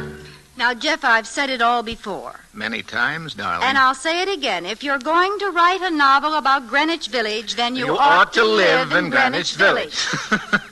You funny man. Quite frankly, I didn't like number 39 Gay Street. I don't think you would have liked it either. One of those musty old brownstone fronts they'd cut up into small apartments. And when we went up the steps that night and entered the hall, our landlord wasn't exactly overjoyed to see us. I wasn't expecting you, Mrs. Troy. And not till Thursday. Well, I thought as long as the apartment was vacant. You see, my husband is a writer, and he's very anxious to get to work. Yes, we'll be glad to pay you for the 3 extra days. Oh, no, it isn't that. No, you see, I haven't had the lights turned on, and the apartment isn't cleaned yet, and, perhaps if you'd have stayed at a hotel tonight, by tomorrow I could have everything ready. Oh, but our furniture's on the way from Connecticut. It ought to be here in an hour or so. I guess we'll just have to... Jeff, what was that? Well, it wasn't the 6 o'clock whistle. It came from downstairs. Mrs. Troy, I assure you it's nothing at all. Mr. Turner, it happened again. Oh, what happened? Down in the basement, that thing, whatever it is, it crawled across my feet. Stop that, Mrs. Salter. Stop it at once. Now, you go to my apartment and wait for me there. Yes, sir. Yes, sir. Say, what did she mean? Oh, you mustn't mind her, Mr. Troy. She's my janitor, you see. An excellent worker, strong as an ox, but when she works in the basement, she gets hallucinations. That's absurd, isn't it? Yeah, silly. Well, if you'll lend us some candles, Mr. Turner, we'll have a look at our little nest. Come along, Nancy. Let's you and me go up, huh? Jeff, It isn't up, it's down. Well, then let's go down and see our little... Down? I forgot to tell you, it's the basement apartment. It didn't look so bad by candlelight. The living room was pretty fair size. One door opening on the street and another opening on the hall. And the bedroom had a door that opened right on a garden. That's what had Nancy so excited. Oh, just imagine, darling, a garden right outside your bedroom in the heart of New York. Why, we can even have a victory garden. Mm-hmm. Good soil, too. Lots of iron in it. How do you know? Well, isn't that a horseshoe lying there? Jeff, you found a lucky piece. Pick it up. Where'll I wear it? You just hold it tight and make a wish. Oh. Okay, I've made it. What'd you wish? Well, while we're waiting for our furniture, I wish we could find a restaurant where they still have some steaks.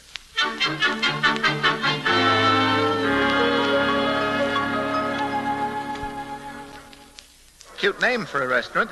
Polly's Stable. Must be a good place to put on the feed bag. You funny man. Good evening, folks. How's everything? Well, the martinis are swell, but I need some toast. Toast? What kind? White or rye? Oh, it doesn't matter. I just want to stick it under the leg of this table. Look, Jeff, while you order dinner, I'll go and phone the cleaners about our drapes. Well, I'm pretty hungry, Nancy. Will you be back soon? Uh-huh, and 2 shakes of a dry martini.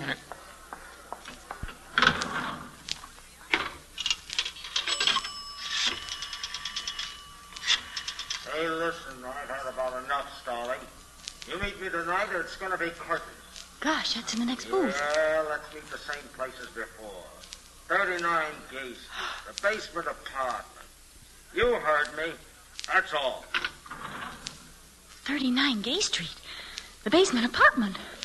Oh, gee. Jeff, while I was in that telephone booth, Oh, excuse me, I didn't realize the waitress was still here.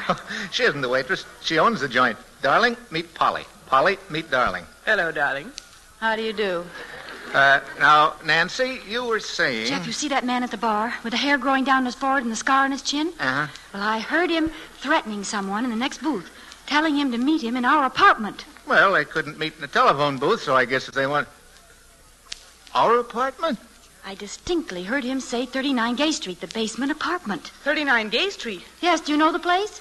Oh, sure. I live there myself on the second floor. Oh, you do? Well, then maybe you know who that... Excuse me, we're awful busy tonight. See you later, folks. Enjoy your dinner.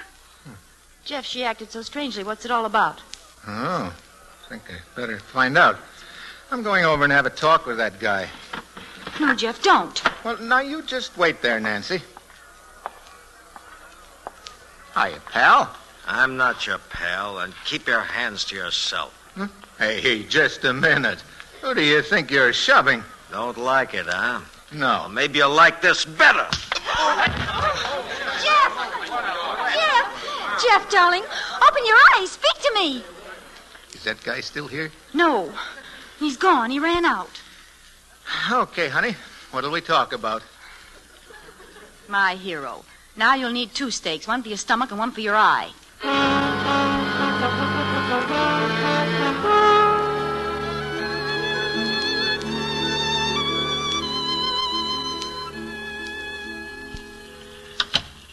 Huh? Home, sweet home. And there's no place on earth I'd rather not be. Jeff, it's awfully dark in here. Yeah, lucky we bought these extra candles. Well, there we are. That gives us some light. But don't you understand? I left a candle lit when we went out to dinner. Oh, well, it must have blown out. Any little draft could... Ouch! What's the matter? Oh, my foot. I stubbed my toe. Hey, look. It's that darn horseshoe. My lucky piece, no less. That's odd. What's it doing on the floor? You put it on the windowsill. Say, that's right. How did it get on the... Jeff, listen, you hear that noise? Sounds like water running in the bathroom. I'd better have a look, huh? Hey, not without me. All right, here. Put the candle down on the floor. Right. That's it. Steady now. You with me, Nancy? Nancy! Jeff, look. That candle is moving. Gosh. Hey, what's so funny? Look, it's a turtle. It must have come in from the garden. You put the candle right down on its back. Hey, I'll bet that's what's been scaring Mrs. Salter, too. Come on, now let's have a look at that bathroom. There you are, Nancy. You see? Just some water running out of the tub. That's what I mean. Where'd the water come from? Well, We didn't fill that tub. That's right. We didn't. Oh, I know. That guy from the restaurant came in here to take a bath, but he was very modest, so he blew out the candle. And he pitched horseshoes to dry himself off. You funny man. Oh, well, there's no use getting all upset, Nancy. Ooh, what's that? Maybe he's back again. Jeff, don't go. Don't worry, I'm not. Anybody home? Got a load of furniture here. Oh, it's just the furniture. Yeah. Imagine being scared by an overstuffed chair.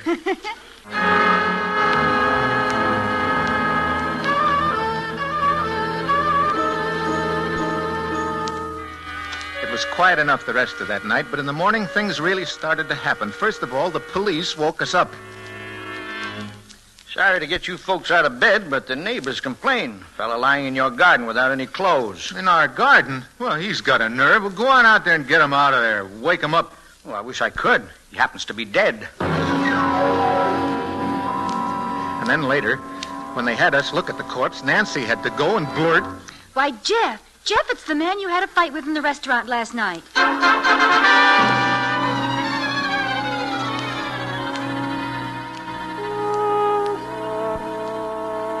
Now, just let me get this straight, Mr. Troy, about this exchange of blows last night. Inspector, there wasn't any exchange. Only 2 blows were struck. He struck my husband, and my husband struck the floor. Ah, no, Nancy, I pushed him once, didn't I? Now, what's one little push? You didn't murder him, did you? Who, me? Say, Inspector. Yes, Balling? I got a little dope for you. The guy's name was Kaufman, Louis Kaufman. Had an apartment up on the 3rd floor. Who told you that? Oh, you wouldn't guess in a million years. Remember during Prohibition this place was a speakeasy? Joe's place it was called. And Joe had a partner. Eddie Turner. Yeah, that's right. Remember we grilled him, and when Joe disappeared, well, little Eddie's still around. In fact, he's a landlord of this joint. That's interesting. Inspector Hankins? Yeah? My name is Lingle. I have an apartment in this building. That's right, Chief. I got his name on the list. I want you to know, sir, if I can help in any way. Oh, thank you, Mr. Lingle. We may call on you. Well, I'm in the phone book. The Lingle Art Studios. Anytime at all, Inspector. Anytime at all. Inspector, if you don't mind my putting in a word. Not at all, Mr. Troy. Well, I think you should have questioned him. After that conversation my wife overheard, you should question everyone in this house. Mr. Troy, remember, you live here, too. Oh, that's silly. Jeff isn't the murderer's type. Well, I didn't say he was. Come on, Balling, let's go up and look at Kaufman's apartment. Wait a minute, Inspector. Just look at these books. Murder in the laundry, murder in the air, murder in the subway. Must be a couple of dozen of them. Somebody got murder on the brain. Mr. Troy, you said you were a novelist? You didn't by chance... You bet. I wrote every one of them. Murder Mysteries by Jeffrey Yort. That's my name spelled backwards. TroyYort. You get it? Yes.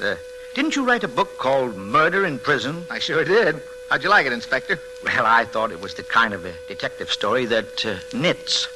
Knits? Oh, you mean all the clues fall into one place? No, I mean knits.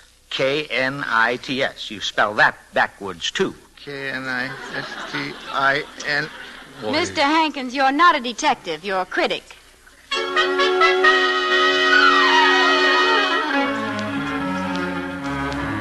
Well, I guess that made me pretty mad.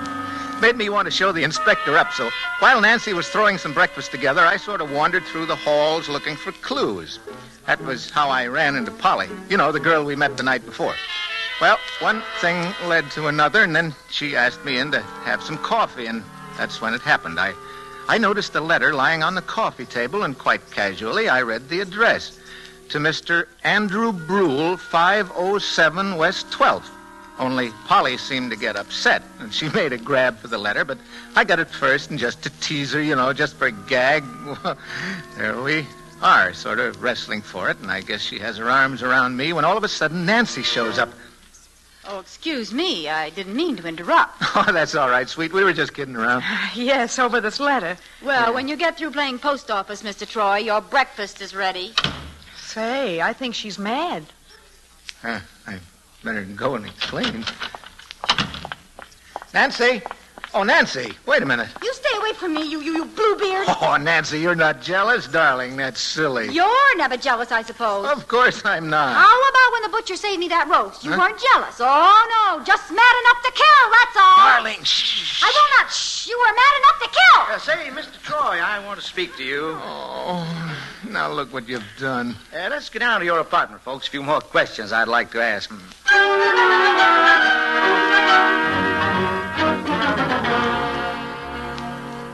Mr. Troy, did you ever see this horseshoe before? Oh, sure. That's my lucky piece. Wasn't so lucky for Louis Kaufman. What do you mean? I mean, there's dried blood on it. And these strands of hair are from the dead man's head. Wait a minute. Are you saying that this horseshoe was the murder weapon? Now you're getting hot, and I do mean hot. Oh, say, Chief, we checked the fingerprints on that horseshoe. They're his, all right. Whose? Yours. Oh. Okay, Troy. Get your hat and coat. Wait a minute. He hasn't done anything. He wouldn't hurt a fly. Jeff, darling, don't go. You haven't even had your breakfast. That's all right, baby. Don't you worry. I had a cup of coffee upstairs with Polly. Oh, with Polly. Take him along, Inspector, and I hope he gets light.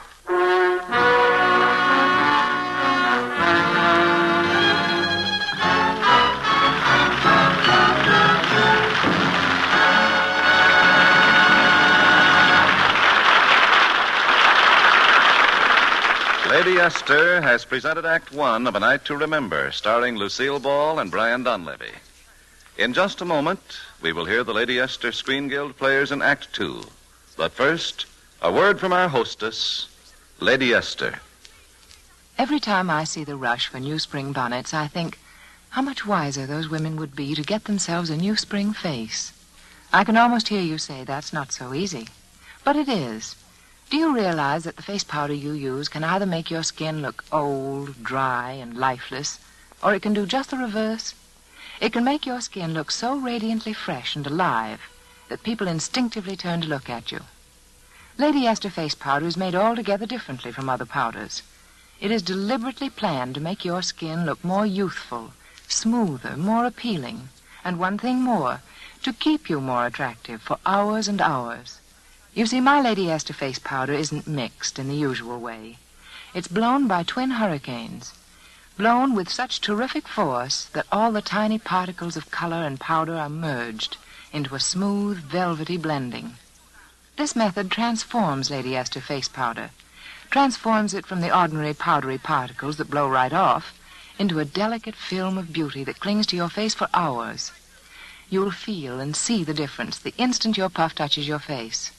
You'll see how wonderfully smooth your skin becomes, how little lines and blemishes disappear. Try Lady Esther face powder and look more youthful, more glamorous, not just for minutes, but for hours and hours.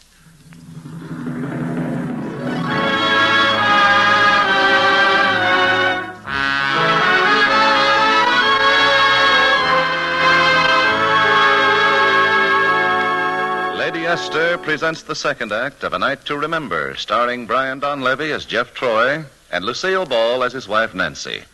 Jeff continues our story.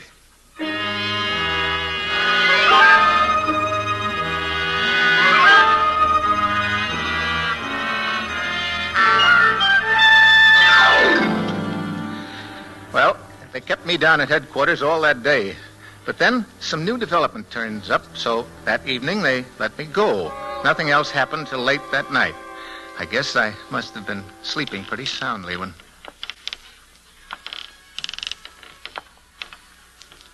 Jeff! Jeff, wake up! What's the matter now? There's somebody in this apartment. I can hear him walking around. Well, tell him to sit down. In this apartment? Shh.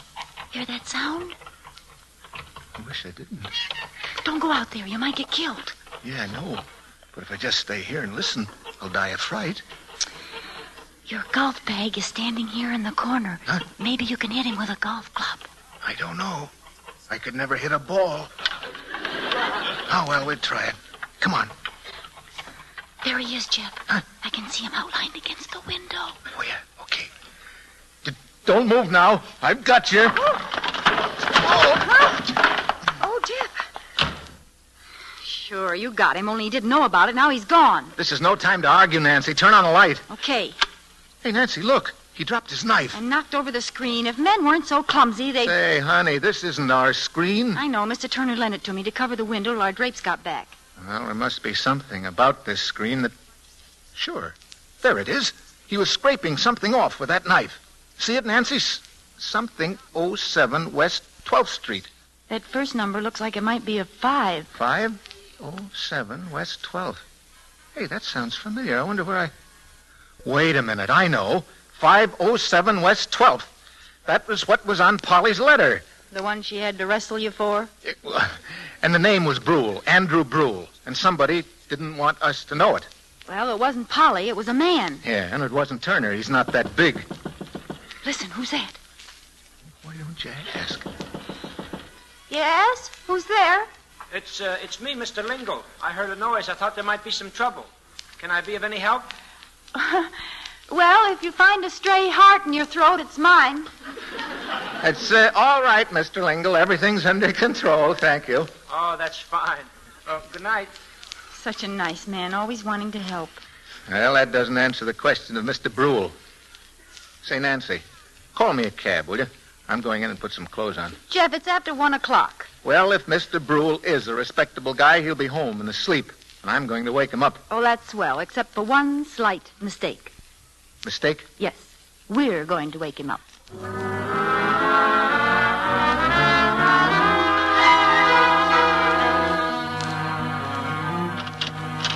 Yes, what is it? Oh, good evening, madam. I'm sorry to disturb you, but it's very urgent that I see Mr. Brule. Ain't no Mr. Brule here, and it ain't evening, it's morning, and you ought to be ashamed. Good night. Cute kid. Jeff, are you sure you had the right address? Absolutely positive. You know, Nancy, it's funny. His mail should be sent to a place where he doesn't even live. I think we ought to check with the post office, you know it? Darling, not tonight. Well, no, I guess it can wait till morning.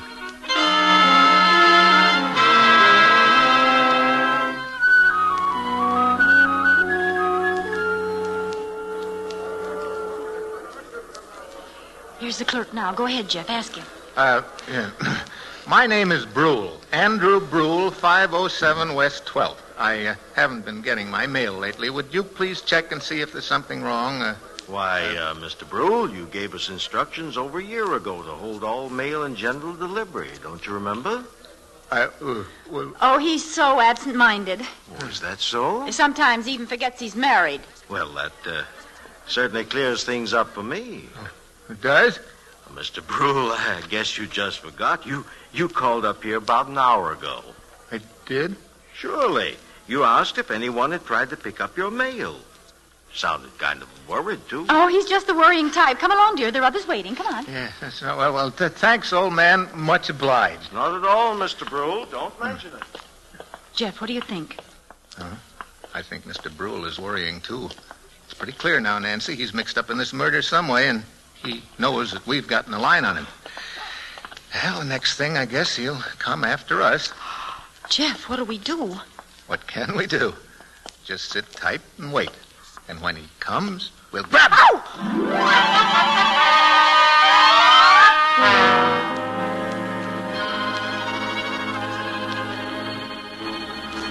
Jeff, what time is it now? Oh, just a few minutes to midnight. Midnight? Say, what are you so scared about? We've got all the lights on. I've got my trusty mid-iron here, and... Hey, the lights. Who turned those lights off? Not me. Huh? Ooh. Then it must have been the murderer. The fuse box is out there in the hall. Jeff, there's something coming through the door. Steady now. Steady, Nancy. Yeah. All right, you. Whoever you are, you better give up. I got you covered. Oh, Jeff! I've got him. Jeff! Nancy, I got him. Give me a hand, will you? Jeff! Sock him with something, Nancy. Yeah. A chair, anything. I'm coming, Jeff. Hit him, Nancy. I'll help you, darling. There, take that, you nasty man. I'll teach you to hurt Jeff. I'll teach you to... Hey. What hit me? Oh, Jeff, it's you. Oh, darling, I'm sorry. It's so dark in here. Maybe it is, but I can see stars. Hey, the murderer. Where'd he go? I don't know. That was a door, Jeff. He must have gone out. Hey, listen. Police whistles.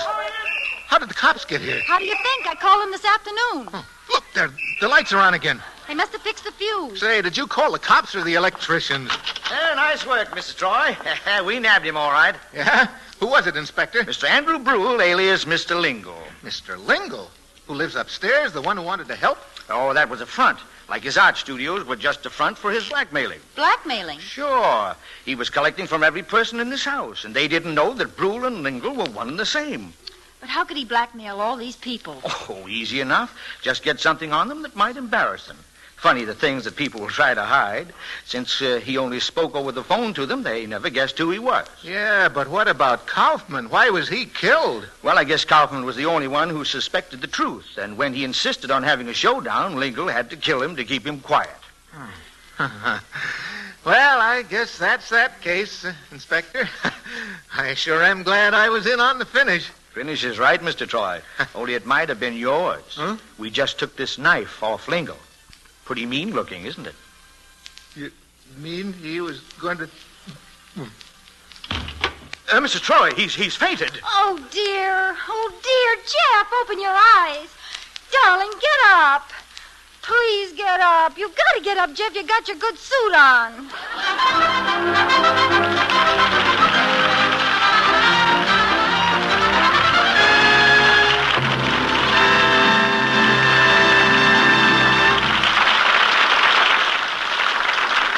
Thank you, Lucille Ball and Brian Donlevy, for a most entertaining half hour. Well, we ought to thank you, Mr. Bradley, because it's really been fun. And besides, all of us appreciate an invitation to play here because we know what wonderful work is being done by the Motion Picture Relief Fund and its country house and clinic, a work made possible by these radio broadcasts. Brian Donlevy will be back in a moment, but first a word from one of America's foremost beauty authorities, Lady Esther. Thank you, Miss Ball. Ladies, if you've ever watched an artist paint a portrait, you know he can make his subject look younger or older just by the way he tones her skin. Think about that, because you do exactly the same thing with your face powder. You make your face look younger or older. Any artist studying my 9 different shades of Lady Esther face powder recognizes them at once as young skin tones. I proved what a difference they make in an experiment the other day. At a dinner party, a woman I'd never seen before was seated opposite me. She looked rather middle-aged, rather plain, and didn't attract much attention. After dinner, I struck up a conversation with her. Knowing my interest in beauty, she confided that she hated her drab, plain look. But it's my age, she said. What can I do? Well, we went into a dressing room, and I removed her hard, cakey makeup that made her face look so dry. Instead, I applied my own shade of Lady Esther face powder, which fortunately was her shade, too. She looked and looked. She was simply enchanted. Her face did seem altogether different, so radiant, so smooth, with almost a little girl freshness. It's all due, I explained, to the different way Lady Esther face powder is made. It's blown by twin hurricanes to give it those young, translucent shades, that velvety texture, and to keep it clinging to your skin for hours. Perhaps you'd like to try an experiment on your face. So why not get a box of Lady Esther face powder tonight?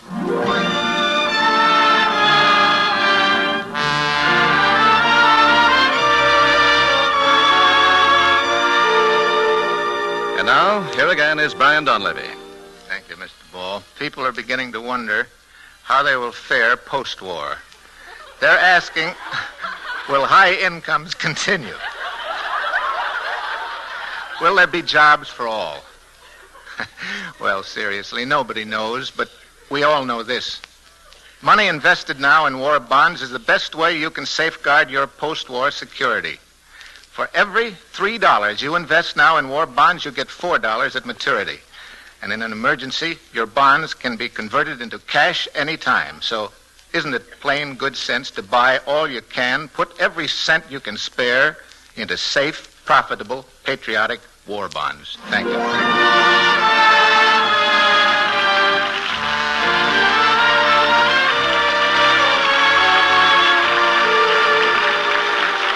Next week, the Lady Esther Screen Guild Players will present Dark Angel. It will star Donald Crisp, Merle Oberon, and Ronald Coleman. Be sure to listen. Lucille Ball appears through the courtesy of Metro-Goldwyn-Mayer, producers of White Cliffs of Dover. Brian Donlevy appears through the courtesy of Paramount, producers of the Hitler Gang. Music on tonight's program was arranged and conducted by Wilbur Hatch. To try Lady Esther four-purpose face cream, just get the smallest size jar. Later, you can get the economical large jar and keep refilling the small one for convenience. This is Truman Bradley speaking for Lady Esther, saying thank you and good night, everyone. This is CBS, the Columbia Broadcasting System.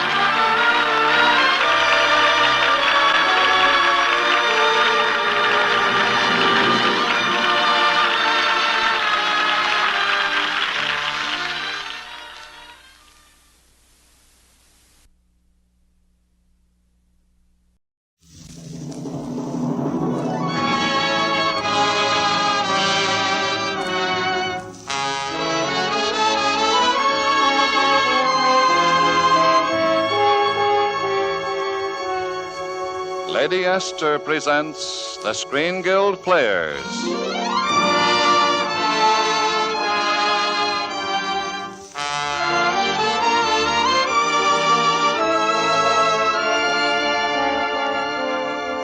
The Lady Esther Screen Guild play tonight, History is Made at Night. The starring players. This is Paul Lucas. And this is Virginia Bruce.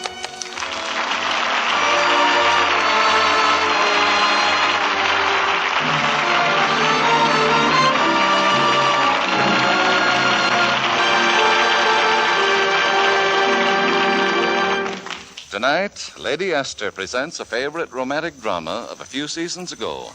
The United Artists picture, History is Made at Night. And in the starring roles, Virginia Bruce as Irene and Paul Lucas as Paul. The Lady Esther Screen Guild players in History is Made at Night.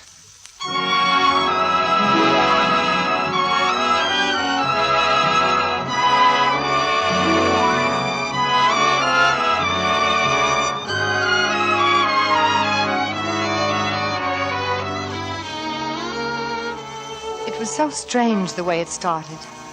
That spring, I'd gone to Paris to get my divorce.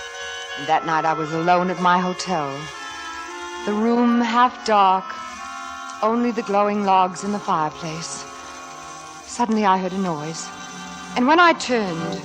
Good evening, madame. Michael, what are you doing here at this hour? Isn't that fairly obvious, madame? Will you get out? Get out of here at once. I'd suggest that madame refrain from giving orders. I'm not here as a chauffeur tonight. Why, you... My husband will kill you for this. I don't think so, madame. He's paying 10,000 francs to find me here. My husband? You mean he sent you here? Why? In a moment, he will arrive with a witness and find you in my arms. He hopes you will then have sense enough to drop your divorce proceedings against him. Oh. He loves you very much, madame. And frankly, I can scarcely blame him. Look, Michael, you don't want to do this. But I think I do. Please, I'll give you my pearls. They're worth 10 times what he's paying you. I'm afraid it's too late. They'll be here any moment. Now I must take you in my arms. No, let me go. No, I would advise madame not to struggle. Surely it can't be so distasteful. You're wrong. Madame seems to think it is. It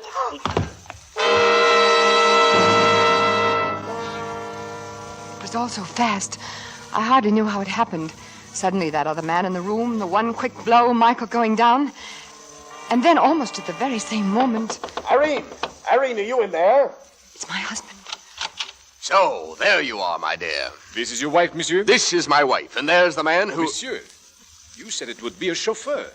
This man is not a chauffeur? Most decidedly, I'm not. Who are you? What are you doing here? That's beside the point. I have a gun here in my pocket, gentlemen. No noise or I shoot. Up your hands.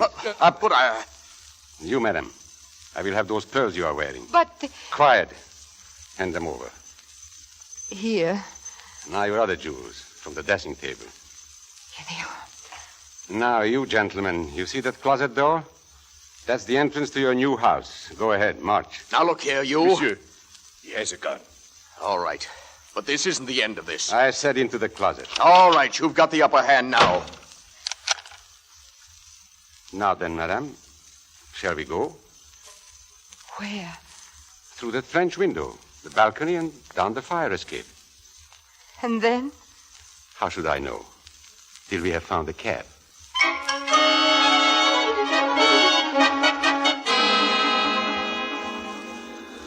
Now then, madame. Oh! Is anything wrong? You put your hand in your pocket. I thought you had a gun. No, just your jewels. If you'll give me your handkerchief, I will tie them into a nice little package for you. Me?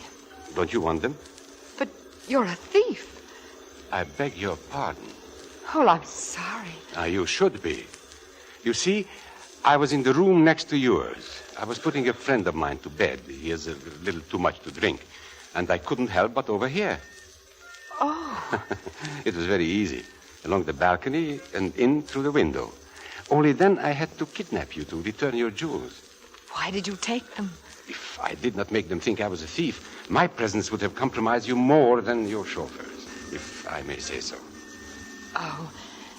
Well, I'm really awfully sorry. All right. I forgive you. It was very kind of you. Yes, it was. Very kind. Where are you taking me now? Well, I felt you might want to do some thinking. Oh. So we are just riding around. Oh. All I can seem to say is, oh. And that I'm grateful. Look, would you let me buy you a drink? Yes.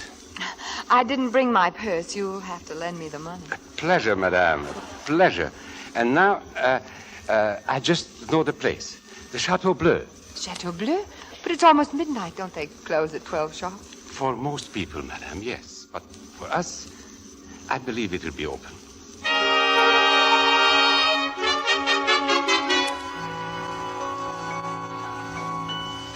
just don't believe it. The Café Bleu keeping open just for us.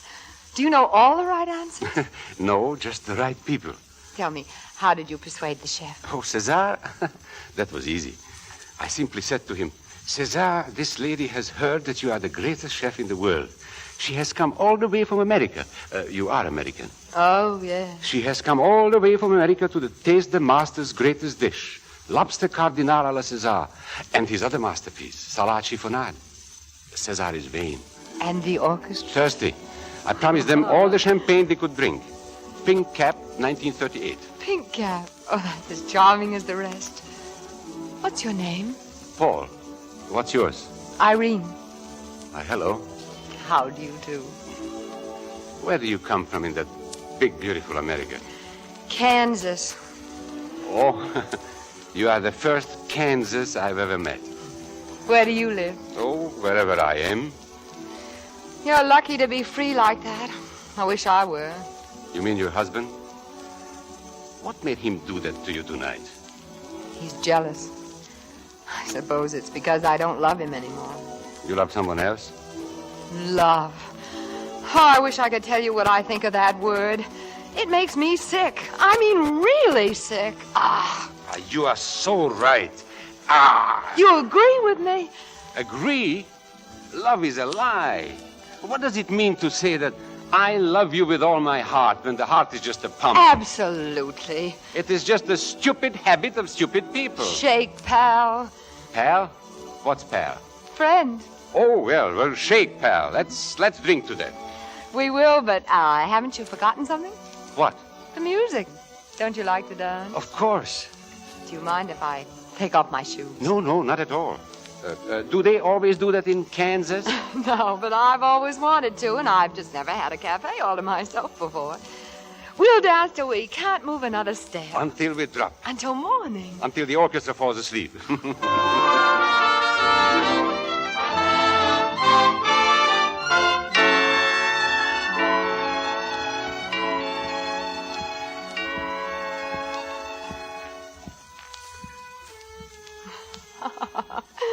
There he goes, Paul, our last musician. Yes. You know, I think they must have said to themselves, let's go to sleep. Those people want to go home. Yes, and we'd better. It's almost dawn. Mm-hmm. Well, I'll get the chef. César? Yes, Paul. Well, my friend, we have finished. Finished? But Madame's plates. Oh, I'm sorry, César. I just couldn't eat another bite. But, Madame, lobster cardinal à la César, salade chiffonade. Always they are finished to the last little piece. Unless... Unless what? Unless you are in love. In love? Oh. You do not fool me. I have eyes. To that I will have a drink myself. Paul, did you just hear what he said? Because we cannot eat, we are in love. In love. Oh, my beloved. And not even to know it. It is fantastic. It's a dream. It's a poet's nightmare. The moon laced with stars. Darling, we couldn't live without each other. We couldn't breathe. We are trapped. It will always be like this. Forever and ever. And we'll live on an island all alone. All alone, Paul. Just you and I. Do you know what we'll do when we get there, Irene? What will we do when we get there, Paul? Nothing. We won't have to. We won't even have to say I love you. We won't have to say anything. Just look at the sea. And listen to it. Until we die. Oh, Paul. Darling. You too? Of course. Somewhere we must have stopped joking.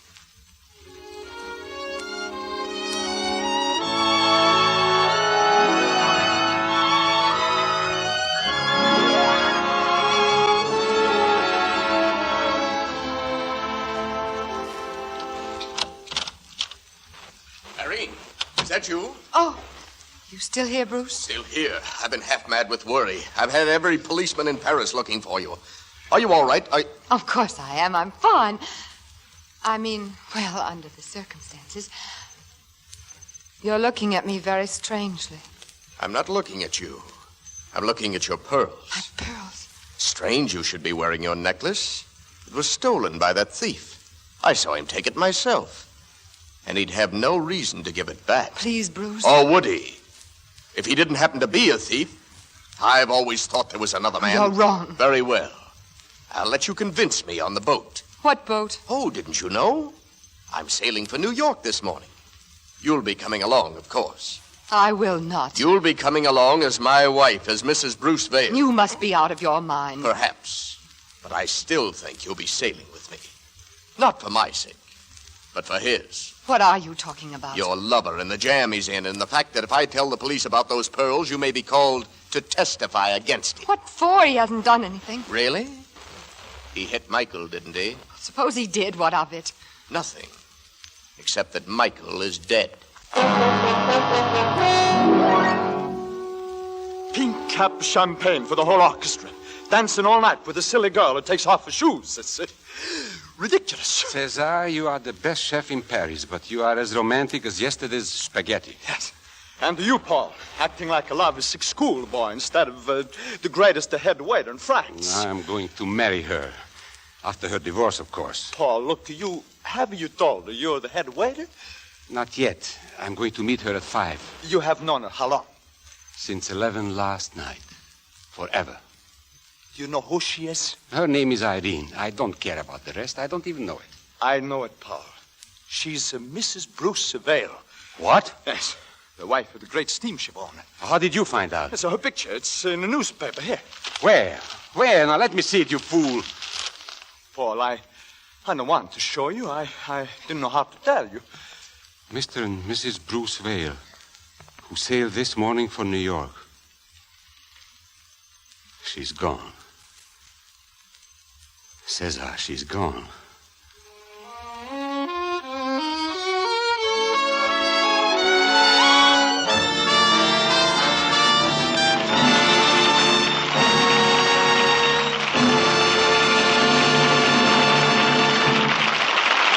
The second act of the Lady Esther Screen Guild play will follow in just a moment. But now a word from Lady Esther. Remember the old fairy story of the magic mirror? Well, how would you like to look in your mirror and see a real change take place, an exciting change in your entire appearance, almost like magic? Thousands of women have had this interesting experience, and you can too, by making the patch test.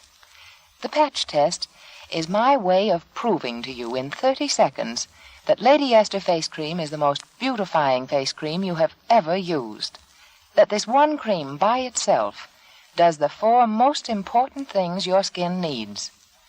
To make the patch test, just smooth Lady Esther face cream on one patch of skin, like one cheek. Wipe it off. Then compare that cheek with the rest of your face. See the clean, flower-like freshness. Touch it with your fingertips. Feel that new, silky smoothness. Now, I promise no miracles. But what the patch test shows you in 30 seconds will win you over to Lady Esther face cream for life.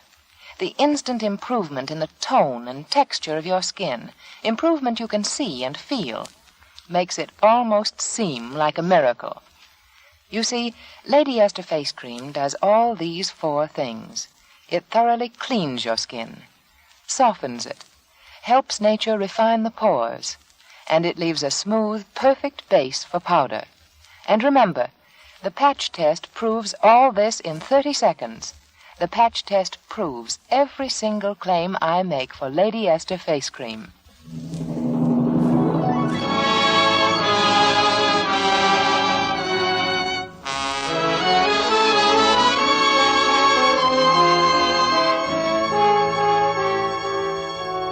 And now the second act of History is Made at Night, starring Virginia Bruce and Paul Lucas.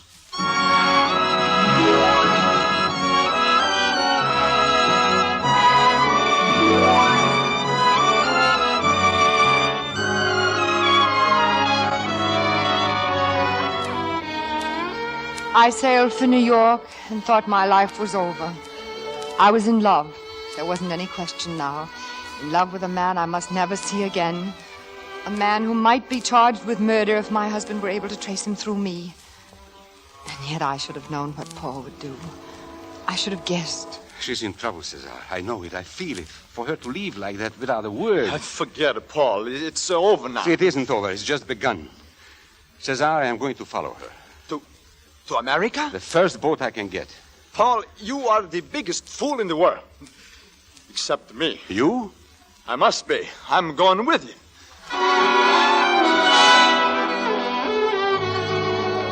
Poor Paul. I'm afraid I made it rather difficult for him. But feeling as I did, I couldn't stay with Bruce. I left him, changed my name, found a job, and went to work. New York's a big city. I was sure no one would ever find me. And for months, no one did. Until... It's no use, Paul. It's useless. You'll never find her. Then there's only one thing I can do. If I can find her, I will make her find me. Find you? I've been thinking, Cesar. There's a little restaurant for sale. Victor's is the name. And we can get it for a song. But, Paul, But don't you see? You and I, the finest service, the finest food. Another Chateau Bleu, only smarter, more expensive. Everyone will come, and she'll come too. How do you know? Don't ask me how. I know, that's all. She'll come, Cesar. Sooner or later, she'll come to me.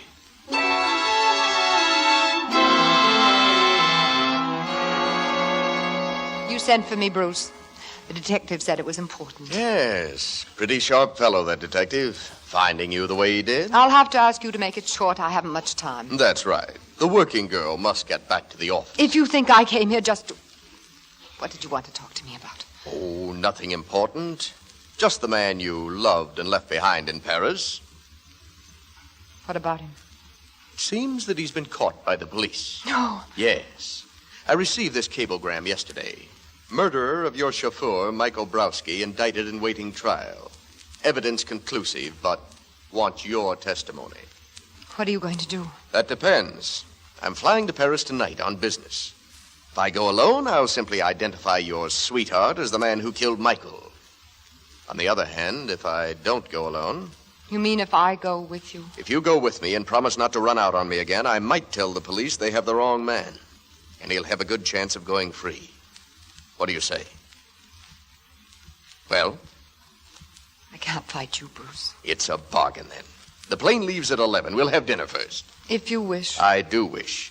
And I wish you'd look your best tonight. We'll go to that new place everyone's raving about. You know the one. I think it's called Victor's.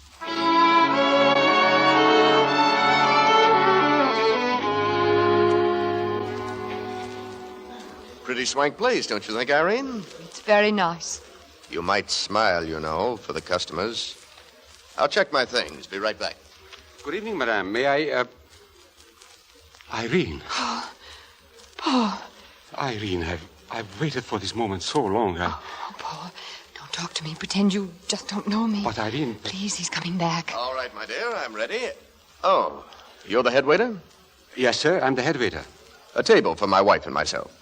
Yes, sir. This way, madame. Irene, what is it? What's the matter? You wanted me to smile. You needn't overdo it. Will this table do, sir? Yes, excellent. What's your name? Paul, sir. Haven't I seen you somewhere? Here, Paris, London, perhaps? You've served me before? I have not had the honor, sir. Doesn't matter. My wife and I are flying to Paris tonight, a sort of second honeymoon. Calls for a very special dinner. Any suggestions? Yes, sir. May I suggest lobster cardinal à la César, salad chiffonade, and pink cap champagne 1938. Perhaps Madame would like that for such an occasion. Oh, for this occasion, it's absolutely perfect. The only trouble is we'll have to hurry, so the plane leaves in just a little over an hour.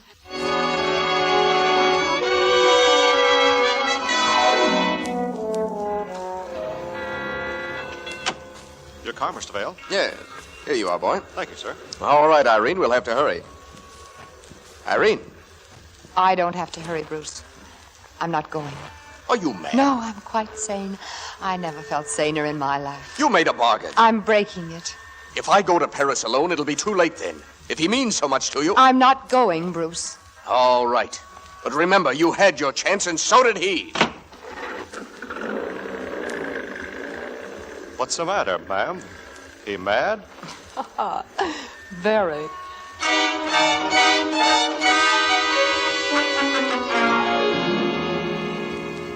Please, Paul, a bottle is a better friend than a woman, but to drink so much. She laughed at me, Cesar. She laughed. And why not? A head waiter.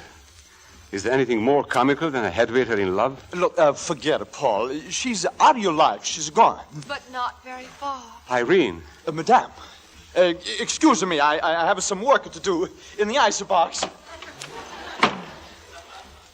My apologies, madame. It is such a surprise to see madame in our kitchen. May I ask madame's pleasure? Don't be silly, Paul. Now, sit down. Take that napkin off your arm. I'm afraid madame forgets I'm a waiter. A head waiter. Isn't it amusing? Why don't you laugh, Mrs. Vale? Go ahead. Laugh. Oh, Paul, did you think I was laughing at you tonight? Weren't you?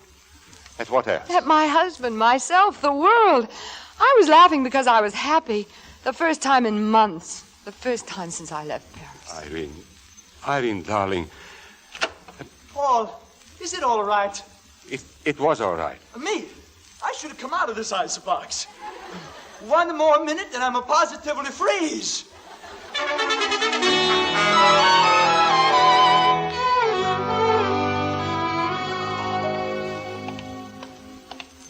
Tired, darling?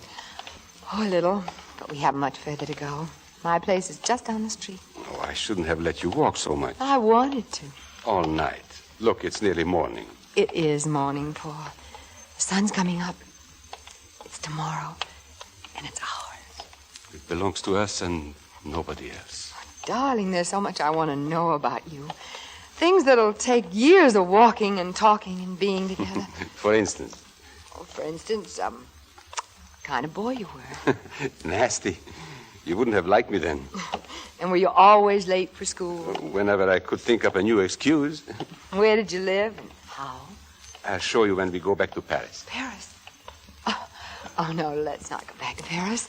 To Kansas, then? No, let's go to Tahiti, the South Seas. You are not serious. Oh, but I am. A little island in the middle of the sea, remember?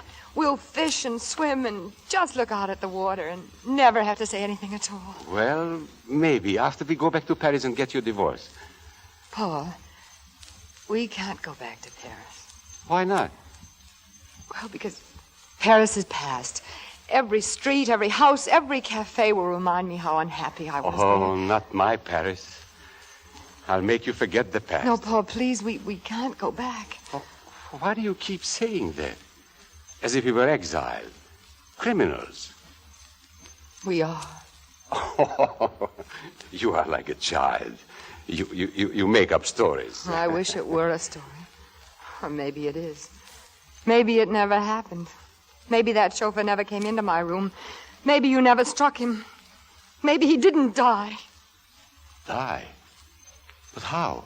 His head hit the andiron as he fell. My husband kept it out of the papers. Don't you see now why we can't go back? You mean the police are looking for me? No, not now, but if anything goes wrong at the trial... Trial? What trial? What are you saying? Have they arrested someone else? Why didn't you tell me? Oh, I couldn't. Besides, it doesn't matter. That man they've arrested, he must be a known thief, a criminal. A human being? Oh, but it's his life against ours. 2 against 1. Paul, you can't go back. We've just begun to live. You wouldn't, would you? Would you? I'm sorry, darling. Yes, I might have known what you'd do. Perhaps that's the reason I love you. Oh, Irene, darling. This is where I live, Paul. I'm going in now. Excuse me, ma'am. Are you Mrs. Vale? Yes, officer. I'm Mrs. Vale. I've been waiting ever since last night. We got this address from your husband's wallet. I'm afraid it's bad news. What? Your husband, ma'am. An accident. His car went off the road. Dead? Yes, ma'am. Sorry I had to tell you like this. I'll be going along now. Sorry, ma'am. He's dead. He's dead. Irene, oh, such a shock for you. I'm sorry, darling. So am I, Paul. For him. I only wish I could be sorrier. I used to love him once. Isn't it strange the way things work out? Irene, You'd never have been safe as long as he lived. He'd have found you somehow. He'd have handed you over to the police. Knowing it was an accident, he'd have sworn you were guilty. But you can go back with me now. We have nothing to fear. No, nothing. I can tell the police they have the wrong man. I can always tell them they have the wrong man. No one will ever be punished for that accident. Oh, Paul, we're free. Free to do what we want, to go where we please. To a little island in the South Seas? Forever and ever. And we'll live all alone? Just you and I. And we'll never even have to say I love you? Oh, but you must say it, Paul. Say it often. Say it now. I love you, you darling. You, Kansas. I love you very much.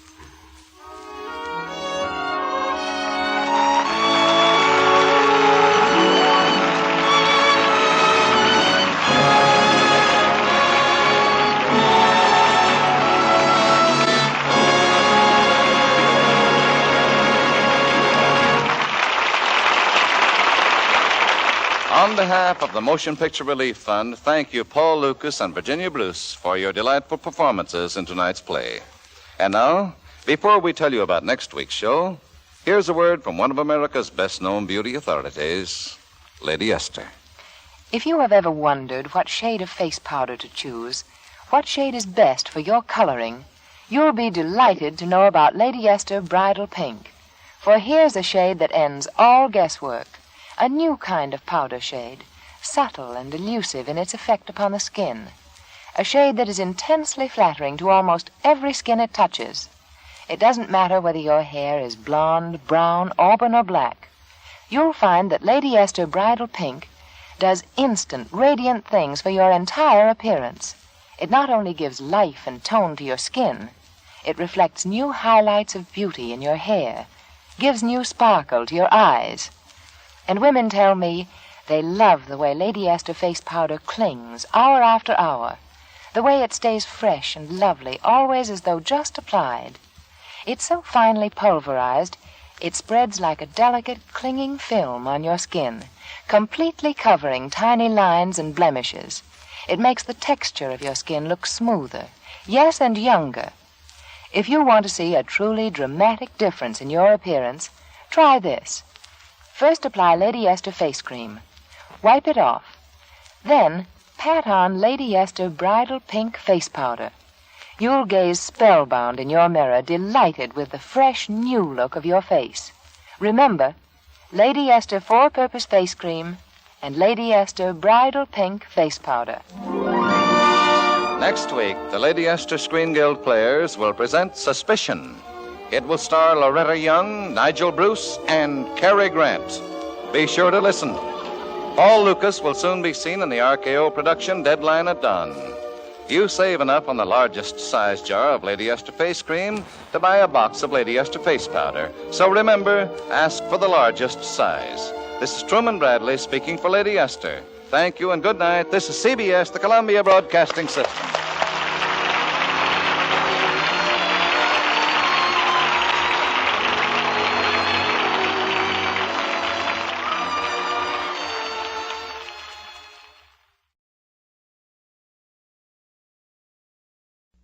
It's the South. And this is Hugh Douglas saying, welcome to Stars in the Air.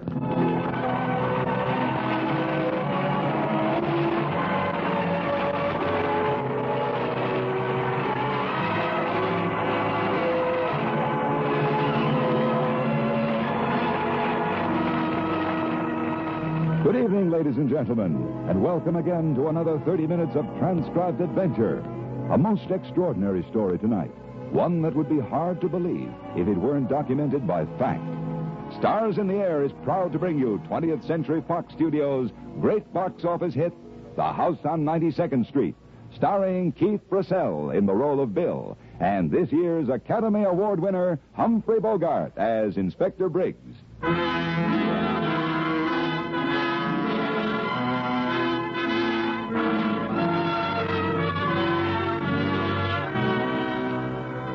In all the crowded, secret files of the Federal Bureau of Investigation, no record is more amazing or spectacular than the case a process story can be told. And here is the only man who can tell it, Inspector George A. Briggs of the FBI.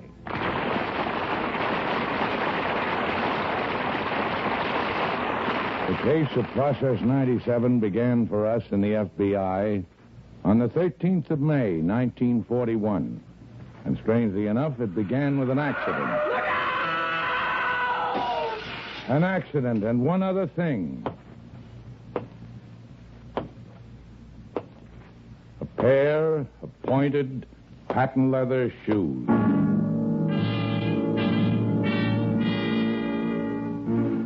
May 13th, 1941. That afternoon, while crossing a busy New York street, a man had been hit by a taxicab. He was badly injured. And afterward, in the ambulance, with the intern and the traffic policeman. What do you think, Doc? Has he got a chance? Not much. You think maybe it'll... Wait a minute. He's trying to talk. Listen.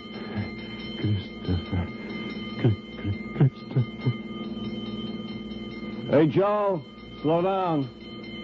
He's through. I wonder who he was. Well, there might be some identification on him. Yeah, here's something. Spanish passport. Francisco Alvarez. Notebook, too. Say, Doc, this stuff is all in German. Let's see. Stuff about ships, I think.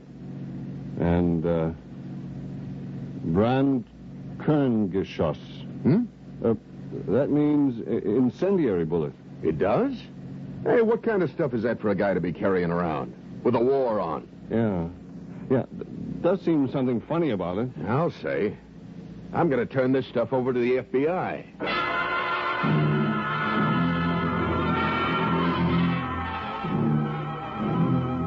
One look, and I knew this stuff was hot. I didn't know how hot until later. And while my laboratory men were going over the notebook and the other papers taken off the dead man, I had the driver of the cab brought in.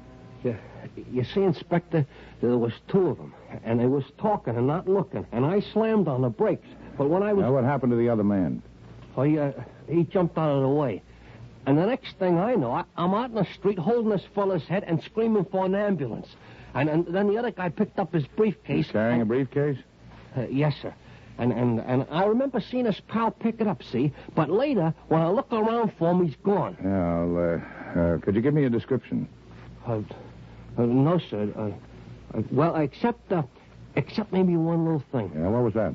Well, I was holding this fella, see, like I told you, see? And the other guy was standing there for a second, and I noticed one thing. Yes? His shoes. Shoes? Yeah, his shoes. A pair of pointed patent leather shoes.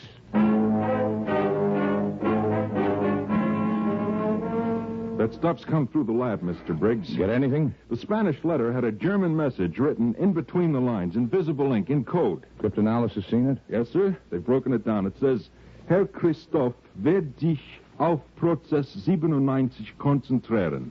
That translates, Mr. Christopher will concentrate on Process 97. Repeat that.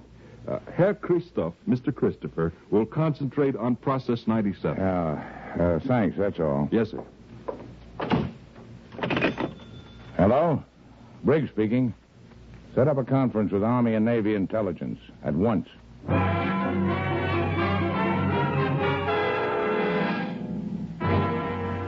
Mr. Christopher will concentrate on...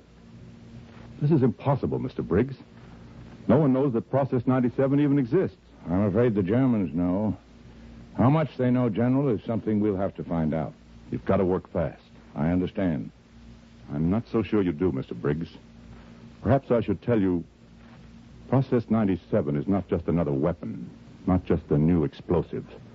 Its properties, the scientific principles involved, may someday revolutionize life on this planet.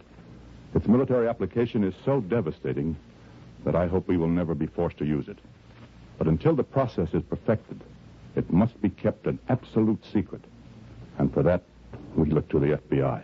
We'll do our best, sir. Have you any other information? Oh, not at this time. Well, there must be some lead. Who is this Mr. Christopher? I wish I knew. I was in a blind alley, and I knew it. But as it happened, at almost that very moment, across the sea in Hamburg, Germany... You will sail for New York tomorrow, Herr Dietrich, by way of Lisbon. I'm ready, Herr Strassen. I have your papers here. Draft card, driver's license, army discharge, social security. No one could tell them from originals.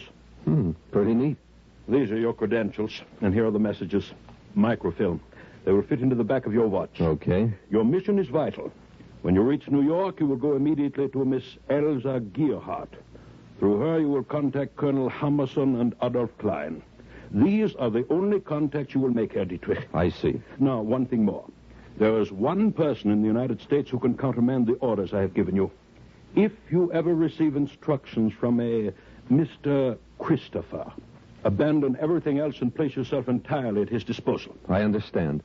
Now, where will I find this Elsa Gerhardt? She runs a fashionable dress shop in New York. I have the address here. In a house on 92nd Street. That was all very neat except for one thing. Bill Dietrich happened to be one of our men. An American born to German parents, the Nazis had made him a tempting offer, and apparently he'd agreed to work for them. But before he even sailed from Lisbon, his watch, with the precious microfilm, was exchanged for a duplicate and on its way to us by Atlantic Clipper. And 27 hours later, in our laboratory... You want this microfilm altered, Mr. Briggs? Just the last line. See where it says he's forbidden to contact any other agent? Yes, sir. How do you want it to read? Authorized to contact all other agents.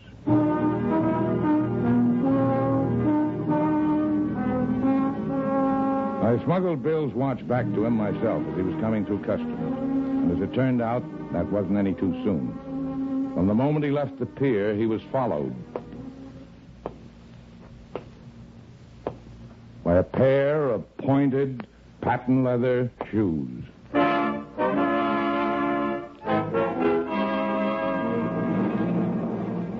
Elsa, you're sure these are his credentials? Microfilm, like all the others, Max. I don't like it. All the rest of us are forbidden to contact other agents. Why should he have so much authority? Why not ask him? I'll call him in. Ah. All right, Mr. Dietrich.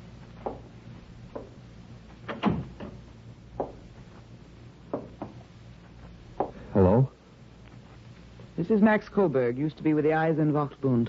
Max has special duties. Yes, I know. Gestapo. I know about him. What do you know? The usual things. Yes? Well, what do we know about you? You've seen my credentials. Perhaps you'd like to tell us more. Where did you come from? Germany. Where in Germany? Hamburg, 26 Klockstockstrasse. Who sent you? Colonel Felix Strassen. When did you leave? 3 weeks ago. When did you arrive? Look, why do I have to answer all these questions? I showed you my credentials. Maybe you don't want to tell us when you got here. Well, Mr. Dietrich? It isn't that. It's just that Very well, we'll tell you. You left the pier at 10:50 this morning. You took a cab to the Martinique Hotel, 30th and Broad, checked in, stayed there until 12:30. You took a bus to Times Square, went into the Silver Doll at 46th Street, had a cup of coffee. You left at 1:17, went into the newsreel. You spent an hour in the theater, then you took a cab to 92nd and 5th, got out and walked the rest of the way over here. Well, looks like you know all about me.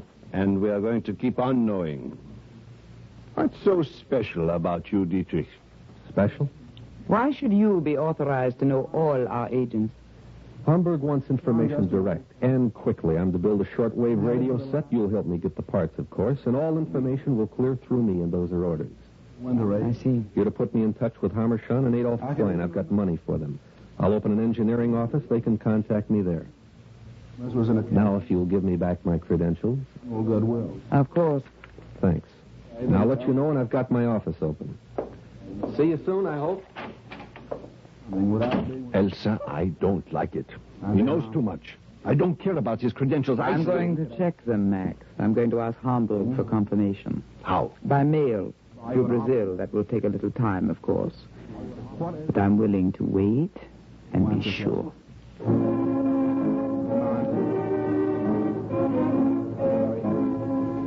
That was the summer of 1941. Bill set up his office right away, a blind for the Nazis, a better blind for us. Through a secret opening in the wall, we took motion pictures of everyone who came in, made recordings of everything they said. In the meantime, Bill got his short wave set going in a lonely section of New Jersey. And And that seemed to satisfy Elsa and Max. But there was one little thing they didn't know. Well, I've substituted parts for the ones they brought me. The way the set is built now, I can only set about 100 miles. Yeah, that's enough to reach our long-range station. We'll pick up whatever messages you send, take out what we think is dangerous, and send the rest on through to Hamburg. And we'll pick up their answers and relay the unimportant stuff to you. What are you grinning at, Bill? It's quite a gag.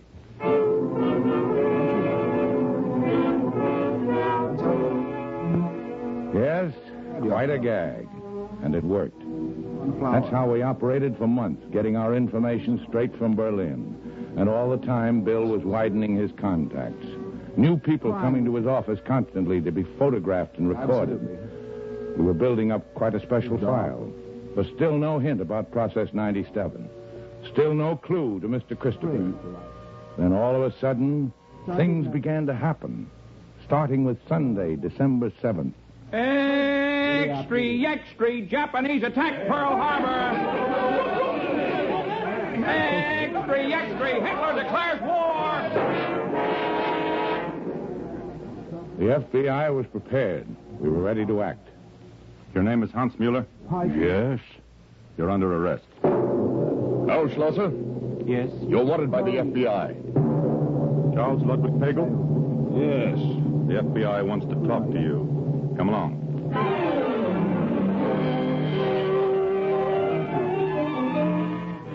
I didn't have Elsa and her pals brought in. I was still hoping for some kind of a break. And as it happens, it came that night. You want to see me, Elsa? I found your message at my hotel. Why did you take so long, Beatrice? Where have you been? Over at the Radio Shack. What's up? The war. At last.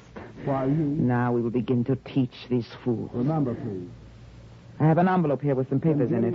You must get it to Hamburg as fast as you can make the transmission. All right, what is it? The most important job we have ever undertaken. If we hadn't done anything else in all the years we've been working here, the information in this envelope would be more than worth it. Now, Dietrich, it's up to you. Don't worry, I'll get it through. Cigarette?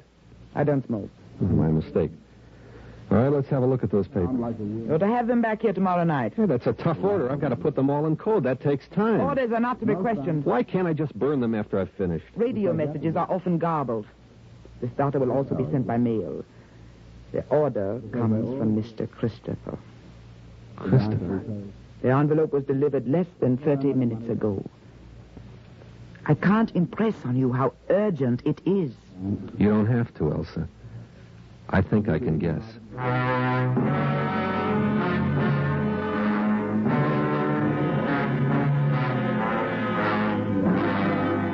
Bill, What did I think about? you're sure she mentioned Christopher? I'm positive. Could you tell anything from the stuff in the envelope? Well, they look like scientific formulas. They could be related to Process 97. I'll know better when Dr. Appleton gets here. He's flying up from Washington. Don't forget, I've got to return those papers by tomorrow. You know, it's the first lead I've had on Mr. Christopher. He's been so completely non-existent, I can't believe he delivered these papers himself. I'm pretty positive he didn't. Only question. What makes you so sure? Well, whoever did deliver those papers was in that room right before I got there. All right, then. Take a look at this. A cigarette butt. With lipstick on it. I snitched it out of Elsa's ashtray. Well, wouldn't you expect it to have lipstick on it? No, you wouldn't. That's my point. You see, Elsa Gerhardt doesn't smoke.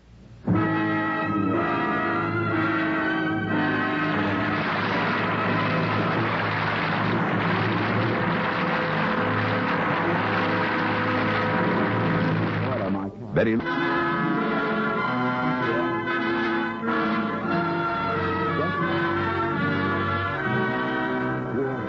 I had three things now. The papers Bill had just brought to me, the cigarette butt with the lipstick on it, and still, in the back of my mind, that pair of pointed patent leather shoes.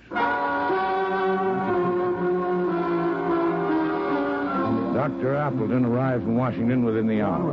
For a long time, he studied the papers I handed him. When he looked up, his face was white with shock. Mr. Briggs, there's no doubt about it. These papers contain data on Process 97. Accurate, Appallingly. These are details of experiments we made barely 2 days ago. We had to work pretty fast. Dr. Appleton stayed with us most of that night, changing some of the figures, just enough to throw the Germans off the track. Then we retyped the whole thing with the same kind of machine that had been used originally, and Bill transmitted it, then took the envelope back to Elsa. Dr. Appleton was completely upset. I don't understand it, Mr. Briggs. Most of the workers and technicians never leave the central laboratory area. We have our own laundry, movies, library, even a drugstore and a soda fountain. But some workers do leave? A few, but they undergo the most meticulous examination through a fluoroscope. I even have to go through it myself. Why, these clothes I'm wearing were handed to me by an armed guard. And still this daughter's got out. Mr. Briggs, do you have any hope of finding the man who's behind all this? We'll find him. Hello? Briggs talking. I want motion pictures made of every person who leaves the central laboratory of Process 97. Yeah, that's right. And one thing more. Be sure they don't know they're being photographed.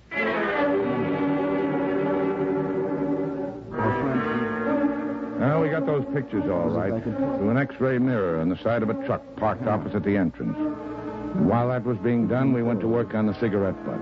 To be exact, on the lipstick. Our test showed it to be a certain brand made up specially for 98 different beauty parlors. All employees and clients of those beauty parlors were checked until the search narrowed down to one particular woman. A woman known to be a Nazi agent. Mr. Briggs, about that Louise Vodya. Hey, you got anything? Yes, sir. We've been taking motion pictures of everybody who came to see her. And? We've checked them against the pictures we got over at Process 97. One of those workers is a friend of Louise Vodya. Who? His name is Roper. We have a picture of him going into her house. You got anything else? Yes, sir. We made a search while she was out. The typewriter checks. It's the one on which those formulas were written. Well, that much adds up. The lipstick girl delivered the data to Elsa. Roper smuggled it out to her. We still don't know how. We've got to find out how. We won't bring him in until we do.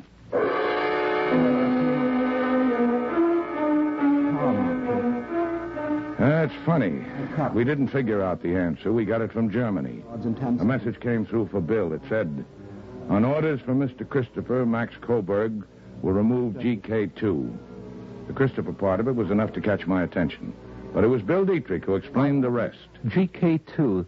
That's a familiar word in Hamburg for a very special type of agent. Yeah? Yeah, it means memory artist. A memory artist?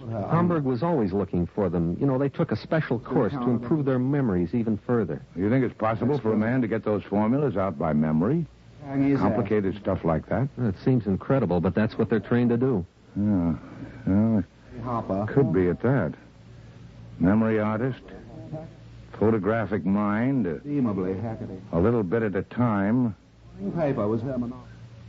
Come on, Bill. Let's take a walk. Where to? Broadway.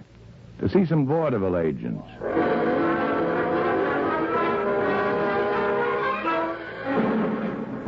Yeah, I used to book that act, mister. A fellow named Roper. That's his picture you got.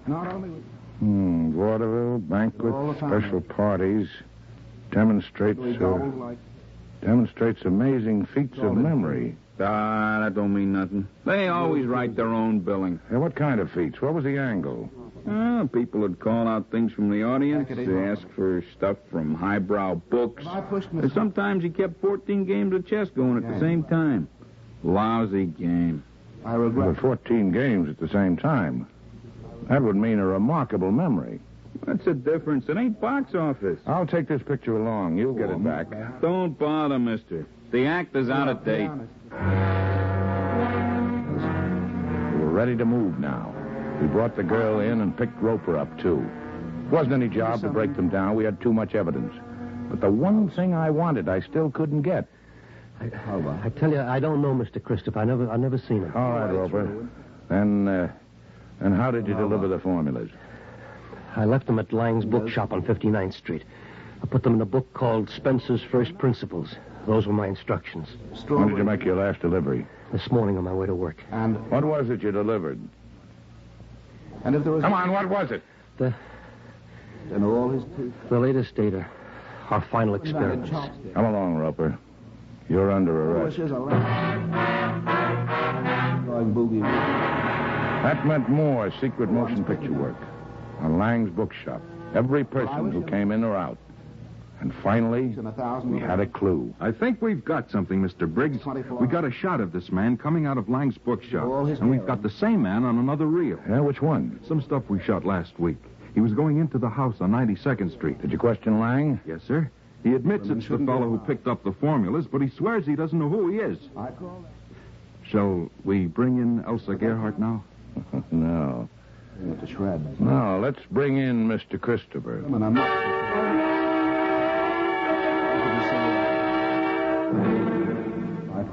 Max. What? Max. What's the matter, Elsa? The courier just brought a letter by way of Italy and Brazil. A confirmation on those credentials. Look, see what it says. He is forbidden to contact any other... Elsa, it says forbidden. Yes, quite different from the credentials he showed us. Where is he now? At the radio shack. Go out and get him, Max. I want to talk to him. Hello. Hello, that you, Mr. Briggs? Yes, sir, this is Julius. Yes, sir, fella just come and took Mr. Bill away. No, sir, nobody didn't pay no attention to me. I was fixing the fence near the radio shack. Yes, sir, I got a feeling you better hurry.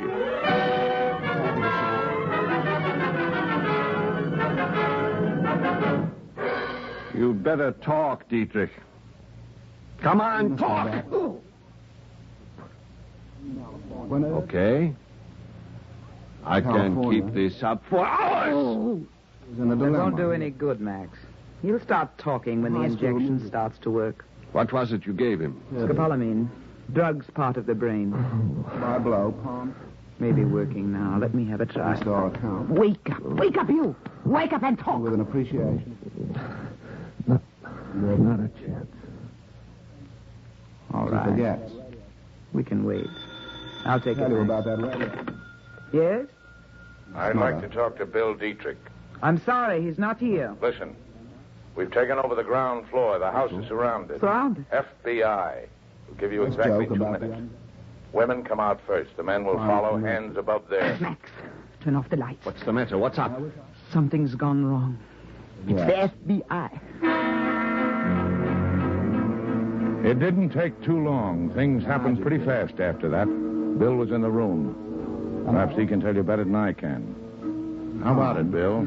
Well, I don't know. I was sort of fuzzy right then, but... Well, it seemed to me that Elsa turned to Max and spouted a lot of orders at him, and then slammed through the door to the other room. Max started piling papers into the fireplace, you know, the old Dodge burning the evidence. But just then, a gas bomb came through the window. That gave me the chance I was waiting for. I tackled Max. For a while, we were all over the place, and the gas was pretty thick. We were coughing and choking. By that time, you were crashing in the door. I thought if I could just hold on, but I couldn't. I was too weak. He shook me off and reached for his gun. I thought I was a goner for sure, but just then the door to the other room opened. It was awful smoky in there, but we could see a man. Max didn't stop to ask any questions. He started to shoot. Twice, and then again, and whoever it was came stumbling into the room and fell right in front of us. And then all of a sudden, Max dropped his gun and picked the man up, and he held him in his arms, and he just kept saying over and over, Elsa, Elsa.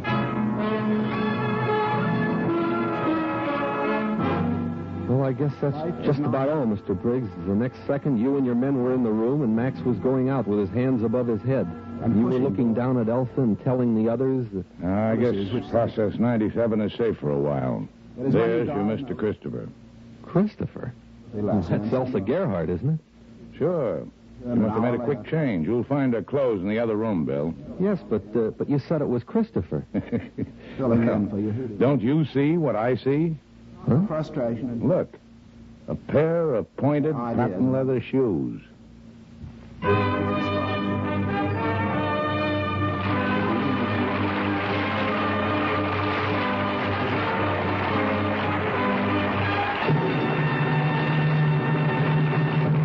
And so we seal up the doors of the house on 92nd Street.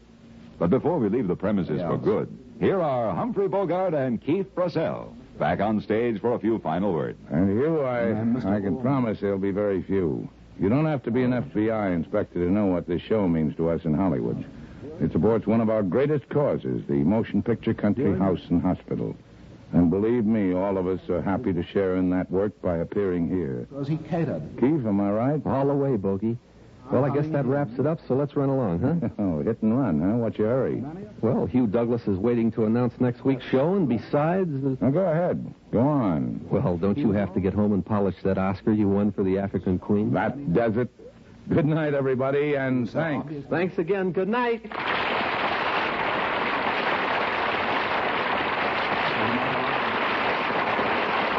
Next week, a famous Academy Award-winning picture and two terrific performances. Yes, it's Warner Brothers' memorable box office hit, Jezebel. And it will star Jane Wyman and Carlton Young. Next week at the same time, Jane Wyman and Carlton Young in Jezebel. Be sure to listen. The House on 92nd Street was presented through the courtesy of 20th Century Fox, whose current release is The Pride of St. Louis, starring Dan Daly and Joanne Drew. Humphrey Bogart can currently be seen in the 20th Century Fox production, Deadline USA. Keith Russell appears through the courtesy of Warner Brothers, producers of The Lion and the Horse, starring Steve Cochran. Also heard in our cast tonight were Lou Merrill, Bob Sweeney, Frank Nelson, Paul Dubov, Walter Wolf King, Shep Menken, and Herb Vigran. Stars in the Air is transcribed in Hollywood, with music under the supervision of Alexander Courage. Our play was adapted and directed by Harry Cronman.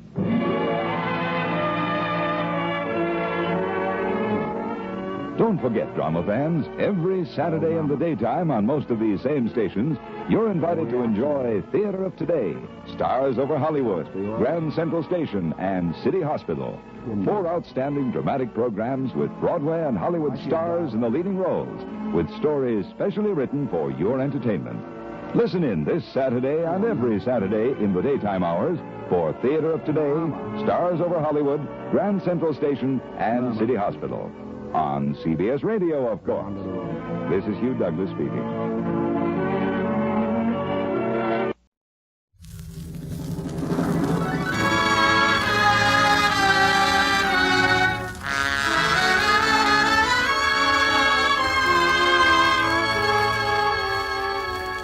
Lady Esther presents the Screen Guild Players.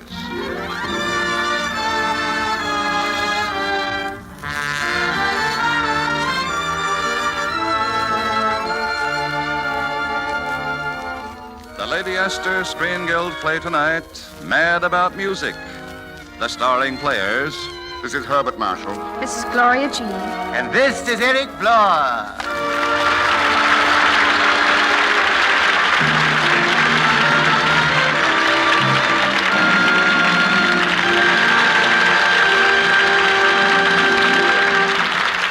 Tonight, Lady Esther presents the Screen Guild Players in Universal's picture Mad About Music, based on the story by Frederick Kohner and Marcella Burke.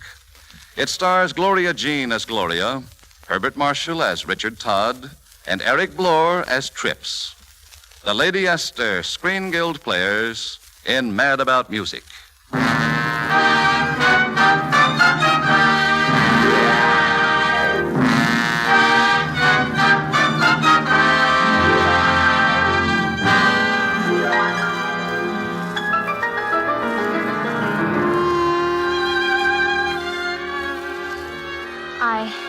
I suppose you could blame the whole thing on me. But honestly, it wasn't lying. It's never lying if you have your fingers crossed. You see, I was in school in Switzerland at Mademoiselle Annette's. I hadn't seen my mother since I was 3. Oh, it wasn't her fault, you understand. It was more her manager, Mr. Dusty Rose. How will I ever make you understand? You are Gwen Taylor. You're a Hollywood star. Yes, Dusty. And I'm also a mother. Not for publication, you're not. You think you'd ever get another of those young girl parts, the kind that put you where you are? Why, you'd be finished through. You'd have to start all over. All right, I'll start over. Oh, if I could only see her. You can't. If you'd only let me write to her. Not a chance. Too dangerous. Oh, now look, kid. We've come a long way together since that morning you walked into my office. You were just a youngster yourself. A widow with a baby girl. Remember? Yes, I'm grateful for everything you've done. Now, don't be grateful. Be smart. A few more pictures and you'll be fixed for life. Then you can go to Switzerland, climb the highest Alp, tell the whole darn world you're Mrs. Sarah Harkinson and you've got a daughter in her teens. Now, isn't that worth waiting for? Oh, Dusty always sounds all right. Just plain common sense. Oh, anything special in Gloria's letter? How'd you know she'd written? You kidding? What'd she want us to send her this time? Just an elephant tusk. An elephant tusk? Mm-hmm. First a tiger skin, then a voodoo mask, now an elephant tusk. Well, I think we're getting off rather easy. Huh? Well, yeah, she might have asked for the whole elephant. That elephant tusk. I suppose I ought to explain about that. You see, the other girls always talked about their folks. So, naturally, I wanted to talk about mine. But I couldn't talk about my mother, and I didn't have any father, so, well, I just sort of made one up. I guess I must have made him sound very romantic. You know, one of those big explorers traveling all around the world and sending me an elephant tusk. And all the girls believed me, too. All but Felice. Gloria, if your father's so rich and famous, why doesn't he ever telephone you? Well, how could he phone from the heart of the jungle? Sure. And anyway, I'd rather have him write. His letters are so wonderful. All about tigers and lions and things. Anyone could make up letters like those. They could not. Yes, they could. Anyone. Even you. Me? Yes. How do we know you didn't write them? Because, well, you just wait till he gets here, Felice. Is he coming? Your father, Gloria? Coming here? Well, I hadn't really meant to tell you. Maybe you aren't even sure. Yes, I am sure. I'm absolutely sure. But you don't know when. I do know when. Tomorrow morning. Tomorrow on the Continental Express.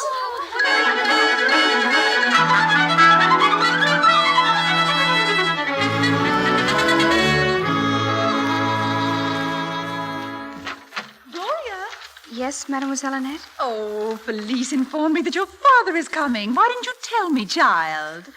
Well, I guess it was rather sudden. Oh, a secret, yes, I understand. Now, of course, you'll meet him at the station. Oh, no, I mean he'll only be here for an hour, and he's very busy. Nonsense, I couldn't let you disappoint him. Put on your best dress and take some flowers. Pierre will drive you down in my carriage. It wasn't lying, you understand. I had my fingers crossed. Only I wasn't the only one who went to the station. All the other girls went down, too. So I simply had to meet someone, you see. And then this man got off the train. Careful, Porter, you'll scratch that luggage. But he didn't look like an explorer at all. And then the other man got off. Well, here we are at last. And, oh, my heart stood still. He was so handsome and distinguished looking. Just the type for a world explorer. And so I rushed right up and threw my arms around him and I said, "Welcome to Switzerland." And he said... Huh? And the other man said... What? And then I gave him the flowers and I said, "Welcome to Brussels House." And he said... Fritz, what do we do in a situation like this? Oh, just say thank you, sir. Thank you, little girl. Oh, not at all. It's an old custom here. We welcome the most distinguished-looking visitor on every train. Jolly. Shall I get a cab, sir? Oh, no, I have a carriage waiting to show you the village, take you where you're going. Please, you've got to. It's all arranged. Well, if it's all arranged. Thank you, young lady. Will you take my arm?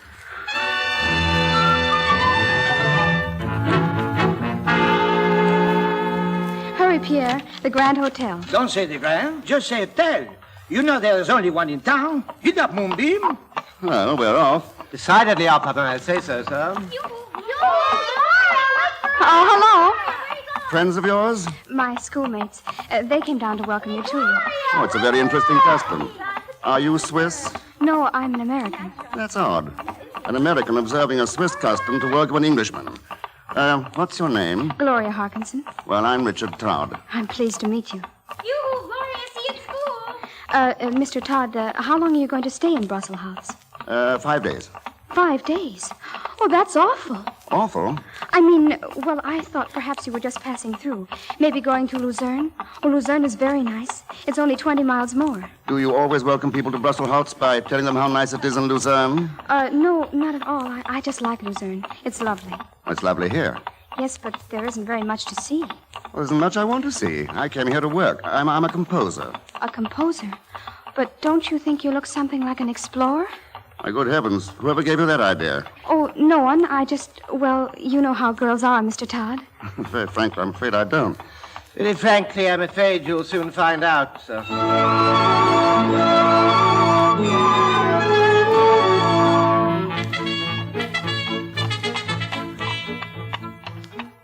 Oh, you were very nice, Pierre.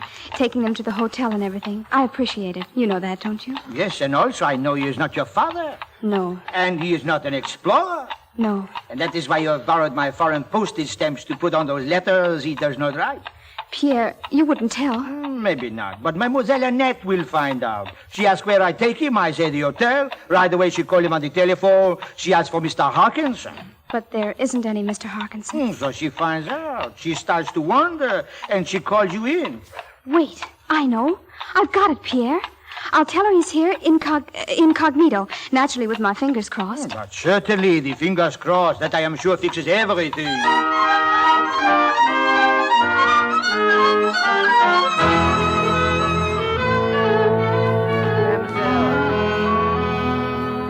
Mademoiselle, I assure you there is no Mr. Harkinson here. Besides myself, there is only one Mr. Todd. Oh, yes, I know. Mr. Todd. You see, Gloria has told me everything. Everything? Well, but I'm very broad-minded in these things. I want to offer him lunch at the Institute. What sort of... just the usual salad, soup, perhaps, a bit of... What sort of institute, I mean? Oh, for young girls, of course. Oh, young ladies. Mr. Todd might like that, I think. Oh, and it would be so wonderful for his daughter. Yes, it could be quite a nice... his daughter? Oh, yes, she's a pupil at the Institute. Didn't you know? No. Oh, dear, now I've told you, and it's supposed to be a secret. You may trust me, mademoiselle, even if he does not. Well, then I shall expect him at noon. Thank you, and good day. Fine state of affairs, a fine state indeed. I'll quit, that's what. I'll just step right up to him and say, Mr. Todd, I'm sorry, but I have to quit. Now, really, Trips, you don't mean that, Trips, do you? Oh, but I do, sir. I do mean it, Mr. Todd. I'm supposed to be your confidential secretary as well as your manservant. But am I? Oh, no. You have secret daughters stuck away in secret institutions. What are you talking about? And you know what I feel about... Oh, it's you, sir. You were making such a racket, I couldn't work. What's wrong? Oh, nothing. Nothing at all. You were saying something about a child. What was that? Oh, just that he expects to find you at the Institute at noon. Trips, what on earth are you talking about? Only your daughter, Mr. Harkinson.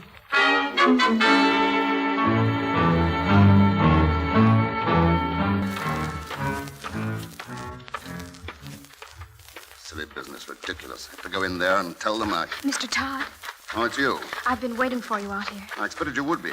Please, don't go inside. I can explain. I am going inside, and I'll explain. Oh, but you can't spoil it now. Not after I had to make you up. You had to what? Well, I have no father, and I can't talk about my mother. And you just happened to come along, and then you were it. I was it. And what if I don't like to be it? Oh, you've got to be. It's a matter of life and death. I'm very sorry, I'm sure.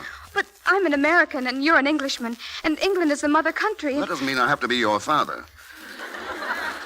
Now, let's go in. Oh, there you are. Welcome to our institute, Mr. Harkinson. Mademoiselle, my name is not Harkinson. Oh, I understand. I will respect your incognito, Mr. Todd.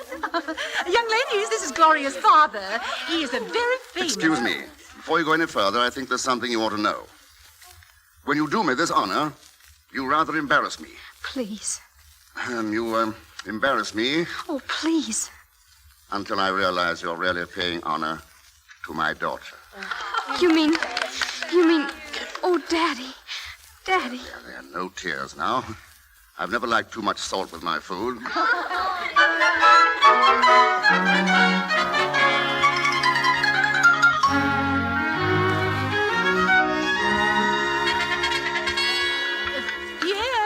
Pierre, you may remove the plates now. Oui, mademoiselle. Have you finished, monsieur? Yes, quite finished, thank you. I hope the food was satisfactory. I didn't know exactly what explorers are used to eating. Oh, penguin and seal steaks, polar bear chops. In Africa?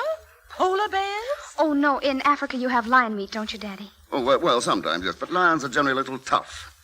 Now, giraffes are quite delicious, especially the neck. Now, they're quite the thing for dinner parties, you know. 20 people can sit down to just one giraffe's neck. Would you tell us about the time you got the elephant? The elephant? Oh, yes. Well, I just took my gun and... No, Daddy, the one you captured. Captured, yeah. Oh, yes. Well, you see, I have a peculiar effect on elephants. I just look them in the eye. In only one eye? Well, yes, it's rather a job to look an elephant in two eyes. One is on one side, you understand, then the trunk comes down in the middle, and then the other eye's on the other side. But how did you capture him? Single-handed, didn't you, Daddy? Well, not quite. I use both hands. Remember, Daddy, you had tracked him for days. For days and days, uphill and down dale. Then one morning I met him face to face. He was having breakfast, and he seemed rather cross. I stepped up, fixed my stare on one eye, and said in my most decided fashion, "Elephant, I am your master." He came toward me. "Stop," I said. His steps grew slower. Then his trunk reached down. He grabbed me round the waist. Oh!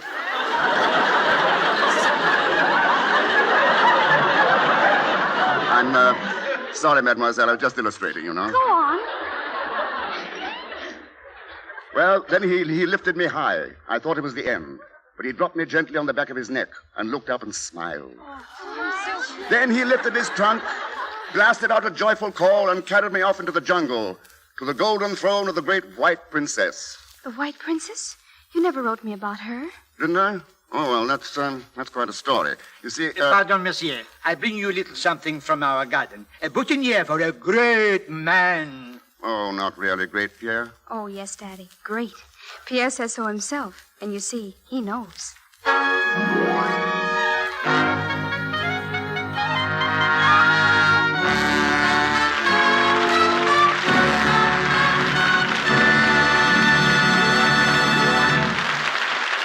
Lady Esther has presented Act One of Mad About Music, starring Eric Blore, Herbert Marshall, and Gloria Dean. In just a moment, we will hear the Lady Esther Screen Guild players in Act Two. But first, a word from our hostess, Lady Esther. I'm going to ask you to do a strange thing. I'm going to ask you to shut your eyes, tight. Right now, while you're listening to me, shut your eyes and run your fingers gently over your face. You see, in the dark, your sense of touch becomes much sharper. What do you feel as your fingers explore your skin? Do you feel a lovely smoothness like the soft touch of satin? Or does your skin feel a little dry and flaky? Do you feel little bumps here and there? Now, you can get rid of that dryness with Lady Esther Four-Purpose Face Cream. You can instantly make your skin look and feel smoother, younger, finer textured. And I make no claims I'm not prepared to prove. I ask you to make the Lady Esther patch test. I ask you to compare results with the results from any cream you've ever used, regardless of price. To make the test, just rub a little Lady Esther face cream on one patch of skin, like your forehead, chin, or cheek. Wipe it off, then see and feel the difference. See how much fresher and clearer it looks than all the skin around it. Feel how the dry, rough flakes are gone. And remember, what happens to that one cheek will happen to your entire face when you use Lady Esther face cream. For one, it thoroughly cleans your skin. 2, it softens your skin. 3, it helps nature refine the pores. And 4, it leaves a smooth, perfect base for powder. Remember, these are facts you can prove for yourself. The patch test takes only 30 seconds, and in 30 seconds, half a minute, you can see for yourself, you can discover once and for all whether the cream you now use is deceiving you, cheating you. Make the Lady Esther patch test and compare.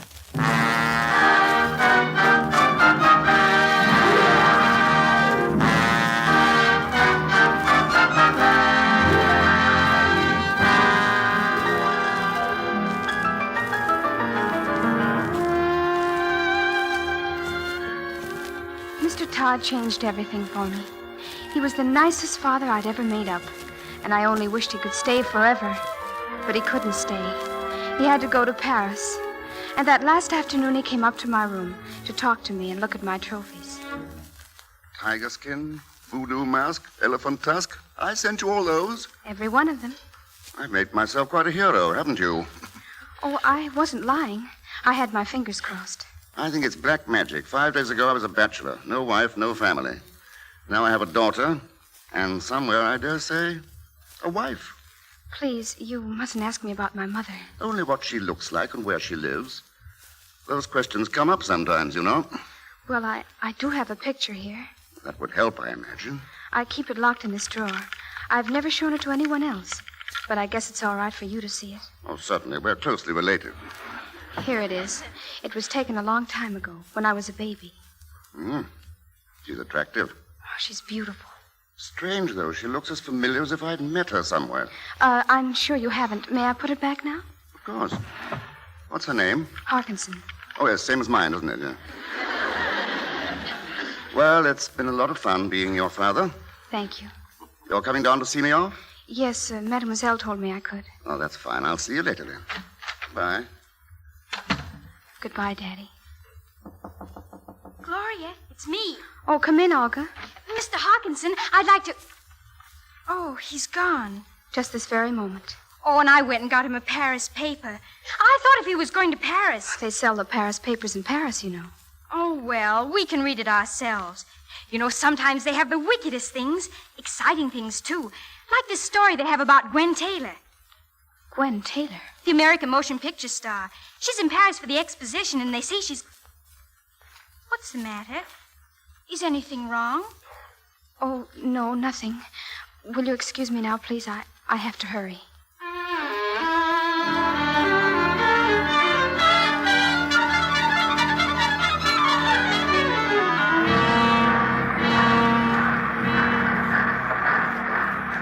Well, we're moving, sir. Yes, Trips, we're on our way.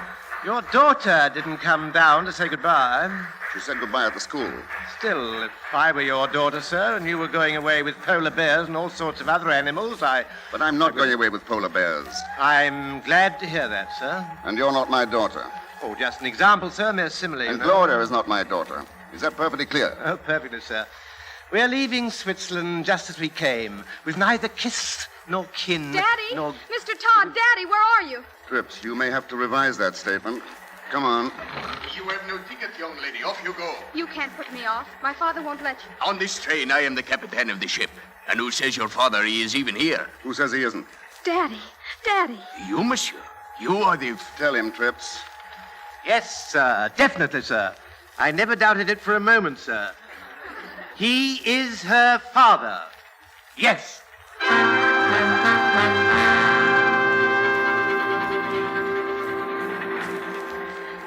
That much is clear, Gloria. Your mother is in Paris, and you want to see her. But why couldn't she come to Switzerland? Because she just can't, that's all. So I had to go to her on the train. It's a matter of life and death. Yes, it always is life and death, isn't it? Well, I won't be troubling you anymore. You won't be seeing me again. I might. No, I think you're going to disappear. At the North Pole. Get lost. Really? I'm sorry to do it, but it seems the best way. Of course, I'll miss you a lot. I'll miss you, too. And since you're sending me to such a frigid doom, shouldn't you grant me one last request? What? Tea tomorrow afternoon in Paris. Oh, that sounds nice. And bring your mother. My mother? My wife, remember, you know, Mrs. Harkinson.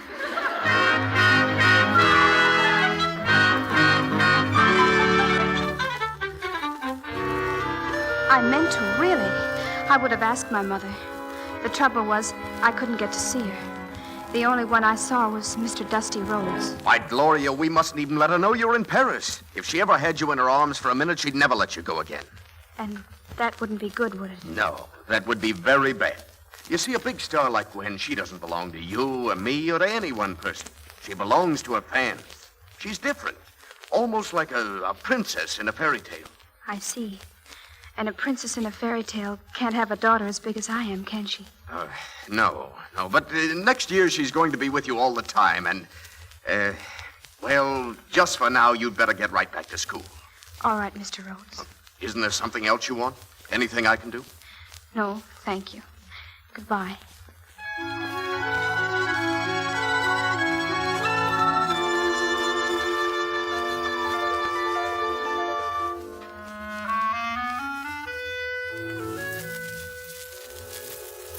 Gloria, such a pleasant surprise. I hadn't expected you till this afternoon. I'm sorry to bother you so much. Oh, don't be silly. Did you find your mother all right? Yes, I did. Did you have a nice time? Oh, yes, a very nice time. We... Gloria, what's the matter? What is it, my dear? What's wrong? Nothing. Nothing. Don't say that, please. Remember, I'm your father.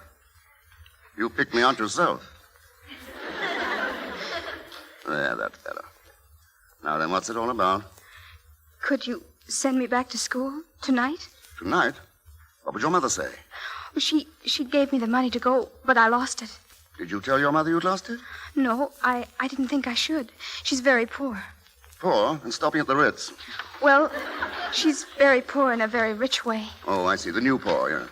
But, you had a good time? Oh, yes, a lovely time. She was so glad to see me. She hugged me till she took my breath away, and then... Gloria, I see you have your hand behind you. You couldn't possibly have your fingers crossed? Just a little. Anyway, we talked, and then I said I'd better go back to school because Mademoiselle didn't know I'd come.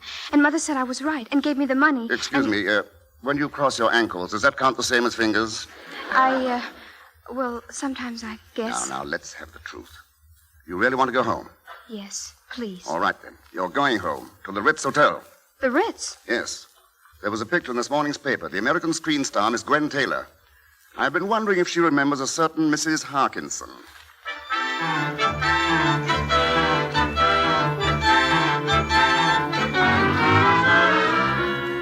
You'll have to hurry, Gwen. Those reporters are due here in about 5 minutes. Dusty, go out and meet them, will you? Keep them out in the hall. I'll call you. Right, but make it snappy, will you? Yeah.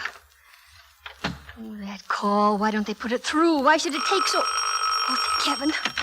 Hello? Yes, I'm ready. Hello, Mademoiselle Annette. This is Mrs. Harkinson. I want to ask you... What? In Paris? Who?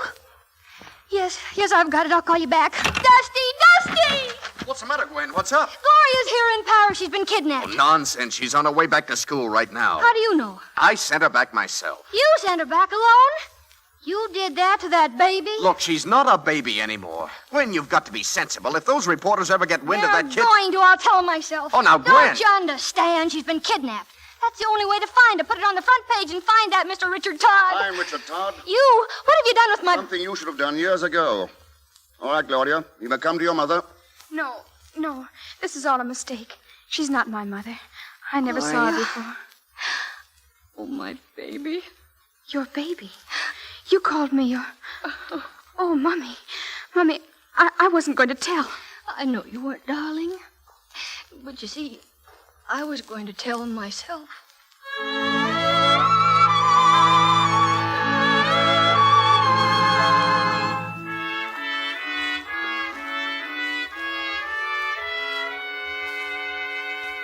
And so you see, Mummy, after that, it felt sort of natural to call him Daddy.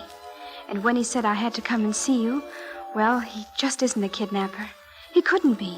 He's a composer. Well, I've always been mad about music myself, darling. I suppose I should expect you to take after me. Mr. Todd was hoping, just this once, that maybe you might take a little after me. Why, darling. Gloria, do you have your fingers crossed? I guess so, Daddy. On both hands.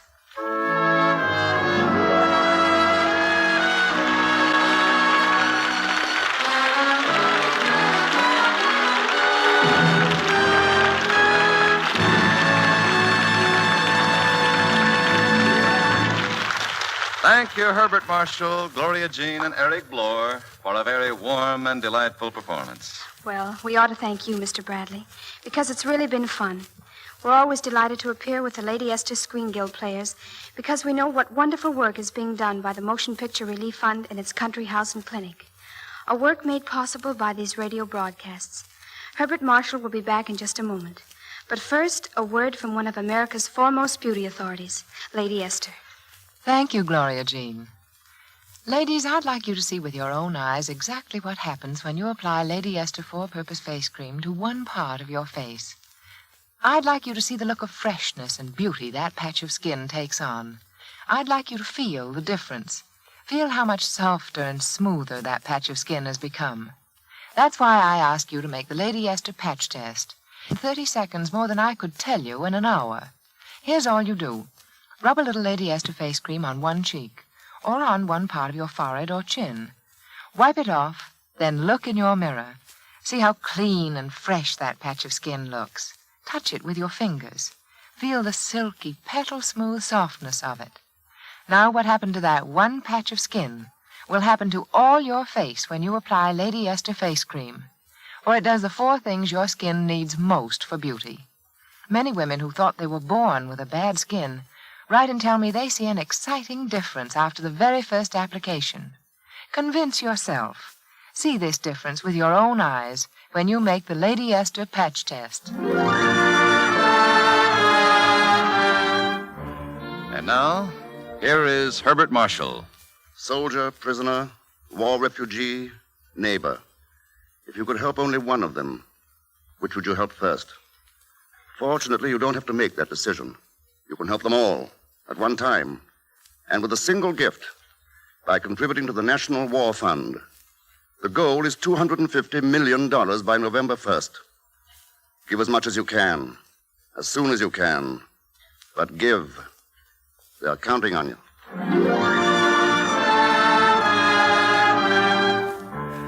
Next week, the Lady Esther Screen Guild players will present Ninochka. It will star Signe Hassel and Robert Young. Be sure to listen. Gloria Jean appeared through the courtesy of Universal Pictures, producers of the Technicolor production, The Climax.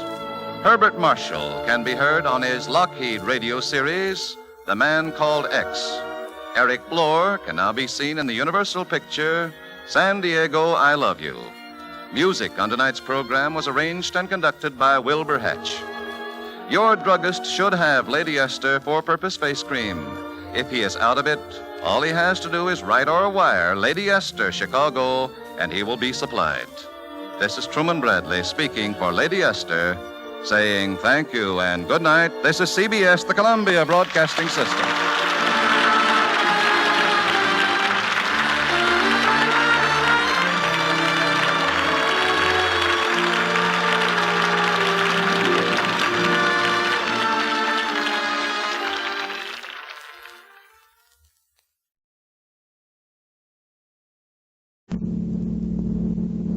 Jerry Cooper, and Walter Brennan. And Joan Leslie.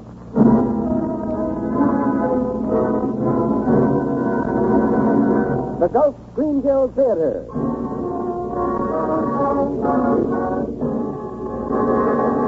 Presenting tonight, Sergeant York. And here is your host, the director of the Star's own theater, Roger Pryor.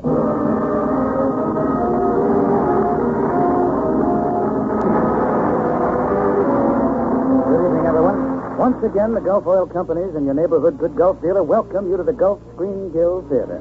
We feel that tonight is one of the most important occasions in the Gulf Theater. First, we'll bring you Charles Tazwell's unusual adaptation of the hit picture of the year, Sergeant York, with the original stars Gary Cooper, Walter Brennan, and Joan Leslie. After that, you'll hear Martha Scott present the Red Book Magazine Cup to Gary Cooper for the outstanding performance of 1941. In just a moment, Oscar Bradley's fine score will raise the curtain on our radio play. But before we bring you our story about the last war, let's think about our present war.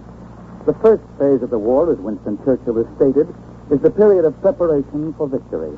It's a period when our war industries and shipyards must produce the largest possible number of weapons in the shortest possible time.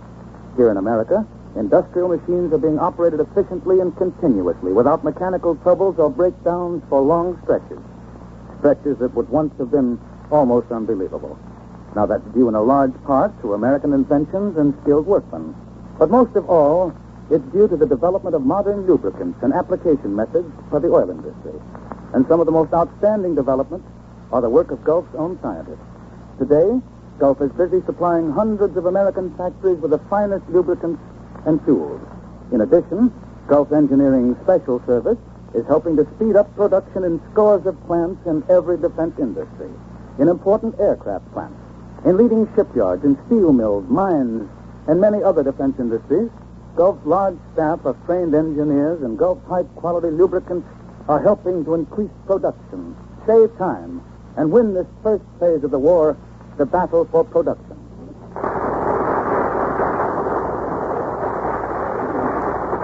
That burst of applause is for our stars who are taking their places before the Gulf microphone.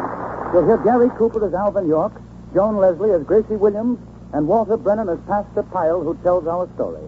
Ladies and gentlemen, the Gulf Screen Guild Theater production of Sergeant York.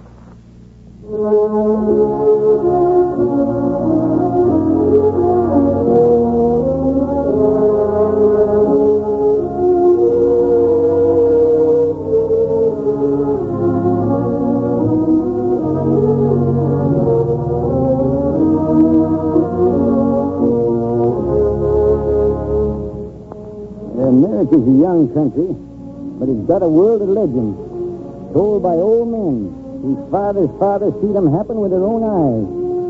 Tall yarns, mostly, embroidered with a lot of fancy fiction, told and retold until the truth is wore as thin as the seat of the teller's blue jeans. Now, I ain't so old, yet I see the legend. A legend born deep in the Cumberland Mountains of Tennessee. A legend that come to pass on Hill 223, the Argonne, France. Pastor Rozier Pile's my name, preaching storekeeper.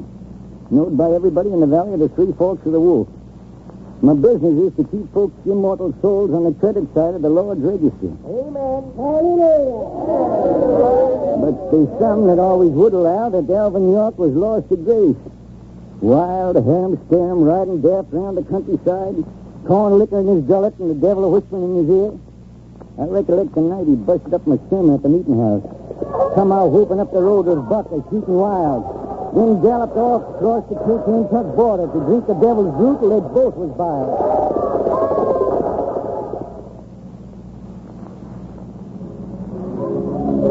Marty! Hey, Marty! Yeah, what? Fetch me an Alvin another bottle of that good old blind tiger special.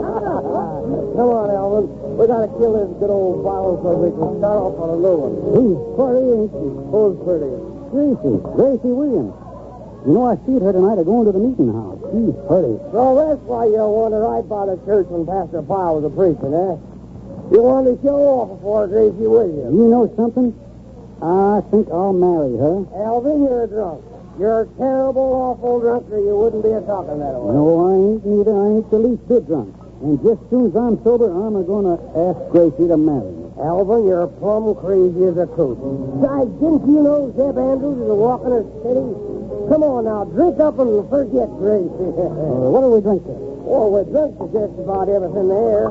I'll tell you what. Let's drink the gin something. The gin what? Gin man's greatest enemy. Snakes. Snakes and petticoats, reptiles and dressers. This drink is a gin gal. The ruination, us men, good times and good drinking. That's a great idea. Here's again all the gals in all creation. That's a boy, Alvin. All the gals in all creation. But that Gracie Williams is awful pretty. And just as soon as I'm sober, I'm a-going up and ask her to marry me. Oh, Alvin.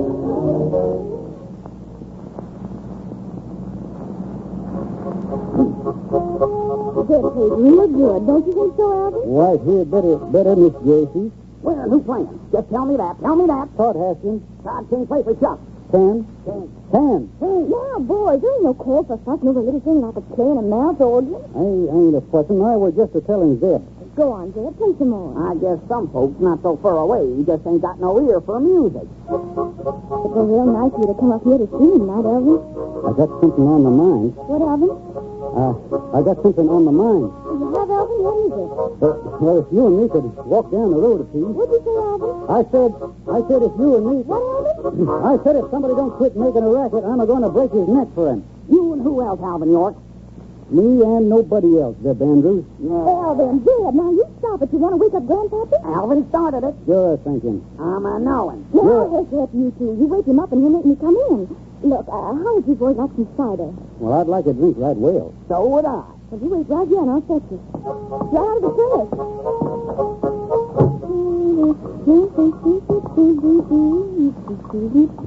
Alvin? Zeb? Now, what on earth? Alvin? Yes? Where's Zeb? Well, I reckon he lit out. Ain't he coming back? No, ma'am. Alvin, you didn't... You was fighting. Didn't want much. Alvin York, you ain't a-fitting to come a-visiting a girl. Miss Gracie, I'm going to marry you. You what? I'm going to marry you. Oh, where are you? Alvin York, I wouldn't have you on a Christmas tree. Fine husband you'd make. I allow Zeb Andrews would make a better one. I allow he would. But he's got a piece of bottom land. That's it, ain't it? Maybe a pigeon, maybe a tent. But all you're good for is fighting and hell-raising.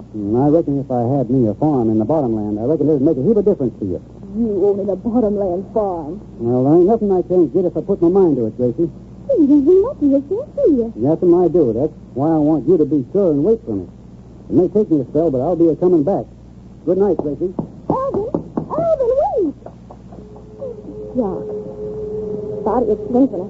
Body has a body to get married. And body taking his just years to a body. Well, body would think a body have enough gumption to kiss a body.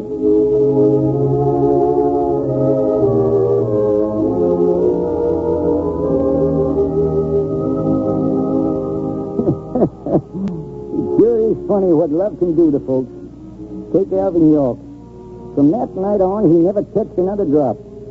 I'd see him nights, walking out across the fields, alone, studying over how he'd get a piece of bottom land for him and Gracie. The farm he finally set his mind to was held in deed by old Nate Watkins. He was a sharp, close trader. See your eye teeth if he didn't watch out. Let me see now. $30 for the mule, $6 for the pulley, $4.50 for the fox pelt, $9.50 for the rabbit skins, beef feathers, and cloth. How much does that come to, Mr. Watkins? $50 for the whole caboodle, Alvin. How much more do I need to get to a bottom line? $70, payable in 60 days. Hey, that's a lot of money for a fellow like you to get his hands on, Alvin. Yeah, it is. 60 days is all you got. 60 days and 60 nights, Mr. Watkins. You see, if I count the nights, too, I got nigh on to 4 months to pay you off. Don't you worry now, Mr. Watkins. You'll get your money because I just got to have that piece of bottom land.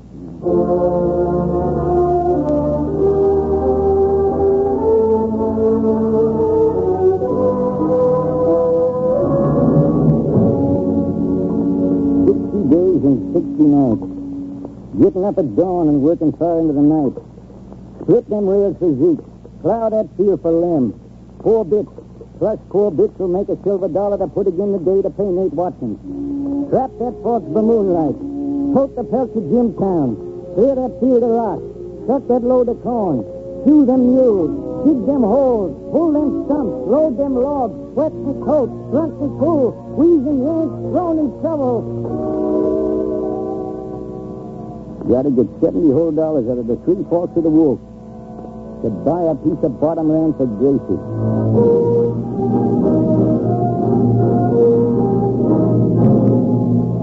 Try to find, Alvin. I don't want that trigger finger. Busted wide open, Alvin.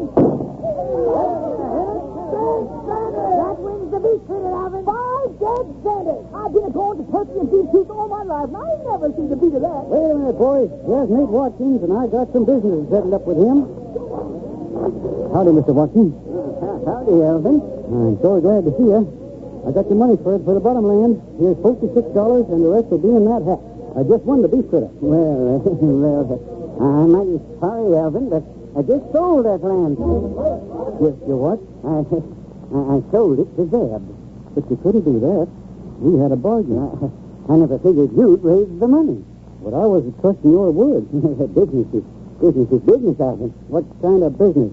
Going back on what you promised. Now, Alvin, you know how much I wanted that piece of land. Alvin, if you lay a hand on me... You can't do this to me. You can't do it. Alvin, help. Now, careful, Alvin. Hold your horses. You just get yourself into trouble, Alvin. Ain't no use to hit me. He's got the law on his side. Let loose of me. Now, Alvin. Now, let loose of me. I ain't going to hit him. If you do, I'll have you in jail, Alvin York. You ain't what hitting. Just keep out of my sight, that's all. Keep out of my sight, because every time I see you, I'll be reminded how I've been wasting my time. There ain't no sense in a man trying to amount to something. There ain't no sense in a man sweating and breaking his back to get a little bit more than his pappy had. A man's a fool to be trying to be anything better than he should be. From now on, I'm going to drink and fight and have me the devil's own time from here to the Kaintuck border. And I'm warning you, don't nobody try to stop me.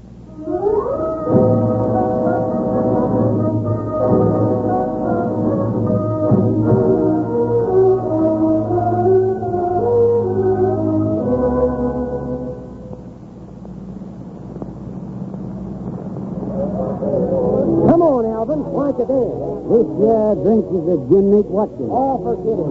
He don't want to farm nohow. His word won't no count, Buck. Hey, Alvin, just look at that hat gal yonder. And I promised Gracie, huh? I told her I'd be back and marry her. Why don't you dance with that big woman, Alvin? I'm going back to see Nate Watkins. Not tonight. It's pouring rain. Let go me, Buck. He won't do you no good to kill him. Let go me. I've got to settle it better. Alvin, wait, that's something. Well, here's to the soul of Nate Watkins. May it rest in peace.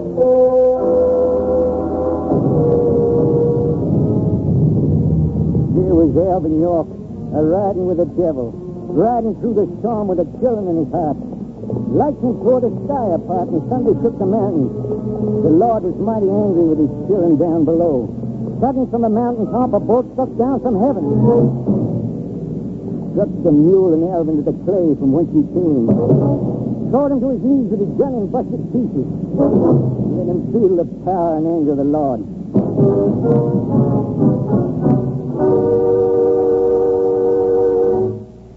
Lord, you sure do work in mysterious ways.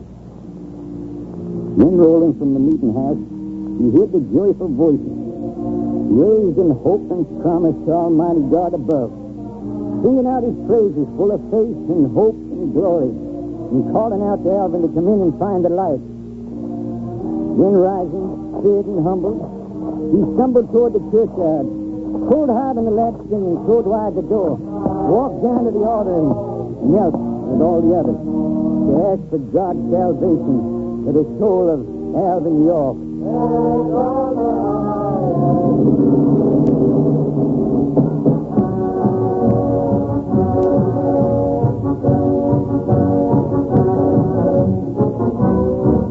The proclamation of President Woodrow Wilson designates June 5th, 1917 as registration day for every male citizen between the ages of 21 and 31. As Commander-in-Chief of the Army, the President has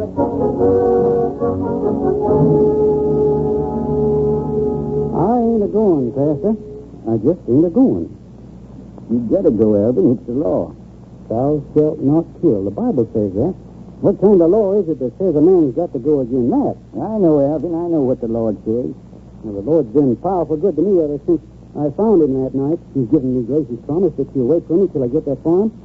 And the way things are going now, it won't be more than 2-3 years, and I ain't a-going on again the Lord's word past the pile. And if you don't go, they'll come after you. Well, I'll go back into them hills. Yeah, and they'll put dogs in your trail. Well, they won't take me. Leastwise, not alive. And if they catch up with me, I'll take a few of them along with me. I tell you, I'm sorry, Pastor Pyle. I didn't know what I was saying. Those were sinful words, but what can I do? Why don't you ask the Lord, Alvin? Ask the Lord? Sure. Sure, that's the thing to do, ain't it? And up on that mountain yonder, that's about the closest place a man can get to God. I'll go up there and I'll tell him what I want to know. And he'll give me the right answer.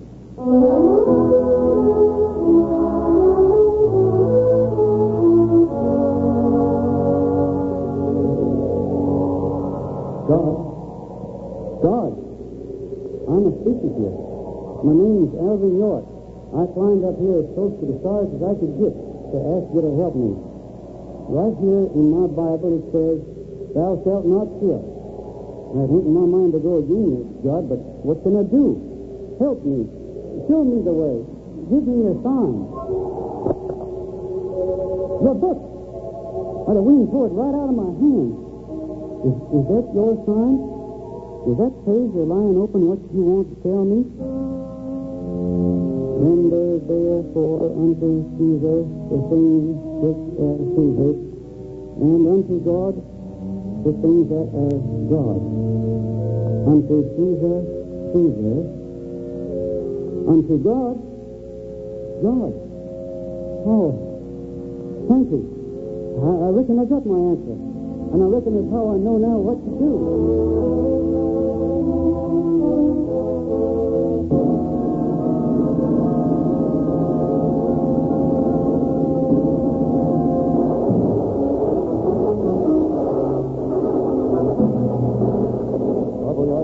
The objective is at Wooded Ridge. 0 hour will be at 6 hours, 10 minutes.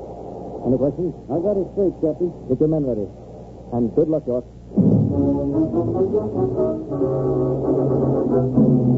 Uncle York, I'm hit bad. Tell Cutting to take over. Cutting's down, sir. What about Savage? He's down, too. Now he's cut to pieces. Then it's up to you, York. Take over. Yes, sir. York, come back. Where are you going? You done give me a command, sir, and I aim to stop them machine guns.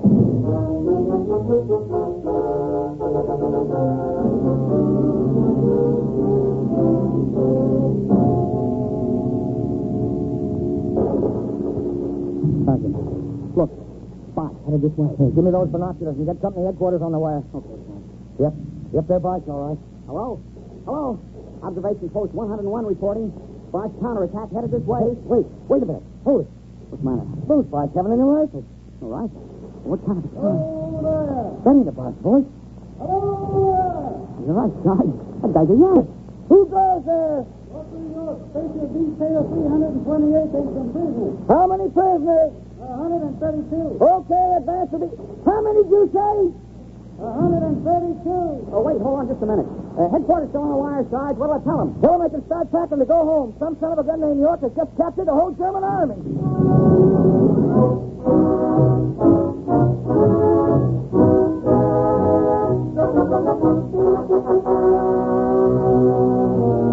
Then the whole world learned the story of the man from Tennessee. And it made men's hearts beat faster. Made their faith a little greater. Made them pray a little longer. And gave them strength of victory. Oh, they covered him with honors. The Distinguished Service Cross, the Quad Air, National Medal of Honor. And the president shook his hand, while the nation called him hero. Praised his name throughout the land. But the man they always cheered heard their voices not at all. He was thinking of some mountains where the pines are straight and tall, and of a valley, of a river, and of a girl, and how she'd stand of a peaceful Sunday morning when the choir sang Jura Land.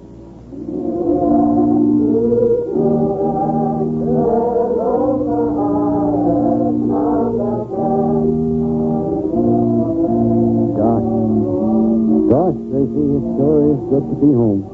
Sure is good to have you home, Alvin. Let's walk down the way of peace and look at that Spider-Man farm he's trying to get to. All right, only it ain't much good looking at it now. We got to wait. How long, Alvin? Oh, 2-3 years anyhow. But I ain't willing to wait, Alvin. You ain't? No, perhaps. Well, I don't blame you none. The girl's got to do as she sees fit. I hope you and him will be very happy. Me and you. Zeb Anders, of course. Zeb's got a good farm.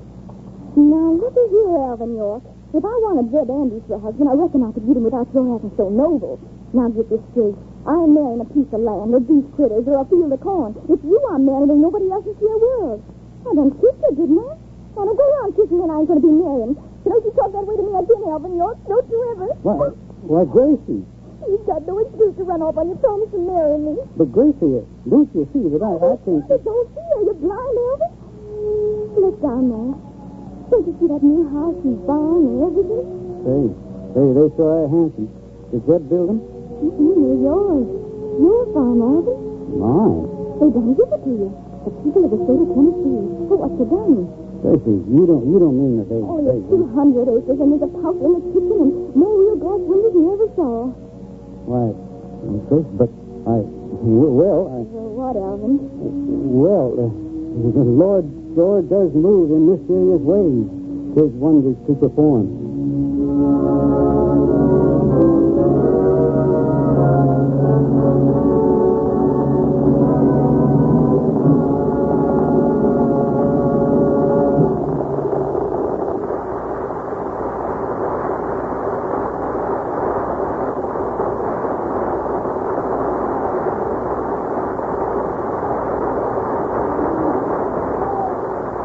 Thank you, Gary Cooper, Walter Brennan, and Joan Leslie for your magnificent performances.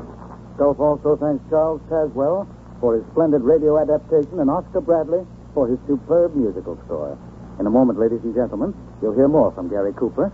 You'll hear the annual Red Book Award presentation, and you'll also meet Martha Scott, representing the winner of last year's award, Our Town. Scores of famous stars are on hand for the event, including the cast of the 12 best pictures of the year as selected by Red Book.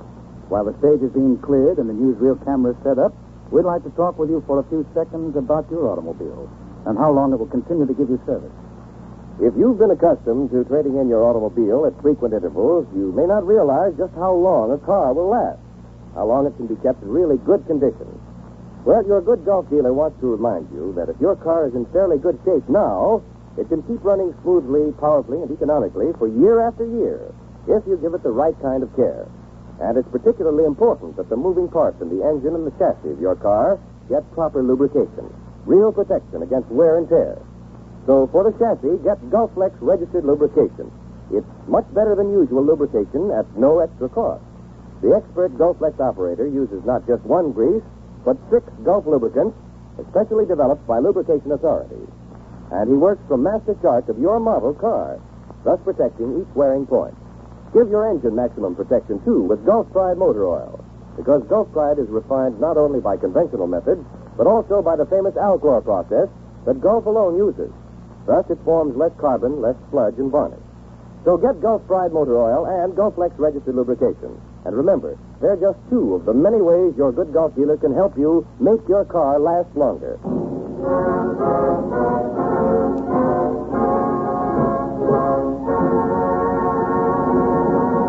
And now the Red Book Award for the outstanding performance of 1941.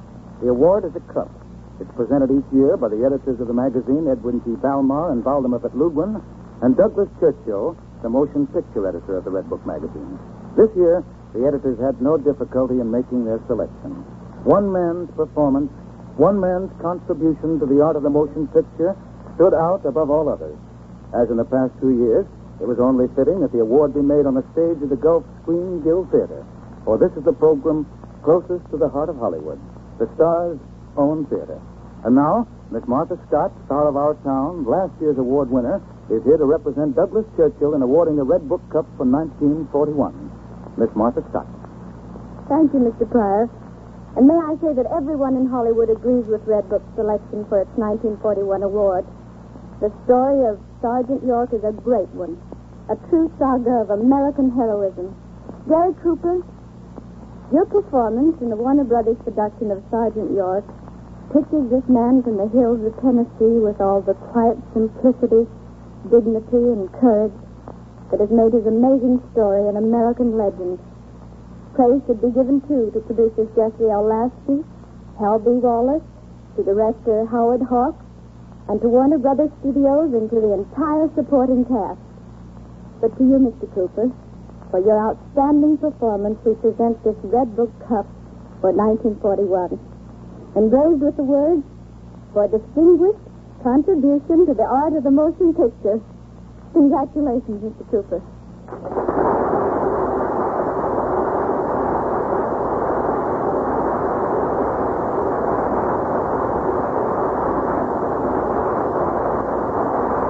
Thank you, Martha.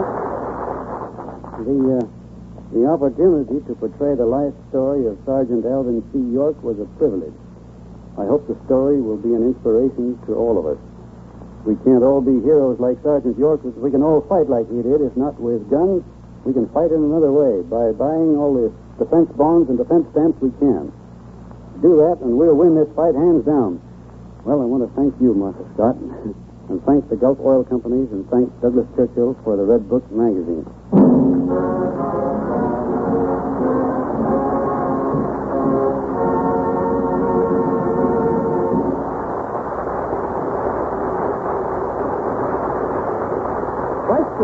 What happens when a girl card shopper chases a young planter into the Central American jungle, and she is chased by the boss of the fruit company, and he's chased by an escaped bandit named Rosario? Answer. Tune into the Gulf Screen Guild Theater next Sunday evening and hear one of the most riotous comedies you've ever heard. The Warner Brothers picture, Torrid Zone. In Torrid Zone, you'll hear one of the best casts ever featured in the Gulf Theater. George Raft, Paulette Goddard, Jack Carson, and George Tobias. Now, you know that cast, plus that story, adds up to fun. So mark down right now a date with the Gulf Screen Guild Theater next Sunday, when we bring you Paulette Goddard, George Raft, George Tobias, and Jack Carson in Torrid Zone. We'll have the music of Oscar Bradley, assisted by Frank Tours, and Bud Houston and I will be on hand to preside over the doings as usual. Until next week, then, this is Roger Pryor speaking for your neighborhood good Gulf dealer and saying, good night, everyone.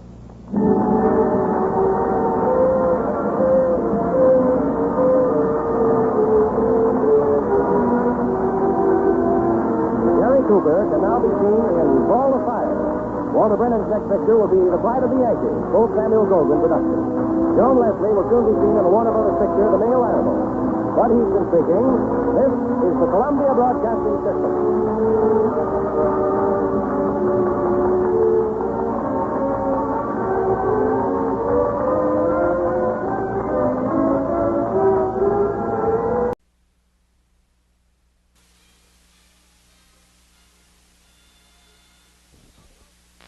Bainter, Frank Craven, Martha Scott, William Holden, and Betty Davis.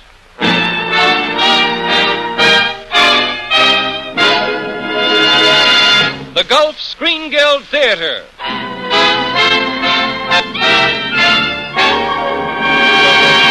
Your host, the director of the Star's own theater, Roger Pryor.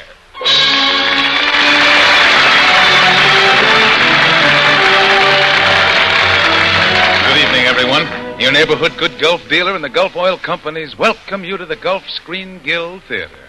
Tonight is truly an occasion here in the Gulf Theater, a double treat, a new radio story, and the presentation of the annual Red Book Award for the Picture of the Year. It will be presented by Miss Betty Davis and Douglas Churchill, motion picture editor of Red Book, to the people responsible for the motion picture Our Town. But before the long-awaited award of the Red Book Cup is made, we'll bring you the stars of Our Town. Martha Scott, Frank Craven, William Holden, and Fay Bainter in the most pixelated radio comedy of the season, Drink a Glass of Sassafras, based on an original story by Helen Deutsch.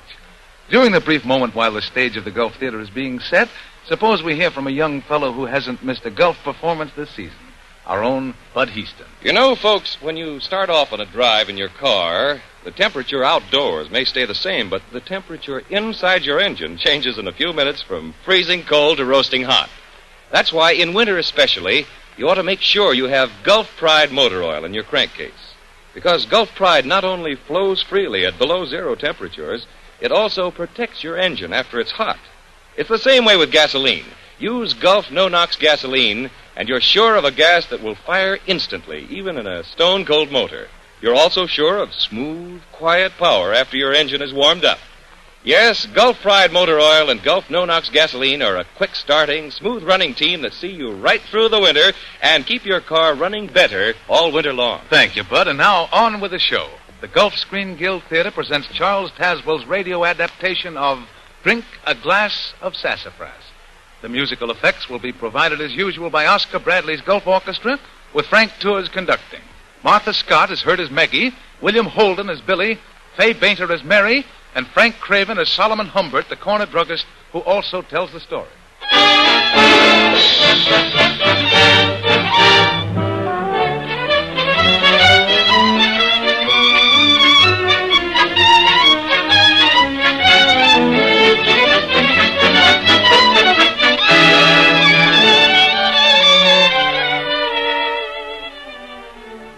Well, sir, this story takes place in Rafeshire, biggest little town in Massachusetts. Population 3,006. My mistake, 3,007. The Bensons had a blessed event yesterday. That's my store, this end of the town square. Solomon Humbert. Drugs, herbs, and soft drinks. The square's a real pretty place in summer.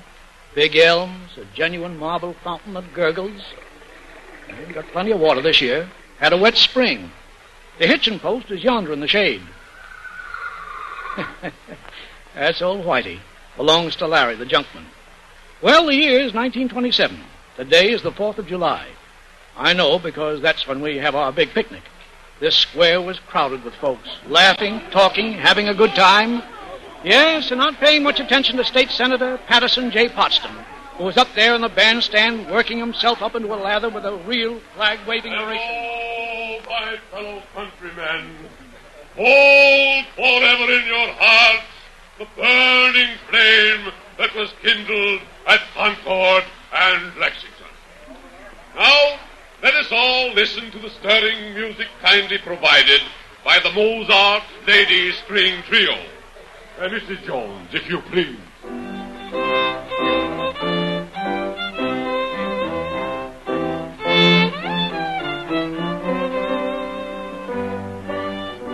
Yes, sir, and after the speech-making, we all ate under the trees. I paired off with the widow Conklin. You see, I'd been courting the widow for nearly 2 years. Some men might have hesitated to pay court to a widow woman, even if she was as pretty as Mary Conklin, knowing she had a 5-year-old daughter left over from her first marriage. But since I was a widower myself and had a boy going on 8, it evened things up. Yes, sir, and playing there together at the 4th of July picnic, there were 2 kids anybody could be proud of. I was watching them with one eye as I helped Mary lay out the basket dinner. And with the other one, I was looking at Mary and thinking how beautiful she was with the sunlight coming through the trees and lighting up her hair. Potato salad, spiced pickles, the fried chicken, the butter. Solomon, darling, have you seen the butter? It's right there, Mary, back of the olives. Will you put down that chicken wing you're not supposed to eat yet? Now, have I forgotten anything? The cake. Don't tell me you didn't make a coconut cake. Of course I did. It's still in the basket. Oh, well, I'll get it out. No, you better let me. Anyone would think I couldn't be trusted with it. You can't, darling. You pick at the frosting like a famished mouse. There. Isn't it a beauty? Looks just like a picture cake. What did you bring in the vacuum bottle? Sassafras mead. But, Solomon, I told you ginger beer. Did you? I was sure you said strawberry water. Well, then how does it turn out to be sassafras mead? I don't know. Except that every time I get something in my mind, I just naturally reach for sassafras mead. Are you really worried about something, Solomon? Yes. Business? No. Not money? No. Then what? About you. Me? Mm-hmm. Well, what's wrong with me? Oh, nothing. I'm just worried because I can't worry about you the way I'd like to worry about you. I guess that's not very clear. Solomon, are you by any chance trying to say you want to marry me? Well, who told you? I'm a mind reader, darling. Oh, dear. I never expected to receive a proposal at a 4th of July picnic. According to all the novels, there should be a honey-colored moon, a garden scented with jasmine. Well, And you, Solomon, should fold me in your arms, press a burning kiss upon my lips. Time and the world should stand still while a flaming meteor plunges to earth. Look out, Dad! Oh, what was that? Billy's baseball. Baseball? Sailed right spang into the middle of your coconut cake. Oh! Gee, that was a real homer, wasn't it, Daddy? Did you see Billy, Mumsy? Say, did you see where it... Oh. Gosh. Did I do that? You most certainly did, Billy Humbert. I suppose you think I've nothing better to do than stand in a hot kitchen and make cakes for you to spoil. You come here to me. Now, Mary. If your own father won't punish you, I will. Well, look, Mary, He deserves a spanking, the very idea of throwing baseballs at a picnic. Perhaps after this, young man, you'll think twice before you throw another one. Well, I don't think the cake's all spoiled, Mary. Maybe we could kind of eat around the edges. Billy got a spanking. Billy got a spanking. Stop that, Maggie. Don't yell at the child, Solomon. I'm not yelling. You sit down, Maggie, and keep quiet. Sit down. Solomon, I won't have you browbeating. Mercy, what was that? I guess I sat down on something, Mumsy. My straw hat. Now, Solomon. My new straw hat. It's your fault. You told the child to sit down. This town square is provided with exactly 1,294 seats. She deliberately sat on my hat on purpose. Don't be ridiculous. Aren't you going to punish her? Most certainly not. Then I am. Come here. Solomon Humbert, don't you dare lay a hand on my child. Maybe this will teach you. Stop. So watch where you're sitting. Release that Before child. you sit down. How dare you? How dare you spank my daughter? Well, you just spanked my son, didn't you? That's entirely different. Oh, is it? Well, let me tell you. You can't tell me anything, Solomon Humbert. Now or in the future. Don't worry, I won't even try. And you don't even bother to speak to me again. That's perfectly agreeable, Widow Conklin. Good day, Mr. Humbert. Come, Maggie. Goodbye, Mrs. Conklin. Come on, Billy. Maggie got a spanking. Maggie You got shut a... up, Billy Humbert. I hate you. I hate you 100 times as much. I hate you 1,000 times. I hate you a million times. I hate you a million billion times. I hate you a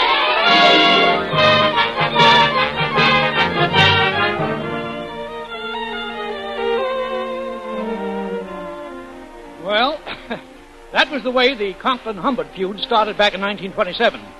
Then the years started slipping by, as the years have a habit of doing. Presidents were elected. Harding, Coolidge, Hoover, and Roosevelt. And the doings of the boys of the underworld made kind of exciting reading for a spell. Legs, Scarface, Pretty Boy, and Babyface. And, well, it didn't seem any time at all until I was handing my latest gift calendar to each steady customer at the store. Has a 1940 pretty girl on it in a red bathing suit, showing off her legs a mite more than she should, and saying, You've tried the rest. Now try the best. Humbert's Tonics, Herbs, and Spices. Telephone 824, ring 3. My son, Billy Humbert, is now 21, and Mary Conklin's Maggie has just turned 18.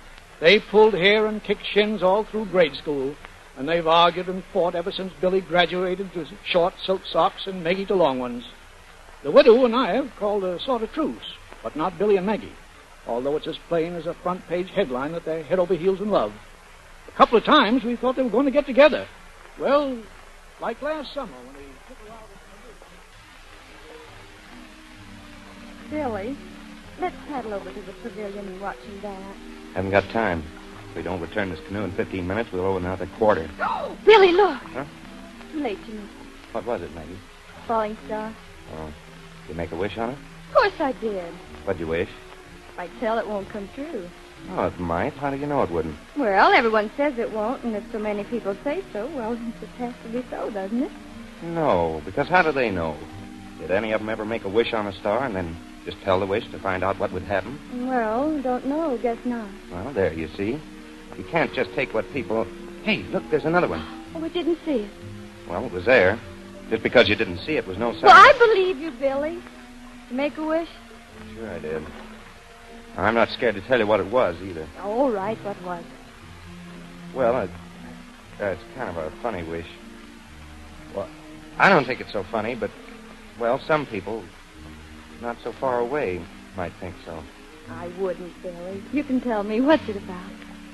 Well, it's about you. About me?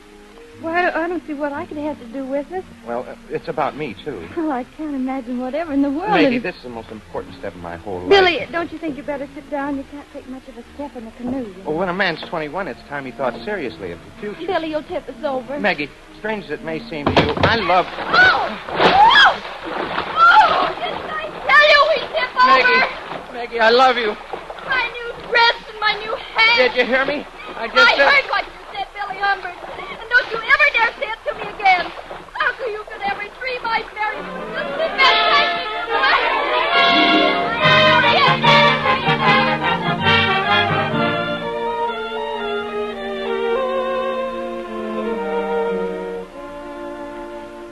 Well, that's just a small sample of what happened every time Maggie and Billy got together. One time they went skating, fell through a hole in the ice. Another time they crawled through a fence to go skiing, and Billy let down the barbed wire too soon, turning her ski pants into a hula skirt. I never saw 2 young people who wanted to get together have such bad luck. The widow Conklin came down to my drugstore one day to talk to me about it. I don't know what to do about Maggie. She isn't herself at all. Have you seen my son, Billy? He mopes around the house like a calf with the epizootic. I wonder if all this trouble they're having is really our fault. Our fault? You mean they're still thinking of that fight you and me had 13 years ago? No. Besides, we made it up, didn't we? You mean I made it up? You were as stiff-necked as a giraffe. Well, anyhow, we made it up. You know, I've often wondered if we could set them a good example by making up a little more. Just what do you mean by that, Solomon? Well, I kind of proposed to you 13 years ago, didn't I? Oh, that. You don't have to say it in that tone of voice. We missed our chance, Solomon. That day we were in love. We're not anymore. Oh, aren't we? You can only speak for yourself. How do you know how I feel? Why, Solomon. Does that make you change your mind any? Oh, let's both stop talking nonsense and talk about Billy and Maggie and what's to be done about them. There must be some way to get around their pride and their tempers. Could we point out to them that normal people save their fighting until after they're married? No. No, I don't think that would work, Solomon. But wait a minute. Just suppose we... We what? No, that wouldn't do at all. No, I guess not. But say, there's another angle. Why can't we... We what? No, that's even worse than your idea. Yes, much worse. Oh, dear. If we only lived in the Dark Ages, how much more simple it would be. How do you mean, Mary? Well, we'd find us an old witch who lived in a cave. We'd buy a love potion. A love potion? Yes, then after our children drank it, nothing could keep them apart. Well, why don't we do that? Solomon, dear, was all this worry over the children made you just a little wacky? Maybe. But if those kids of ours need a love potion, I don't see why we can't fix them up. Just what would you give them? Well, does it matter? Isn't the effectiveness of any remedy in direct proportion to your belief in it? Just look at all those bottles lining my shelves. Cures for rheumatism, indigestion, liver complaint. And what magic makes them work? Why, the firm belief of each suffering soul that one particular bottle will cure him. You're a very convincing speaker, Solomon. But what particular bottle would you suggest for the children? Well, let's take a look. Tone-up tonic? No. Ready rejuvenator? No. No, it should be something simple, harmless, and absolutely unbelievable. Like your sassafras mead. Huh? Sassafras mead. Of course. You've got it, Mary. That's it. That's our love potion. Only what? How will we convince Maggie and Billy that this stuff is what we say it is? Well, the very best way is to get the whole town believing it and talking about it. Yeah, but how do we do that? You just leave it to me, Solomon, and take my word for it. Inside of a week, everyone in Ratio will be firmly convinced that Humbert Sassafras Mead is romantic TNT.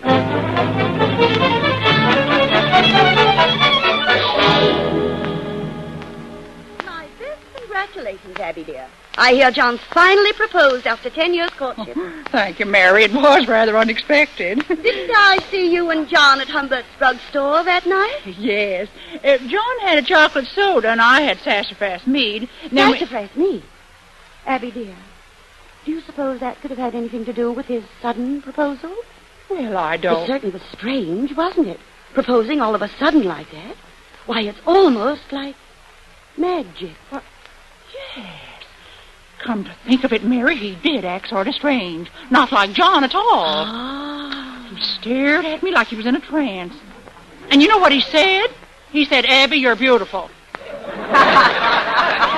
Had he ever said that before the night you drank the glass of sassafras? No, John's the shy type. But that night he was almost bold. There, you see. It must have been the sassafras. Why, it's amazing. It's almost unbelievable. That sassafras made you absolutely irresistible. Well, excuse me, I've just got to call Sally Marbury. Why, she'll be absolutely forward when I tell her it's sassafras.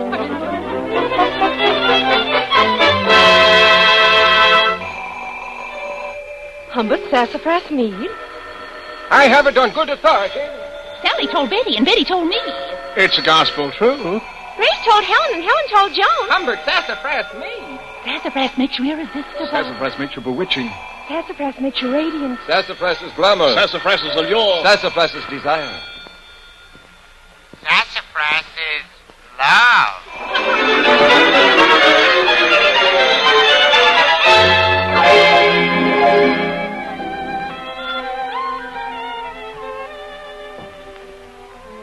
Well, sir, the whole town of Ratio suddenly went sassafras mad.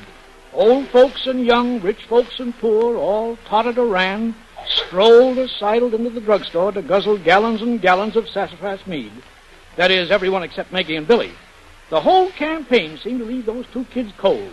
Then, just as we were about to give up hope, the widow Conklin came hurrying into the store one evening, excited as could be over some tremendous news.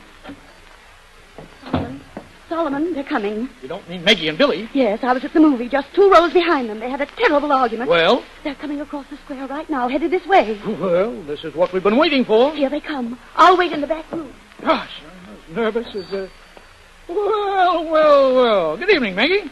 Hello, Mr. Humbert. Hello, Billy. Hello, Dad. I suppose you've been out having a good time, huh? No, we had an awful time. Oh, is that so? Well, whose fault was it? It was your fault. Well, sit right down. Make yourselves comfortable. Pretty chilly out, isn't it? How can you sit there and say it was my fault? How about a real spicy drink like sassafras? Who started the argument? I didn't start anything. You did. I certainly did not. On a night like this, there's nothing better than sassafras. Well, I'm going home. You needn't bother to come with me. That suits me right down to the ground. Good night. Oh, no. Wait a minute, Maggie. Gosh, you can't leave without having a drink. Why not, Mr. Humbert? Well, because it's bad luck. Yes, sir. It's an old superstition around soda fountains. Now, you just sit down. Have anything you like. Anything at all.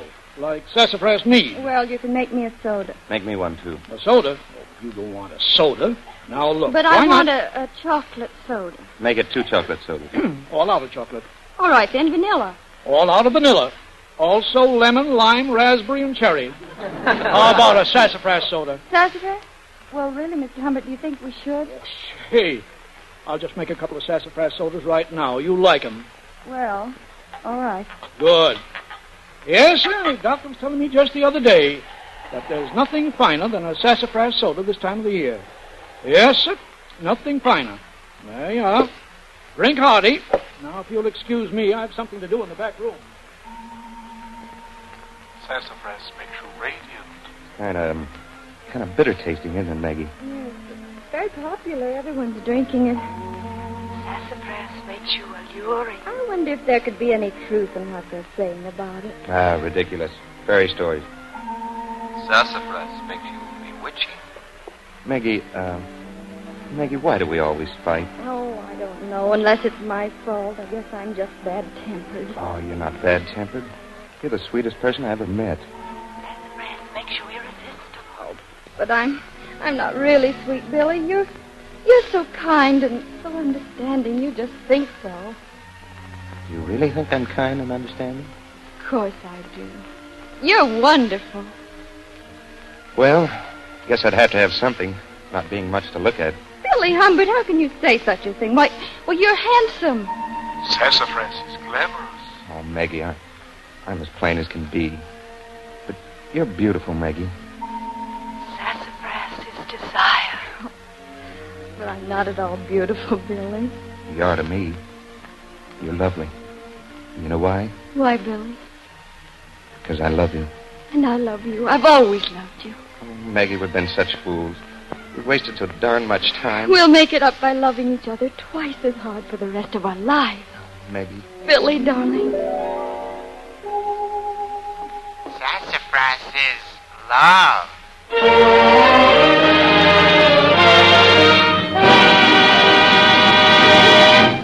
Stop crowding, Solomon. I want to look, too. And don't jiggle the curtain. They'll see you. Did you see that, Mary? He kissed her. Oh, it's a wonderful thing to be in love. Yes, isn't it? It's too bad we were the inventors of this sassafras hoax. Why, Solomon? Well, I might slip you a glass of this sassafras mead, and you might say yes to that proposal I made you 13 years ago. Even if I weren't in on it, your sassafras wouldn't have the least effect on me, Solomon. I'm not as gullible as those children. No, guess not. Well, we can toast the kids' health and happiness with it anyway. Glass of sassafras for you, one for me. Here's looking at you. Bottoms up. Well, that's not bad, is it? Only it still beats me how folks have taken it up and swear that it's a love potion. Think of it. Just plain ordinary sassafras with no more magic to it than water. Solomon. Yes, Mary? Solomon. Well, what is it? Solomon, I love you. You what? I love you. I think you're wonderful and very handsome and very kind and understanding. And I accept the proposal you made 13 years ago, and I'll gladly be your wife. Sassafras is the nuts.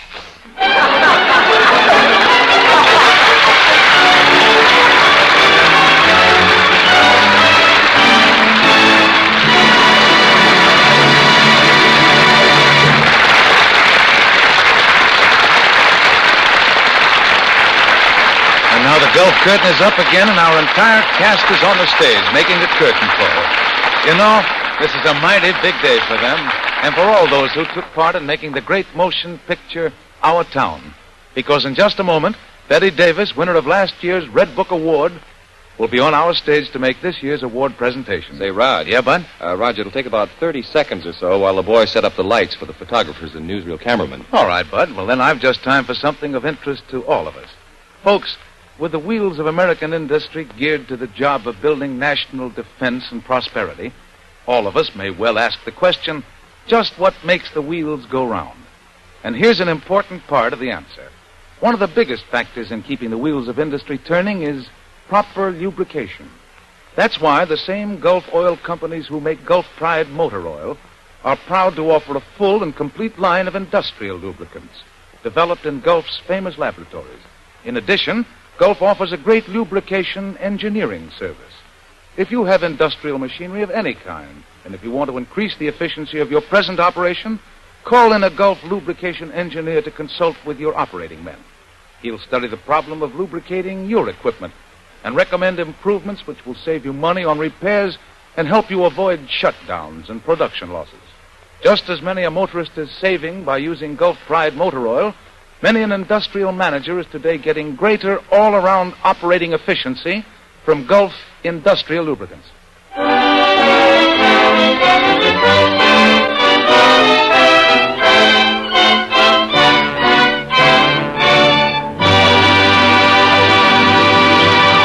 And now the Red Book Award for the Picture of the Year.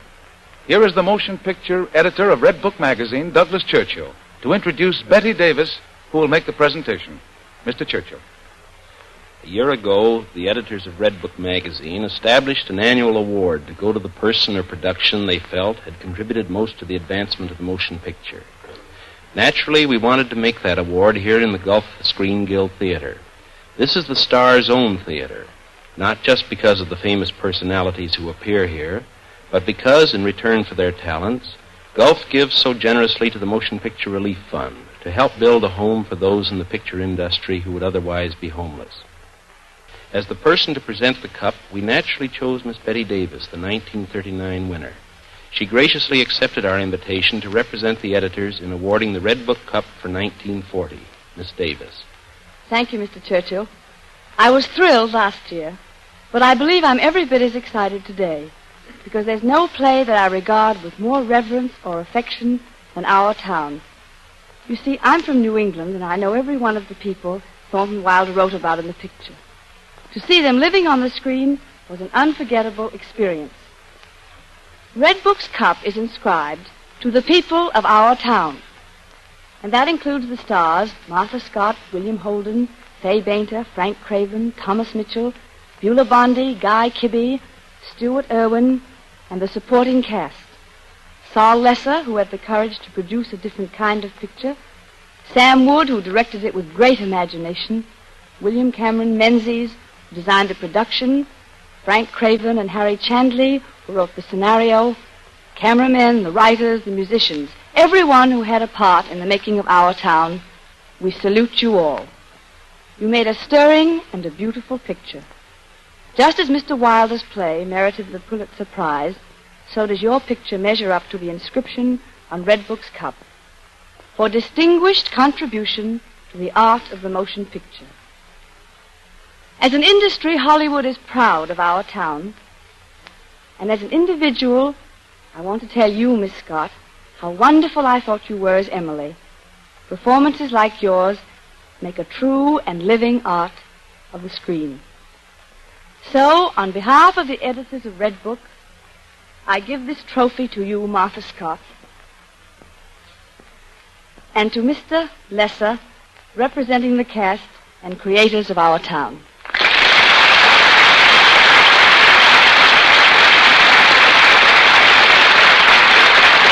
Thank you, Miss Davis.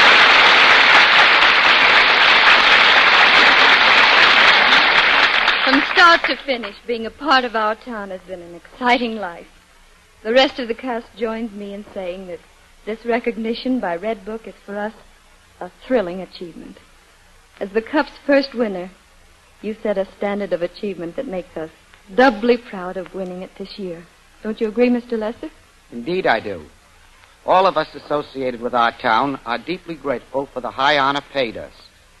And in behalf of those who work behind the scenes in Our Town, we thank you, Miss Davis, and the editors of Red Book, Mr. Edwin Balmer, and Mr. Vladimir Vetlugrin, and Mr. Churchill, for this magnificent cup. And we are doubly proud that this award should be made here in the Gulf Screen Guild Theater, which is, of course, our favorite radio program.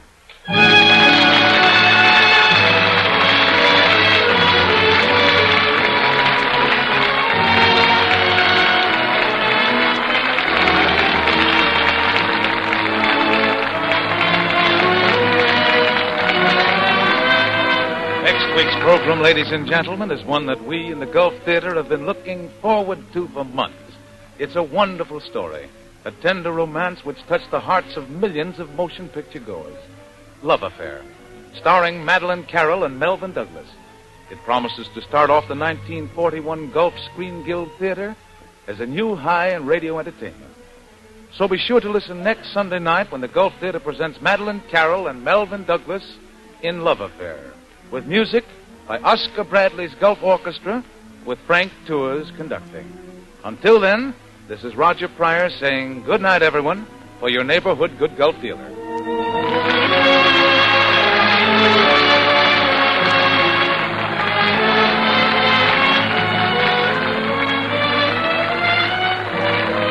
Take it easy this winter. You don't have to worry about heating your home when you use Gulf Furnace Oil.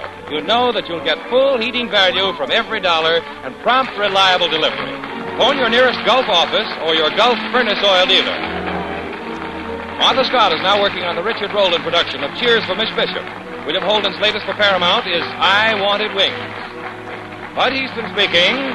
This is the Columbia Broadcasting System.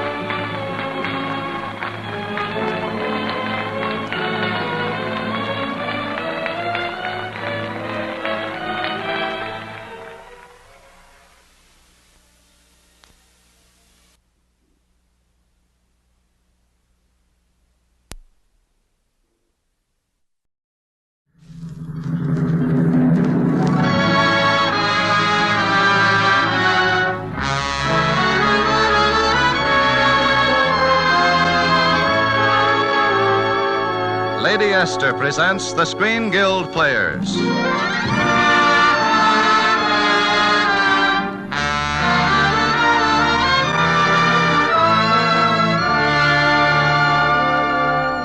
The Lady Esther Screen Guild play tonight is Paramount Pictures' hilarious story, True to Life. And ladies and gentlemen, we're sorry Dick Powell can't be with us tonight. In his place, playing the part of Link Ferris, you'll have to put up with Cary Grant. Who, me? Excuse me, please. And we're sorry Joan Leslie can't be here either. In her place, you'll have to put up with Linda Darnell. Who, me? Excuse me, please. Miss Darnell plays the part of Bonnie Porter, and Victor Moore is her father. Who, me? That's right, Victor. And William Demarest is Uncle Jake. Some Uncle Jake. Well, ladies and gentlemen, that will give you an idea. The Lady Esther Screen Guild Players in True to Life. The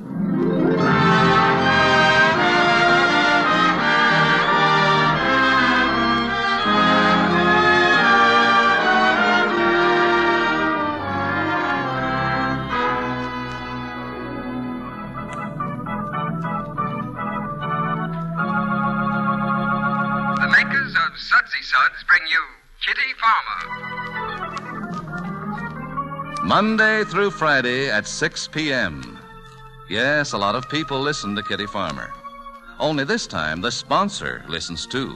And then... Who writes that hogwash? Who writes that tripe? Link Ferris and Fletch Marvin. They're tops, Mr. Huggins. Get $1,000 a week apiece. For that swill? I tell you, Kitty Farmer isn't real anymore. She's phony. She's counterfeit. Great jumping, Jeremiah. She isn't even human. Oh, I'm sure the boys can make her human, Mr. Huggins. They're not just ordinary writers, you know. Writers like Fletch and Link are born. That's the trouble. Well, they better get a new idea fast, or I'll take Kitty Farmer off the air.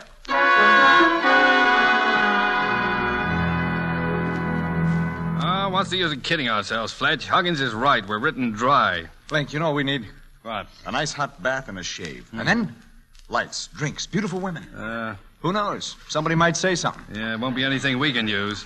Maybe that's our trouble, $1,000 a week. We've lost the common touch. We ought to get around and talk to real people. We might find the Kitty Farmer we're looking for. That's what I said. Let's go hunting. Not your kind of hunting. Hey, where's my hat? I'm going out for a walk.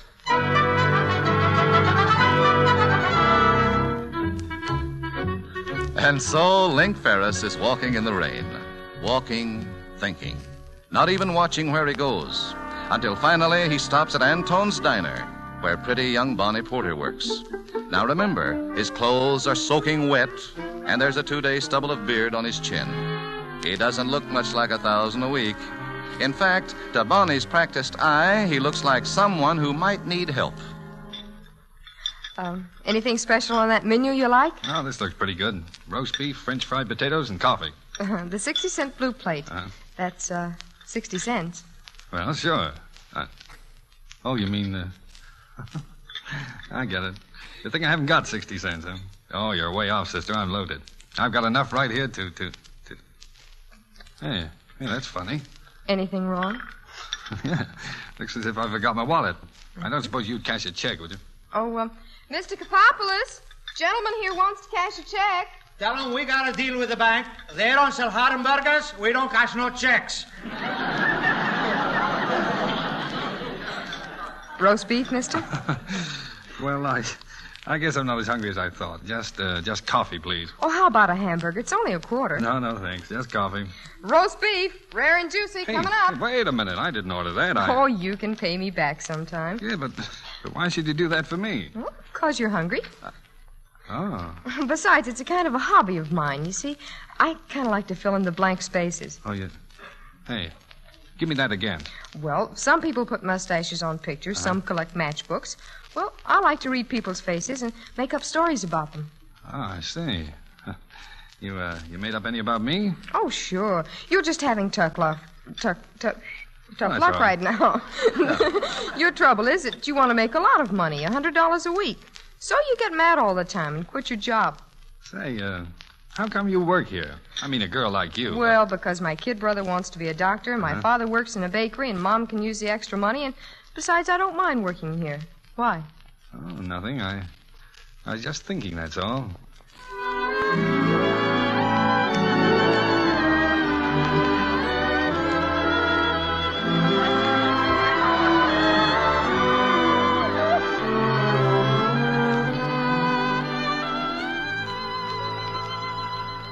Hey, anybody home? Hey, Bonnie, you sure your family won't mind? After all, bringing a stranger home. Oh, you're not a stranger anymore. Come on. Hello, everybody. Oh, say, this is honey. Mr. Ferris. Oh. Mom. Howdy do. Howdy do. My brother Clem. Hi. Hello. And that's Mom's brother, Uncle Jake. How are you? Hey, where's Pop? Oh, down in the cellar as usual. Well, I'll go get him. Make yourself at home, Mr. Ferris. Sure. Yeah, sit down, young man. Well, thank you, Mrs. Porter. Pop's inventing down in the cellar. When he's not at the bakery, he's an inventor. Some inventor. Well, that's Uncle Jake. He and Pop don't get along. They don't even talk to each other. And sometimes they Here even... he is, Mr. Ferris. This is Pop. Oh, glad to meet you, my boy. Any friend of Bonnie's is a friend of... What's the matter? Anything wrong? Well, no, but that. Oh, this gas mask I'm wearing. Oh, it's one of my inventions. Some invention. Mom, you make him keep his nose out of this. My nose ain't in it. His nose is. He looks a lot better with that gas mask on. Pop invents a lot of things, Mr. Ferris. Synthetic rubber, too. Oh, really? Synthetic rubber, huh? Mr. Porter, are you doing anything with it? Well, not exactly. I can't get any raw materials. Well, what raw materials do you need? Well, rubber. Well, where are you from, Mr. Ferris? Me? Yes, where are you from? All over. I mean, Mom, I thought perhaps... Well, you see, Mr. Ferris came into the diner, and he was hungry, and... Well, I thought maybe he could stay with us till he finds a job. a what? Well, the way you followed me around, I knew you didn't have a place to stay. Ain't we got enough mouths to feed? Mom, why don't your brother feed his own big mouth? He knows I'm a sick man. Sick my foot. He eats like a horse. A healthy one. Now, Pop, you needn't raise your voice. There's a stranger in the house. What do you do, Mr. Ferris? Me? Oh, almost anything. No, I mean, what's your line of work? Oh, well, sort of general line, you know. Just a tramp. Yeah, look who's talking. Mrs. Porter, Yeah? I'm afraid Bonnie's got things mixed up. You see, well, I've got a place. Sure you have, my boy, right here with us. We mean it, Mr. Ferris. Well, thanks, but if I did, maybe you'd let me pay board, huh? Nah, not the doing, son. I'm glad to help you. I'm glad to. John D. Rockefeller. Some Rockefeller. Well, at least I got a heart, which is more than some people I know. Well, I'm sure Mr. Ferris won't be any trouble. Be swell if he'd stay. I could get some blood. Blood? Just a little, for my microscope. Clem's the one that's going to be a doctor. Oh, I see. Well, you won't let that bother you. Oh, no, not at all. Well, you'll stay then? Thanks, but look, would you tell your brother that the Red Cross already has an option on me? Will you do that?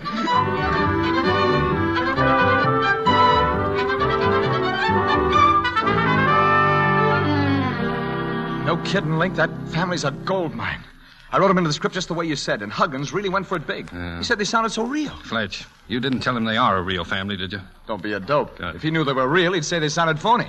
Yeah, well, what worries me, suppose they hear the show. They're apt to recognize themselves. Well, just keep them from hearing it. Do something to the radios. Yeah, if I can. Oh, by the way, what kind of a dame is this, Kitty? I mean, Bonnie. Oh, Bonnie. Oh, she's very ordinary. Just the run-of-the-mill type, you know. Oh.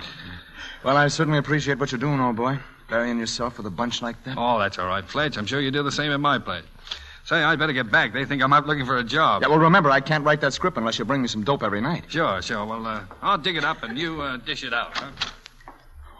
Oh, what a setup. What a setup. Excuse me, Mr. Fletcher. You must have dropped this picture here out of your pocket, sir. Who is it, Mabel? Oh, no, sir. It says on here from Bonnie. Bonnie? Let me see that. Just a run-of-the-mill type, he said. Sure is pretty, ain't she? And he was making such a sacrifice. Gabe, do you know what this story needs? No, sir. Complications, Gabe. It needs a few complications.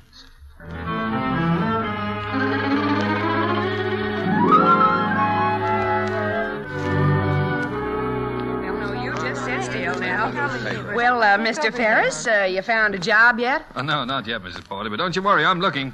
Some looker. Uncle Jake, please. Say, you know there might be a job open down at the bakery.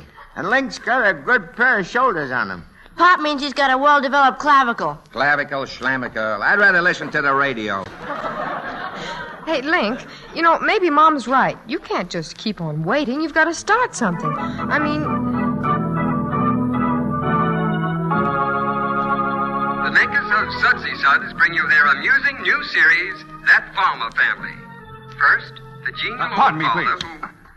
What's the idea? I wanted to listen. Yeah, well, oh, hiccups, see? Always get him this time of the day. Hiccups, see? Diaphragm is irritated. Me too. Why did he turn off that radio? Well, you see, that's the only way I can stop these hiccups. Quiet. Gotta have absolute quiet, eh? That's funny. There's no relation between the diaphragm and... There's another thing, too. Mrs. Porter, I know you think it's inconsiderate of me not taking any old job, but I'm looking for something more in my line. I didn't know you had a line. Say, why can't I turn on that radio? Oh, sure. I've got a line. Music. That's my line, music. Mm-hmm. You listen. Why, Link, I didn't know you played. My golly, that's not bad. I used to play the melodeon once. Some melodeon. Well, it was better than yours, Ether. Hey, both of you, please. Oh, dear. Oh, Clem, will you see who it is? Oh, it's always me has to go. Oh, Link, will you hold it a minute? Someone's at the front door. Hey, Bonnie, it's a man. I hope I'm not intruding, good people. Say, that's not a man, that's... Link! Fletcher Marvin is my name. It's an emergency. May I use your phone, please? Well, of course. It's right over there. Thank you, miss. Hello, operator. Get me Plaza 7124. I'm sorry to bother you folks. I had a little accident. Oh, anybody hurt? I can handle a splint job or a fracture. No. Oh, gee, too bad. Hello, Gabe. This is Marvin. Yes, I'm out in Sunnyside. Car broke down on Jackson Street. Yeah, fella came out of an alley, stuck a gun in my ribs. I tackled him, but he got away. Yeah. Will you bring the other car over and pick me up? Yes, Jackson and Fremont. Yes, I'll go over right now. Fine. Goodbye. Oh, Mr. Marvin, you sure you're all right? Oh, yes, I'm quite all right. I know I've put you to a lot of trouble, and I'm sorry to run off like this, but you'll hear from me. Good night. Hey, we'll hear from him. You know what? I think he meant that. You know what? I know he did.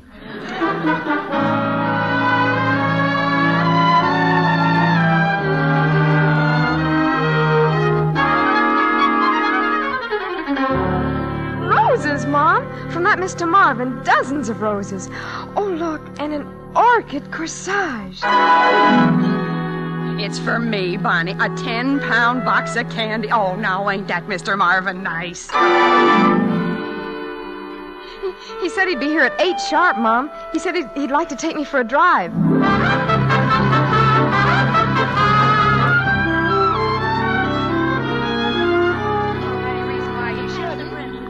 But, Bonnie, you haven't eaten a thing tonight. Oh, sorry, Mom. I'm just not hungry. Bonnie doesn't like home cookie anymore, not since she's been dining with that Marvin lug. Well, now, Link, maybe if a certain other party didn't have to rush out every night. Pop! Some pop.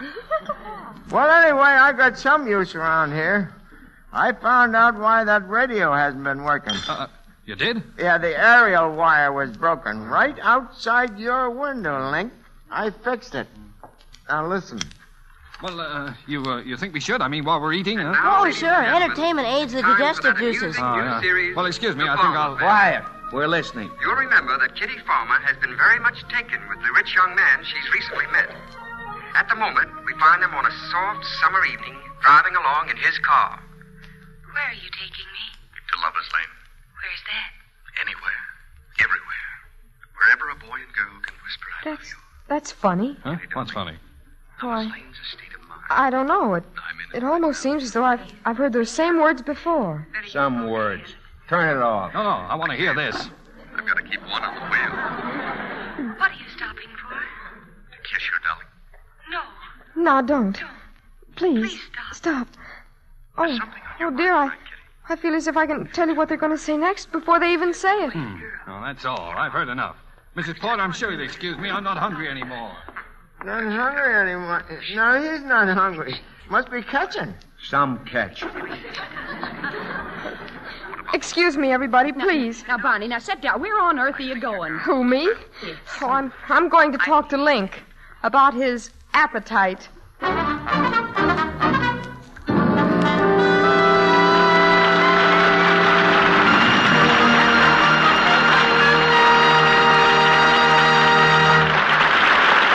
Lady Esther has presented Act One of True to Life, starring Victor Moore, William Demarest, Linda Darnell, and Cary Grant. In just a moment, we will hear the Lady Esther Screen Guild players in Act Two. But first, a word from our hostess, Lady Esther. Tonight I'm going to talk to you again about the Lady Esther patch test. And I'm going to keep right on talking about it until you try it. Because I know that my patch test will prove to you, as nothing else can, that Lady Esther Four-Purpose Face Cream instantly beautifies your skin. Makes it look softer, smoother, and younger. That's why I want you to make the patch test, so that you can see this magic with your own eyes. Do it for me, won't you? Do it for yourself. Just rub a little Lady Esther Four-Purpose Face Cream on one particular section of your face, like a spot on your forehead or chin. Choose a part of your face that's too oily or too dry. And if there are blackheads or big pores, so much the better. You'll witness what seems like a miracle to you. You'll see that little patch of skin suddenly look a lot cleaner, fresher, and smoother than all the skin around it. You'll see a glowing, radiant difference that will astonish you. Now, you may think it's a miracle, but it isn't at all. It's exactly what you can expect from a cream that does all the four things your skin needs most for beauty. Here's what Lady Esther Face Cream does. 1, it thoroughly cleans your skin. 2, it softens your skin, loosens and absorbs the dry flakes. 3, it helps nature refine the pores. And 4, it leaves a smooth, perfect base for powder. Lady Esther Four-Purpose Face Cream has but one objective: to give you a smoother, more radiant, and more youthful-looking skin. So be sure to make the patch test tonight or tomorrow without fail.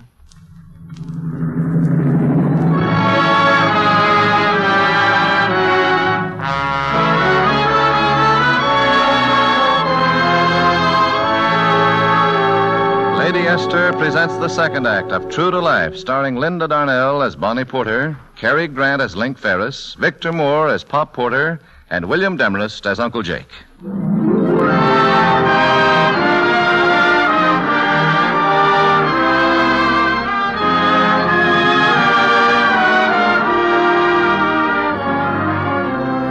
Well, Bonnie wanted to talk to Link. About his appetite, she said. But she must have had a lot more on her mind, because now it's several hours later, and Bonnie's sitting with Link on a bench by the lake. And by golly, still talking. Suppose I did go out with Fletch, Marvin. He's a big radio executive, and, well, I thought maybe he might give you a job playing or something. What, that wolf? You should talk. You're out chasing every night. Oh, go on. I've told you 1,000 times. I don't go chasing. Well, you disappear every night, and I don't think it's just for fresh air. You're jumping to conclusions. You're filling in the blank spaces again, huh? Maybe I shouldn't have tried to help you in the first place. Maybe Mom was right. I feel like I want to cry. Do you? It's all sort of dry inside. Oh, well, go ahead and cry if it'll make you feel better. I wouldn't give you the satisfaction.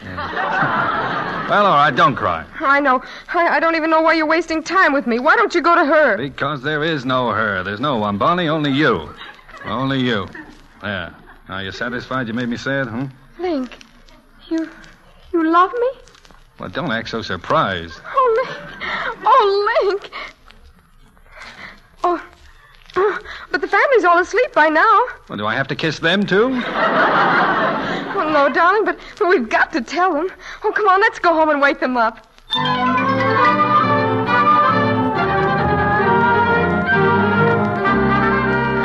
In here, Link, in the parlor. I'll call them down and... So you're back at last. Pop, you're all up? We've been waiting for you, Bonnie, and you and Mr. Ferris. What's wrong? Mr. Ferris, we're just everyday folks. What is all this? They heard the rest of that radio show after you left. Uncle Jake started making telephone calls. Yes, Mr. Ferris. This is Mr. Mammal. He's a lawyer. We're suing Sudsy Suds and the advertising company for $100,000. Now, how do you like that, Mr. Ferris? What in the world are you talking about? Well, look, Bonnie, whatever happens, I want you to know that I meant every word I said tonight. Bonnie, him and Fletcher Marvin, they're friends, and they've been spying on us, putting everything we said and did on the radio, that crazy farmer family. Oh, that's ridiculous. It isn't true. It is true, all right. Mr. Mammal here checked everything. We got a perfect case. Oh, Link. Link, you were broken. I tried to help I didn't you. say I was broke. You said it. Bonnie, we didn't intend to hurt you. It was just that after we got started, we... Yeah, you made me an old crackpot with crazy inventions. What about me? Me, a nagging old hen. Yeah, but Mrs. Porter, don't you see? Yeah, I saw right through you from the beginning, young man. I always said you were no good. Well, Bonnie, is that the way you feel about it? Well, how do you think I should feel? Lying to me, putting Fletch up to making love to me. Oh, no, that's not true. Making me think you were in love with me, proposing to me just to get material for a cheap radio program. Well, if you believe that... I believe you're the lowest form of animal life. Go on, get out! Suing me for $100,000. I paid my good money for writers, creators, not a couple of peeping toms. Oh, it was a good idea, all right, Mr. Huggins. It just backfired, that's all. Backfired? You're fired. Both of you. You'll never work again while I'm Wait a here. minute, Mr. Huggins, wait a minute. I think I've got it. Look, we let the public in. Tell them the truth. Tell them our story is true to life. Tell them there's a farmer family. What? That the real name is Porter. Everything they've heard is true. Say, wait a minute. That is an idea. They'll win their case, but it'll be worth $100,000 in publicity. What do you say, Link? Say, if they'll win their case, let's go.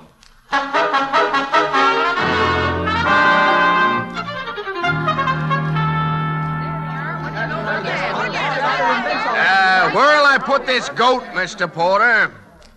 Goat? Over there in the dog pen with them 2 pigs from Canada. Right. Hey, Mr. Porter, what invention are you working on now? Oh, invention? Oh, invisible paint. Oh. Yeah, you paint something with it, makes it invisible. Wonderful. How's it coming? Well, I'm having a little trouble. I mixed up a batch of it, and I put it in a can. I painted the can with it, and now I can't find it. There you are, folks. The Porter residence. And that's Pop Porter himself. Hiya, Pop. Hiya. I get 10 cents royalty for every one of them sightseers. Hey, Pop, now come in here quick. Here, coming, Mom. Excuse me, folks. What's the matter? Bonnie's leaving. She's going to live at the YWCA. Bonnie, you wouldn't. Oh, yes, I would. You made a freak show out of this house. You're suing because they made a lot of screwballs out of us on that radio show. Well, we're acting like a lot of screwballs. It was a cheap, dirty trick for them to put us on the air. Yes, Uncle Jake, and it's just as cheap for us to try and cash in on it. Well, you can do it without me. Bonnie. I'll phone you, Mom. I know what's eating her. She's in love with one of them radio writers. Must be that nice Mr. Fletcher Marvin. No, I'll bet it's Link. Well, we got a good case without her. No, we haven't. Has he gone crazy? Bonnie's right. That farmer program hasn't hurt us none. People coming to see us, sending us gifts, and me a foreman at the bakery now with my picture on every bread wrapper. What have we got to be mad about? If he thinks we're passing up a chance like this... Jake, shut up. Mom, you better phone Bonnie and tell her to come home. Now, I'll get to work on that love situation. Love situation? What do you know about love? I got me a few exemptions, didn't I?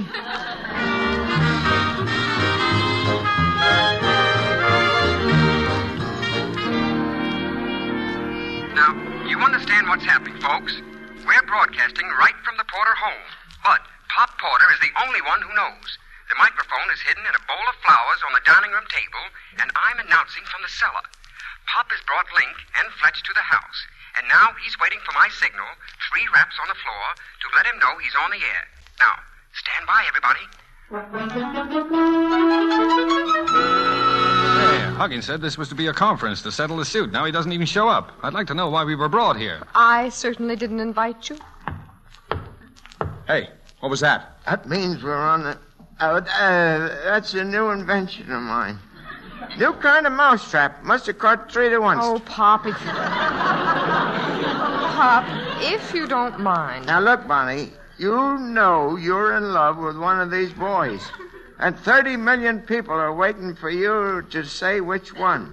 Now, which is it, Bonnie? Well, Bonnie, if there's any chance you'll forgive me, I want to tell you I meant everything I ever said to you. Like what, Link? Well, like when I said I loved her. Hooray! Now we're getting somewhere. Oh, no, we're not. I wouldn't marry him if he were the last man on earth. Well, Fletch, I guess that means she's proposing to you. To me? Sure. You got anything to say? Yeah, well, It's a very great honor, of course, but, well, Bonnie, you want to be fair to yourself. You see, I'm sort of a Dr. Jekyll and Mr. Hyde. I mean... He means he's a two-timing playboy. That's what he means. Am I arguing with you? Look, not that Bonnie and I wouldn't be happy, but, well, that is, I couldn't... Go on. I'll leave you two lovebirds to coo it over. I'll be out in no, Link. Link, wait. Yeah, she's right, pal. Wait a minute. Yeah, come back here, Link. Now, sit down. Sit down. All right. Bonnie, let's stop this pretending. Will you marry me or not? Oh, well, if you don't mind taking a girl who's practically been turned down. Darling. Whoopee, she's going to marry Link. I hope all you folks listening in are as happy as I am. Listening in? What folks? Bonnie, we've all been on the air. Hey, look, there's a microphone in with those flowers. So that's it, Link. Some more of your tricks. Why, you lying, cheating, double-crossing... Hey, put down that vase! Ow! Now, wait a minute. Wait a minute, Bonnie. Link didn't know. I was the only one who knew. You were? Oh, Link. Oh. Link, darling. Oh, get some water, Pop, some spirits of ammonia. Get something. Yeah, get something. Well, don't just stand there. Somebody hurry up and do something, please. Oh, me. Oh, my. Oh, Link. Honey. Oh, darling, are you all right? Oh, yeah, I think so. What hit me? I guess those flowers just went to your head. Some flowers. Some head. Yeah.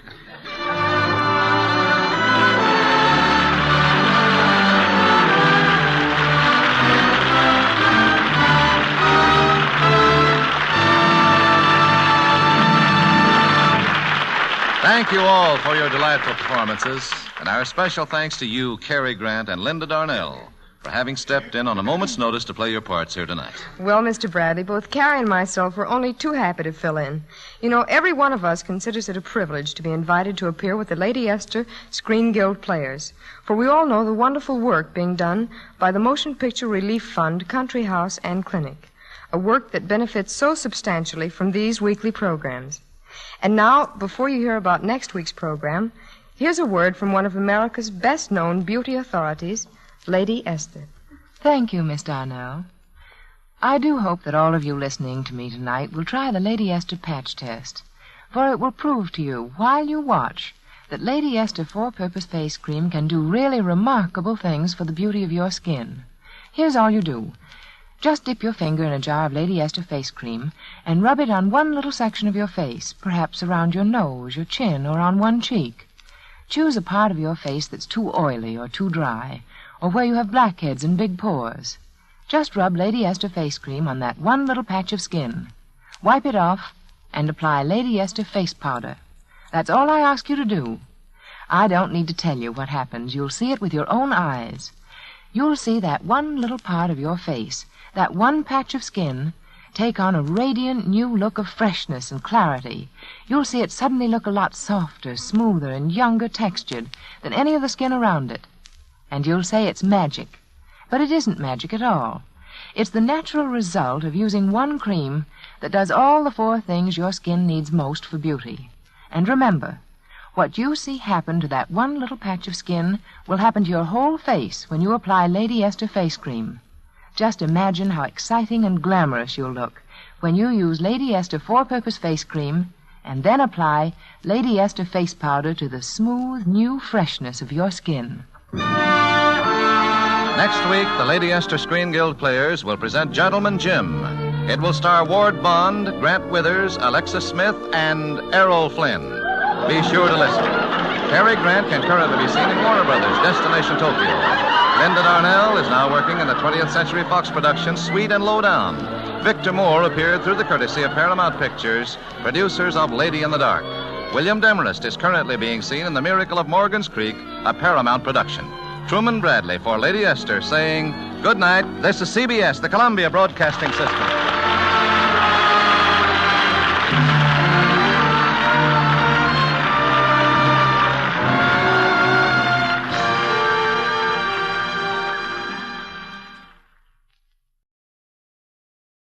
Cary Grant, Rosalind Russell.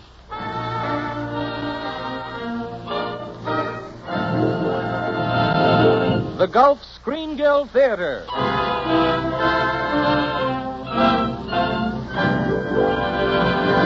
Your host, the director of the Star's own theater, Roger Pryor.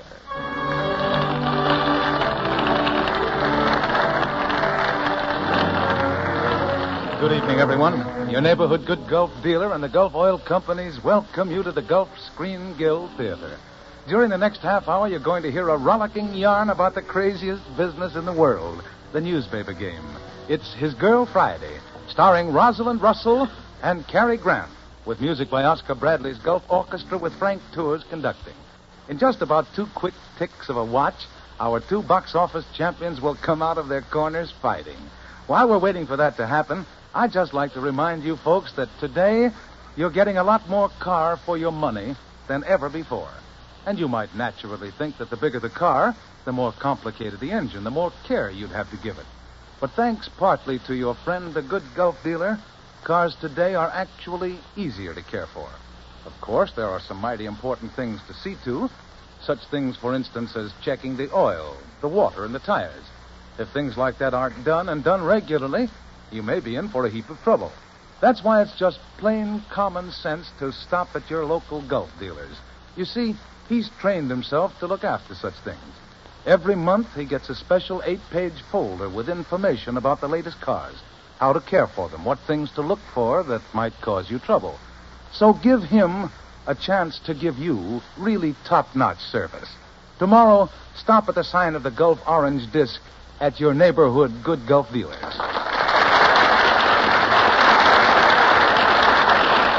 And here come the stars. Cary Grant and Rosalind Russell are just making their entrances on our Gulf Theater stage. The house lights fade, and here are Rosalind Russell as Hildy Johnson and Cary Grant as Walter Burns. I'll play the part of Bruce Baldwin. And now, His Girl Friday.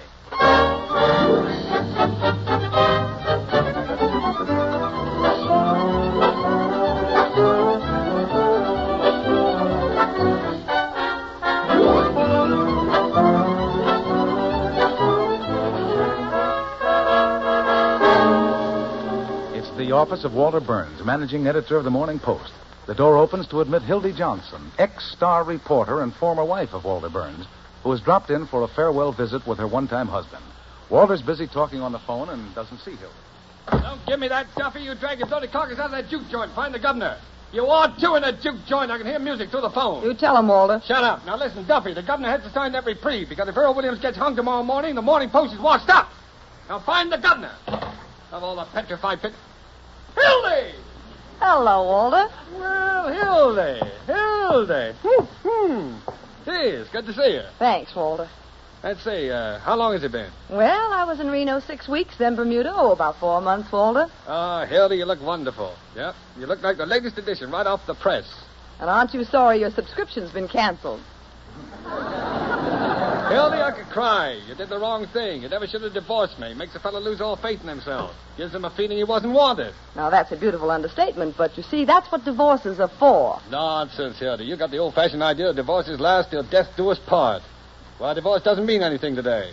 Hildy, we've got something between us nothing can change. Oh, I suppose that's true in a way. Atta girl.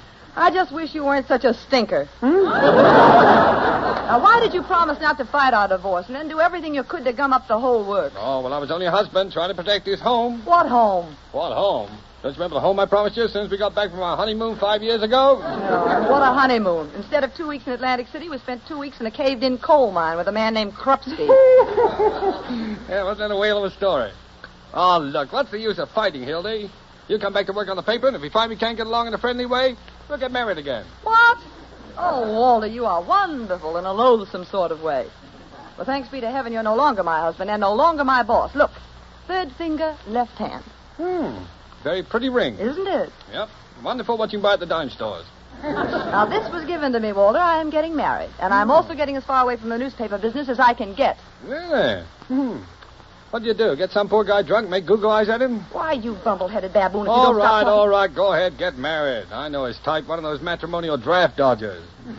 Where'd you meet this heel? On the beach in Bermuda. What is he, a beachcomber? What's his name?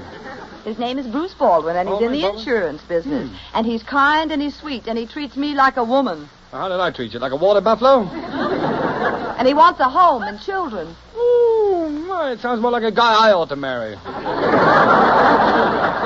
don't you think I ought to meet this paragon and, well, sort of congratulate him? That's so sweet of you, Walter, but when you're sweet, somebody always gets loused up. Oh, no. Hildy, you don't mean to say you're afraid to have me meet him? Afraid? Now, why should I be afraid? I'll call him in. He's right outside.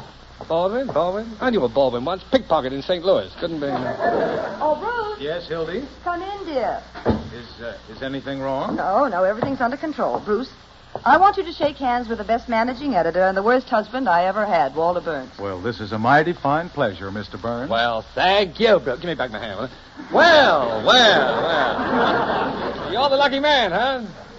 Bruce certainly hate to lose Hildy. She's a fine newspaper man. If I ever needed her, this is the time. Now, no office, Walter. Williams case, well, I'm Bruce. afraid I'm behind in the news, Mr. Burns. Who is Earl Williams? Well, he was just a poor little bookkeeper who lost his job. He went screwy, traveling around the parks making soapbox speeches. A cop came to quiet him down, Bruce. Yeah, Williams shot the cop, and tomorrow morning, Williams hangs. Well, if Williams was crazy when he did it, why doesn't the state put him away? No, because there's an election coming up in a few days, and the mayor is using the gallows for a bandwagon. Yeah, the mayor would hang his own grandmother to be reelected. Well, I'm certainly glad you told me. I won't vote for him. Yeah, spoken like a true rover boy, Bruce. Now, look, Walter. Don't they have to have another expert examine Williams before they hang him? Sure, a guy named Engelhofer's going to do it. He'll say Williams is sane just like the rest. Well, suppose he does. What do you mean, Hildy? Now, look, Walter, why don't you get an interview with Earl Williams? Uh-huh. Then print Engelhofer's statement. Yeah. And right alongside of it, double column stuff. Yeah, go on.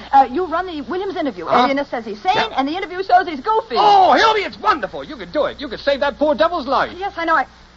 Oh, no, I couldn't, Walter. No, Bruce and I are taking the 4 o'clock train to his home in Albany. Now, Hildy, we could take the 6 o'clock train if it would save a man's life. No, hey, Bruce. Listen to Bruce. No, Bruce, I am through with this crazy business. Well, that's right. Now, look, Brucey boy, I'll tell you what. You persuade Hildy to do this story, you can write yourself a nice fat policy for me. Oh, Mr. Burns, I couldn't use my wife for business purposes. Now, wait a minute, Bruce. What's the commission on a nice fat policy of, say... $10,000. No, let's quick. say $100,000. Too quick. All right, $100,000. Now, wait a minute. Well, the commission on that would be $1,000. Bruce, we could use the $1,000. Now, how long would it take to have Walter examined? Oh, I could get a company doctor here in 10 minutes. How about it, Piker? Oh, I thought you meant me. Okay, get the company. All right, it's a deal. Now, look, Bruce, I'll be in the press room of the criminal courts building. That's right by the jail where they've got Williams. Now, you phone me as soon as you've got Walter's check, and be sure it's certified. Huh. Maybe you'd like my fingerprints, too. No, thanks. I've still got those. Hey, Bruce, how much money have you got on you? $500. It'll be safer with me. But, Hildy... Now, really, dear, I know what I'm doing. Mr. Burns might get you into a crap game. But, Hildy, I don't gamble. Darling, I knew a little man once who didn't drink till he met Walter Burns. Now they've got him in a bottle at Harvard. Now, let me have the money, dear. Well, all right, here. Thank you, darling. Now, Walter, no tricks. No tricks, Hildy. Honest, across my heart. I'll even go further than that. I know. You'll double-cross mine.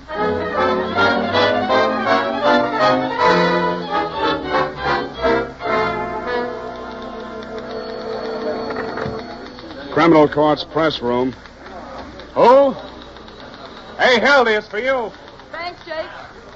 Hildy Johnson speaking. Oh, hello, Bruce. You got the check? Certified? Oh, fine, dear. Wait a minute, though. Maybe it isn't so fine.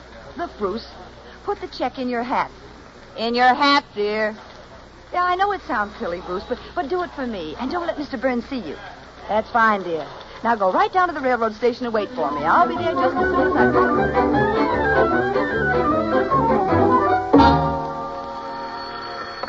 Hello, Walter Burns speaking. Who? Oh, yes, Louis. Look, I've got a job for you. No, you don't have to croak anybody. All you have to do is pick up a beefy gent by the name of Bruce Baldwin at the railroad station. He's got my certified check in his wallet. And I want that check back, you understand? Great. Oh, Louis. Do you think you could fix it so that Mr. Baldwin would be very busy around 4 o'clock? Fine, thanks.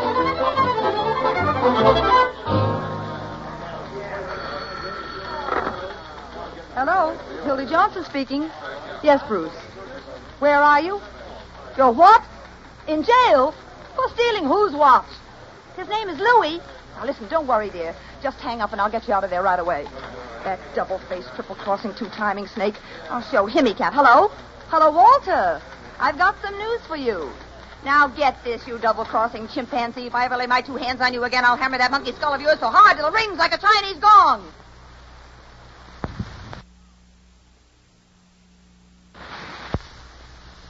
Oh, you don't you? Well, maybe Louis can tell you why Bruce is in jail for stealing somebody's watch. Goodbye, you run-over-heel. I'm going to Albany, and you can go to... Well, boys, you heard it. So long, you copy slaves. Oh, you're leaving, Hildy? It does my heart good to hear Walter Burns told off. When we see you again, Hildy. You in the criminal courts building are never going to see me again, Jake. I'm going to be a wife and not a news-getting machine for a two-faced maniac. I'm never even going to read a newspaper again. I'm going to Albany and settle the... Hey, what's that? It's a jailbreak. Hey, look, it's Williams. He's crawling along the edge of that roof there. Get out of my way. Hello, Murphy speaking. Give me the desk. Hey, Wait. Mike, get this. Hello. Earl Williams Walter, just... Hildy, shut up, you lughead, and get this. Earl Williams just escaped from the county jail. Yes, don't worry, Walter. Hildy's on the job.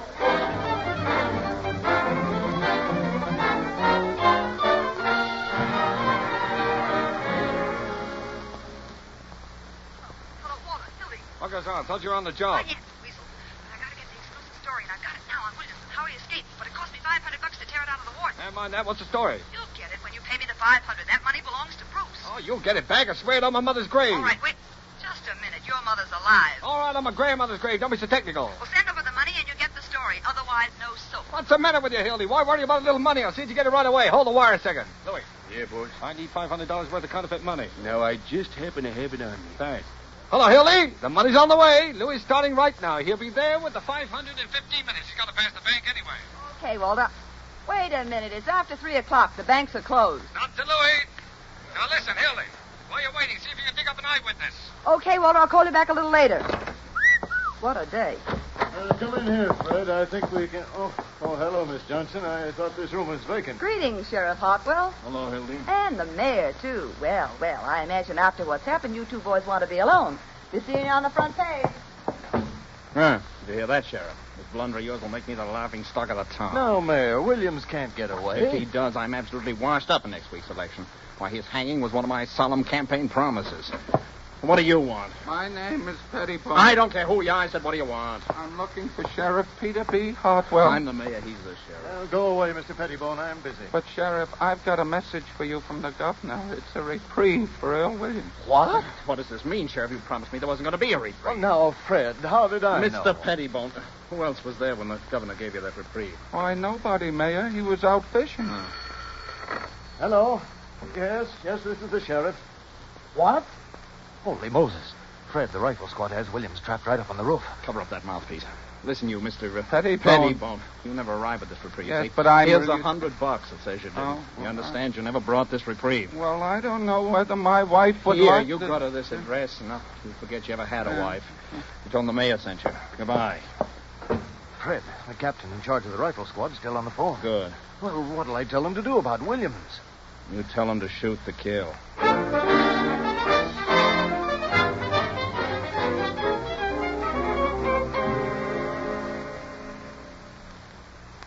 Hello, Walter.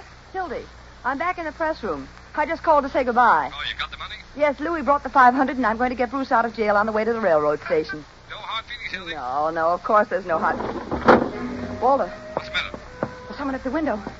He crawled down from the roof. Walter, listen. Drop that phone. Williams. Stand back. Put that gun down, Earl. No, I won't. You're not going to shoot me, Earl. Why, I'm your friend. I don't believe you. You're going to tell them I'm here so they'll hang me. Earl, put down that gun. I'm going to kill you. Earl! I guess I used all the shells. I can't shoot you. I can't shoot anybody. Earl, you must never do that again. Give me that gun. I'm awful tired. I couldn't go through another day like this. I couldn't go through the last minute. Oh, they'll hang me now, right out there. I saw the gallows. No, they won't. Look, now listen, don't worry, Earl. I'll save you. If there were only some place to...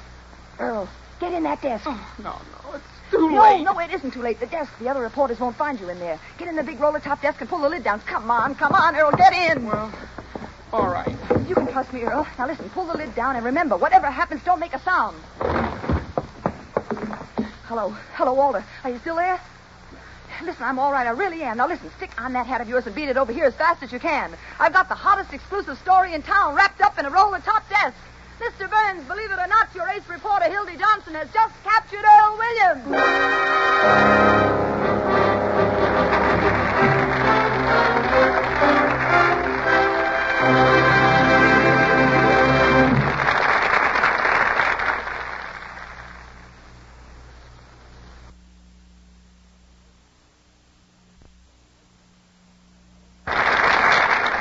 And that, folks, was Act One. Cary Grant and Rosalind Russell will be back following our usual brief intermission, which we will put to good use with some mighty helpful information. A man or woman who drives a car hears a lot of talk about motor oils, and a good deal of it can be mighty confusing. And yet, any motorist can easily determine just how good a motor oil actually is. You can tell with your eyes, your ears, and your pocketbook. Take Gulf Pride motor oil, for instance. Use Gulf Pride in your car, and your eyes tell you that Gulf Pride stays up to the full mark a long, long time. Your ears tell you that Gulf Pride helps keep your motor purring like a contented kitten. And your pocketbook tells you that Gulf Pride helps keep repair bills down with a capital D.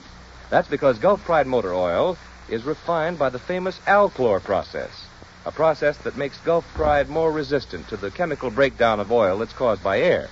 So, being more air-resistant, Gulf Pride forms less sludge, less carbon, less engine varnish. Naturally, then, it lasts longer, gives you finer lubrication, and saves you money. So next time, let your eyes, your ears, and your pocketbook be your guide, and get Gulf Pride motor oil.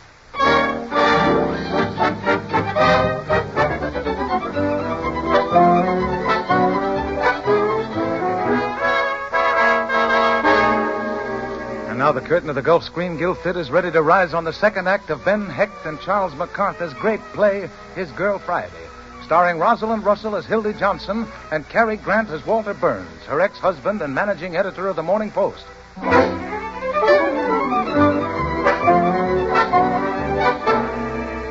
It's a short time later, and Walter, in response to Hildy's excited summons, has arrived at the press room of the Criminal Courts Building.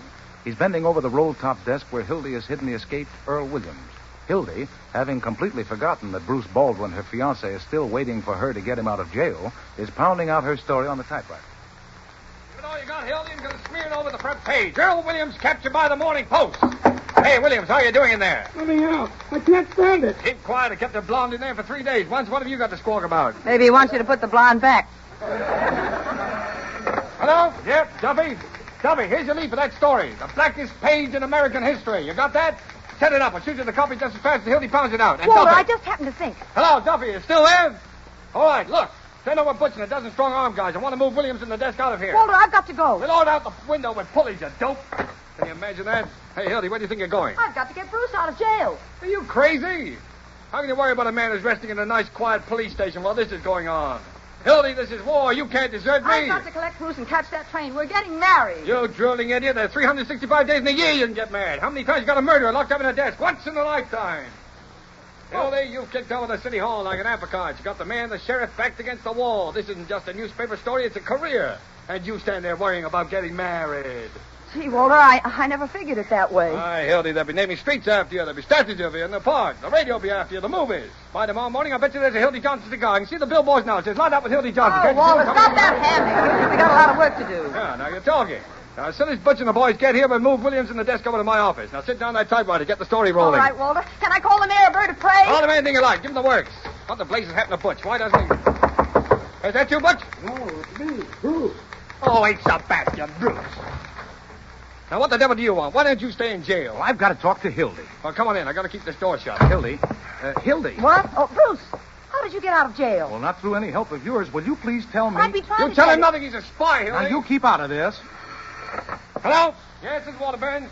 Hildy, what happened to you? A story, Bruce, a wonderful story. Now, wait a minute, Butch. What do you mean you know can't what I come had over? to do, Hildy? I had to wire home for $100 Really, for I'm bail. sorry, Bruce. Really, here's your $500 you gave me to keep. I'll explain everything later. Now, listen, Butch, I'm depending on you. Wait a second. Hildy, will you please get going on that story? Yes, Walter, excuse me, But, Bruce, Hildy, please. this isn't the money I gave Oh, you. I know. I spent that. I got this from Walter. Now, get this straight, Butch. You make tracks over here. Hildy, dear, I'm taking that 9 o'clock train. And don't forget to bring your gang. Are you coming to Albany with me, I'm Hildy? pounding on you, Butch. Don't let me down. Did you hear me? I said, Bruce, are you please, coming? I'm trying to write. Why, Hildy. Atta girl, Hildy. Now, you shut up, Mr. Burns. What? You're doing all this to her. Hildy, I don't think you love me at all. Darn it, I broke my nail. Yeah, see what you did? You broke her nail. I see what you are now. You're just a reporter. A story means more to you than a clean, honest life in Albany. Oh. But in case you come to your senses, I'll be at the station waiting for the 9 o'clock train. Goodbye. How can you imagine a guy like that? Now, come on, Hildy. Keep that typewriter hot. Now, look here, you. I can't stay in here any longer. Hey, Williams, get back in that desk, you mock turtle, and stay there. Don't come out again unless you hear 3 knocks. Like that. Now, you got that? Good. Now, sit tight. Now, how's it coming, Hildy? Pretty good. Where's Bruce? Bruce? Who's Bruce? Oh, Bruce! He went out to get a cup of coffee. Oh, is he coming back? I didn't...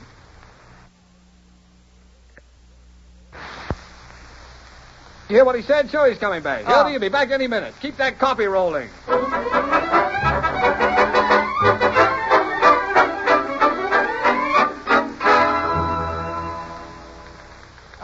Hello, Duffy? Well, where is Duffy? Oh, he is? All right. When he comes back, trying to get Malone and his boys. I got a hunch Butcher's rented on us. Call me back. Well, what have you got, Hildy? And while hundreds of the sheriff's relatives spread their reign of terror, Earl Williams was lurking just 20 yards away. All right, pick up your Meanwhile, teeth. the mayor, you double What are you in there for? I mean you backfiring Zach Hunter. I just remembered. Remember what? Bruce isn't coming back here at all. He said he was taking the 9 o'clock train. Oh, well, in that case, he's gone by now. Don't sit there like a frozen robin. Get on with the story. What a sap I am. Yes, well, now you've had a nice rest. Get back to work. I'm not going back to work, Walter Bain. Now, listen to me. I've still got 10 minutes to meet Bruce and catch the 9 o'clock train, and I'm going. Now, Hildy, don't open that door. I'm going to Bruce. Hildy, don't! Just don't try and stop me, that's all. Hello, Hildy. Oh, hello, Sheriff. We were just looking for you. Listen, Sheriff, I've got a train to catch. Better hold it, Sheriff. Yeah, she and Walter Burns are cooking up something. Now, wait a minute, boys. What do you mean by breaking in here like this? Oh, let go of me, will you? Ask her where Williams is. Hildy doesn't know anything. Hildy, I want you to talk. All right, what do you want me to say? What do you know about Earl Williams? What do you know about Earl Williams? No, I got ways of making you talk. Hildy, you're under arrest. And you too, Burns. Who's under arrest? Listen, you insignificant, square-toed, droop-snooted spy. Do you realize what you're doing? I'll show you what I'm doing. Burns, you're obstructing justice, and I'm going to see that you're fined $10,000. You'll see nothing of the kind till work. And I'm going to begin by impounding the Morning Post property. Is that roller-top desk yours? No. There. Why, of course it is, Hildy. Why lie to the sheriff? Huh? Sheriff, I dare you to move that desk out of here. Oh, why, yes, Sheriff. You just dare move it out. Now, I warn you, Sheriff, you touch this desk, you'll be sued. What was that? There's someone in that desk. No, it was just my knees knocking, Sheriff. You've got Williams in that desk. Stand back, everybody. Get out your guns, men. No, wait a minute. Don't shoot him. He's harmless. Williams is a dangerous criminal. Shoot right through the desk. No. Hold Duffy. Keep away from that pole. You want to get a scoop, you beetle-faced mongoose? Everybody aim at the center. When I say 3, That's murder. 1, 2. Hello, Daily Bulletin. Hold the press. And... Williams! I couldn't stay on there any longer, Miss Hildy. Go ahead, Sheriff. I give up. Go ahead. Shoot me. He's unarmed, boys. We got him. Flash, Earl Williams captured in criminal court's press room. Handcuff him, boys. Flash, Williams in desperate struggle. The police overpowered him. Take him away, boys. I'll be with you as soon as I finish with these two. Come on, Williams. Now, Duffy, the Morning Post just turned Williams over to the sheriff. Oh, give me that phone, Burns. Well, Sheriff, what's all the excitement? We got Williams, Mayor. Caught these two red-handed trying to kidnap him. Splendid, Sheriff. I think they both get 10 years for this. Anytime you think you can lick the Morning Post, Mayor, it's time for you to get out of town. We've been in worse jams than this, haven't we, Hildy? No, Walter, we haven't. Thanks, Ed. You forget the power that always watches over the Morning Post, Mayor. Hello, Duffy. Get my lawyer. All the lawyers in the world aren't going to... Hey, boys. Pettibone. I mean, who is this man? Why, don't you remember me, Mayor? I'm the man that brought you the Earl Williams reprieve. Wait a minute. You don't mean a reprieve from the governor? Of course not. Oh, but of course, yes. And here's your money back, Mayor. My wife said I shouldn't take bribes. Bribes? Who was trying to bribe you? $100, that's all he gives Well, the me. man's an imposter. I never... Besides, he's insane. You're both another. Why, I gave them the Earl Williams reprieve hours ago, but they gave it right back to me and $100 to forget all about it. Uh-huh. So you would hang an innocent man, would you? Trying to swing an election with a rope, eh? No. I wouldn't hang an innocent man. But my dear girl, you've got the wrong attitude. My dear man, Williams almost got the wrong altitude. Now, let's forget this little incident. Come along, Sheriff. We'll take dear Mr. Pettibone over to the warden's office and deliver this reprieve ourselves. I'm sure it's all a little misunderstanding that might happen at any one. That was a tight squeeze, Walter. Yeah. Hello, give me Duffy. Though, of course, there was the time we stole old Lady Haggerty's stomach off the coroner's table. Yeah, we've had some swell times, Hildy. A million laughs, but it's all over and you're doing the wise thing, Hildy. The newspaper game is a bad business. Well, you better get going. Meet Bruce. Oh, gee, Bruce is gone by this time. Well, send him a wire, honey. Meet him in Albany. You really mean that, Walter? Sure, I mean it. Now, can't you understand I'm doing something noble for once in my life? Get out of here, honey, before I change my mind. Walter, gee, listen a minute, will you? Now, I know I made fun of Bruce. I know I got him in Dutch. You know why? Why, Walter? Because I was jealous of him. You were? Yes. Yes, because he can give you the sort of life you want, Hildy. I'm sorry. I promise you Bruce will have no more trouble. Well, I could stay and do the story and take the train in the morning. No. Forget it. You better go. Hello, Duffy. Read me what you got so far. I'll get the other phone. Hello. Yes, this is Hildy Johnson. The 43rd Street Police Station. Did you say Bruce Baldwin? Arrested again? For passing counterfeit money? Oh, hold on, Duffy. A little trouble coming up on this end. Sure it's counterfeit? And he says I gave it to him. Oh, I see. Goodbye. No. Hildy, I think I can explain. I don't blame you for being mad, and, well, if you're going to throw that telephone at me, go ahead. Get it over with. Oh, Walter, you darling. Oh, honey. What are you crying about? Oh, now, you never cried before. Well, I thought you really wanted me to go away with Bruce. I thought you didn't love me. Oh. Now, what were you thinking with, honey? I don't know. Well, what are you standing there gawking for? Send Louis down to the jail and give Bruce some honest money so he can go back to Albany where he belongs. Yes. Hello, Duffy. Everything's fine now. Hildy and I are coming back to the office. No, she's not quitting. We're going to be married again. Walter, can we go on a honeymoon this time? Certainly, darling. Gee. Duffy, you can be managing editor while I'm on my honeymoon. Atlantic City, Walter? Yeah, Atlantic City, Hildy. A whole 2 weeks, Walter? Certainly, a whole 2... Wait a minute. What's that, Duffy? A strike? What strike? In Albany? Oh, well, now I can't ask Hildy to go and cover all right. We'll honeymoon in Albany. Fine. Hey, Hildy. What? Well, I just thought of something. Albany. What is it, Walter? Hey, I wonder if Bruce has got a spare room.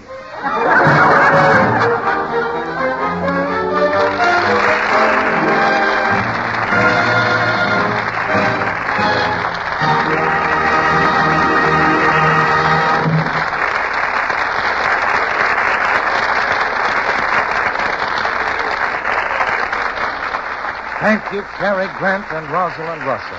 It was swell of you to give up time from busy shooting schedules to do this performance tonight in the Gulf Screen Guild Theater. As you know, ladies and gentlemen, our stars contribute their performances here in the Gulf Theater, and the money which the stars would normally receive, Gulf gives instead to the Motion Picture Relief Fund, toward the building of a home for the less fortunate members of the picture industry.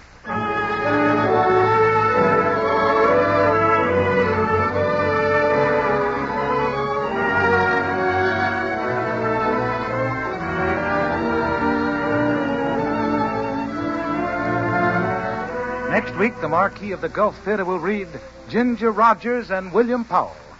Ginger Rogers, in her first radio appearance since winning the Academy Award, starred with one of your favorite screen comedians, William Powell, in Lucky Partners. It's a story about a girl and a psychology-minded artist whose luck changes the minute they meet. Everything goes splendidly until they decide to go on an experimental vacation together a week before the girl is to marry another man. It's one of the funniest comedies of the season. There'll be music, of course, by Oscar Bradley's Gulf Orchestra with Frank Tours conducting. So tune in the Gulf Screen Guild Theater next Sunday night at this same time. It's William Powell and Ginger Rogers in Lucky Partners.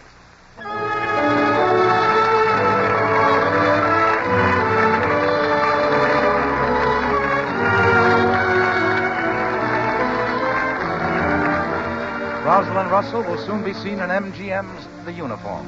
Cary Grant's latest for Columbia Pictures is Penny Serenade. And remember, you've a date to attend the Gulf Theater a week from tonight when we present Lucky Partners, starring Ginger Rogers and William Powell.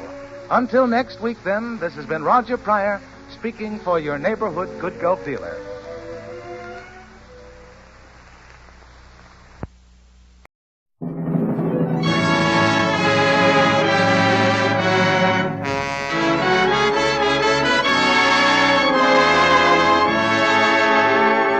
Lady Esther presents the Screen Guild Players.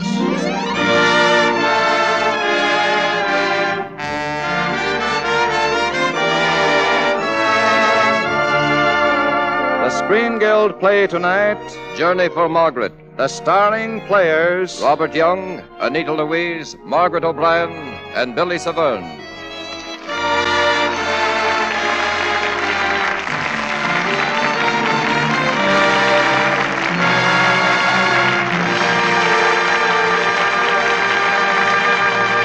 Tonight, Lady Esther presents the Screen Guild Players in Journey for Margaret. Metro-Goldwyn-Mayer's production of W.L. White's deeply moving story of England's war-orphaned children. It stars Robert Young as John Davis, Anita Louise as his wife Nora Davis, 6-year-old Margaret O'Brien as Margaret, and 4-year-old Billy Severn as Peter.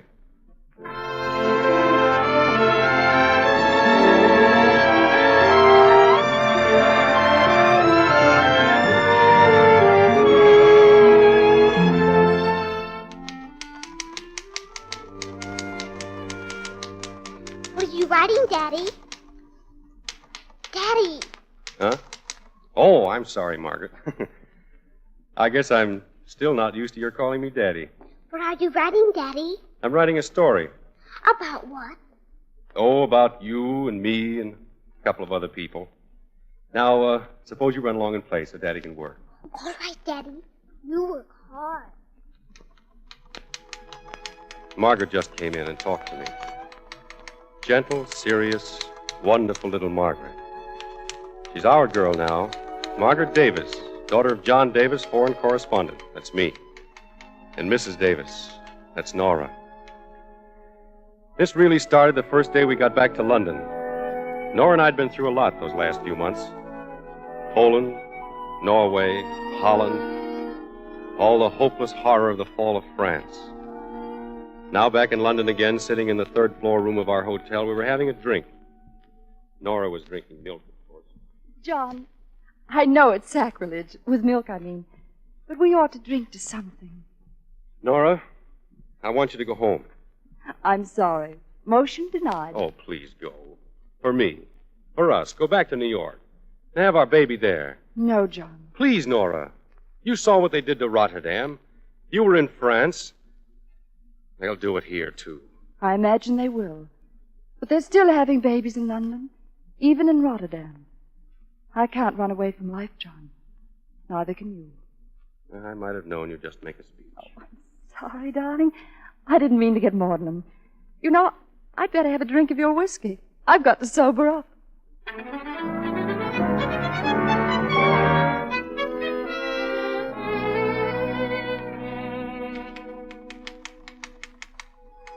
That was Nora. Brave, gallant Nora who never once complained. Not even when I had to leave her in the hotel room alone. It was about a week later, I think, my first London raid. I was out in the street with Herbert Allison, head of our London office. I guess it must have been pretty bad. The Hankels roaring up there in the dark and the ack-ack making an awful clatter. That was close, John. Pretty rough on you to drag you out tonight. Oh, forget it. If I didn't come out tonight, what would I write about tomorrow? Oh, what will you write about anyway? Meaning what? Now, let's face it, old boy. That stuff you've been turning out is terrible. Straight out of the icebox. Don't forget I got to keep a weather eye on the censor. The censor wouldn't cut the stuff I want. The sort of copy you sent from Madrid. I'll wager those stories even made the telegraph girls cry. Well, that was before Munich. Before Czechoslovakia and before France. I can't blame it on that, John. It's you. You've changed. You don't get mad anymore. Now, if you could get mad the way you used to... A man can't go on feeling forever. There's a limit. By and by, he finds himself dead. That's why I can't get mad. I'm dead. Perhaps. Oh, look, there's something across the way. Direct hit, I think. Come on. Yes, somebody found a telephone. Call it in. Gas and water lines broke. Up to it now and stand by with the ambulance. What was it, Warden? A direct hit? Oh, yes, sir. Direct hit it was, sir. Family of the name of Humphreys. Mother and son. Bringing the little lipper out here now. Here they are. Hold the boy. I'll hold him, nurse. Thank you. Now, if we could get him to give up that little wool lamb. I'll get it. Look, son, let me hold the lamb for you, will you? I'll give it back. Honest, I promise. That's a good fellow. Now go ahead, nurse. I don't think anything's broken. Shot, perhaps. Anything hurt you, son? Your arms. No, don't hurt. Oh, good. I'll take him along. Oh, come along, soldier. You're going to be fine. Cowards. The filthy, rotten cowards to hit a kid like that. What's the matter, John? Getting mad? Oh, cut it out, Alice. I'm sorry. What are you going to do with that lamb? Lamb? Say, I forgot to give it back. I'd keep it if I were you. Prop it up on your typewriter when you get back to the office. Thanks, but I'm not going back to the office right now. I think I'll go home and look in on Nora.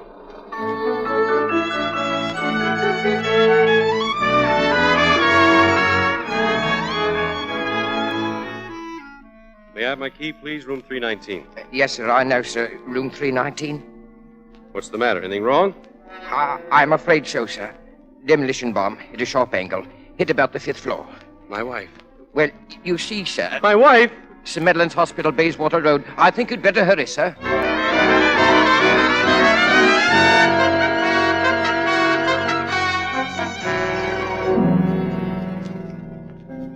I think you can see her now, Mr. Davis. Just a few minutes, though. I gave her a hypodermic. Thank you, Doctor. Before you go in, one thing you ought to know. I had to operate. Operate? Well, why? There was a lesion from bomb percussion. She'll be all right. She's got to be all right. She will be. Of course, she won't be having another baby.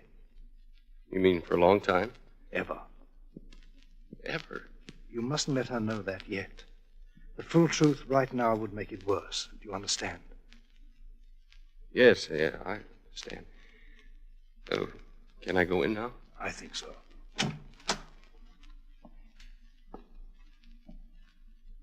Nora. Hello, Cookie. Nora. Nora, darling. Lean down, John.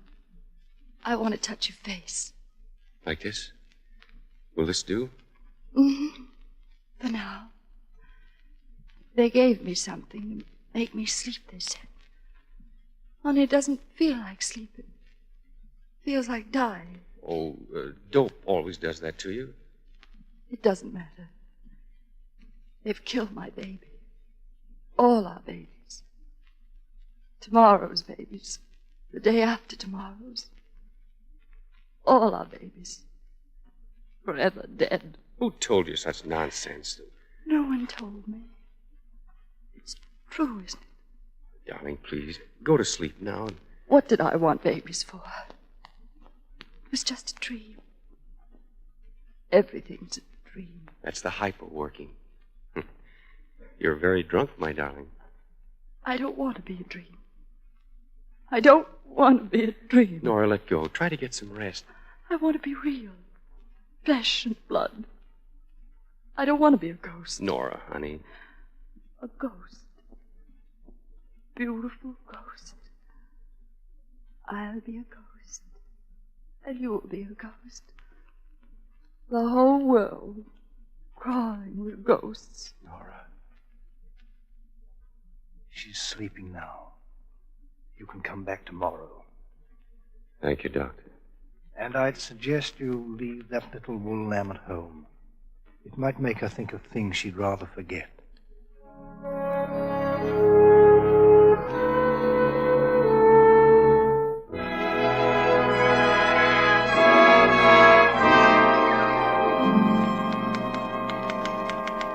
As soon as Nora could travel, I sent her back to the States. She was so quiet and so bitter, I thought the change might help. I had to stay, of course. I had my work. Maybe Allison was smarter than I knew. He asked for some articles on the Rizzick Children's Home. It was there I found an old young friend that kept a promise I had made. Mr. Davis, you're sure it's the same boy? I was sure of it when I saw him yesterday. That's why I brought his lamb. It's a bit ragged, a little on the depressing side. That doesn't matter. It will make a link with his past. It might get him to talk. He scarcely said a word since he came to us. Here he is, Miss Strauss. Oh, thank you, Toni. Come in, Peter. I want you to meet John Davis. Well, Peter, have you lost your tongue? Well, that's all right, Miss Strauss. Peter, I'm glad to see you again. I brought you something that belongs to you. A nice woolly lamb. No. But I promised I'd give it back. He's an old friend of yours. My Look, lamb? the same one. Here. Lamb. You ran away, lamb. Oh, lamb. an awful lamb. Awful. He spoils your soup and throws his spoon down the pipe and wets his knickers. He's awful. Oh, lamb. And we'll never take him away from you again, Peter. Never. Now, take him upstairs and get ready for tea. Yes, we goes. Goodbye, Peter. Oh, no, you come too. Well, some other time. I'll be seeing you. You sure? You promise? Of course I promise. All right. Come along, lamb. We goes tea. Poor little devil. He likes you. It appears you've become something of a link yourself. Yes? I was told to ask for Miss Strauss. I'm Miss Strauss. I'm Mrs. Harris, and this is Margaret. I'm her foster mother. Her latest foster mother, that is. There were 2 others before me, but I'm afraid none of us could handle the child. I'd rather we discussed it alone. Oh, little Margaret and I have no secrets. It's just that she won't Talk or eat her FOOD. And nobody's been able to pry her loose from that incendiary BOMB. I'm sure if you'll just leave her with us. Oh, she does that curious thing all day long, always rubbing her hands into her eyes like that. Yes, I see. I believe I know how to. Oh, not that we don't think it was a privilege, you understand. My husband and I both felt it was... Good day, Mrs. Harris. Oh, well, goodbye. That woman is worse than a raid. And much more dangerous. Well, Margaret, we're glad to have you here.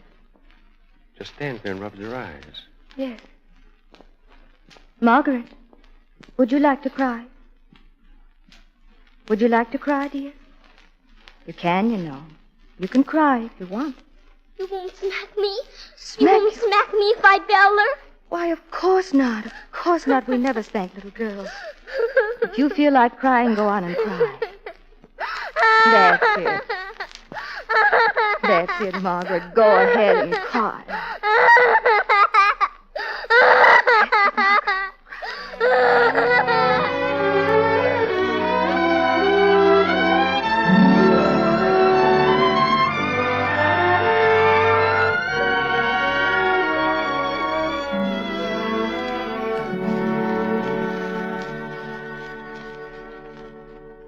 I really ought to be getting along, Miss Strauss. I'm way overdue at the office. You've been wonderful with the children, Mr. Davis. Well, having tea was fun, but giving them a bath, that's a little out of my line. They like you.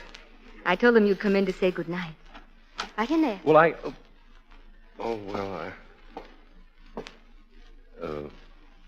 children, you still up? Bye, Mr. Davis. Peter, why aren't you asleep? You're not asleep. Well, 6:30 isn't my usual bedtime. Now go to sleep. You too, Margaret. I want my imagesium bomb. Well, there it is, right by your cot. The plane's coming. A bomber. No, it isn't. It's just our guns chasing the bombers away. It sounds like a bomber to me. Oh, God, take my love away. Oh, love. He's going to sleep, Margaret. You go to sleep, too. Is it a German plane? No, it's one of ours. Is it dropping bombs now? No, it's going away. No. Yes, now. You hear? See, it's going away. Good. I don't like German planes. They won't hurt you if I can help it. You sound awfully mad. I am awful mad. But not at you. Now, go to sleep. Will you sleep here, too? Well, if you want me to. I want you to. You didn't say your prayers. Well, I'll say them later. I want you to say them now. I want you to say your prayers now. Dear God. Dear God, take care of Nora and Margaret and Peter and all the others. And me. Please keep me mad, God. Please keep me mad.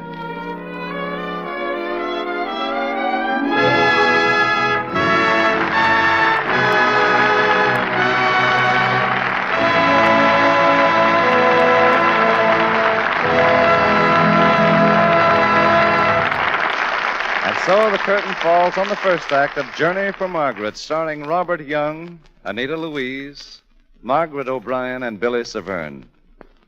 before the curtain rises on the second act. A word from our hostess, Lady Esther. I have always said there are no truly unattractive women. There are only women who don't know how to make themselves look interesting and exciting. Let me tell you about a little incident that proves my point. A woman came into a room full of people one day, and no one even noticed her. She looked so drab and so plain. We got to know each other rather well during the evening, and I offered to prove to her that the right makeup could transform her appearance. So we went into the dressing room, and I removed all the heavy powder that made her skin seem dry and hard. Then I took a nice clean puff and carefully powdered her face and neck with Lady Esther powder. She could hardly believe her eyes as she saw her skin take on a look of radiant new life and freshness. "Why, my skin looks so much younger," she said. "And this powder even makes my eyes look brighter. Or do I just imagine it?" I told her no, it wasn't her imagination. I told her that Lady Esther face powder is deliberately planned to be flattering to the skin, the hair, the eyes. I told her I used hurricanes, twin hurricanes, to blow the powder and color together instead of just mixing them in the usual way. And I explained that it was this hurricane blending that made Lady Esther face powder new in texture and new in shade. A face powder that has made millions of women look more youthful and more attractive. Well, this time when she entered the room full of people, many eyes turned in her direction, admiring her. And I knew I had proved beyond the question of a doubt that Lady Esther face powder had transformed her appearance.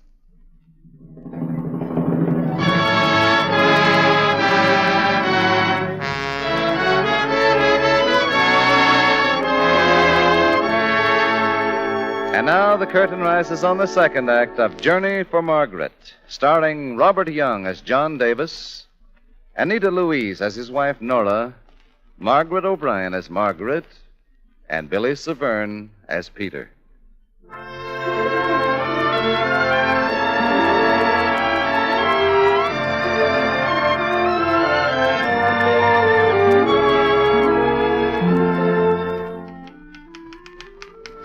As the days passed, I saw a lot of Margaret and Peter. And when Allison decided to send me to the States for a vacation, I cabled Nora asking her if I could bring the children home with me. When she didn't answer my cable, I phoned. Allison and I waited hours for the call to get through, and then... Hello? Yes, I'm ready. Hello, Nora? Nora? Yes, John. It's me. Oh, gosh, I'm glad. You didn't answer my cable. Well, I just got it, John. I've been away in the country. I haven't been feeling so well. Nora, I know you. You're not trying to get better. Well, maybe I wasn't, but I am now. Oh, John, it's a wonderful idea. I'm so excited. I know, but which one, the boy or the girl? Oh, darling, you can't ask me to decide. Well, you can't ask me either. If you knew them, Nora... Oh, then, darling, bring them both. Both? Are you sure? Of course. I mean, really sure? Oh, John, dear, come home and find out. Oh, Cookie, you're wonderful. I'll cable you tomorrow. Allison, she said yes, she wants them both. So I surmised. Now all you have to do is to get them passage.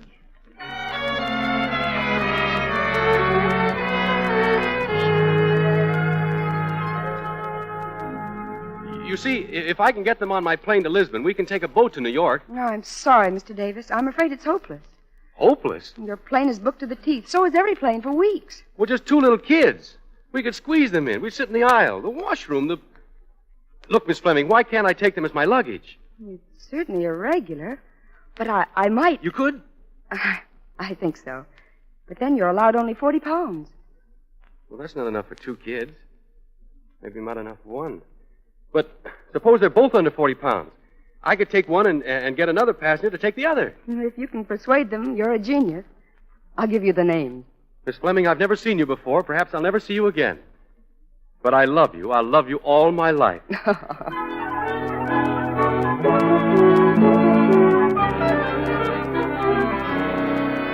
I know it's a strange request, Mrs. Bailey, but I've tried all the other passengers and been turned down. I'll make it up to you for everything you have to leave behind. If you take this child... Mr. Davis, I'm going to live with my daughter in Canada. I have no one else left. My husband and my son. Oh, I'm sorry. It isn't easy to choose one 40-pound package that will represent 50 years of living. Those few things I can't give up.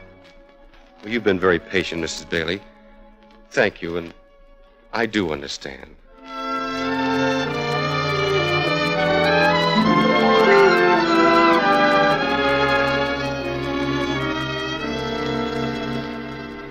If one of them was just over 40 pounds, Miss Strauss, if I just didn't have to choose. But they're both under 40 pounds. And you do have to choose. Eeny, meeny, miny, mo. This one stay, this one go. I can't. And I must make your decision for you. You? Yes, I'm used to it. Here we must make decisions every day. You wait here. You will know which one in a minute. Fine spot to be in. I didn't like them both. They weren't so sweet. One of them didn't like me. Mr. Davis, Yes, Margaret? Judy says to tell you it's a girl. A girl. Margaret, darling. Oh, Margaret, darling. I hope it's the right one, Mr. Davis. Could there be a wrong one? Margaret! Margaret! Does he know? I tried to explain. He's so attached to her. Margaret goes away. I goes too. I wish it were that easy, son. But I want to go too with my Mr. Davis. Well, look, Peter, you'll be having a lot of fun. You'll go to live somewhere in the country, maybe. There'll be horses and cows and sheep, and real live lambs. Don't walk. I'll send you some presents, too. A nice new teddy and maybe an elephant. Don't walk. Of course you do. I'll send them to Trudy for you. Don't walk. All he wants is that little ragged lamb of his. Look at the way he holds on to it. I know. Peter, I'm leaving you, but it isn't because I want to. I like you, Peter, and someday I'll come back. Someday soon. Oh, gosh. It's getting late, Mr. Davis. You don't want to miss that plane? Yes. Peter, will you say goodbye? Please, Peter. No, wait, don't leave like that. Peter, wait. Forgive me. I think it's better so. Yeah, I guess you're right. Besides, well, you said yourself it's getting late. Well, you better be going. Goodbye, Trudy. Goodbye. I only wish you could be taking both of them.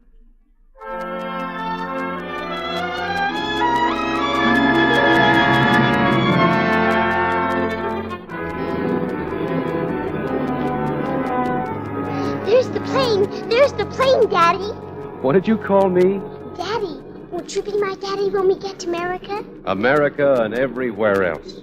I want to go to America right now. Well, then we better get aboard. Unless you've got a secret pair of wings. No, Daddy, I haven't got no wings. Margaret! Margaret! Look, Daddy, look. It's Peter.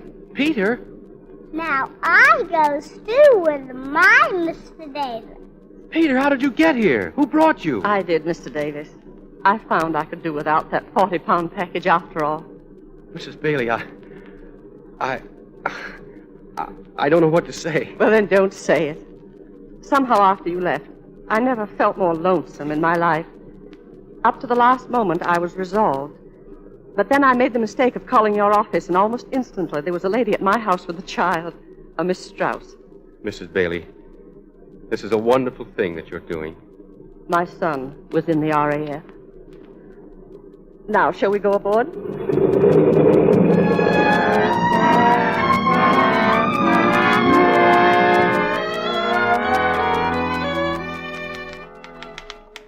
I guess this is almost the end of the story. By plane to Lisbon and by boat to New York. We're coming up the harbor now, and I ought to take the youngsters out on deck. New York at night is something they'll remember all their lives. Something I'd rather like to see again myself.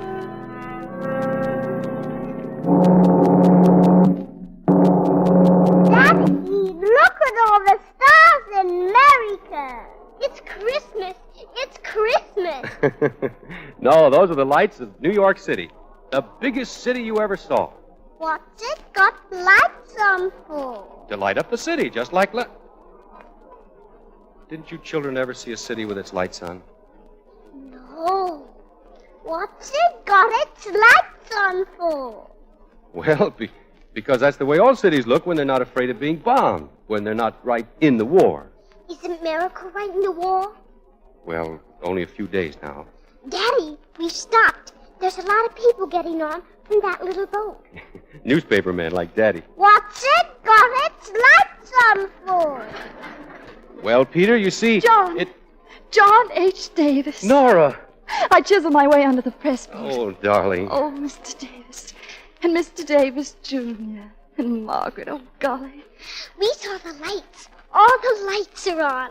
No, they're not. They're going out. Ow. Nora, what's that, a blackout? Yes, John.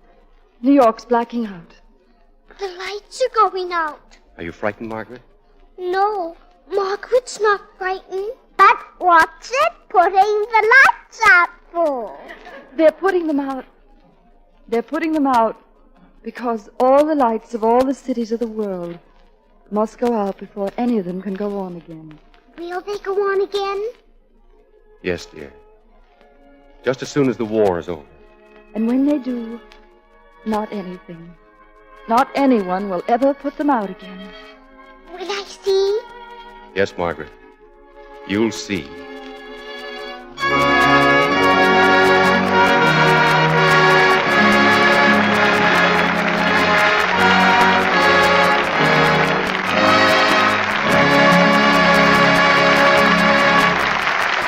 Thank you, Billy Severn, Margaret O'Brien, Robert Young, and Anita Louise for your grand performances in Journey for Margaret. Well, Mr. Bradley, it's always a pleasure to appear on these programs for the benefit of the Motion Picture Relief Fund. But tonight, the pleasure was doubled for me by having had the opportunity to work with two such talented children as Margaret O'Brien and Billy Severn. Most of us could learn a lot about acting from them. In just a moment, we'll be back to tell you about next week's exciting show. But first, a word from one of our foremost beauty authorities, Lady Esther. Thank you, Miss Louise. These are very busy days for most of us. And you know that's one of the reasons so many women are changing to Lady Esther face powder. It stays on so long and stays so fresh and so flattering that busy women don't need to keep stopping and retouching their makeup. But that's only one of the reasons. I just wish you could read the many letters I get. Some women say they never saw such exciting powder shades. Others are thrilled by the way Lady Esther face powder hides little lines and blemishes. And so many women write and tell me my powder makes their skin look softer, more youthful. Now, if you could see how Lady Esther face powder is made, you'd know why it's so much more flattering than ordinary powder. First, it's just mixed in the usual way. But then you would see something happen to Lady Esther face powder which happens to no other powder. You would see it blown by hurricanes, color and powder blown together at terrific speed. And you would see it come from this patented twin hurricane blending, a miracle of smoothness. The colors so perfectly merged that the shades are a lot more interesting and exciting on your skin. Just try Lady Esther face powder and see why more lovely women now use it than any other kind. Next week, the Lady Esther Screen Guild Players will present Pittsburgh. It will star Marlena Dietrich, Randolph Scott, and John Wayne. Be sure to listen. Robert Young will soon be seen in Slightly Dangerous. Billy Severn can soon be seen in Man Down Under. Margaret O'Brien is soon to be seen in Dr. Gillespie's Criminal Case. All Metro-Goldwyn-Mayer productions. Anita Louise recently appeared in the play Mr. and Mrs. North. Music on tonight's program arranged and conducted by Wilbur Hatch. To save materials, buy the larger size of Lady Esther Face Cream. Thank you. Good night. This is the Columbia Broadcasting System.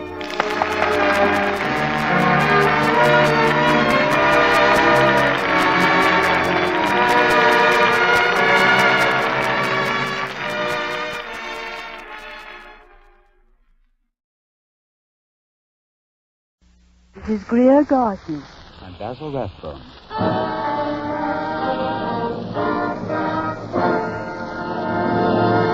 The Gulf Screen Guild Theater.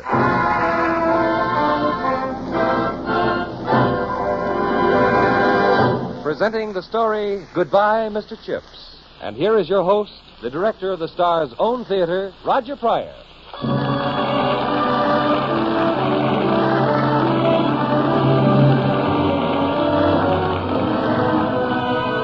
everyone.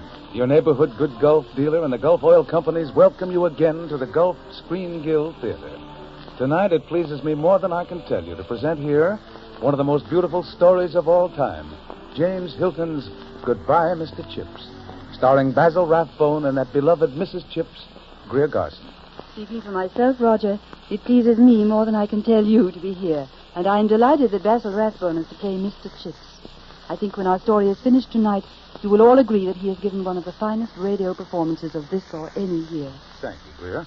Ladies and gentlemen, in just a moment, our curtain will rise on the Gulf Screen Guild Theater presentation of Goodbye, Mr. Chips. Meanwhile, Bud Easton wants to remind you of something. All right, Bud? Folks, you've probably been preparing for this fall weather in lots of ways. For instance, getting out your overcoats and sweaters and such things. Well, don't forget to prepare your automobiles, too.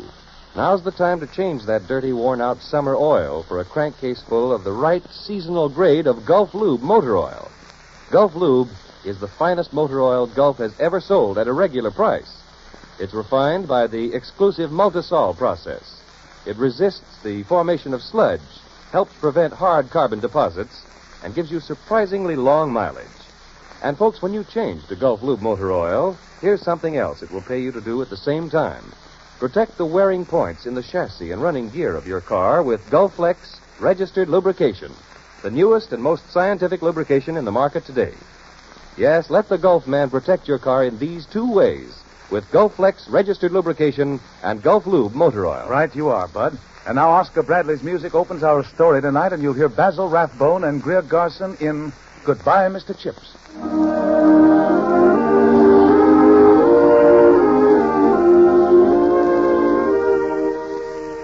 Deep in the heart of that green island that is forever England stands Brookfield School, founded 1492. Old walls, old buildings, old oaks, all sleeping in the peace of a September afternoon.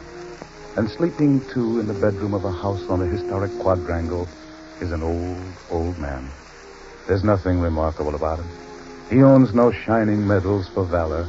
He's accumulated no great wealth.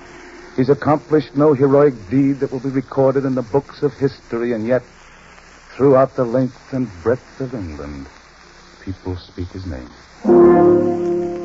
Bad news, Ashley, but I thought you'd want to know. I'll go to Brookfield by the first train. Cancel all my appointments and say I've gone to see Chips. Prime Minister cannot be disturbed, Sir William. Oh, yes, he can. You tell him Chips of Brookfield is dying. He'll listen. Yes, that's what everyone calls him, Old Chips. Or, more formally, Mr. Chipping, beloved Master Emeritus of Brookfield School. The white head turns on the pillow, and Chips smiles in his sleep. Of what is he dreaming? Of textbooks and chapel bells, of roll calls and scuffling feet, of names half forgotten, of events long ago. Perhaps dreaming of the desolate figure of an unpopular middle-aged teacher as he stands in the schoolyard on the closing day of a school term. Dream on, Mr.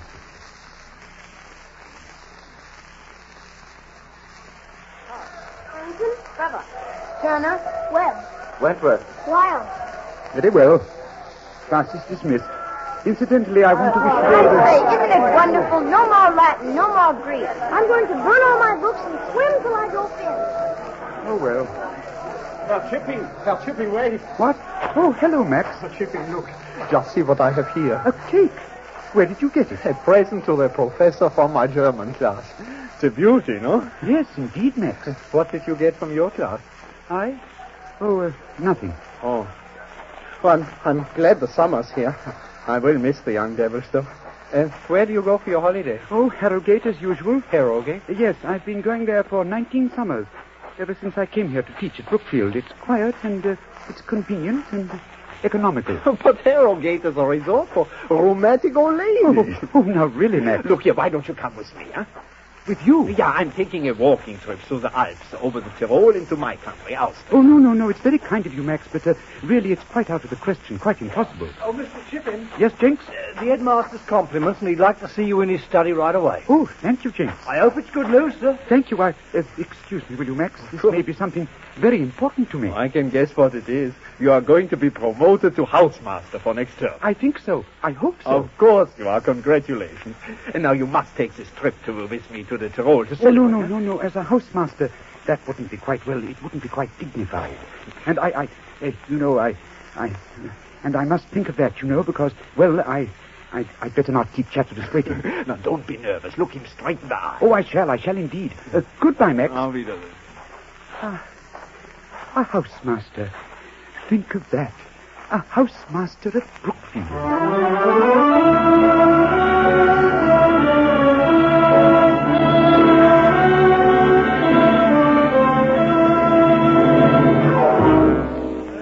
Understand, Mr. Chipping, this is immensely difficult for me. But frankly, the Board of School Governors feels that any man in the housemaster post should be popular with the boys. That's why, in spite of the fact that you were in line for the position, we decided on Farrington. Yes, I see. This is a very great disappointment. Mr. Chatteris, I seem to have been a failure here, and I don't quite know why. Now, Mr. Chipping... When I came to